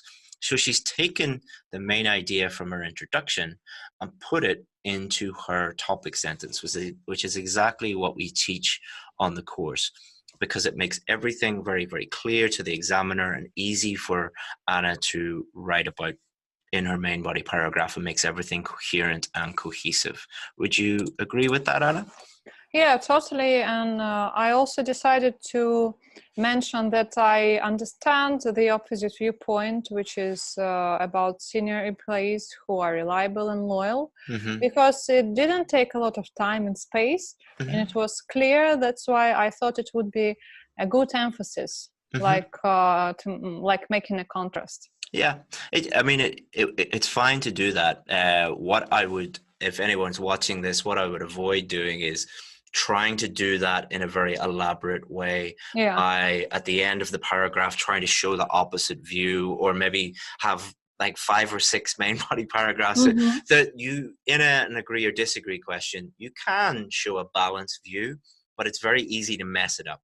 So what we teach our students is just make it really simple by agreeing with one side, either agree or disagree, and just sticking to that side. Anna briefly talked about the other side, but you don't need to do that. It's not essential. Yeah, it was my experiments with the language to make. And it helped you with complex sentence as well. So that was great. Right. The other thing that Anna did very, very well was she didn't just stop there and list one idea. She then fully developed that idea by explaining her reasoning behind that.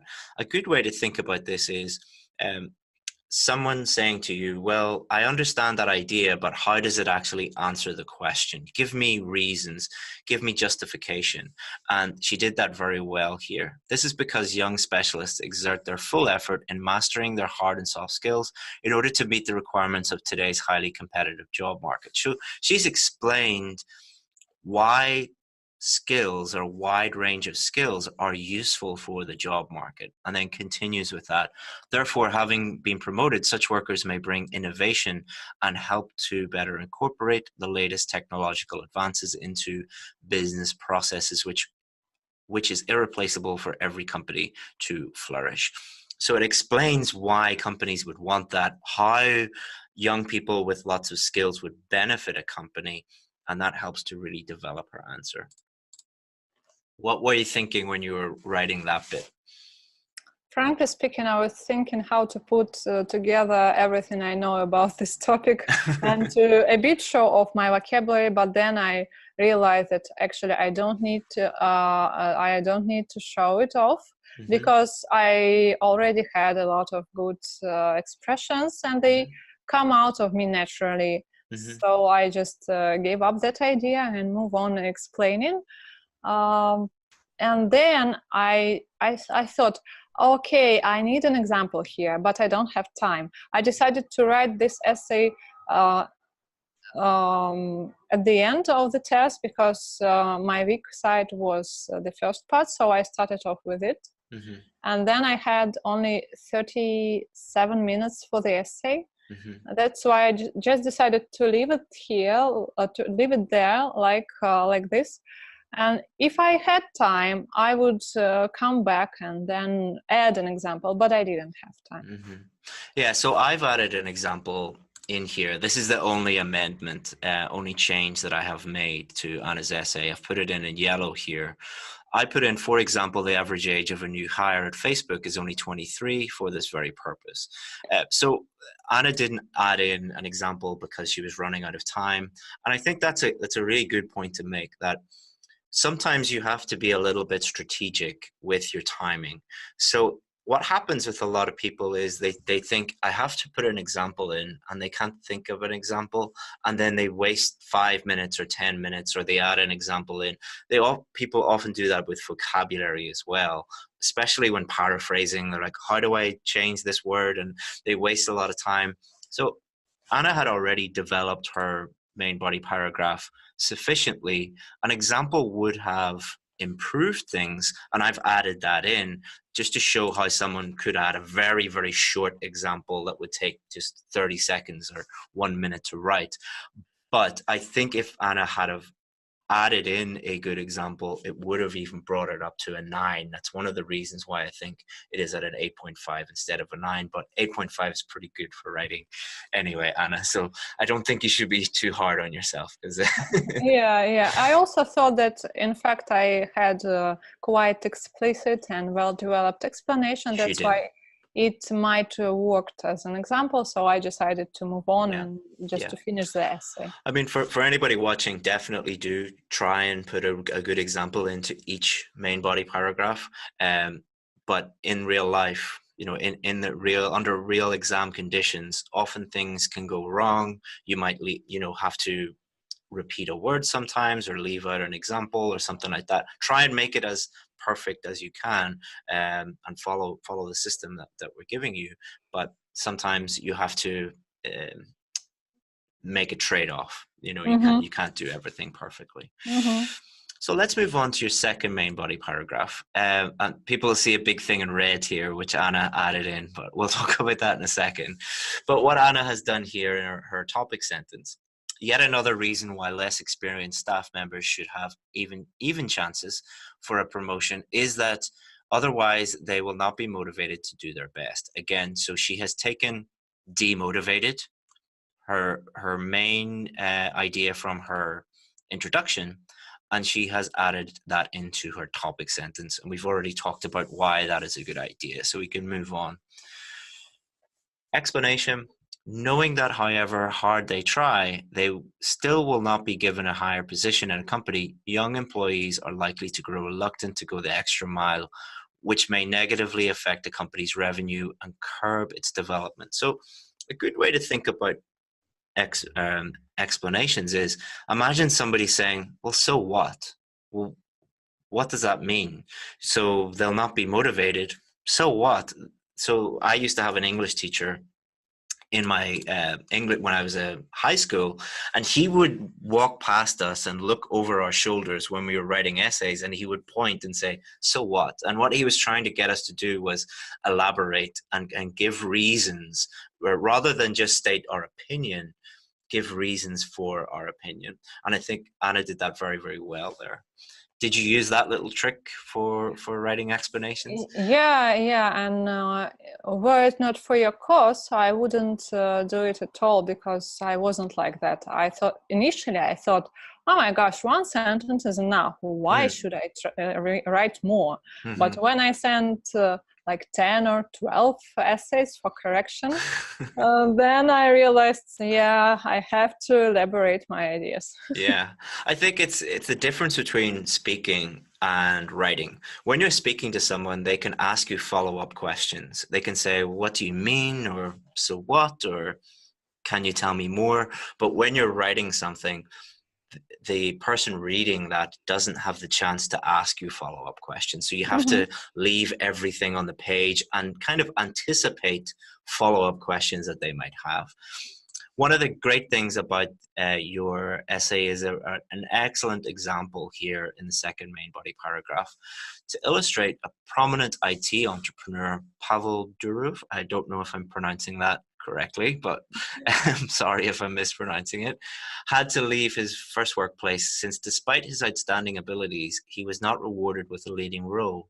As a result, he has successfully set up his own business while his employer lost his company due to a lack of highly qualified workers. So is that a real example that you read about in a newspaper or magazine or something? I know I'm not so rounded. I just came across Pavel Durov's page on Instagram, And I do know that he's a prominent IT specialist, and he's one of the most successful entrepreneurs in the world. But I really don't know about his working background, about his story. Yeah, it was just made up for the to show the example. That's it. That's a really good point, because sometimes you'll be able to think of a real example that is 100% true. Sometimes you won't be able to think of a real example. And in that situation, you can make up an example as long as the example makes sense and it fits the question. And it's not like some people write 99% of, they make up some crazy statistic, but yours was false, but it did a very good job of exemplifying that point. So it's fine to make up examples as long as they make sense. Yeah, in fact, it was the most difficult part in the writing practice, because it was really hard for me to come up with ideas. With examples? For ideas, for example. I'm no good at all in making up things. So I did a lot to master this skill. And for anybody watching this who feels the same way as Anna does, a really great way of doing this is to go onto like the BBC News or the Guardian or some good news source, and you will find technology news, the environment news, education news, health news, and those are the common topics that come up again and again and again for writing task 2. So if you just read one newspaper article a day for 2 or 3 months while you're preparing, you'll get lots of ideas and lots of examples, and it'll help with vocabulary and everything. Takes 10 minutes a day, 20 minutes a day, but can make a huge difference to your overall score. So let's finish off. Before we get into the conclusion, Anna left in a spelling mistake. So she's put this in red. Entrepreneur. Entrepreneur is a difficult word to spell. Most native English speakers mess it up as well. But it was great that Anna left that in to show that she made a small mistake, because a lot of people think that band 8.5 or band 9, Anna got 8.5, which means that she got a band 9 in at least 2 of the criteria. And to get a band 9, you can make small grammar mistakes. You can make small slips, not many of them, and they're just slips. Same with vocabulary. You can make a slight spelling mistake here or there. You should try and minimize those as much as possible. But many people watching this, even when I post sample essays, someone will see 1 comma out of place and, oh, you made a mistake. That's terrible. It's like this. Everyone's human. You're writing under exam conditions. Try and minimize your mistakes as much as possible.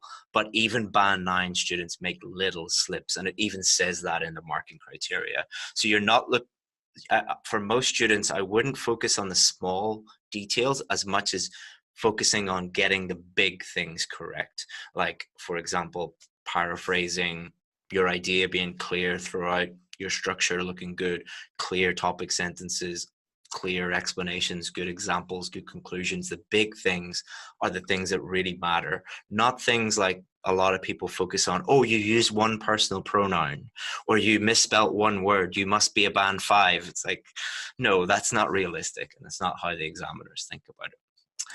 By the way, what do you think about the viewpoint? I've heard it a couple of times that there are such things like the so-called native speaker mistakes, and they actually don't lower your score as much as other types of mistakes do. Can you give me an example? I don't really know what you mean by native English speakers. Like native speakers usually mess up less and fewer. Yeah. So if you do this in your essay, this is just 1 out of, or only 1, or you have only 2 mistakes throughout the whole essay, it won't affect your score that much, because even native speakers do this. I mean, if you go and live in London or New York or Sydney and you listen to how native English speakers talk, they make little grammar mistakes a lot. Countable, uncountable nouns, for example, or verb subject agreement. But they don't make them that often. And that is what is referred to in the marking criteria as a slip, an occasional slip. So it wouldn't be like a massive mistake like getting a tense wrong, or you know, or a systematic mistake, which is you make a mistake every time you use that grammar point. You make that mistake. Articles or prepositions is a very good example of that. So somebody who has a big problem with articles, especially Russian speakers, every article is wrong. That would be a systematic error, and that would lead to a band 6, because it just shows that your grammar is not up to the level it needs to be. But if you got one article wrong in your whole essay, that's no big deal. That's just a slip. So yeah, that's a very good point. It's a very good point. I do live lessons all the time, and I make little slips all the time. You know, nobody's perfect. Even in class, I'd be writing on the board and talking at the same time, and I'd make a little mistake. And some students would say, "Oh, you know nothing, teacher." It's like, no, I'm human. You know, I'm a human being. Yeah. So that's a good point. So your conclusion. What we're looking for in the conclusion is the examiner's looking for no new ideas. They don't want to see new ideas or anything that hasn't been talked about in the rest of the essay. The examiner is looking for a clear opinion. Again, your opinion must be clear throughout the essay, in your introduction, in your main body, in your conclusion. So Anna did that in her conclusion, and a summary of her main points. So taking the same 2 ideas from the introduction and the same 2 ideas from the main body and stating them again in the conclusion. And a lot of people have a problem with this. Every time I teach this, people will say, well, how could you're repeating ideas? Like, well, that's what a conclusion is.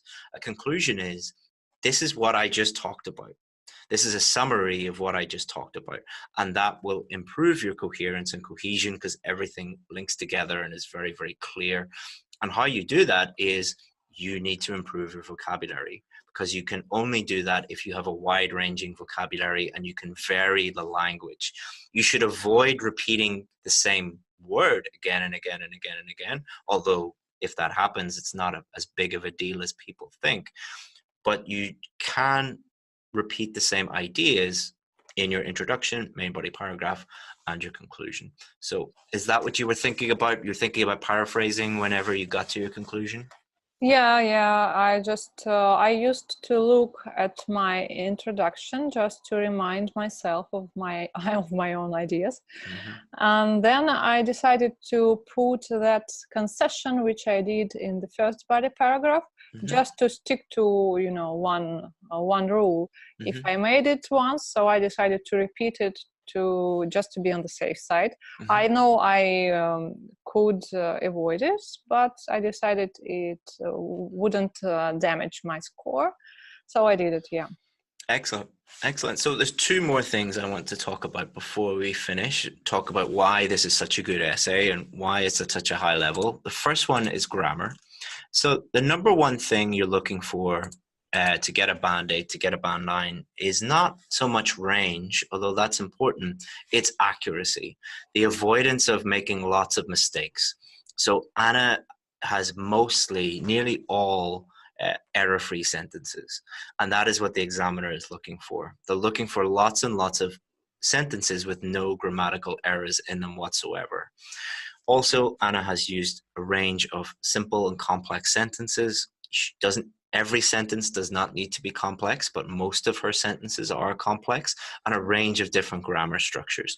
But what is very impressive about Anna's work is you can tell that she hasn't tried to show off her grammar. She's tried to answer the question clearly. And as a result of doing that, she has naturally used a range of structures, complex sentences, and kept her grammar extremely accurate. One of the things that a lot of people say about band 9, band 8.5 essays is, oh, it looks very simple. How can it be such a high band?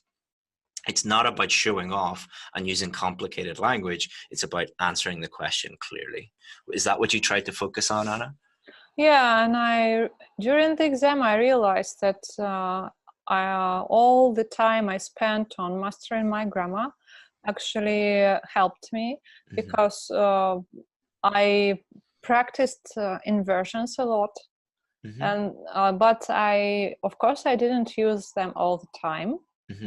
And during this essay, this inversion, like knowing that however hard they try, or it is novices who, they just came up naturally. So I wasn't thinking, oh, now there should be an inversion. Yeah. Or some people think I need to write an inversion here, and then a passive sentence, and then a conditional, and then, and they imagine trying to write a normal email like that. Instead of just writing an email to your boss or someone, you're like, I'm going to try and use the future tense and the past tense and the progressive tense. And it's just very confusing and difficult to do.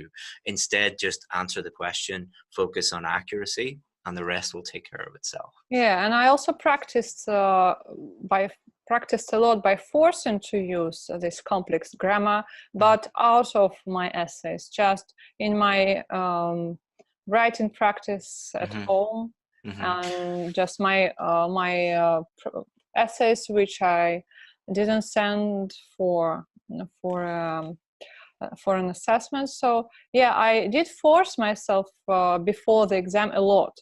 But during the exam, I avoided this. Yeah, that's what I suggest with grammar and vocabulary. During your preparations, take chances, push yourself out of your comfort zone, try and get better. But on exam day, play it safe. A good analogy is when they send astronauts up into space, they try and break everything before they go when it's safe on Earth. But when they're up in the space station, they take no chances, and they play it very, very safe, which is a good way to think about essay writing as well. So finally, again, we'll talk about vocabulary. Again, when people look at a Band 8 or a Band 9 essay, they often say, oh, it's not good because the vocabulary is simple. But then what I do with that is I highlight all the good vocabulary, and then they go, oh, actually it is very good.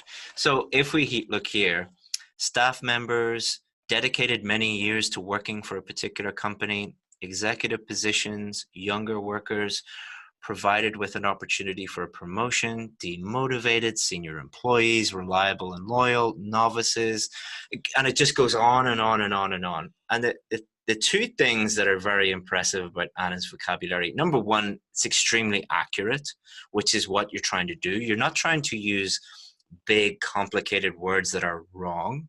You're trying to use words that help you answer the question that are correct. The second thing is she has an extremely wide-ranging vocabulary because she's using so many topic-specific words. Words that you only really use to talk about this specific topic, such as staff members, executive position, younger workers, reliable and loyal, senior employees, hard and soft skills, meet the requirements, highly competitive job market, bring innovation, business processes, irreplaceable, flourish. You don't use those words to talk about the weather or to talk about what you did last weekend. And what that demonstrates to the examiner is, if this person can talk about this topic with such a wide-ranging vocabulary and accurate vocabulary, it's a good indication that they can do that for any topic. So sometimes you might get lucky, and like, for example, if you're a doctor, you might get a health question. If you're a teacher, you might get an education question. But it is a very good indication, if you can use those topic-specific words, that you have a wide-ranging vocabulary. And did you work on your vocabulary before the test for a long time, or what did you do to try and help you in that area? It was a lot of effort from my side. I studied every day. I did an exception. I had a weekend like once a month, and that's it. I read a lot of tons of articles. I've written a list of more than 2,000 words and idioms, and I had an English-speaking friend to bounce ideas off. So yeah, I really pushed it. Yeah, most of the really successful Russian students I've worked with, they really systematically, like every day, try and do something to improve their vocabulary. Yeah, and what I did is that I followed the so-called bottom-up approach, which means that you learn in chunks by heart. And then they come out of you naturally, both in collocations. Collocations and chunks, like so if we look at your dedicated many years, provided with an opportunity for a promotion, bring innovation, meet the requirements, so that's how our brains normally learn vocabulary when we're children, or when we're adults as well, but we don't learn single words, we learn chunks of language. So that's very good advice as well. So it does take up a lot of time, but it's really well worth it. Definitely. As I said, there's no tricks or tips, or I can't give someone a list of words the day before their exam and say use these in the exam, because you need to learn how to use them, not learn them, memorize them. It's not a memorization test. It's a writing test. Yeah. So Anna, thank you so much for sharing your essay and giving that advice. It's such a privilege to work with a student like you who's worked very hard, and now you can see the results in 8.5, and that will hopefully lead to much success in the future for you as well. Thank you, Chris, for your association and for the course, of course. I will follow the videos, and I will try to take up some new things.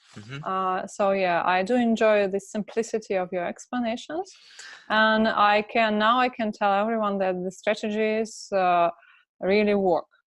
Keep it simple, as I said. I'm sure you're sick of hearing me say keep it simple, but anyway. Well, thank you again, Anna, and I'm sure everyone will get a lot of benefit from this video, and I hope that you have the best of luck in the future. Thank you very much. Hi everyone, Chris here from IELTS Advantage with another one of our success stories. So today we're going to talk to Komal, and what we were able to do with Komal was to bring her from 5.5 in writing to a band 7 in writing. So Komal was getting great scores for her listening. She ended up getting 8.5 for her listening. She got 7.5 in speaking. She got 7 in reading. But the thing that she was really struggling with, like many other students out there, was the writing. And she did the test 4 times, and on her final attempt, we were able to get her a band 7. So, Komal, let's start off by talking about what were the main differences between when you were getting a 5.5 and when you were getting a 7. What would you suggest to a student who is in a similar position to you, who's maybe getting a 6 or 6.5 or 5.5? What do you think is a good... I'll let you explain anyway. You know better than me because you're the one who did it.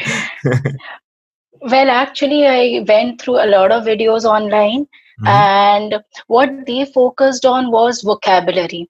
They told to practice vocabulary, high frequency words and stuff.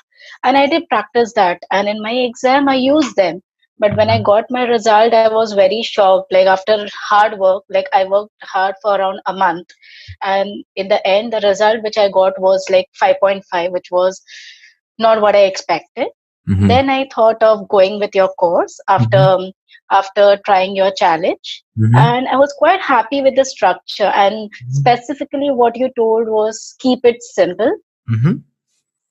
And the sample essays which were provided in VIP Academy, that helped a lot because there were around, I guess, around 15, 16 essays or so. And I went through each and every one, and the topics were different. And I read them, the vocabulary, I was shocked. I mean, is this a band 9 essay? Wherein others tell that you have to focus on vocabulary and stuff. And the formula which we have to keep in mind is keep it simple. So I used that strategy. I went through your videos, specifically the structure. It's so specific. so easy to understand. And yeah, I made my own notes going through your videos, and I saw most of them were similar. Mm-hmm. And there were some tips and tricks. Like if you remembered them, then you can score easily band 7 in IELTS. It's not difficult. Mm-hmm. Yeah, the reason why I was laughing there about vocabulary was one of the things that we used to do when I was teaching face-to-face, when I was working for the British Council. On the very first day of class, I would give them a band 9 essay and a band 6 essay. And I wouldn't tell them which one was which. And I said, take the band 9 essay and put it on the left-hand side and the 6 essay on the right-hand side. And they always 100% got them mixed up.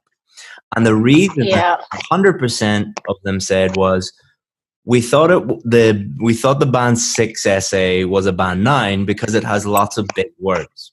And we thought that the band 9 essay was band 6 because it has lots of simple words. And it really comes from this thing that you will see on YouTube and Facebook and in lots of schools where they teach you that the secret to getting a high score in IELTS writing is use lots of big words. The problem with basically I came across those videos, 5 vocabulary words which would help you. For example, plethora and stuff, and it was like I had literally by hearted them. Well, the problem is that the first problem is 25% of your total score is vocabulary. So by focusing on vocabulary, you're ignoring the other 75%. The other problem is, what happens if you try and use very high level words? What do you do? It became very difficult. There was a time when I thought, oh my God, this is not my cup of tea. I should not do IELTS. And I told my husband, let's not go to Canada and let's cancel the plan. But then when I referred your structure, it was so simple. I mean, I just spend around 30-40 minutes a day or 2 hours in a weekend. And that was great, especially your correction service. It was so up to the mark. When I went through my mistakes, I understood where I was going wrong. Yeah. I think that and your team, they are really very active. I mean, on Facebook group also, if I put something that I have difficulty and so, and they will immediately send me a link, which I have to just go through and practice. Yeah, and I think the other problem with teaching people high-level words is that most of the people that they're teaching that to are not capable of using those words. So it's the analogy I always use is like, if I go to the gym, I can normally lift, let's say, 50 kilos. But if I try and lift 200 kilos, I'll get injured or I'll drop the weight on my head. And it's the same thing with giving people lists of big, long words. They don't know how to use them. And it's very common to get 5.5 because you will get a very low score for vocabulary because you have so many mistakes. Would you agree with that? Yeah, I totally agree. Plus, I believe that people should verify before going to an IELTS instructor. For example, what happened with me is before giving my second attempt, I came across one instructor. I mean, there was just a Facebook page to help me with my IELTS preparation, and they charge a very small chunk of amount and they correct the essays and give. But then through my research, I came to know that that person is still struggling with the IELTS exam. And they are just tutoring to earn some money so that they can, it's like an investment for them. But I've seen that. Then people like us, and people like us, they get cheated just by paying, and then they demotivate that no, you need another 6 months of time to prepare for the exam and stuff. But I believe that, as you always say, that take IELTS as an investment rather than giving exam again and again. Find a better tutor and do. And I feel that IELTS Advantage is the best. I know there's a lot of people out there that have not even got the score that they need yet, calling themselves IELTS teachers. And it's like, if you broke your leg and went to the hospital, would you ask the other patients, the sick people, to help you, or would you ask a doctor or a nurse? It's crazy the things that people are doing out there. and the cheapest option, like anything else, if you buy the cheapest car, it will break down. Yeah. If you buy the cheapest house, it's going to have a leaky roof and be in a terrible neighborhood. If you buy the cheapest correction service or the cheapest course, and I'm not saying that because I want people to give me money. I'm saying that because I want people to save money and give it to someone who really knows what they're doing. That's probably not going to be me, because I can't help too many people. But save your money and give it to someone who knows what they're doing, and then you'll get the score that you need. Because it would be a shame for you to have missed out on an opportunity to move to Canada, have a better life, because you trust someone who just doesn't know what they're doing. Yeah, I mean, that was like really shocking for me, how people earn money through various networking sites. Yeah. So I think people should verify before going through any institute or any classes. So what would you say to someone who, you mentioned to keep it simple, what would you say to someone who right now is watching this video and would say, well, if you use simple vocabulary and simple grammar, you're going to get a low score. You have to use complex vocabulary and grammar and everything. No, I would just say that follow a particular tutor. Don't just keep changing your tutors just because you don't get a good score from that person. Other thing is practice as much as you can, and follow a structure. I mean, following a structure is very important because, for example, in question when they say that what are the causes and what are the causes and solutions. So when we see that word causes and solutions, there are many people who might misinterpret that, oh, we have to write 2 causes or 3 causes and 3 solutions, which is not possible. In fact, I also used to feel the same. But when I followed your structure, I realized, okay, we can write 1 cause and 1 solution for the same, and we get good marks for that. So in the real test, did you have a causes and solutions question? No, I had opinion question. Whether do you agree or disagree? It was like, I don't remember the question as such, but it was based on children growing in, whether children should grow in rural area or whether they should be in cities. And what basic whether you agree or disagree. did you use there? I followed your structure, that is paraphrasing the question and giving, like, I disagreed that they should not stay in rural areas. So why do I disagree? In introduction, I mentioned my 2 ideas. Then my first paragraph was on my topic sentence plus explanation and example. Same went with the second paragraph and conclusion. Yeah, simple. Yeah. Another thing I would also like to share with others is, basically I'm from India. I stay in Dubai, but I'm from India. So one problem which we Indians face is mentioning the same thing again and again. Yep. I mean, there would be a topic sentence, and in my explanation, I would just write the same thing, and it would just go round and round and round.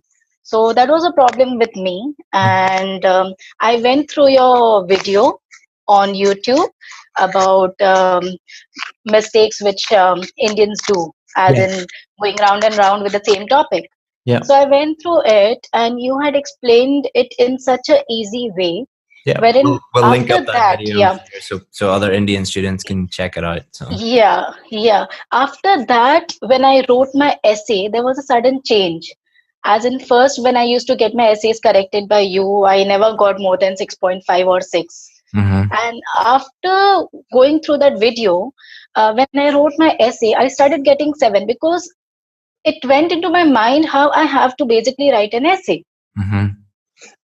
The typical format, because we are so used to writing same thing again and again and again, it reflected in my essay.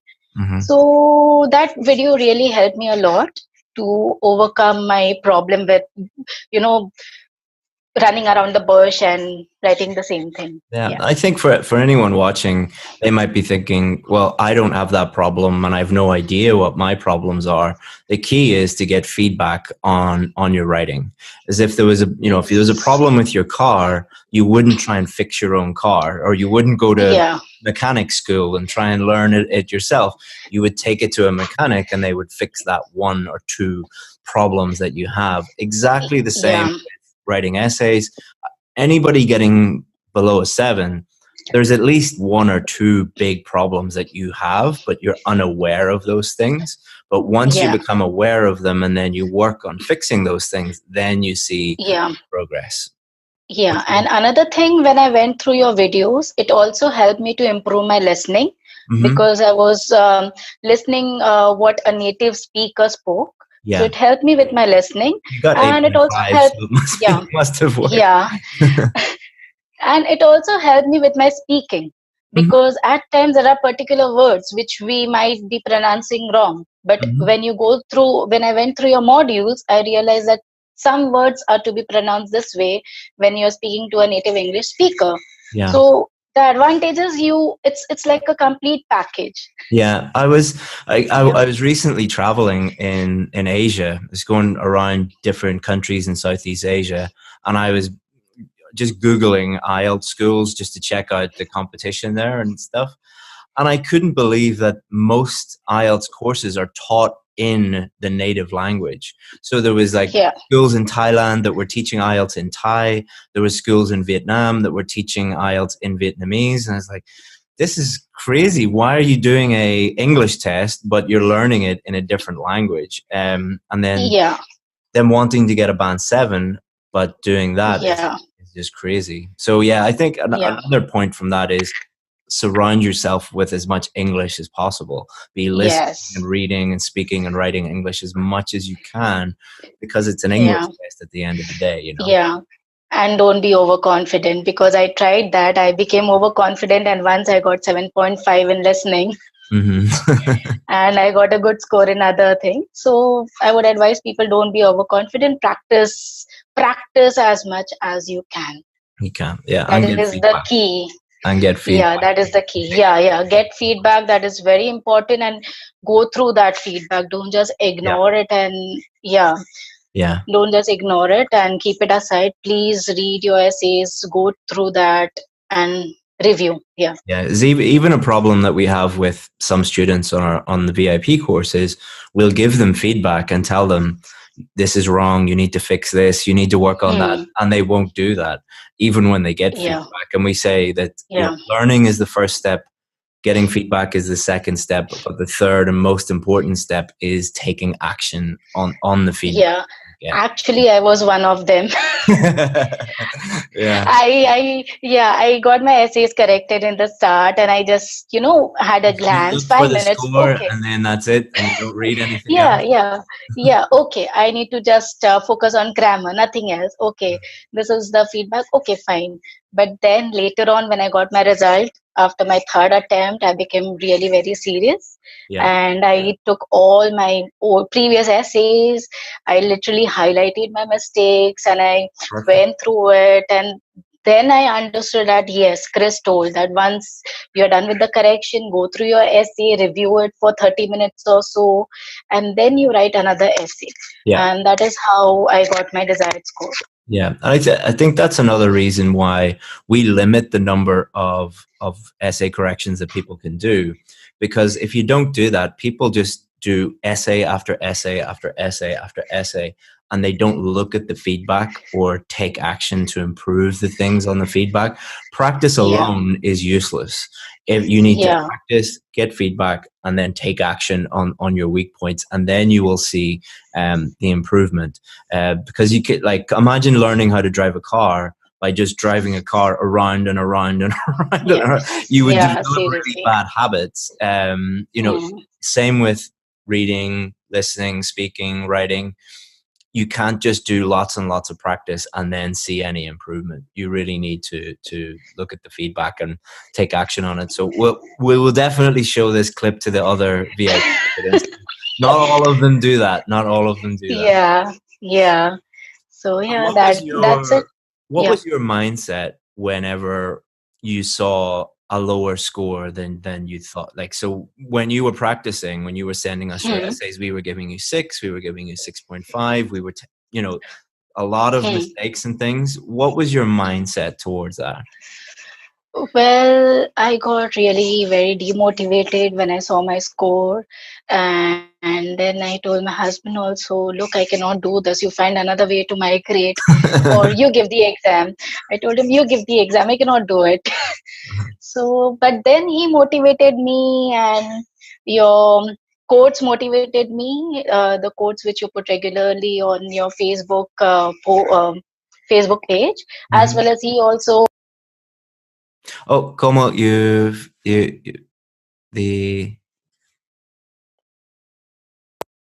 there we go. Yeah, can you hear Sorry, me? you must have hit the button by mistake. Sorry. You were saying that you seen the stuff on in the Facebook group, the motivational stuff. Yeah, motivational stuff, as well as he put that 8777 score in front of my eyes. So whenever I used to see sit, I used to see that. And I'm a teacher basically. So then I thought that what would others feel if they see that their teacher's only not trying her level best. So that is how I woke up one day, and I had like Cambridge books 11 to 15. Oh, they did it again. Okay. Yeah. I had already practiced those books. So I took copies of those books again. And I was continuously practicing. I dedicated myself towards IELTS for around 8 to 9 hours in a day, continuously doing those listening modules and writing and stuff. In fact, I used to finish my writing task 2 in around 20 minutes. Wow, that's amazing. Yeah, but the problem with me was idea generation, and I was not very sure about that.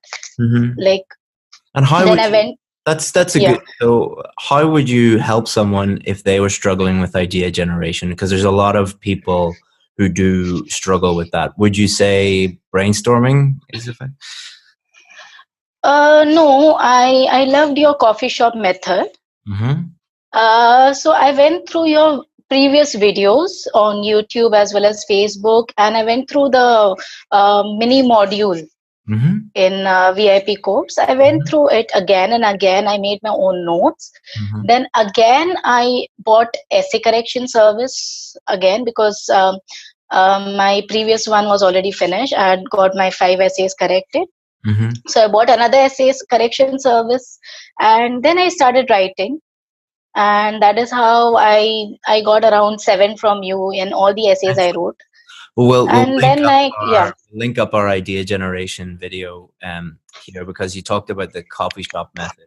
But we'll link the video here to so other students watching can have a look and improve as well. Yeah. So and that is that's when I came to know, yes, I'm actually prepared for the exam.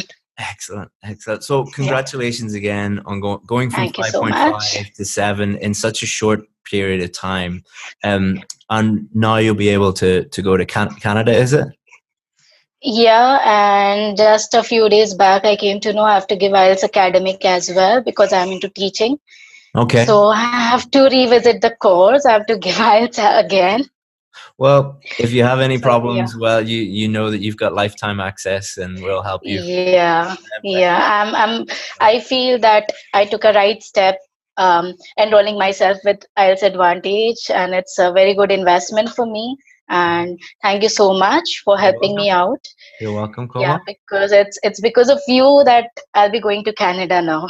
You're welcome. Well, thank you so much for helping other people, and it's a really inspirational story, and you've given really good advice. So if you need anything in the future, just let me know. We're here for you, and we'll do anything we can to help you. All right. Sure. Yeah. Thank you. Thank you. Bye. Yeah. Hi everyone, and welcome to a very special success story. Meet Andrea, who was one of our students, and what we're going to do in this video is Andrea did the test 10 times? Yeah, more or less.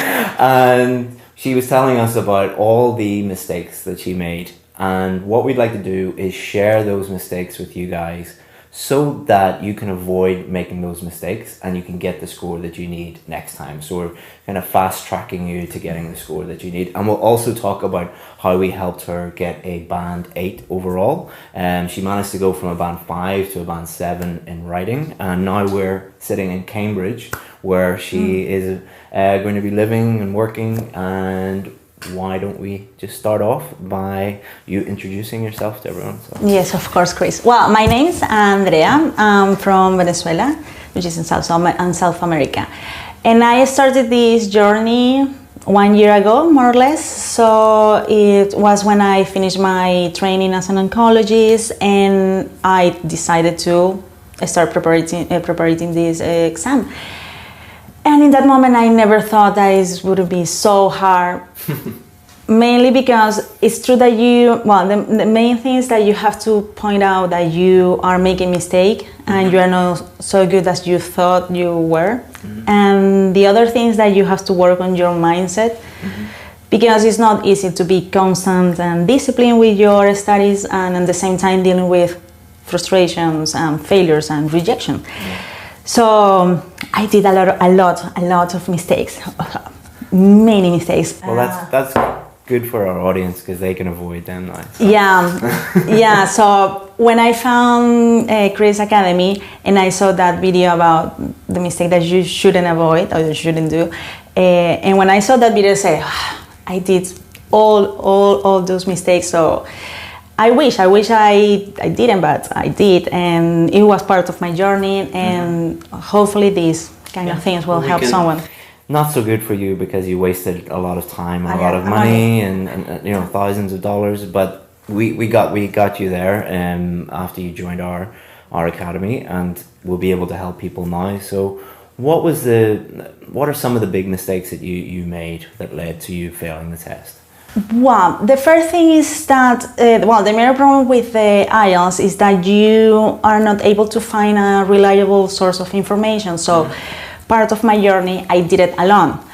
So I didn't know anything about the exam, the structure, how to study, how to prepare this exam. So, for example, I took my first exam just to know the experience and to know about the exam, and it was a huge mistake because you felt like you know nothing. And the listening part, I got lost, and the reading, I was rushing myself, and the writing, I didn't have time to just write one task. I was one task too. So, and the speaking, it wasn't myself who was there, and I failed. I obtained in that exam the listening 5.5, the reading 6, the writing 5, and the speaking 6. So yeah. And did you feel like giving up then, or because a lot of people that's what happens? They go and they do the test because they think it's just an English test. I have good English. I'll go and do it, and then they have a very bad experience like you had, and they're just like, this is not for me, I'm not doing this again. No, I didn't feel in that way with the first exam. What I felt in that moment is the time of the level of English that I was required, it was so far the one that I was obtaining. So I felt like, this is a lot of work and I don't know how to do it. So you felt a little bit overwhelmed. And it was a moment that I started to study grammar on my own. So I bought a book and I was doing my exercises and trying to, but it takes you time because you are studying and you don't know if what you are doing is okay or not. And then I did another mistake. That I was to take a general course. Yeah. It was so expensive and the amount of hours wasn't enough. And it wasn't personalized, so you never knew. So I never knew that what was my mistake. Yeah. So the only feeling that I got from that is, this is so hard, and you have to. Yeah. But you didn't have the guidelines, which step you should take in order to improve. So, and this feeling of anxiety and being stressed, and it was growing up and you didn't know what to do, just to, taking another test, just in case, I was lucky, and I don't know, but no, don't do that. So would you recommend that people just keep doing the test until they get the score they need? No, don't do that, because the first thing is well, you have like two different person in your mind. So the one is that, no, well, maybe if you do the exam again, maybe you are going to obtain your score. But the other has to be the honest. You have to be honest with yourself and say, come on, you are not going to jump from a 5 in your writing to a 7. Yeah. It's not possible. Or your listening 5.5 to a 7, the score that is needed to. So you have to work on that. And then what happens if you take the exam many times, that you are going to deal with the stress of being under exam conditions, and then to deal with when you are receiving your scores and it's not the one that you wanted. So it's like, oh, and you have to start again. So I don't recommend it to do that, even when I did it. Yeah, I think a lot of people email us and say, like, can you help me? And we say, yeah, no problem, but you need to do all of this work, and you need to maybe join our course, which costs a certain amount of money. And they say, no, I don't want to do that. So, well, you don't really have a choice. You can either spend the money failing the test over and over again, and spend the time failing the test over and over again, or you can actually learn what to do and spend, like, you probably spend about $2,000 on failing the test, whereas our course, when you joined it, it was like $350 or something like that.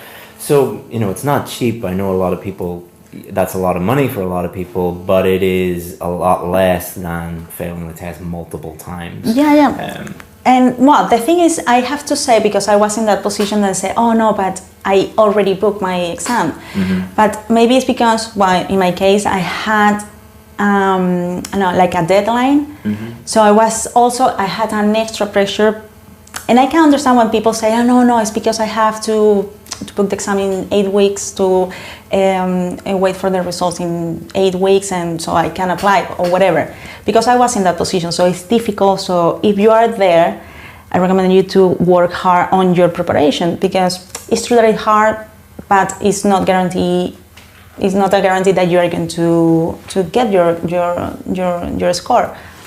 And then I think a lot of people, they do the test maybe one time or twice without any preparation, and then they do what you did, which was, okay, I'll just go for a general course and see what the format is and see what's going on. But why does that not help? Because it's not personalized. And sometimes I think that because it wasn't, I did two courses, and the other was a little bit more VIP, but it wasn't, because they changed the professor every time, and I think that they make you feel better about what you were obtaining. Because I remember that I was in this academy, there was another one before I moved to England, and they say, oh yes, you are doing great, you are obtaining in a listening a 7, but I didn't feel that my English was improving for that time. It's true that I felt great for me, but for the result on paper, it's not the reality. Well, what we hear from a lot of our students is, oh, my old teacher told me I'm doing really well, and they gave me lots of positive encouragement and said everything was great, and then I went and did the test, and then I failed. What we do is the complete opposite. We don't try and be your friend. We just try and get you the results you need, and we say, this is wrong, fix this, you need to work on this. And people often hate us for doing that. But as I say, I want you to be my friend when you get the results, not during the course. We're friendly, we're helpful, but I think I've been in that position too. When I was first teaching people, you want to be friendly with them and you want them to like you. So telling them the truth is and that was one of the mistakes that I was saying, come on. And I remember my first feedback, and say, for example, from us, from you guys, this sentence doesn't make sense, it's not related with the subject, and that's it, very cool. And I said, what? But maybe it's because you are not trying to, you don't understand what I was trying to say. Say, no, don't, grammatically it's wrong, it's out of context, and I said, well, that's it. And it's worked for me, because they, don't delete that part of your essay and work on that. And you had a good mindset about that. Sometimes when we do that with students, they're like, they get really frustrated and they see it as an attack on them personally, and that's why we say no. It's we're not attacking you as a person. We're just trying to make your English better, trying to make your writing better, trying to make your speaking, your listening, your reading, whatever it is, you know. And it's also true that it was through your feedback, because before that it's true that I was improving my writing skills, but I've never received a proper feedback. Yeah. It's true that some native person they were reading, and they can correct me certain things, but maybe the structure or certain. Sometimes I receive like, this sounds weird, but sounds weird for me it wasn't enough, because I didn't know what was the mistake. So that was another great advantage of receiving the feedback from you, because it was there when I realized that I have problem with my word order, and that was because of my Spanish grammar structures. I was doing the other way around, and the preposition. What? Preposition. I was working with articles, but prepositions, and I had my list and things, and I was reading every time, but it's because I had my Spanish mind and things. So I was failing in every sentence, most of them, I think. Yeah. So I was working on that. I was just word order. And my preposition, read again. If you're not sure, change the sentence or use another word. So, and that really helped me in improving my essays. Yeah, it's really interesting to hear your story, because it is a very typical story of the test is not that difficult. I'll go and do it without any preparation, fail. Okay, I'll go for a general course, not get any feedback, look at some videos, look at YouTube, fail. And then you're like, and then what was the next part of your journey? I was consuming every type of video in YouTube about IELTS and professors. It's so confusing, because one guy says this, another girl says the opposite, and you go into the test and your writing reflects the confusion in your brain, because you have no idea what to do. No, exactly. And you have to follow a plan, which I didn't know that you have to. Yeah. I thought that give me a pen and a paper and I'm going to write everything that is going through my mind, which is not the case. No. No, you have to, no. And then I thought that, for example, because in my first attempt that I just finished one task, that if I finish in the other, because if I obtain a 5 with just writing one, maybe if I finish the second one, I will obtain a 7, because, I don't know, just because of percentages or something. But no, it's because I didn't know what was the way that they evaluate my essay. I wasn't aware of that. The 4 areas, until you learn, and the moment that you learn that, is when you say, okay, can I understand what I'm when I'm writing? Can I don't know, it's any mistakes, it's what is your vocabulary, how many words are you repeating, even if you're repeating yourself, your vocabulary, can the examiners understand when you are writing? So I was all over the place. Yeah. And I think the next part of the journey that people normally go on is they get help from a teacher who gives them good feedback, but then they come up against a new difficulty, which is mindset, because it's very difficult for someone to be constantly telling you, you're making a mistake, this needs to improve, you need to work harder, you need to get... What mindset things would you suggest people understand before they go on that journey? Yeah, I think for me that was the only thing that it kept me continue doing this, because if you are in front of so much frustration, so much failure, you want to give up. So what I did is to change this approach to this exam. So I used to think, I think that while you're learning your English, trying to enjoy this. So everyone say, this is horrible. So for example, for me, writing an essay, it was my fear, because I didn't want to fail again. So in the moment I put in my schedule, Andrea, you have to write tomorrow 4 essays.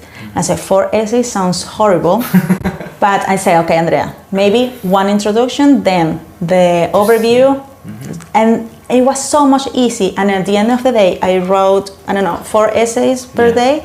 Yeah, if you say to someone, you want to climb a mountain, and you look at the peak of the mountain, you'll never do it. But if you just say, I want to go 1 mile today and 1 mile the next day, you'll get up there. It's, yeah. And the other thing is because I was so focused on my writing, but I didn't want to write in that moment.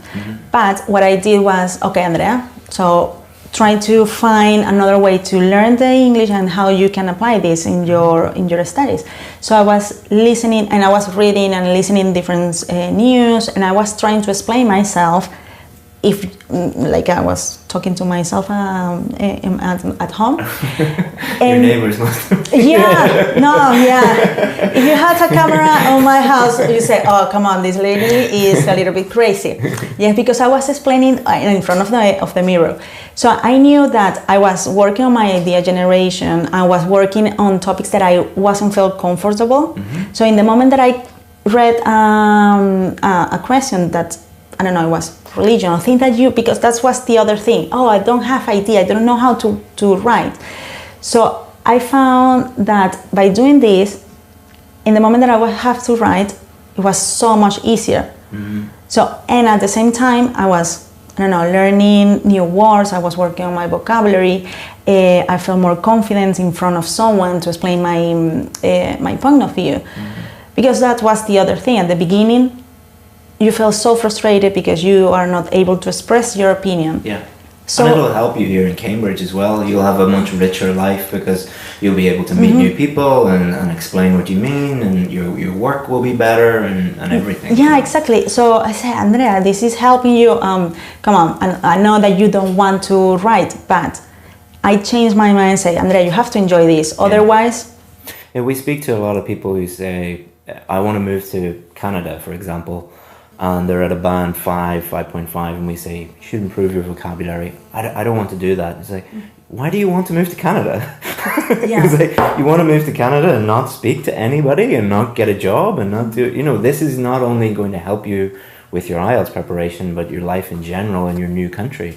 So I think that's one of the goals, if you're lacking in motivation, is to not just think of it as a band score on the IELTS test, but improving your life in general, because your communication and skills and everything will improve.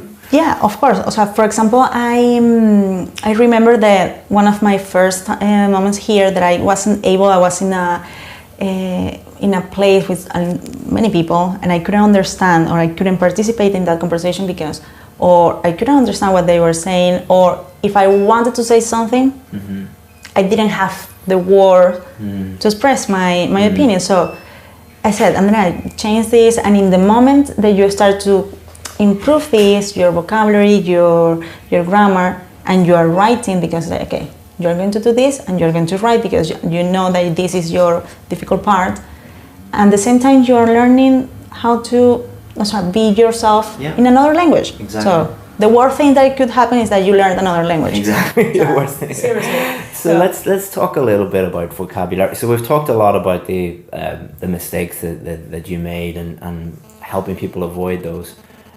Now let's talk about how you got to this level and the scores that you got. And one of the things that you mentioned was vocabulary. How did vocabulary help you improve your scores, and how did you learn new vocabulary? How did you Wow, for me, vocabulary was one of the main things that helped me to improve all the 4 areas. So what I did, I remember because I bought these books, Cambridge IELTS Series 9 to, I did 9 to 13 books. So when I was doing the reading part, after I did the mock, I went back and I was checking all the words that I didn't know in that moment. But because it's true that you can't, in that moment, you can't identify what is the meaning because of the context. But I always check if I didn't know. So, for example, I don't know, I knew what they wanted to say, but I wanted to be sure. And then from there, I learned about the word, the different usage of the word. So for example, it was a noun, what is the adjective, what is the verb, and how to use it. So it's true that each passage after I finished, it took me 1 hour at least, an extra hour just reviewing that. And then I was underlining, I don't know, what is the main idea. And after, I don't know, maybe after each day, I had at least 20 words that I didn't know. So what I was trying to do is to work on that vocabulary that I didn't know, that in that moment, at the end of the day, I was making sentences on my own. It could be very simple, because at the beginning I said, I don't know how to use it. The house is green, that's it. And then I was trying to incorporate all those vocabulary on my daily routine. So for example, if I want to express an idea or something. And this helped me a lot, for example, for the listening, because they are, if you want to find the answers, they're going to tell you a synonym. Yeah. So you were working on that. In the reading, if you know a lot of words, you don't have to skim or scan. Just you're reading faster because your comprehension is also improving. For the writing, you're able to express your meaning, you're able to be more fluent. And the speaking, obviously. So I have to say that working on my vocabulary, it helped me a lot. It improves absolutely everything. And what you did is exactly what you should be doing. And a lot of people forget that you need to, if you're preparing for the test, you're going to be reading every day, you're going to be listening every day, so you're constantly going to be seeing new words. So do what you did, which is guess the meaning from context, then look the word up, and then use the words, review them regularly. You look at the different forms of the word, different synonyms, collocations, really learn them 100%, instead of what most people do is go online, try and find a list of band 9 words. There's no such thing, and it doesn't help you. You have to learn them, learn the words in context from real English, and review them and then use them. Exactly. Otherwise, you're going to make more mistakes. Because if you just learned a list of words, this doesn't make sense. And it improves reading, listening, speaking, writing, absolutely everything. So. Did you have a notebook like we suggest? Yes. No, I think, a huge notebook. Full of new words and everything. Yeah. So then, because I finished that word, it doesn't make sense, so I start to categorize all the... Categorization is really good for reviewing and things. So if I want to talk about education, health, so I was working in that kind of things. And then, the idea generations. At the beginning it was hard, because say, idea generation, how? So it's just reading. So the thing that I did was go to BBC News and go to health, education, science, technology. No politics, I didn't like it. It's too boring. It's too boring. It's too boring. And you have to try to do the most enjoyable part of this. Because if you go to any news website, you'll see health news, education news, technology news, science news. What are the common topics on writing task 2? Health, education, technology, science. So if you read one of those articles per day, you're going to help with your idea generation, your vocabulary, your idea development, your examples, absolutely everything. Example. Yes, of course, I'm working on that. So what I did with my idea generation as well, I had my notebook, is if I read something about health, I try to create a debate on my mind, and then the different points of view, even when it wasn't my point of view, because critical thinking, seeing the other side of an argument and appreciating what other people would say about your argument, and all of those things are really important. Because I didn't know if in the moment of the exam I have to contrast my ideas. So, and you obviously you feel more comfortable talking about what you believe. Exactly. But if you work in also what other people believe, in the moment that you have to write about that, you are not going to have any problem. So it's hard. I remember it took me time. Every day I was studying hard, because I was also learning about different things. So I thought, Andrea, it's not just exam, it's just also about learning new vocabulary, Yeah, when learning about the world as well. The world, yeah. I didn't have too much time. It's what, to be honest, it's a great thing because for me, in my case, I say, Andrea, because before I was studying medicine, and the only thing that I read was medicine, and now you're a more well-rounded person. So I have you have to look at this as a positive. Excellent. And now that's 25% of your marks in speaking and writing are going to be vocabulary. Another 25% are going to be grammar. How did you get over the grammar? The grammar.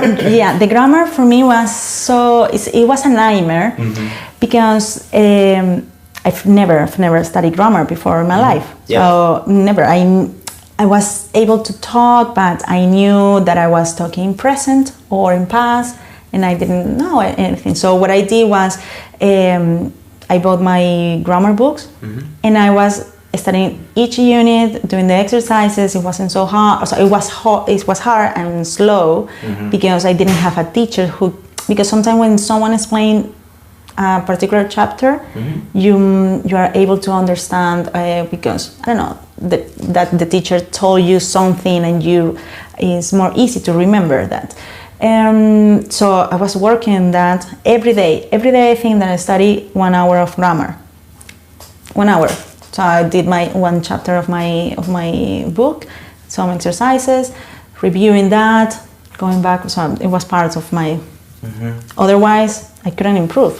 And what would you say to someone who, let's say they don't even know that they're struggling with grammar, or they know they have a problem with grammar, but they don't know how to fix it? Apart from studying grammar, what would be your biggest piece of advice for them? The thing is, if they don't know that they are struggling with grammar, I think that the best exercises to do is to try to express something to someone. Could be so easy. Can you describe me this? And what did you do yesterday? So if you are struggling with that, it's because you need help. You need help in your grammar and your structure of this. So find a professional help. I think because you can do it alone, but it takes you time, and you don't know if you are doing well. Yeah, I'm not saying this because I want people to join our course or give me money. I'm saying this because if you don't get professional help with your grammar, you will have no idea the mistakes that you're making. And the analogy I always use is, if my car breaks down, I don't know anything about fixing a car. I bring it to a mechanic. If my little boy was sick, I wouldn't go onto YouTube and look up, his symptoms on YouTube. I would bring him to a doctor because why do we hire experts? Because they know a lot more than us, and they're able to immediately identify the problems. And for most people doing the test that are like at about a 6 or so, it's not that all of their grammar is terrible. It's because 1 or 2 or 3 areas they make small mistakes, or they have fossilized errors. Like it was prepositions. For a lot of our other students, it is articles. For other students, it's punctuation. So a professional will be able to I can look at your writing and within 30 seconds say, you have a problem with this, this, and this. You need to work on that. Yeah, no, it's true. It's true that studying the grammar, it will help you, for example, for your speaking. So as you study everything, but you are not going to use the whole grammar on your essay. But if you don't know what are you doing wrong, you're never going to obtain the score that you wanted. So it's the best. The thing, when I received my first feedback and I realized that I was making these mistakes, and I said, Andrea, you have to work that. And when I was producing each sentence, I was double checking these mistakes. So I say, okay, it makes sense. Verb, agreement, subject, things. It's not Spanish grammar. Okay, go. So it was the thing that it helped me a lot. No, it really does help. And what I'd also say about grammar is, don't get too frustrated with it, because it can be little rules. Because I know how frustrating it can be for students. They're like, but the rest of the sentence is fine. There's just one tiny article or one tiny preposition or a comma, and it gets very frustrating. But the thing to remember is, let's say articles and prepositions are your two main weaknesses. They're in every sentence. So if you're making mistakes in every sentence, then you can't get over a 7, because to get over a 7 for grammar, most of your sentences need to have no errors whatsoever. And then if every sentence has a mistake, it also affects your coherence, because it's more difficult to read.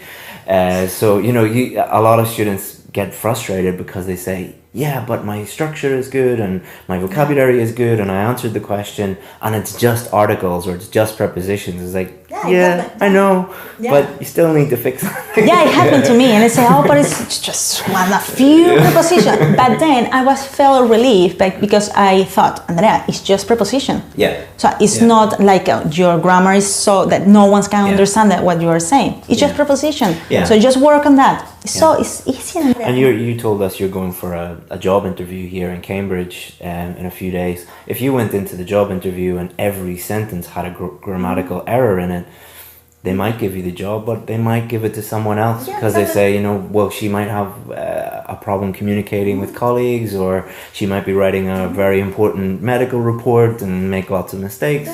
So hopefully it does help you with that as well.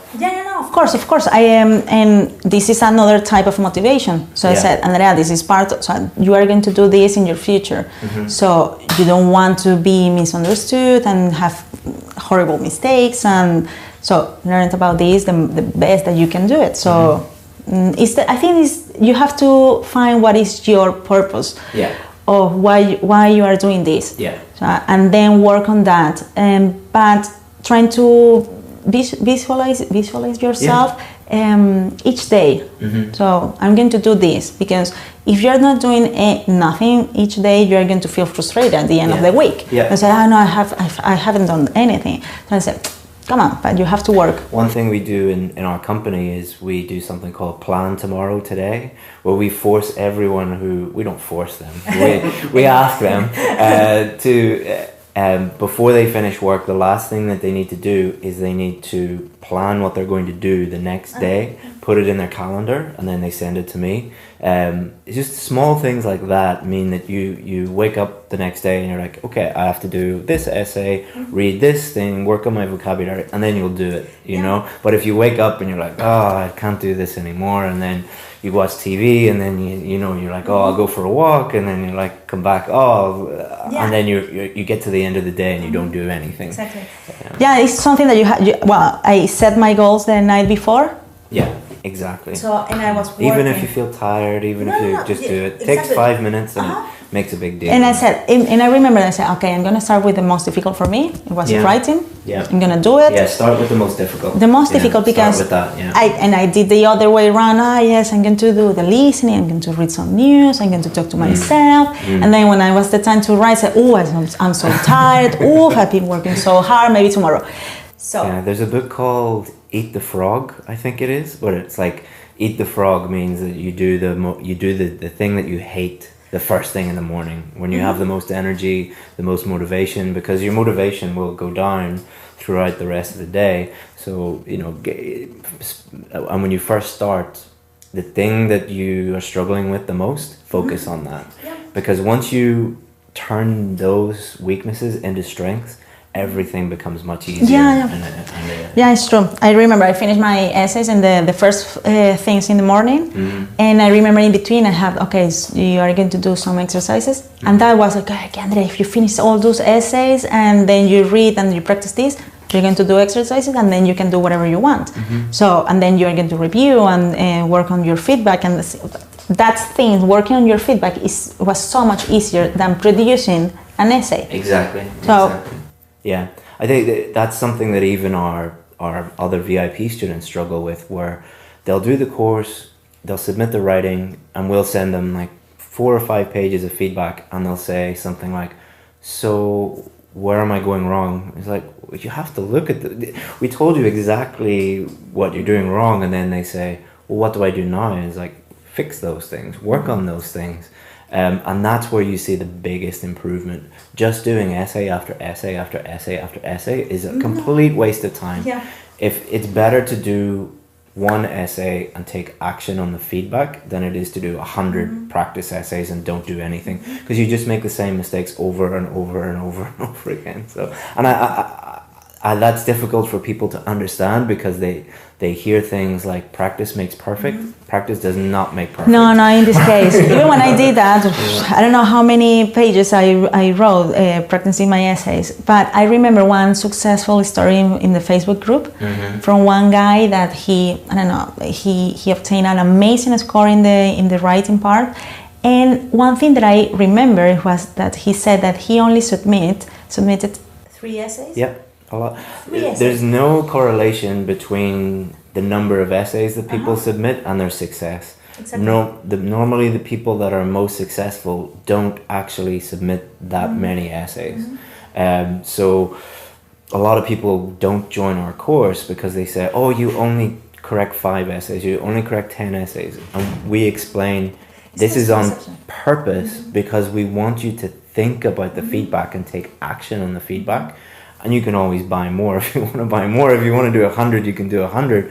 But we would recommend that you don't do 100. You only do 5 or 10 or 15, however many it takes. Because the story I always tell is, I had a friend who, he grew up on a farm. So his dad had an old car and said, just to let him drive around. And he was driving from, he was like 8 or 9 years old. And then he went to do his driving test and he failed over and over and over again, even though he had been driving for 10 years, because he had picked up such bad habits. So he had practiced for thousands of hours, but couldn't drive on the roads because, so just practicing is not the key. Practice, get feedback, think about the feedback, take action on the feedback, and then that's where the learning comes in. Yeah, no, it's true. And be patient, because this is then another thing that we think that after we finish to look at the models and study the models and practicing everything, that it could be instantaneously that we are going to be able to produce a perfect essay. Yeah, I can't watch Messi or Ronaldo play football and then go out and play for Barcelona. It's just the first step. Exactly. Watching a video is just that's why I get frustrated when I see videos on YouTube that say, watch this video and you'll magically get a band. Like, no. It's not gonna happen. It's not gonna happen. It is the first step, but it's watch the video, then do the thing in the video, then get feedback and take action. So that's good. So one of the things that I made in my notes about you was that you struggled with time management, but did I give you time management tips, or how did you solve that problem? Because tell people what you were doing when you got a band 5 in writing. What was happening with time management? Well, obviously, what happened when I was producing an essay also in the band 5, that I didn't know how to write. So my level of English wasn't so good, and I obviously, to produce 250 words, it was a nightmare. So it's true that I also made that mistake. I said, how can I improve my timing, blah, blah, blah. No, I realized that after I got better on my grammar and how to produce, to organize myself, the only thing that I was aware is about the clock and the timing, just to be sure that you are writing on time. But I didn't have any tips for time management. This became better when I was better at doing that. And it was the same with the reading part. So you, in the moment that you read faster and you can understand everything that you're reading, you don't need time. And you're not going to struggle with that on the moment that you get better. It sounds horrible.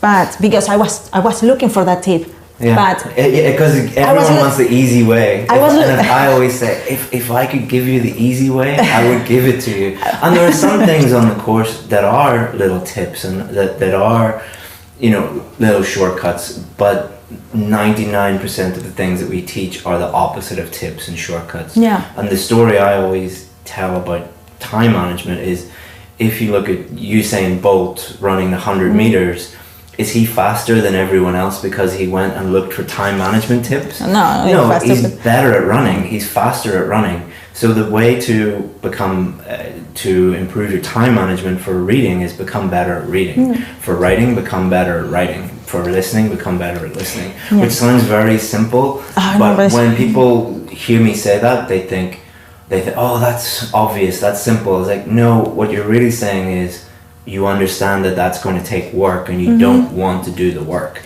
You want me to give you top 10 magic super tips because that's what you are looking for, because that's, you want to save time. Ironically, by saving time, you're going to mess up your time management. The only tip that I remember about time management that I found it very useful, it was for the reading part.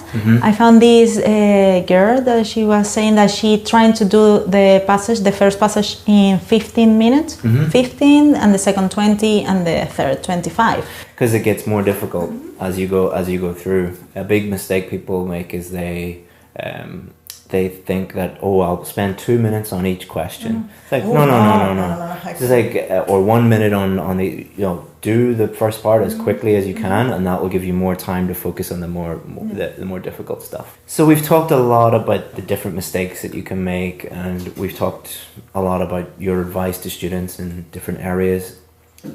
Let's finish up by talking about if you're brother or sister or a family member or your best friend was doing the test, any other advice that you would give them apart from the things we've talked about already? Well, the main advice I will say to someone is to set what is your purpose, so why you are doing this, trying to remain honest and realistic about your current situation and your level of English, that you are not going to be as good as you wish, but you can work on that and in order to improve. And please find professional expertise, because otherwise you're going to spend a lot of money and you're going to waste time. And it's better to find a good place and follow certain structures rather than, I don't know, doing that your own and don't be successful in the time that you wanted. I mean, you talked about purpose. What did you think about when you thought about why am I doing this test? What kept you motivated? Well, the thing is, my main motivation was to work in England, but that was like it's too big, so a too wide goal. So then I narrowed this goal and said, Andrea, my main purpose was to be able to express my ideas in English. So that was my main idea. So, and then I knew that by doing that, I will improve and I will obtain my score. So, and then I will obtain my job here. But I was trying to put that more realistic and more useful in the future, that I knew that, okay, I'm going to use my vocabulary in order to communicate with other people. The students that I've worked with that have done the most work and made the most progress, normally they have two purposes, two main motivations. One is internal, so they are trying to improve themselves in some way, either by like you said, improving their communication skills, or often it's because they know that once they get this score, they'll be able to do a job that will help them grow as a person, and it will make them much happier, and they'll be more fulfilled. Or someone like you, who you'll be working on breast cancer and lung cancer, and that is a huge motivation. The other motivation, and I think this is the most powerful one, is they think of things bigger than themselves. So, for example, for me, the reason why I'm very motivated is because I think of my wife and my son, and that keeps me going, and I work very hard. Often I will hear people talking about that they want to do it for their family or for other people, or like you, they want to go and do a job, a nurse or a doctor or an engineer, that will help a huge number of people. So whenever you feel a little bit down or demotivated, try and think of something bigger than yourself, and because it is difficult, everything is difficult, but like anything, the more difficult it is, the bigger the achievement. And the way that you are going to feel in the moment that you obtain your score is unbelievable. Yeah. So that moment, guys, is priceless. Yeah. Fridays are always the best day for us, because we look in the Facebook group and we see, I got this score, I got this score, I got this score, and that's really motivating for us. And you talked also about being honest with yourself. That is so important. Is a lot of people, the people that are most, I'm not being very fluent here or very coherent. The people who are easiest to lie to are ourselves. So a lot of people will say things like, I don't have time. It's like, you have 24 hours in a day, you chose to do something else. Or they'll say, this is just too difficult. Or they'll say things like, it's not my fault, it's the teacher's fault, or it is the test's fault, or it is whoever's fault. It's like, you need to take responsibility for your own development and your own performance. And if you have that very humble attitude, then you're going to do very well. And we have that attitude in our team as well.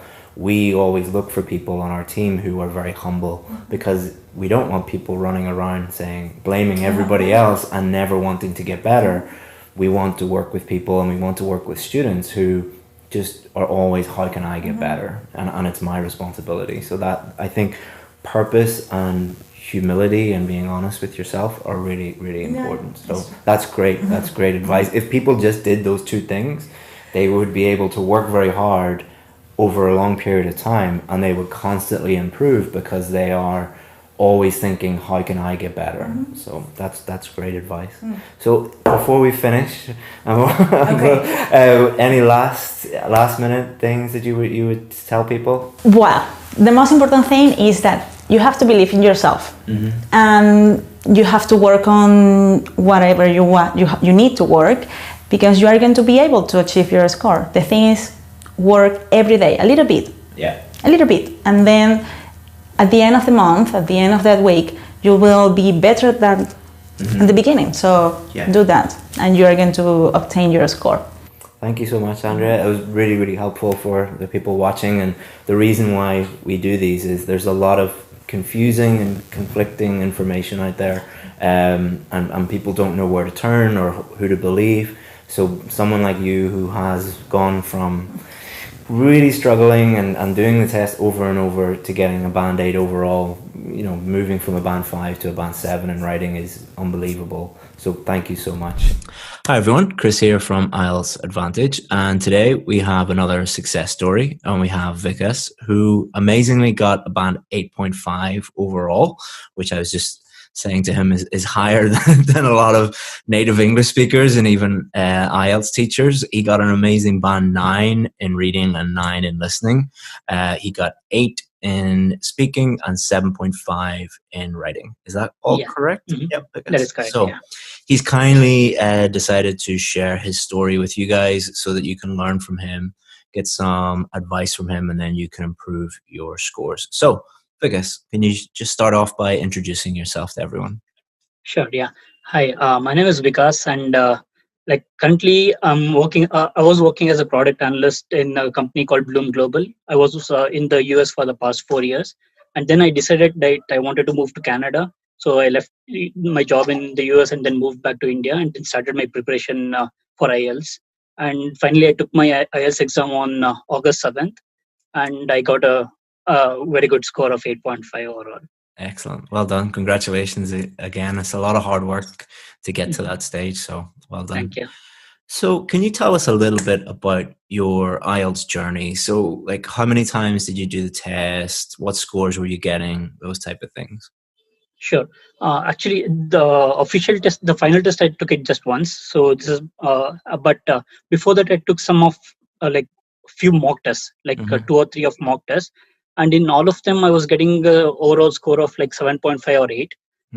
But I was not getting good scores in speaking and writing exams. The reason was I was not doing good in task achievements or anything. But my scores in listening and reading were always varying. I was always getting either 8 or 8.5, and it was always varying. The main reason I think was because I was having pseudo confidence in my listening and reading abilities. So I was not practicing to the right, what do you say, to my potential. So what I was doing initially was I was just going on YouTube and then looking for tests, and then I was just practicing and like was following practice makes perfect kind of thing. So I was just doing that, and instead of correcting my mistakes, I was just practicing again and again. So, and after I watched your videos, I learned about like what we should do. Instead of practicing a lot, we should just take in a few exams and then work on our what is it our shortcomings or what all mistakes we are doing. I just started working on my weaknesses and then I got better at it. Yeah, it's like you work in software development and product development. It's just like debugging. You know, if you create a product and it's going to have a bunch of bugs, because that's normal. When you're learning a language, you're going to make lots of mistakes, and when you're doing the IELTS test, lots of mistakes. But the key thing is, just like any good developer, is to focus on debugging. Why did you make that mistake? And really thinking about why that was, and then addressing that. So when you were going through our method for improving your reading and your listening, what were the bugs, the mistakes that you seen? Okay.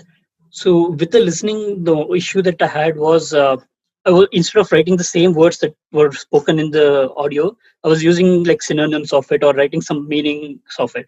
So I concentrated on like listening to the actual word and then writing down the same thing. And other thing was like plurals. Like I was not like if the word was newspapers, I was instead of writing it as newspapers, I was writing as a newspaper. And this was having a lot of grammatical issues. Like I was having such issues. So I tried to concentrate on those things in like listening. And one more thing was like different question types have different strategies, like put in your videos. So I was not following them. Like whenever I used to watch the YouTube videos, I just used to practice them, and then I never used to understand like where I was lacking in the listening section. So my most like the most problematic section was for me was the maps, and also the section 4 of listening, because it's 10 question and they don't give any gaps between the questions. So I tried to improve myself on those sections, and then I got better score in listening. And in the reading, I was like I was trying to read the entire passage before going into the questions. So because of this the time, like I was short on time, and then I couldn't concentrate on everything. So what I like after watching your videos, what I learned was like I just had two strategies for different types of questions. So for any questions like matching the headings or matching information, I first went to the passage and then note down my keywords, and also like came up with my own headings, and then I answered the question. And for the rest of them, I just went with the question and then noted down the keywords and then went to the passage. Yeah. Excellent. So if we go back to listening a little bit, when you said that you spotted two key mistakes, one was using synonyms instead of the actual word, and one of them was a problem with plural nouns and things like that. And I think that's a really great thing to highlight, because it shows that there was no problem with your listening skills. There was no problem with your English. There was no problem with your intelligence or anything like that. It was just silly little mistakes that you were making. And I think that's why, practice doesn't make perfect, because if you just kept practicing and you kept making those mistakes and not spending the time to really analyze your mistakes and figure out what the bugs were and remove those, then I know that takes, 1 day, 2 days to figure that out, even less. Whereas if you just tried to practice your way to a band 9, it would take, years. So I think, hard work is important, but working smart as well is also, very important, as you probably know from your career as well. And then you also mentioned the different question types and having different strategies for those question types. And again, I think that's, nothing to do with your listening skills or your English level or anything like that. It's just being a little bit more strategic and aware of the different types of questions, and then having strategies for them. And it also reduces the stress a lot, because you know what's coming, and okay, this is a maps question. step 1, do this, step 2, do this, step Mhm. 3, do that. Would you agree with that? Yes, I do. Like that's the same thing that I did as well. Like after practicing all your strategies, like it became really easy for me during the exam. Like I knew what is going to come next, and then I was able to be prepared better and then answer it properly, and then Excellent. concentrate on the right answer. Like while I'm listening to the audio. And then the last question, section 4, is always the most difficult. Oh yeah. And anyone who's having problems with that, the last section of both listening and reading are the most difficult. It gets the first questions are the easiest, and then it gets more and more and more difficult. And that's really the last part, is to separate out the band 9s and 8.5s and 8s and 8s and 7.5 and 7. So if you're struggling with the last part, it's probably because you're not at that level that you need to be, and you need to focus on your listening skills, your grammar, your vocabulary, things like that. Yes. If So anyone's even I had the same issue. Like I was always having trouble concentrating on the last part. Like when it came to the last one, like I was like, oh yeah, this is the end of the exam. So I was becoming more relaxed. So what I kept in my mind is like till the speaker tells this is the end of the speaking test, or the listening test, I was not going to stop concentrating. So that helped me a lot in the last part. Yeah, it's you think of your brain as a muscle, and if you were, let's say you are very unfit, like at the moment I can only run, I'm going for a run after this, and I can only run like 5k at the minute. So think of that as like focusing on your listening for 5 minutes. Well, how does a runner get from 5k to 6k? Well, they push themselves out of their comfort zone and do a little bit more, and then you're 7k, then 8k, then 9k, then 10k. So exactly the same principle with listening. Try and focus completely for 1 minute, and then 2, and then 3, and build it up, because it is just like your brain isn't a muscle. I know, I'm aware of that. I'm not that stupid. But it does feel like that sometimes when you're trying to, even things like meditation can help as well. Or reading can help as well. Just doing things that, like, one thing that's quite surprising when you do this with other, I've did this with a lot of students, is say, just read in English for 1 minute and don't think about anything else. Just read. And a lot of people can't do it. And in the same way that a lot of people can't run 5k or 10k, it's not because they're bad people or there's anything wrong with them. They just have never done it before. And you need to keep pushing yourself out of your comfort zone. Would you agree with that? Yeah, like you said, like the reading part, right? So I did not it did not come out of the blue. Like I did not become an expert in reading or listening just overnight.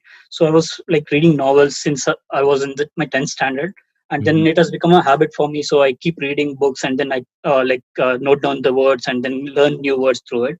And also listening, but like I used to watch a lot of movies, so this has helped me, like without subtitles. So that helps a lot. So that you try to listen, and then you understand the accents of people, and then also the way they speak. So it really helps. Yeah, and it's a gradual process. Yeah. Like people watching this video might think, oh, Vic has got a band 9 and I'm currently at a band 6, so I'll just follow what Vic has told me and I'll get a band 9. The stuff in this video is going to help you improve, but a lot of the hard work Vic has did years ago by reading regularly in English, listening to English regularly. And most people watching this don't need a band 9. They need a band 7 or maybe a band 8 for listening. And you need to put the hard work in now. And it doesn't need to be hard work if you make it a habit. So get in the habit of, even reading the news or a comic book or a newspaper article or a novel, whatever you're interested in, read that for 5 minutes, 10 minutes each day, or listen to a podcast for 5 minutes, 10 minutes each day about something you love or you're interested in. Because if you don't do that, if you just listen to boring IELTS stuff, then you're never going to do it regularly because you'll hate it. Do you listen to podcasts and read stuff that you're interested in just for pleasure? So I not listen to podcasts, but I used to watch a lot of movies, as I said, like movies and TV series were my like what I was interested in. So I just used to watch them. Podcasts, I was never interested in, but reading part was always there. Like I always read a book. So whenever I finish, I just buy a new book and then keep reading. It's a constant thing. So that has helped me a lot with reading. Yeah. Excellent. I've never met a Band 9 student who didn't have a very healthy habit of consuming English every day by reading and listening, and also producing English every day through writing and speaking, even if it's just 5 minutes, 10 minutes. So that could be in your job, interacting with your colleagues, or it could be, you know, I've met Band 9 speaking students who I was like, how did you get so good at speaking? I know one guy from Mexico, and he has like the most amazing accent, like not a hint of Mexican. You'd think he's from like Ireland or the UK, and he does it through computer games. He's been playing computer games online his whole life, and has been chatting to people in English. And he's like, "Oh, really? Am I good at English?" It's like, "You're amazing." And he because he loves computer games, he doesn't see that as hard work or anything like that. So yeah, find something you enjoy doing in English and do that a little bit every day, and you'll and even if it's just watching movies, you know, that's good too. Excellent. Yeah, I agree with the speaking part, because like before I moved to the US, I had very difficulty in like speaking, because even though I knew English, but I was not confident enough to speak in English. So when I went there, when I started speaking with people, it helped me a lot. So practice makes perfect, but it's not just practicing the exam; it's practicing English for your life. So yeah, you know, and I think that's what a lot of people don't get about the IELTS test is it's an English test. So your English needs to be at the level, you know, there's no magic way of getting there, but it's also a specific test. So if you combine a high level of English with test taking strategies and all of these things that you're learning, then that's where you get the band 9s and the band 8.5s that someone like you can get, you know. So congratulations. So we've talked a lot about listening and reading. Do you want to give some advice to people about speaking or writing? Because you've got a really high score in speaking and writing as well. If you were giving advice to, you know, yourself 12 months ago, what advice would you give for speaking and writing? Okay, sure. So for both the parts, the one thing that I would say is start practicing early on. Like what I did, the mistake, like I started practicing from May. Like I decided to take the exam in May. So from the month of May, I was just practicing listening and reading every day, like for 1 hour, and then I never concentrated on speaking or writing. So at the end, like in the month of July or something, I got serious about doing the writing and the speaking part. So that's when I joined your course as well. So yeah, that's one thing. So start practicing early on. And the second thing is know your weakness in both the parts, because when I started writing, I mean, I never wrote anything, like I'd never practiced it. I just used to watch videos on YouTube and then see what all mistakes they make and how I can write something very similar. But instead of that, take a mock exam or take your correction like service, and then get the feedback on what you have written. So this helps you to like find out the weakness, and then you can improve on that one. Yeah, so that's the same thing for writing and speaking as well. There's a huge difference between learning on YouTube and getting your individual weaknesses assessed by a real expert. You know, YouTube, don't get me wrong, there's some great YouTube channels out there that will familiarize you with what you need to do. But you know, it's like you work in software development. You can't really go onto YouTube and watch lots of YouTube videos on how to become a better coder and then just go and do it. You know, you need someone looking at your code and telling you what's wrong with it. In the same way with your writing and your speaking. The difference between reading and listening and writing and speaking is you're producing language when you are speaking and writing. So you need someone to look at that production, that product, and say, this is great, keep doing this, that's wrong, change this. And it's a simple process, but not a lot of people follow it. And again, I think it's because a lot of people think that you just go onto YouTube and watch lots of videos and then you're going to get the score that you need, which is not true, I don't think. True. I mean, like you can learn a lot of strategies by watching such videos, but unless you get the feedback, you won't be able to improve on yourself. Yeah, Oh, and it's a shortcut as well. We don't teach shortcuts or hacks or things like that, but it is a massive shortcut in terms of time. If you get your weaknesses assessed, because then you know what to focus on. You know, we teach IELTS in the same way that a doctor would treat a patient, or a mechanic would fix a car, or a dentist would fix your teeth. Okay, what's the problem? What's the root cause of the problem, and identify that and fix that. And that is the most efficient way. It's not easy, but it's very efficient.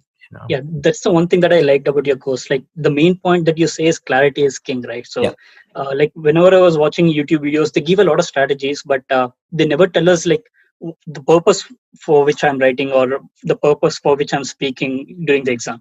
So that is one thing that I learned from your course, and then that made it made it really easy. Yeah, for anyone watching, I'll share that with you from the course.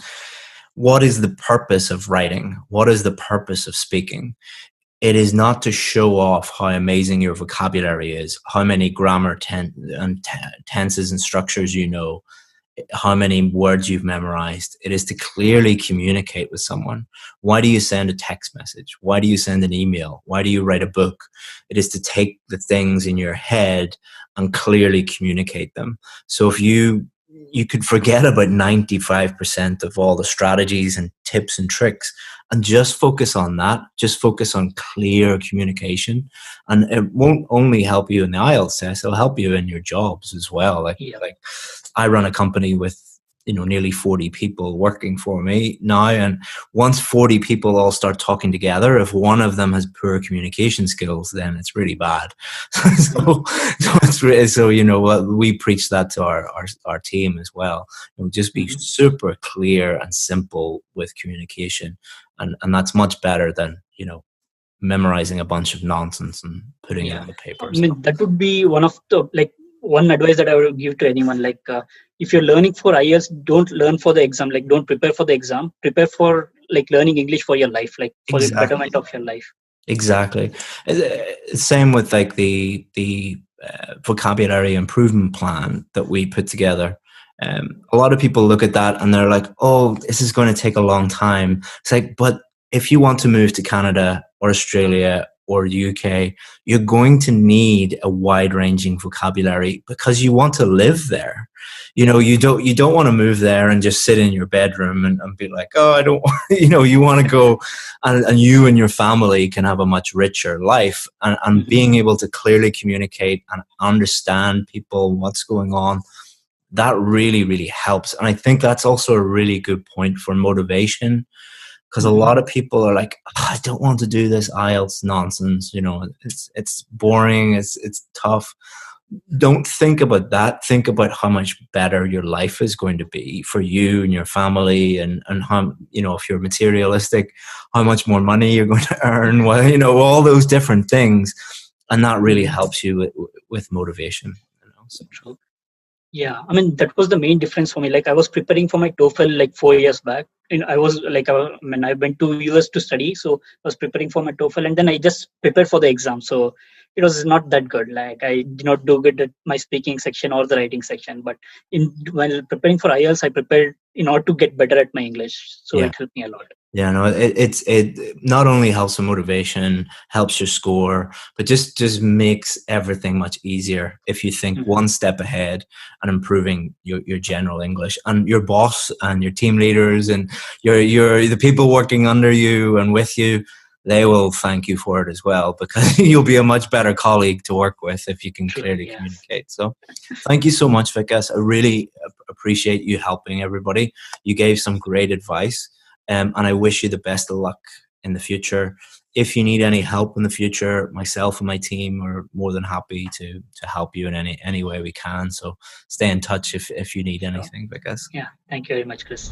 Hi everyone, Chris here from IELTSadvantage.com with another success story. So we have Navjot, and she's going to share her success with you guys so that you can learn from her. So Navjot, can you introduce yourself to everyone, please? My name is Navjot Kaur, and I am working as a lecturer in mathematics since 2012.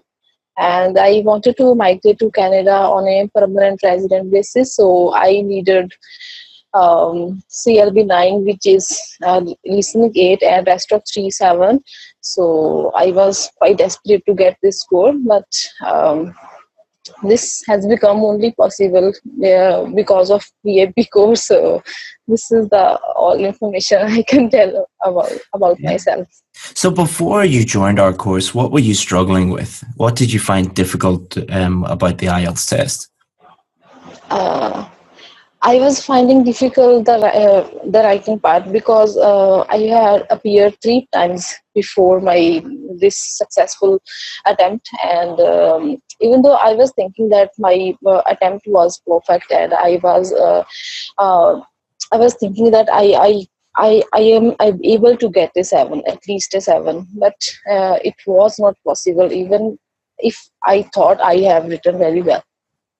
So first of all, it took a long time to make my mind that it is not the fault of IELTS. It is the fault of students because I have listened from a lot of people that they are doing it intentionally and they are not going to give you a 7. So my last attempt was on 10th February, and then I had almost given up.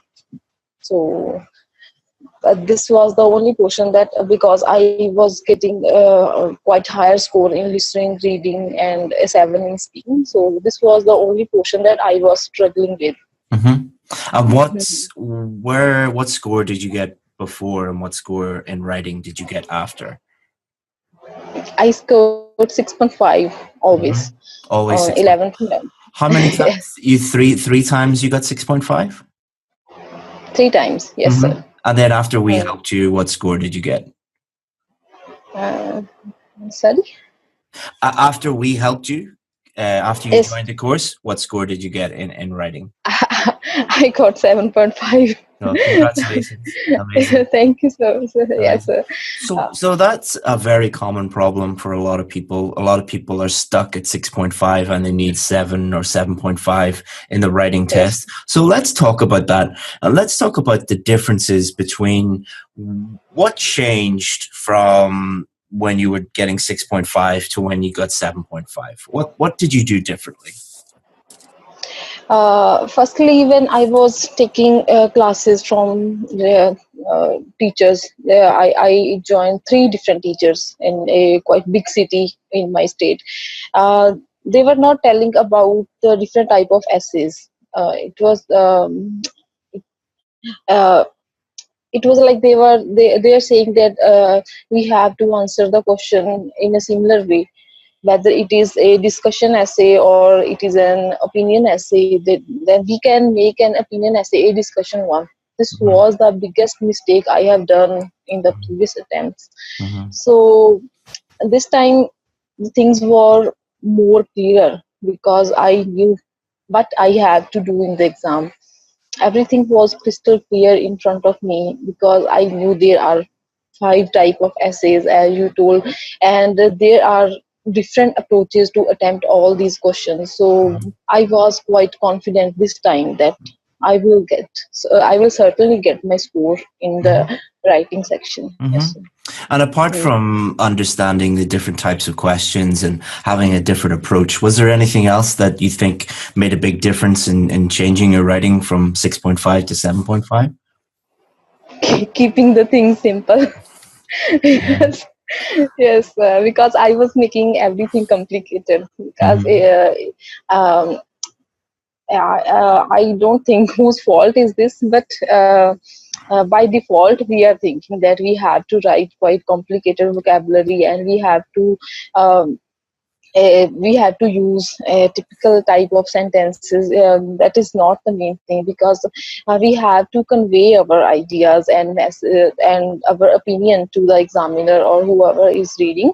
Then this is the main thing. I think it can take a long time for everybody to understand that this is the main thing. We cannot use any random words which we have learned from random sources. So I think if everybody can understand it, but I think there are a lot of things. I think this is about I think we've done over 30 videos now with VIP students, and every single student has said, yeah, keep it simple. That's the thing that helped me more than anything. And it's a thing that is very difficult to explain to someone, because when you fail a test, what you think is automatically, naturally, you think, oh, I have to do things in a more complex way or a more complicated way.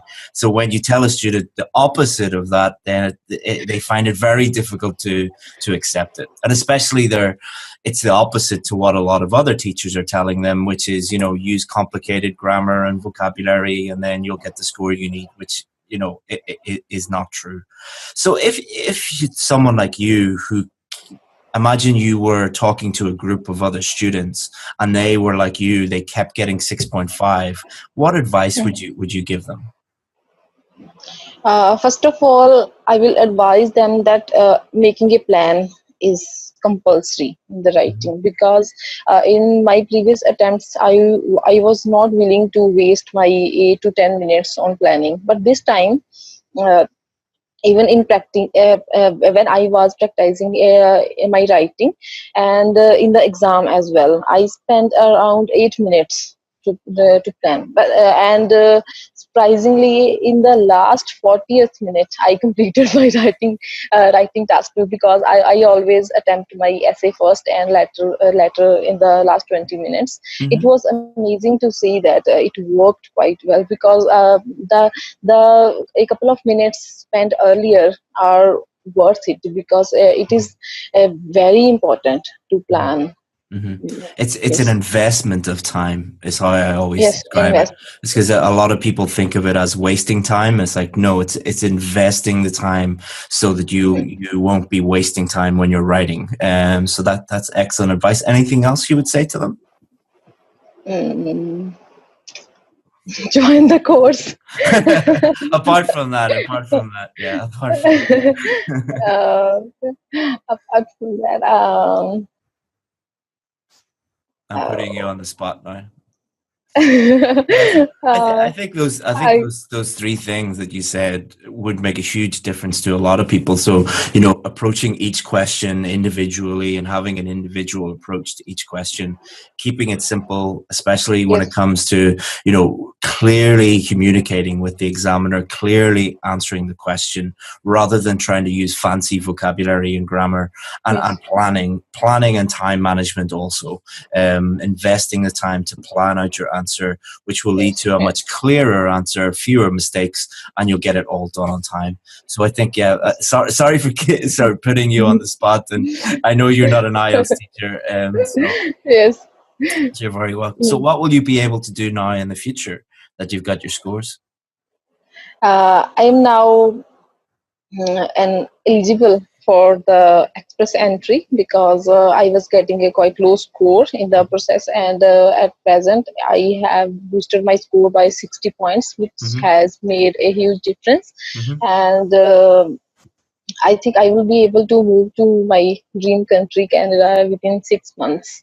So, excellent. Which I have before this exam on 12th of May, because I had lost all the hopes, and I was still hoping to move to Canada, but I had changed my plans, and I was thinking to move as a student, because I just but that was quite difficult path for me, because it will take around 4 to 5 years to get all the things which I can do with this score now. Yeah. So this has made a huge difference in my life and my family. I mean, I was talking to a lot of students today, and they were saying to me, I don't have enough time to do what you want me to do, or I don't have enough money to do what I want you to do. And I was explaining it to them that if you think about it, you're investing this time, you're investing this money, but it's going to save you so much time and save you so much hassle in the future. Invest. There are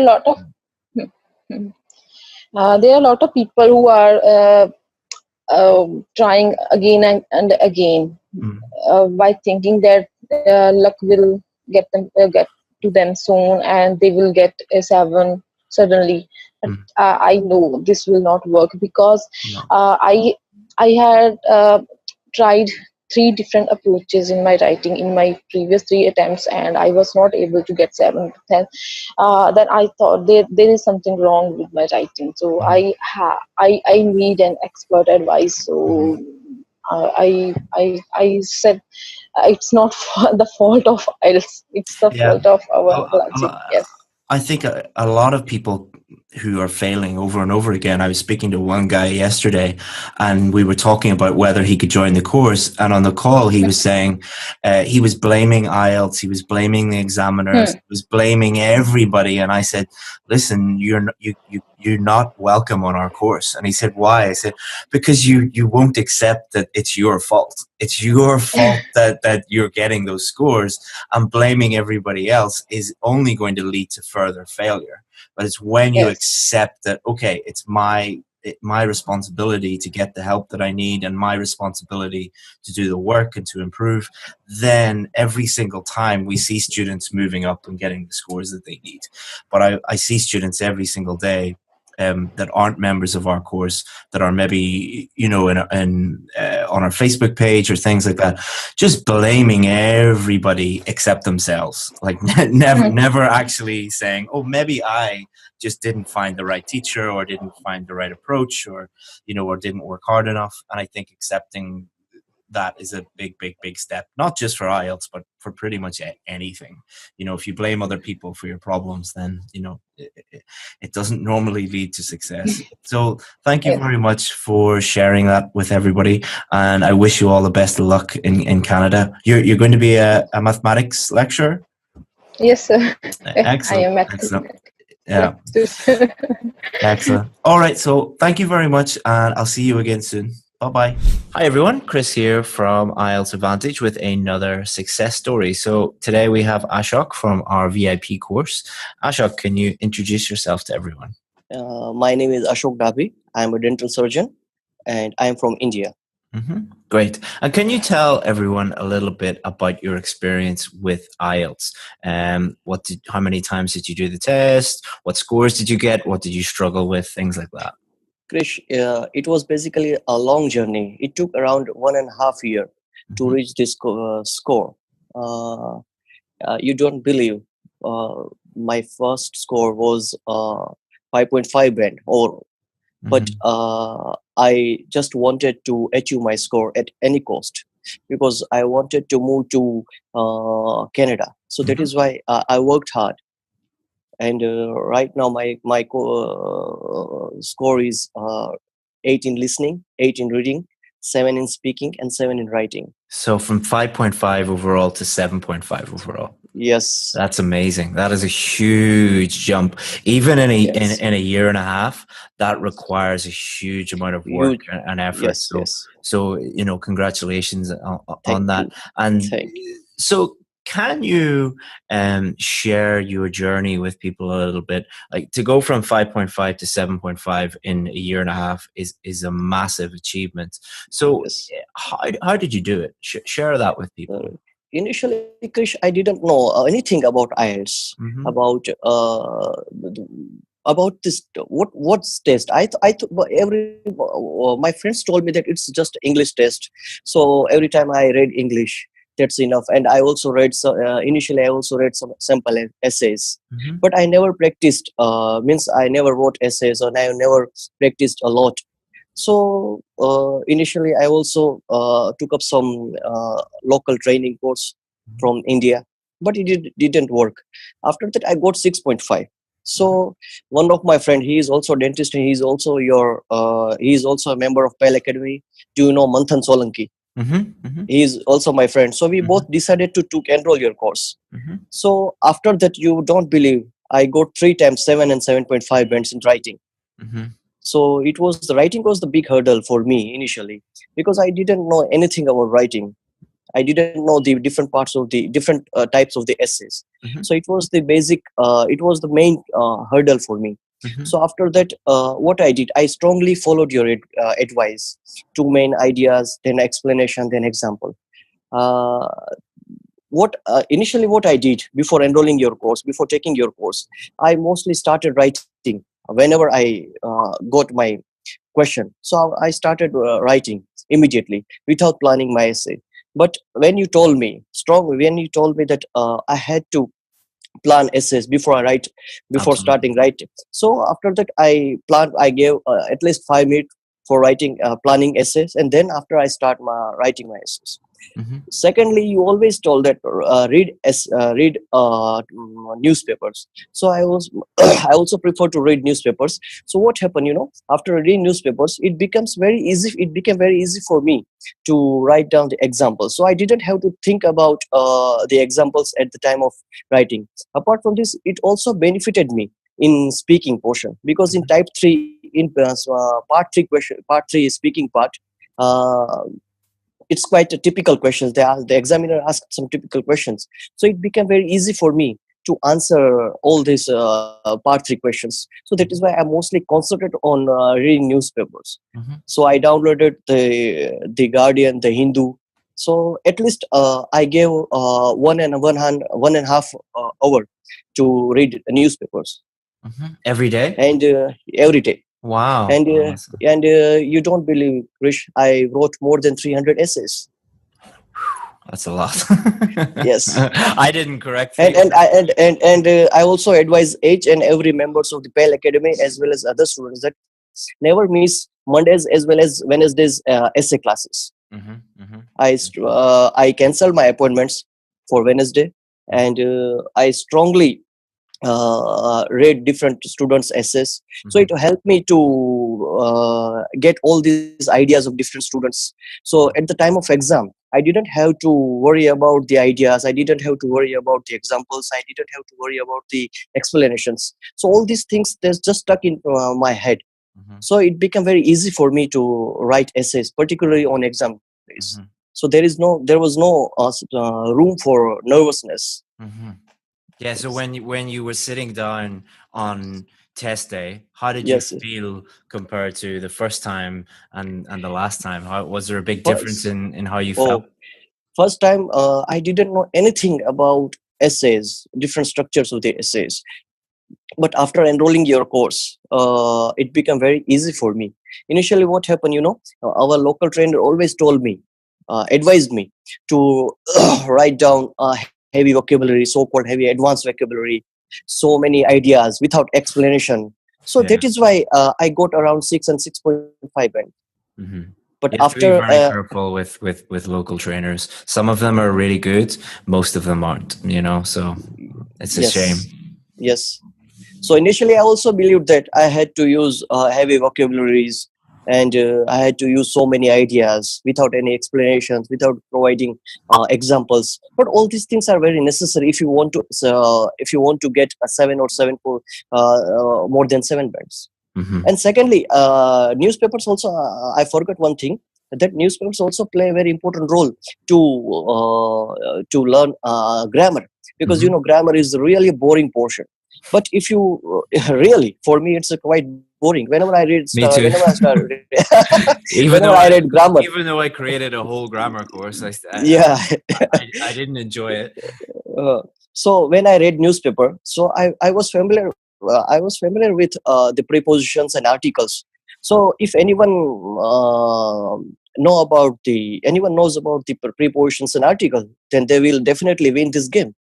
Mm-hmm. Because you don't have to write down heavy, active and passive voices or conditional sentences in this particular exam. The main aim of this exam is that how you can convey your message in English in simple way.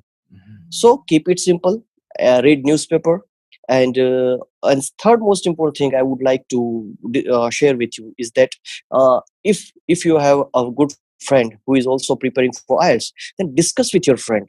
It will not help you to improve your English, but it also help you to provide so many ideas related to essays as well as your speaking portion.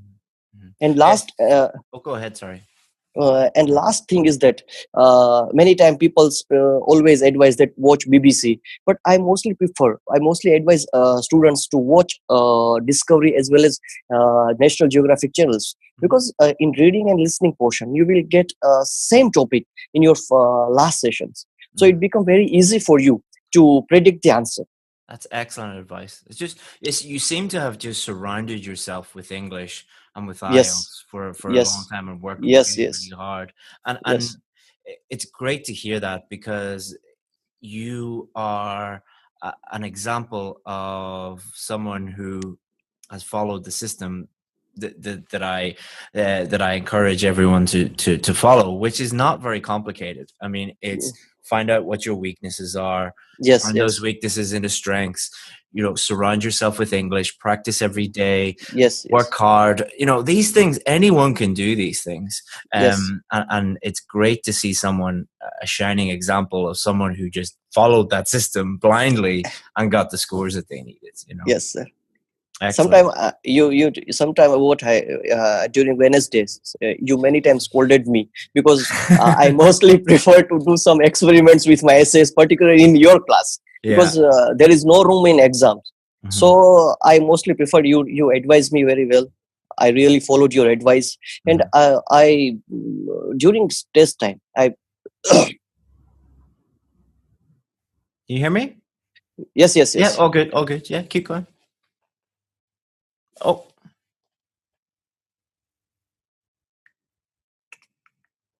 So, looks like Ashok has hit the wrong button and ended our success story a little bit early, but that's all right. He pretty much said everything that he needed to say. Maybe he lost power, or maybe he lost the internet or something like that. But now that you have me alone, if you look at all of our success stories, all the students who were on the VIP course, they pretty much followed the exact same formula. You'll hear all of them talking about, you keeping it simple, simplifying everything, using grammar and vocabulary in a way that helps you convey your message and clearly communicate with the reader. Surrounding yourself with English, practicing your vocabulary, improving your vocabulary every day, reading every day, listening every day to English, planning out your answer, following a certain structure that we use on the VIP course. And all of them get the scores they need if they follow that system. It's really, really simple. It's not simple as in, ABC 1, 2, 3. You do have to do a certain amount of work, but if you're prepared to do the work and get the scores, you will get the scores you need. So that's pretty much it. I'm talking to myself instead of normally speaking to a student, but that's it. Thanks, guys. Bye-bye. Hi, everyone. Chris here from IELTS Advantage with another success story. Today we have Disha, who is going to share her success with all you guys so you can learn from her and be successful yourself. So, Disha, can you start off just by introducing yourself to everyone? Yes, hello everyone. I'm Disha. I'm from Punjab, India. So I got my score, listening 9, 8 in reading, 7 each in writing and speaking, just after the first attempt after joining VIP course. And I am just over cloud 9 right now. Congratulations again. Those are amazing scores and dream scores for being able to immigrate to Canada, isn't that right? Yes. Yeah, I waited for a very long time to get this score. Excellent. So you said that you joined the course and then you got the scores you needed the next time. But was that the first time you had done the test, or how long were you preparing for the test? Can you tell us a little bit about your IELTS journey? Yes, actually, my IELTS journey started in February 2018. So it was my 6th attempt. In the first attempt itself, I got 7.5. So I was lacking in listening. So I got to know that I lack a bit of, I was not focused at that point of time, and I just gave the test after watching some of your videos only on YouTube. But later on, my struggle was more kind of for managing the different modules. So that because I was lacking every time 0.5 band in one or the other module. So that was the biggest challenge for me. So trying to get that consistency in yes. every. So get score in all modules. to go from a band 7 to a band 9 in listening is amazing. So most people never get a band 9. Even Never. native English speakers would struggle to get a band 9. So Never. well done. Yes, in fact, in my third attempt, I lost in listening only. I got 7.5 in listening, then 8, 7, 7.5 in others. That was fine. In fact, if one day before the test, this time also, I was so nervous about listening that I don't want to face that recording again because I'm so afraid of it. Yeah, I mean, fear and the stress can cause a lot of problems and things like that. So would you say that your biggest challenges, your biggest struggles were consistency, or were there any particular things, weaknesses or struggles that you had? I think in the beginning, my struggle was with consistency and focus. And with the time, as I got to understand about IELTS skills in various modules, my writing was quite fine. But now, and after failing a lot of times, because I used to think like I failed, my struggle was with the mindset. Okay. So when I purchased this VIP course and I first gone through all the videos of mindset, and even every time I was a little bit demotivated, I saw your videos, mindset course, and I just buckle up again. Yeah, I think it's so important, especially when you're just missing by 0.5. It's quite easy just to a lot of people blame themselves and think I'm not good enough. But our attitude is the opposite of that. Is okay, learn from your mistakes, use those to get better, and turn your weaknesses into strength. So that is not easy. That's very difficult. It's a difficult most people, because most people don't want to hear that. And so well done for having that. Because I always used to be a kind of topper, you can say, and my family was looking at me like, oh, what are you doing? You are not going. You are not able to get the score. It's just an English exam. So she'd say, well, you go and do it then. So now when I saw your videos, like we feel like this, but eventually we can change our mindset anytime we can. So every time I watched your videos and I got the motivation I needed to prepare. So we'll come back to mindset, but you talked a lot about focus, especially in regards to listening. And a lot of Indian students that I speak with need a band 8 or even higher for the Canadian PR. So if you were to give advice to someone who needs to increase their listening score to a band 8 or a band 9, what advice would you give them? In listening, I think most of the people, they try to, they focus more on the words. They don't try to make the connection, what exactly the speaker is trying to say. In fact, I found it very useful that the way speakers talk in listening, even by their intonation, by the way they speak, we get to know many things. Like, okay, this can be the answer by the tone itself. So instead of just focusing on getting the answer, we should relate to them. That makes things easier. That's excellent advice. So instead of going very in close into the individual words, to kind of zoom out a little bit and understand the general sentences, the general meaning, the intonation, and all of those different things. Yes, and in fact, in listening, because we always we have a short time duration in between the sections, so it is very important when to make the best use of that time, when we have to look at all the questions just to understand quickly, and then when to focus on the connected speech, when to just eliminate the options which we feel like they are not the answer. So this helped in MCQs especially too. Yeah. Intonation carries a lot of different meaning. Like if for example, let's say I'm teaching a class and a student comes in late and I say, please sit down, or I say, please sit down. Like it's exactly the same words, and one is very friendly, no problem. The other one is I'm angry. Exactly the same words. Or if I come home late to dinner and my wife says, that's fine, Or she says, that's fine. You know, one is I'm getting dinner and one is I'm not getting dinner, you know. So intonation is It's interesting. very important. And that's what I have understood. I have understood how to connect with people by their intonations. Excellent. And let's say let's imagine you have a friend who is at a band 7 in listening and wants to get to a band 8 or a band 9. What would be the main things that you would, what would be the advice that you would give that friend? For the listening part, I would say that meditation, it really helped me. Excellent. Because I am kind of person who gets a lot of thoughts at a moment. So just to stay in the present moment was a big challenge for me. So I started meditation. After that, I would say that we should go strategy question wise in the listening also. That what is the kind of question, and we should practice it strategically. So that for each type of question. Yes, because I have practiced a lot. It's like in these 3 years, if we say practice makes a man perfect, it is absolutely not correct. Not just a man. So much in the listening also, and my score was not increasing. So when I listened to your videos, I got to know that we have to fix our problems. So I started analyzing my mistakes, what kind of mistakes I make. It was not of spelling, it was not of grammar, it was sometimes of plural, singular, but most of the times it was like I did not know the strategy of the question, and I did it wrong.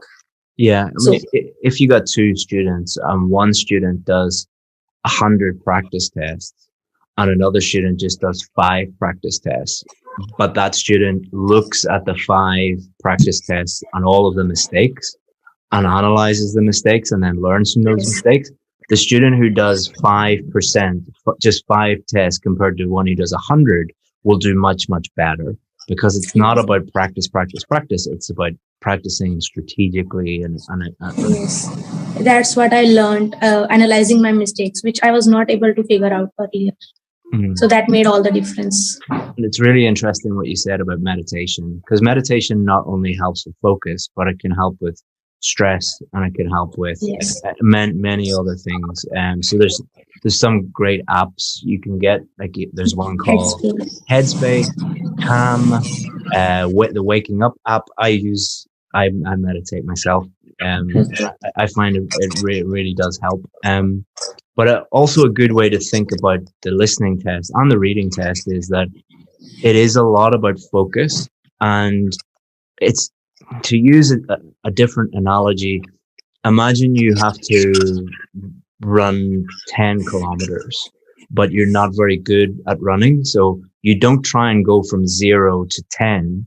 You go from 0 to 1 kilometer, and then 0 to 2, and then 2 to 3, and then 3 to 4.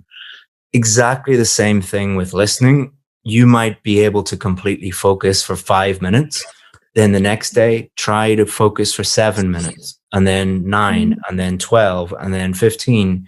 And you'll build it up like a muscle. And I think that will really help, you know, and do a little bit every day.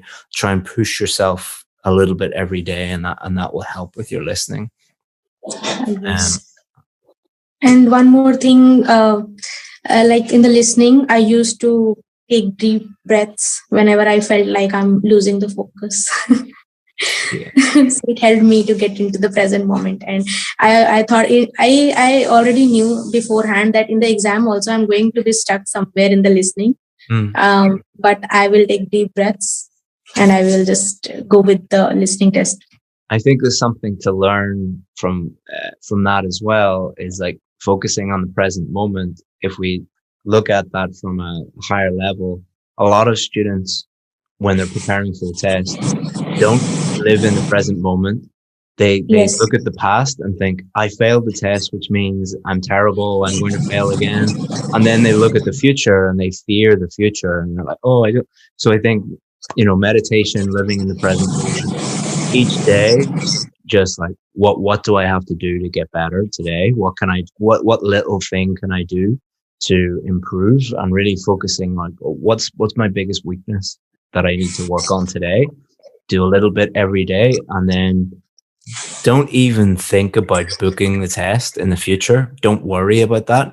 Just every day try and get better. And then one day you'll be like, oh, I'm ready to book the test. I'm ready to do it.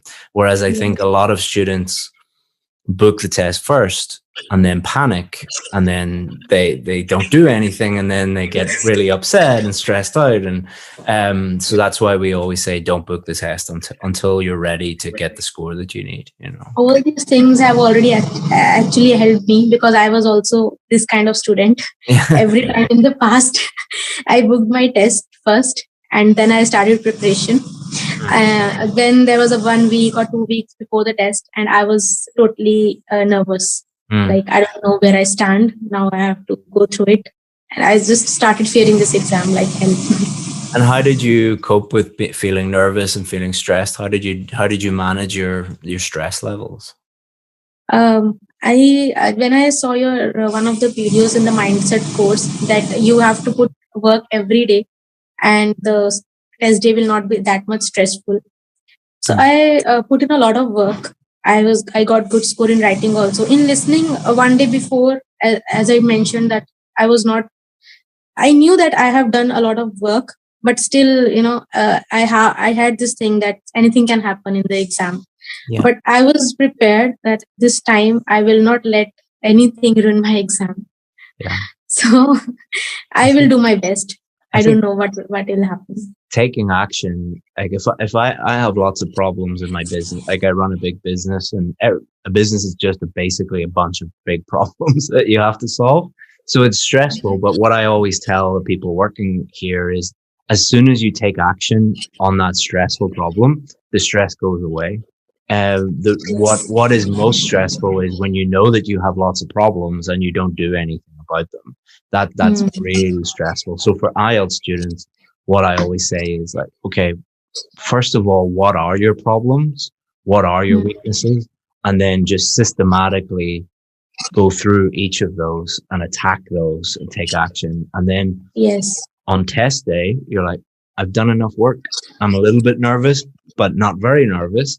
Whereas what most students do is do nothing, do very little, maybe look at YouTube, look for some tips and tricks. And then on test day, they're extremely nervous because they know deep down in their heart that they didn't do anything, you know. Yes.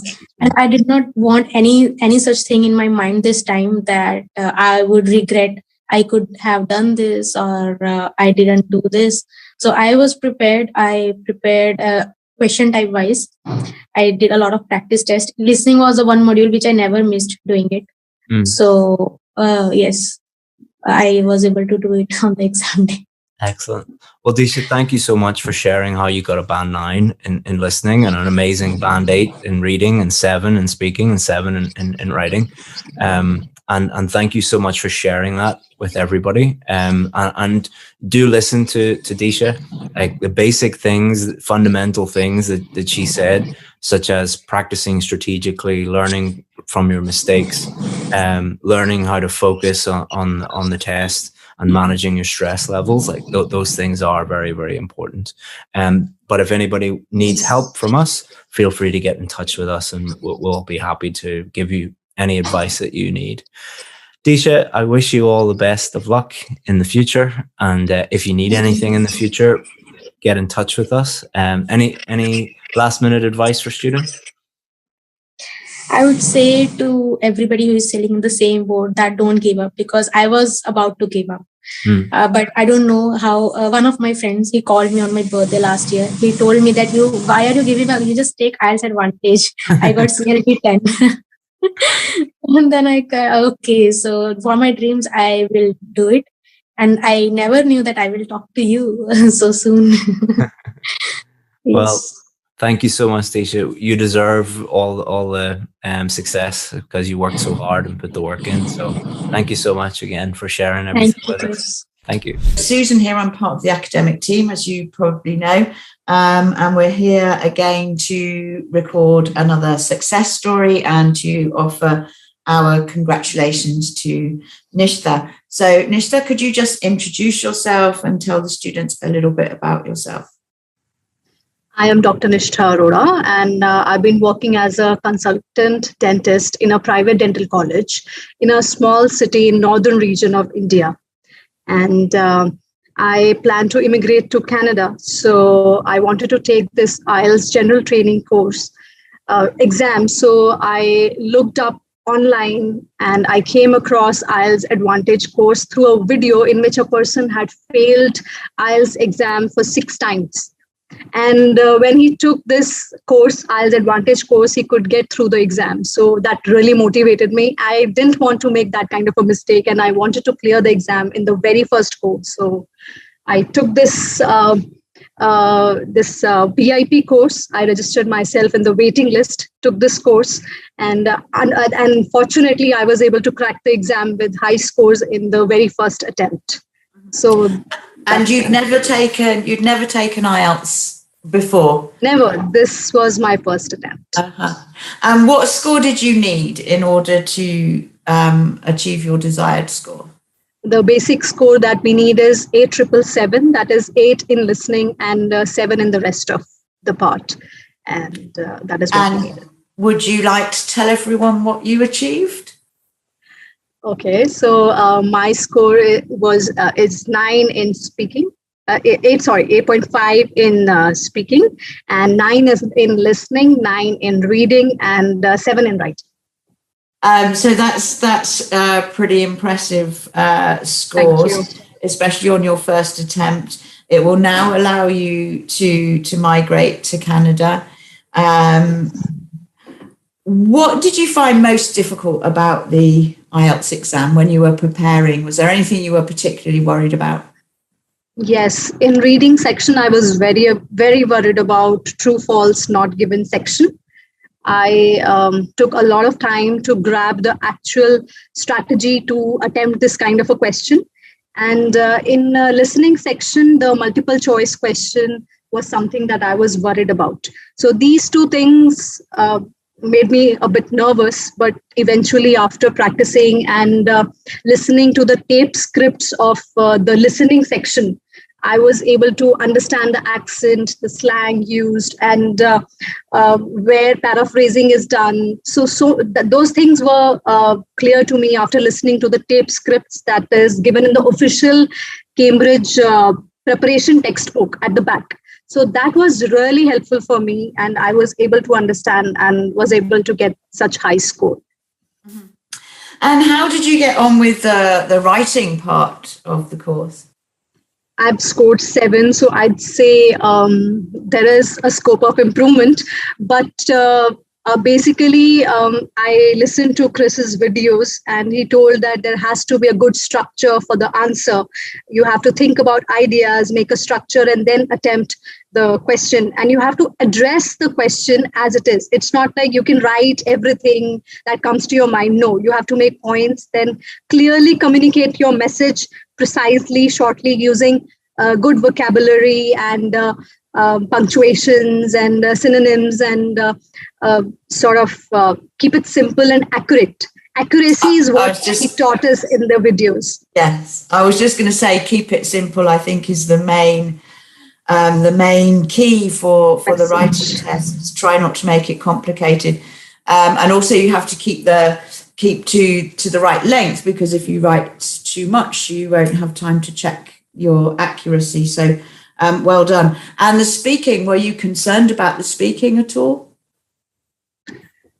Speaking exam was like a roller coaster ride for me. It was so quick because he kept on asking me questions and I went on answering. At that point of time, I just had one thing in my mind, that I have to use correct vocabulary and communicate my message clearly, because if the examiner is not able to comprehend what I'm speaking, then there's no point. And I think it's all about the comfort zone and how comfortable you are while speaking this language. So that is what I had in my mind. And I listened to quite a lot of podcasts and stuff like that to, grab the slang and try to speak like native speaker. And I recorded myself. The most important thing is I always used to record myself. I used to read a question, then answer it for like 2-3 minutes, and then see what mistakes I was making. So that really helped me.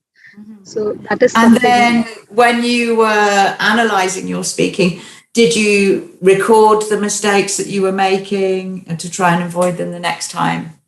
I attempted same question thrice or 4 times with different methods to really understand what I was lacking in, and whether I was confident enough to, appear for the exam. So that ways, I am a teacher myself, so I teach students. Okay. Dentist as well as teacher. So you understand where we're coming from. Exactly. So I tried my best. And then when the results came through, did you get a text message? How did you find out what you scored? We have a website, and it quoted that the exam result will be out in 13 days. So I had an eye on that website, and on the 14th day, I clicked for the result early in the morning at 6 o'clock when I woke up, and I saw that I was so happy, to have a 9 in listening and reading was something which I really appreciated. Yes, absolutely fantastic. That's 100%. Yeah. Okay, so there's going to be other students watching this, just like you watched that video the first time with the student who'd failed 6 times. They're going to be watching this now, and they're going to be seeing you passing first time and achieving those great results. Do you have any advice for students who are in the middle of at the beginning, in the middle, or towards the end of their IELTS journey? First section is the listening part, and I think one should really learn how to focus and concentrate while attempting this listening section, because that is the key. You have to be there and you have to forget the world while attempting this question. And one should hear podcasts and see web series or stuff like that to understand the language. And along with that, sometimes you have to guess also, there is a particular pattern how the question is asked, and you should read 2 sections at one time. I tried reading 2 sections at one time. I tried to be a little quick so that I could get what the person was speaking clearly. So focus and concentration. One should focus, and that is the key message I'd like to say. Forget the world when you're attempting the listening section. Yes. Don't think about anything else. Yeah, and I think that same piece of advice would apply to reading, writing, and speaking. The whole exam, the focus is so important. Is there anything else that you'd like to share with everyone? Mock tests. One should at least give 5 to 7 mock tests before appearing for the exam, and watch all the videos step by step and not skip the videos, because that is really important. And be confident and believe in yourself, because if you don't believe in yourself, then it's not possible. So. Thank you very much, Nisha. That's some really excellent advice. And on behalf of Chris and the rest of the team here, congratulations and best wishes for your new life in Canada. Hi everyone, Chris here from IELTS Advantage with another success story. And today we're going to talk to Siva. What we're specifically going to talk about is how to identify your weaknesses and the importance of identifying your weaknesses, and how to turn those weaknesses into strengths so that you can improve your speaking scores and your writing scores. So Siva was really struggling with her writing and her speaking. She was going to lots of different schools and looking at lots of different things on the internet. And when she joined us, we were able to quickly identify the exact reasons why she was not getting the score that she needed. And then she was able to get a band 8 in speaking and a band 7 in writing. So let's learn a few things from Siva's journey on the IELTS test, and then we can hopefully improve ourselves. So Siva, can you start off by just introducing yourself to everyone? Sure. I'm Sivranshni. I'm a working professional. I work for a product-based company here in Chennai, India. And I have attended IELTS twice before joining your course. And once I have made my attempt once after joining your course to check how far I have improved. And surprisingly, I got the marks what I needed. Excellent. So thanks to you, Chris. So let's start off by talking about speaking. So we're going to talk about speaking and writing. Those are the two things that you needed the most help with. So when we did a one-on-one speaking with you, what were some of the things that we identified, the reasons why you were not getting the score you needed? Actually, I gave my mock speaking test with Jason, and I set my mind like I should not be getting less than 6.5 because in my previous 2 attempts I got 6.5. So I should learn all those things, whatever I have done in the past, and should give it my best. So surprisingly, in my mock speaking test, I got 8.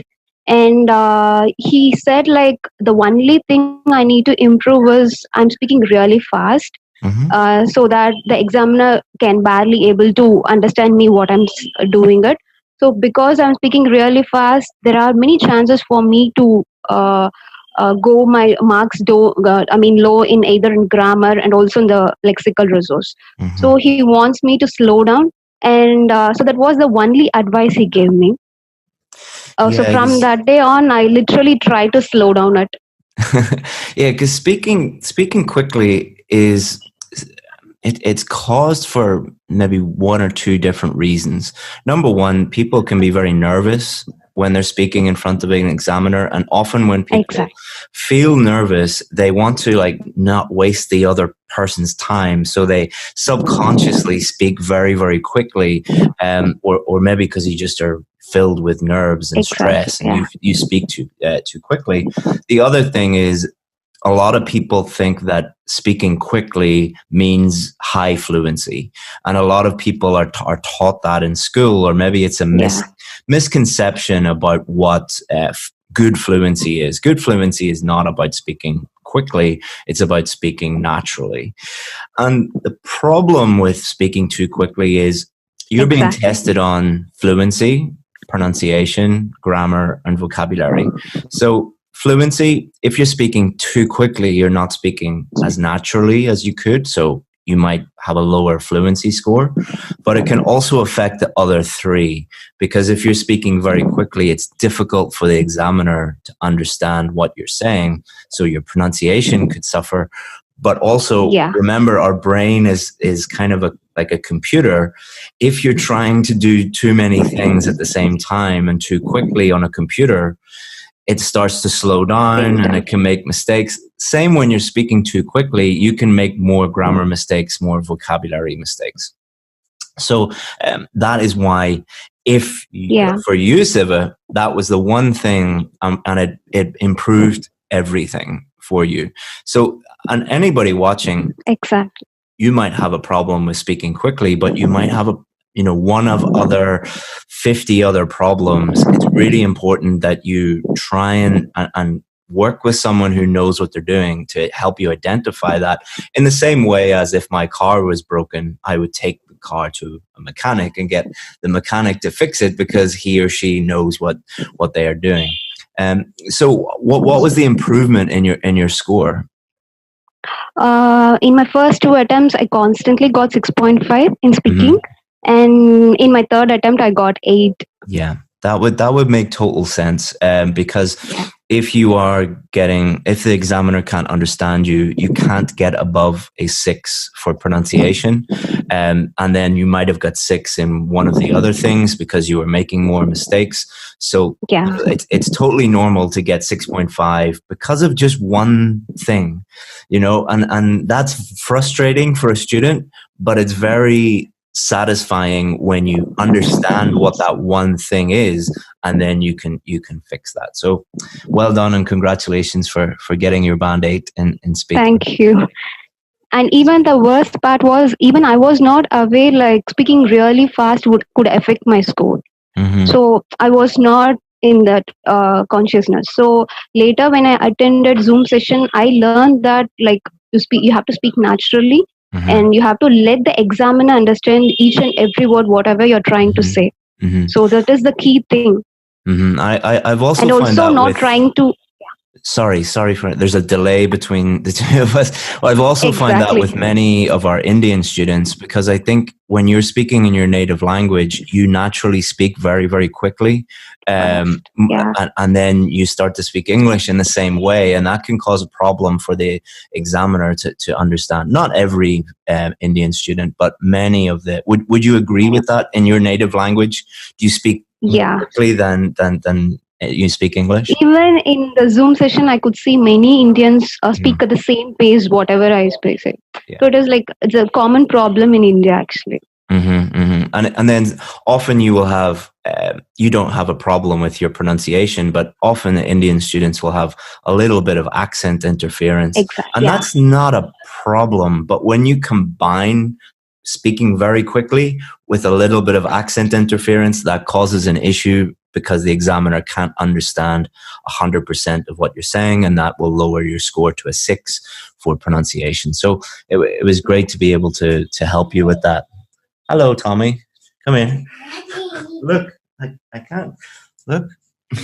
Hi, Tom. Hi. Siva in India. Say hello. How are you? I'll be up in 5 minutes, okay? I know it's ready. 5 minutes, all right? He's telling me my breakfast is ready. Sorry for interrupting. So now we've talked about speaking. Do you want to talk about writing now? Sure, I will do.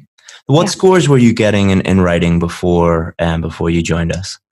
In my first attempt, I got 6. And the second attempt, I got 6.5. Between my first and second attempt, I just follow your $1 course like you used to do previously. So I just go through your videos and try to learn on my own, like what is the structure I need to follow. And I could see an improvement of 0.5 there.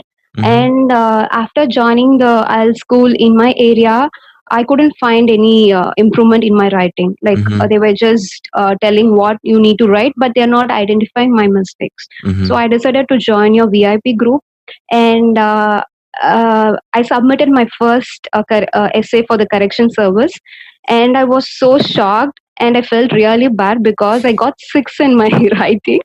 And you people were literally able to identify each and every mistakes, even in the sentence, like articles, the subject verb agreement, the tenses. Like I could see these many mistakes I was doing it. So that's where I realized like I was not getting the score what I want because of all these mistakes. Then what I did was I did so much of things in between. I made like a mini plan.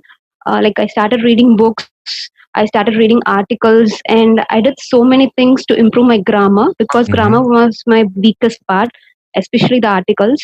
So I did so many things, and the second time I took almost 3 months between my first and the second essay. And when I submitted my second essay, I got 7.5. Excellent. So I was so happy because I put so much of effort and hard work in that, and I got the scores. And again, I submitted my third essay. There I got 7, but still articles was an issue at that point. So I was trying to work on it. Then at one point I decided maybe I'll just book for an exam and I will give a try to check what is the improvement I have made. Then surprisingly, all my scores were, I was so happy, and I thought like maybe I got the score whatever I needed. Excellent. And you got a band 7 in writing overall at the end. Band 7. Yes. Excellent. Excellent. So two things. Number one, it's really satisfying to hear you say, after my first correction, I took a lot of time to work on those things, because when somebody sees our corrections, they just see all of the mistakes, and it's quite like, oh my God, what am I going to do? Because it's just red. Everything's red. When I first opened that PDF, everything was in red. Exactly. Everything was, I was like, what is this? What is happening? Yeah. Even in IELTS, I got 6.5, but here I'm getting 6. That was so heartbreaking. Yeah. But I knew, like, because of my mistakes, you are giving the correction. Yeah. So I mean, I could figure that out. It's difficult for me as a teacher sometimes, because if you tell people you've made this mistake, this mistake, this mistake, this mistake, this mistake. It can be a little bit demotivating, but also it's my job to tell people exactly what the situation is, so that they can fix it. But the most satisfying thing is when people see that for the first time, they react in one of three ways. Number one, they either pretend that, put their head in the sand and pretend that everything is okay when it's not, and they don't take any action. Number two, they just immediately go and do another essay instead of actually focusing on the mistakes. And number three, some of them, which is the correct way, which is they look at each mistake and they work on fixing those mistakes, and then they're going to see improvement. So it's very satisfying to hear that you did that, and that's why you were successful. Because as we talk about in the mindset course, you need to see each mistake as a opportunity improvement points. So, because some people look at mistakes and think that, oh no, I'm going to fail, and other people look at mistakes and think, good, now I know exactly what to do to improve. It will help you to avoid the mistakes whatever we are going to do in my real test. So it is actually, you should take it as an improvement point for us. Exactly. To do it. Exactly. And I know that's difficult, and I know it's not, nobody likes to be told you're not good enough yet, or you need to work on this, and nobody likes to hear that. But if you have the right mindset, you're going to really, really improve. And I'm so happy that you watched the mindset course that we include, and you got it from that, and the daily motivation stuff that we do, and all of that. Even I felt frustrated at many points, and I almost gave up at so many points. And I thought, like, even if I'm not feeling good, I would write an email to your team, and I would like to thank Mike, Jason, and Sam. Like, they always motivates me, and they reply back me in a short span of time saying that maybe you should take a break, like just give a break when you're studying, don't study for continuous hours. Maybe like once in a week you should not think about IELTS at all, because that is also really needed. Because if you constantly think about IELTS, nothing is going to work out. You should give your brain some time to relax and to focus on other things. Like, you should have a healthy routine so that it will help you to boost your confidence and your mental power. Yeah, so sometimes you just that need, is more important. Yeah, sometimes you need, because you feel like you're hitting your head against a wall and nothing is getting better. And sometimes you need to just step back and allow your brain to actually learn something and relax a little bit. And then you can come back and see, oh, I have improved and I need to keep going. And so it's knowing when to work hard and when to take a step back. And that's difficult for everybody, including me. I find that difficult. So well done, Siva. So any other last advice before we finish the video? Any other, if you were giving yourself advice 1 year ago, what would you maybe tell yourself? Maybe like give yourself enough time to prepare, because I feel like many people they want the marks in a short span of time. They may be pressurized, they may be like they have their visa interview or some kind of a commitment, so they're just rushing to attend the exams. Like, they're not actually improving it. So give yourself enough time, get yourself assessed by a proper mentor who know what IELTS really is all about, and try to improve, try to make a mini plan, like based on your work schedule, and try to work on it. Like, surround yourself with English. What I actually did was, in a day I would read at least 5 pages in a book, maybe any journal. And I started reading BBC articles, like education, the topics related to education, travel, arts, because those points helped me in my speaking as well as in writing. And I started watching web series continuously, like maybe 2 episodes per day. And I started watching some TED Talks, because those will be really helpful with the lexical resource. Every time whenever I hear a TED Talk, I would get at least minimum 2 or 3 new words. I would straight away not go and jump into dictionary to find out the meaning.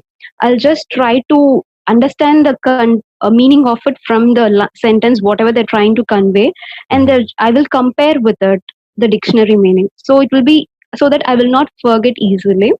So it will stay with me for a quite span of time. So these are things I did it almost maybe like 6 months continuously. And for speaking, what I did was I daily I took a mock test with my roommate, and I attended Zoom session like every week and try to incorporate what are the comments they are giving in my weekly mock test. So daily I used to practice that. And also for writing, I try to write at least a letter and essay daily and post it in the FB group so that people will give me feedbacks. Like I was constantly doing all these things, and I was not worried about my results. That is the most important thing.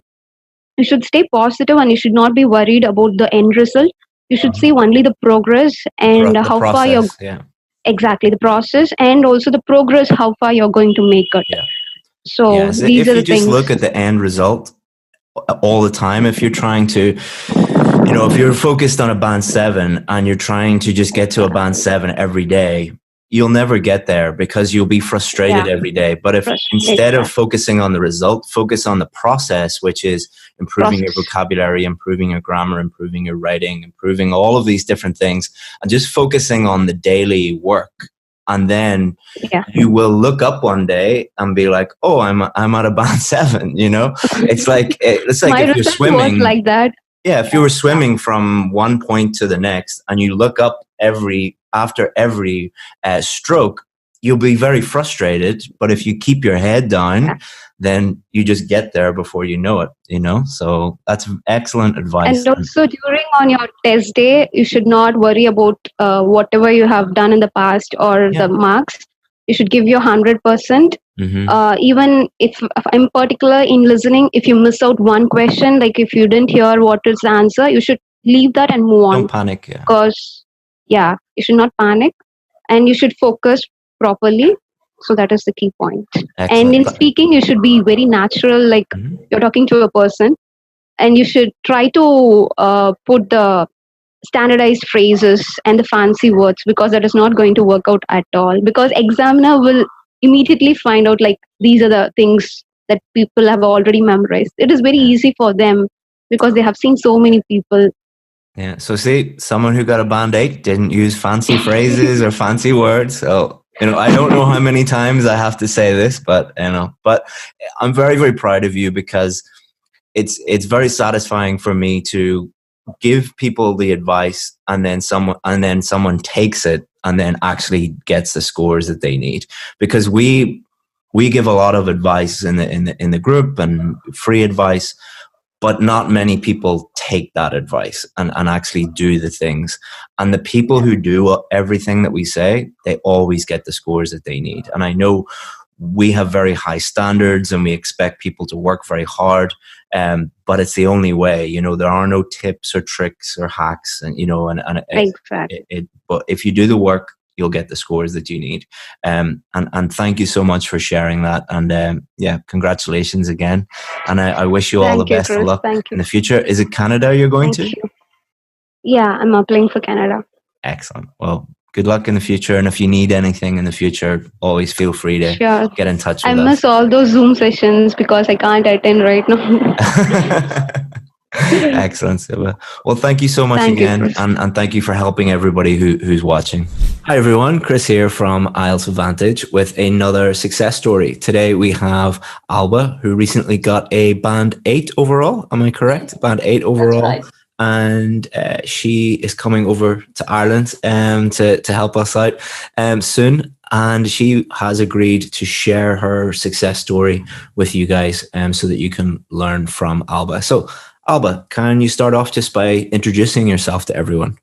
Yes, well, I am Alba, and I'm from Spain, and I joined the course this Christmas, the last Christmas.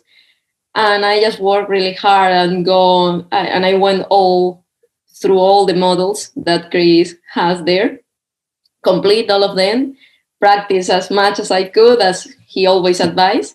And it took me 3 times, but I finally did it. Excellent. And can you tell them a little bit about like what scores were you getting before when you tried to get the scores that you needed? Yes, I was pretty close. honestly, every time, because I always got like 7.5, and always the 6, the famous 6.5 in the writing. Mm-hmm. That was exactly the same 2 times in a row. And after I got 8, 8, 9, 8, and the 7 in the writing. Excellent. Excellent. You got band 9 in reading? In reading, Excellent. 8 in listening and speaking, and the 7 in excellent. Amazing. 7 in the writing. So when you were going through the course, or we were giving you feedback, could you identify the reasons why you were struggling, or what were the big challenges that you had?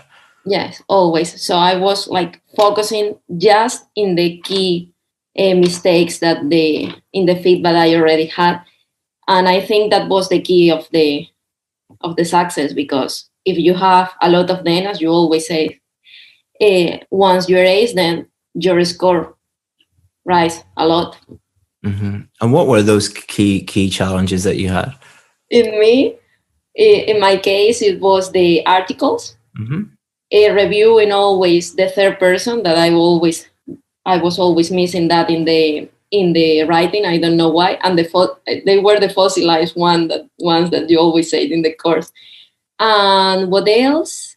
And was mainly that. And keep it simple, because I always trying to like impress the examiner, and trying to maybe look fancier or something like that. And in the last try, I did it really simple, and it was when I got the 7. Yeah, I've noticed that with a lot of dentists and doctors. I think it's because you guys have gone through medical school, and it is, you're dealing with complex things all the time, and often, especially with the more intelligent the person is, the more complex they make everything. And it's often they have a fear of writing in a simple way, because they're like, oh, if I write in a simple way, I'm going to fail again. Is that how you felt? Sometimes, yes, because sometimes I had the feeling of, okay, if I write it this simple, it sounds like a primary school essay, but making it more complicated, it was always more mistakes, always. So I just kept it simple, and it worked. Yeah, and you mentioned also that you had some mistakes in your articles, for example. Yeah. So often what we will see is that the student will use complex ideas and then find it difficult to explain those clearly.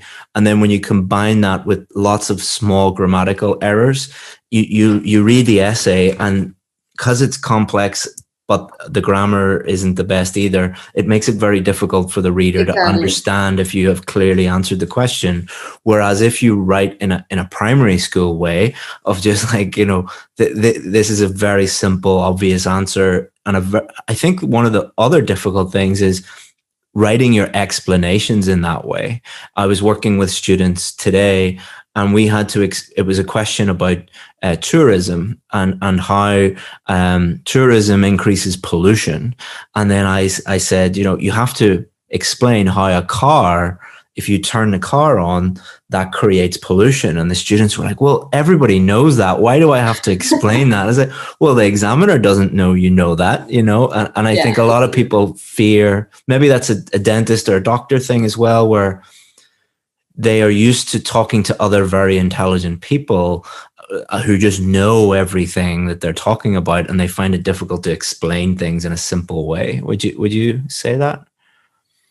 Well, I don't think I am that intelligent, or my friends are, but maybe yes. Maybe we try to we take things for granted. Yeah. And if you take things for granted, then you are not conveying the meaning, because if you say, if you are writing a thought that you have, and you are trying to convey something, but if you didn't explain from where it is coming from, you are not doing anything. I was at the dentist yesterday with my little boy, and he explained in a very simple way. He said, like, there's a hole in your tooth, and when you eat sweets, the sugar goes into that hole and it makes it go crazy. And Tom, okay. So yeah, he's 6 years old, but that's like the level of explanation that you need in an IELTS essay, is like just like cause and effect. You know, if you Exactly. do this will happen. If you do this, this will happen. So just read the sentence and it was my trick. I was reading the sentence and I asked myself, what are you trying to say here? What are you trying to convey? It really says what you're trying to say, or it doesn't make any sense. Just rewrite the thing in a more simple way. Yeah, exactly. And you also talked about that you had problems with articles. This is a very common problem for most English learners. How did you overcome that problem? I took the course that you have there. Yeah. It really helped. So what process did you go through with that course? And I took the course, and after follow your advices of reading a lot and paying attention of the articles that they were following the rules that you said in the course, and just practice. Yeah, I think the best writers I know are the best readers. They read a lot. So you could get like a book that you're just in, like this is a novel, so you could get a book that you're interested in. And while you're reading, just notice, okay, if it's articles, for example, every noun that you see, look before the noun. Okay, why did they use the definite article? Why did they, and think about, okay, what rules apply to this? And that will help you while you're reading. And you'll also improve your grammar and your vocabulary and your ideas if you're reading each day as well. So that's really, really good advice. And if there was another dentist who was struggling with the same problems as you, what advice would you give them? I would say keep it simple. Mm-hmm. Don't try to get the IELTS scores if you don't have the level of English that you need. For example, for Ireland, you need a C1. If you don't have a C1, no matter how many courses you take, you need to have first the C1 and after learn how to use your level to get the scores. Mm-hmm. Absolutely. Because it's a lot of people think that it's an English test, and then other people think that, it's just you need just test technique. Exactly. So it's not like you have a system and you learn the system and you just pass it. No, you have to have the level of English that requires the band that you're looking for, and after learn the system the one that you teach to reach that band with the level that you already have, because it's not a course of English, it's a course of how to optimize your English for IELTS. Yeah, and at the end of the day, it is a communications test, because they're testing when you move to Ireland and you have to send maybe a letter to a patient or an email to your new boss explaining that, that this thing has happened. Can you clearly explain that to them? And that's another reason why we teach the simple method, because when you move, if I was your new boss and I asked you, okay, why have you done this thing? And you send this very complex essay with, and I can't understand it. Like, what are you doing? Good communication is just clear and simple as possible. So exactly, it's a communication test. Yeah, absolutely. You have to convey always meaning. Well, thank you so much, Alba. And you will be moving to a place very close to my brother and about 2 hours away from me. So if you need any advice on moving to Ireland and more, thank you. Just I will need it for sure. Let us know. And and it's a wonderful place that you're moving to, and I wish you the best of luck. So thank you very much, Chris. Thanks, thank you for all, because this is thank you. If not, it's our team and you. It's our team and you now. So your team. Thanks very much. All right.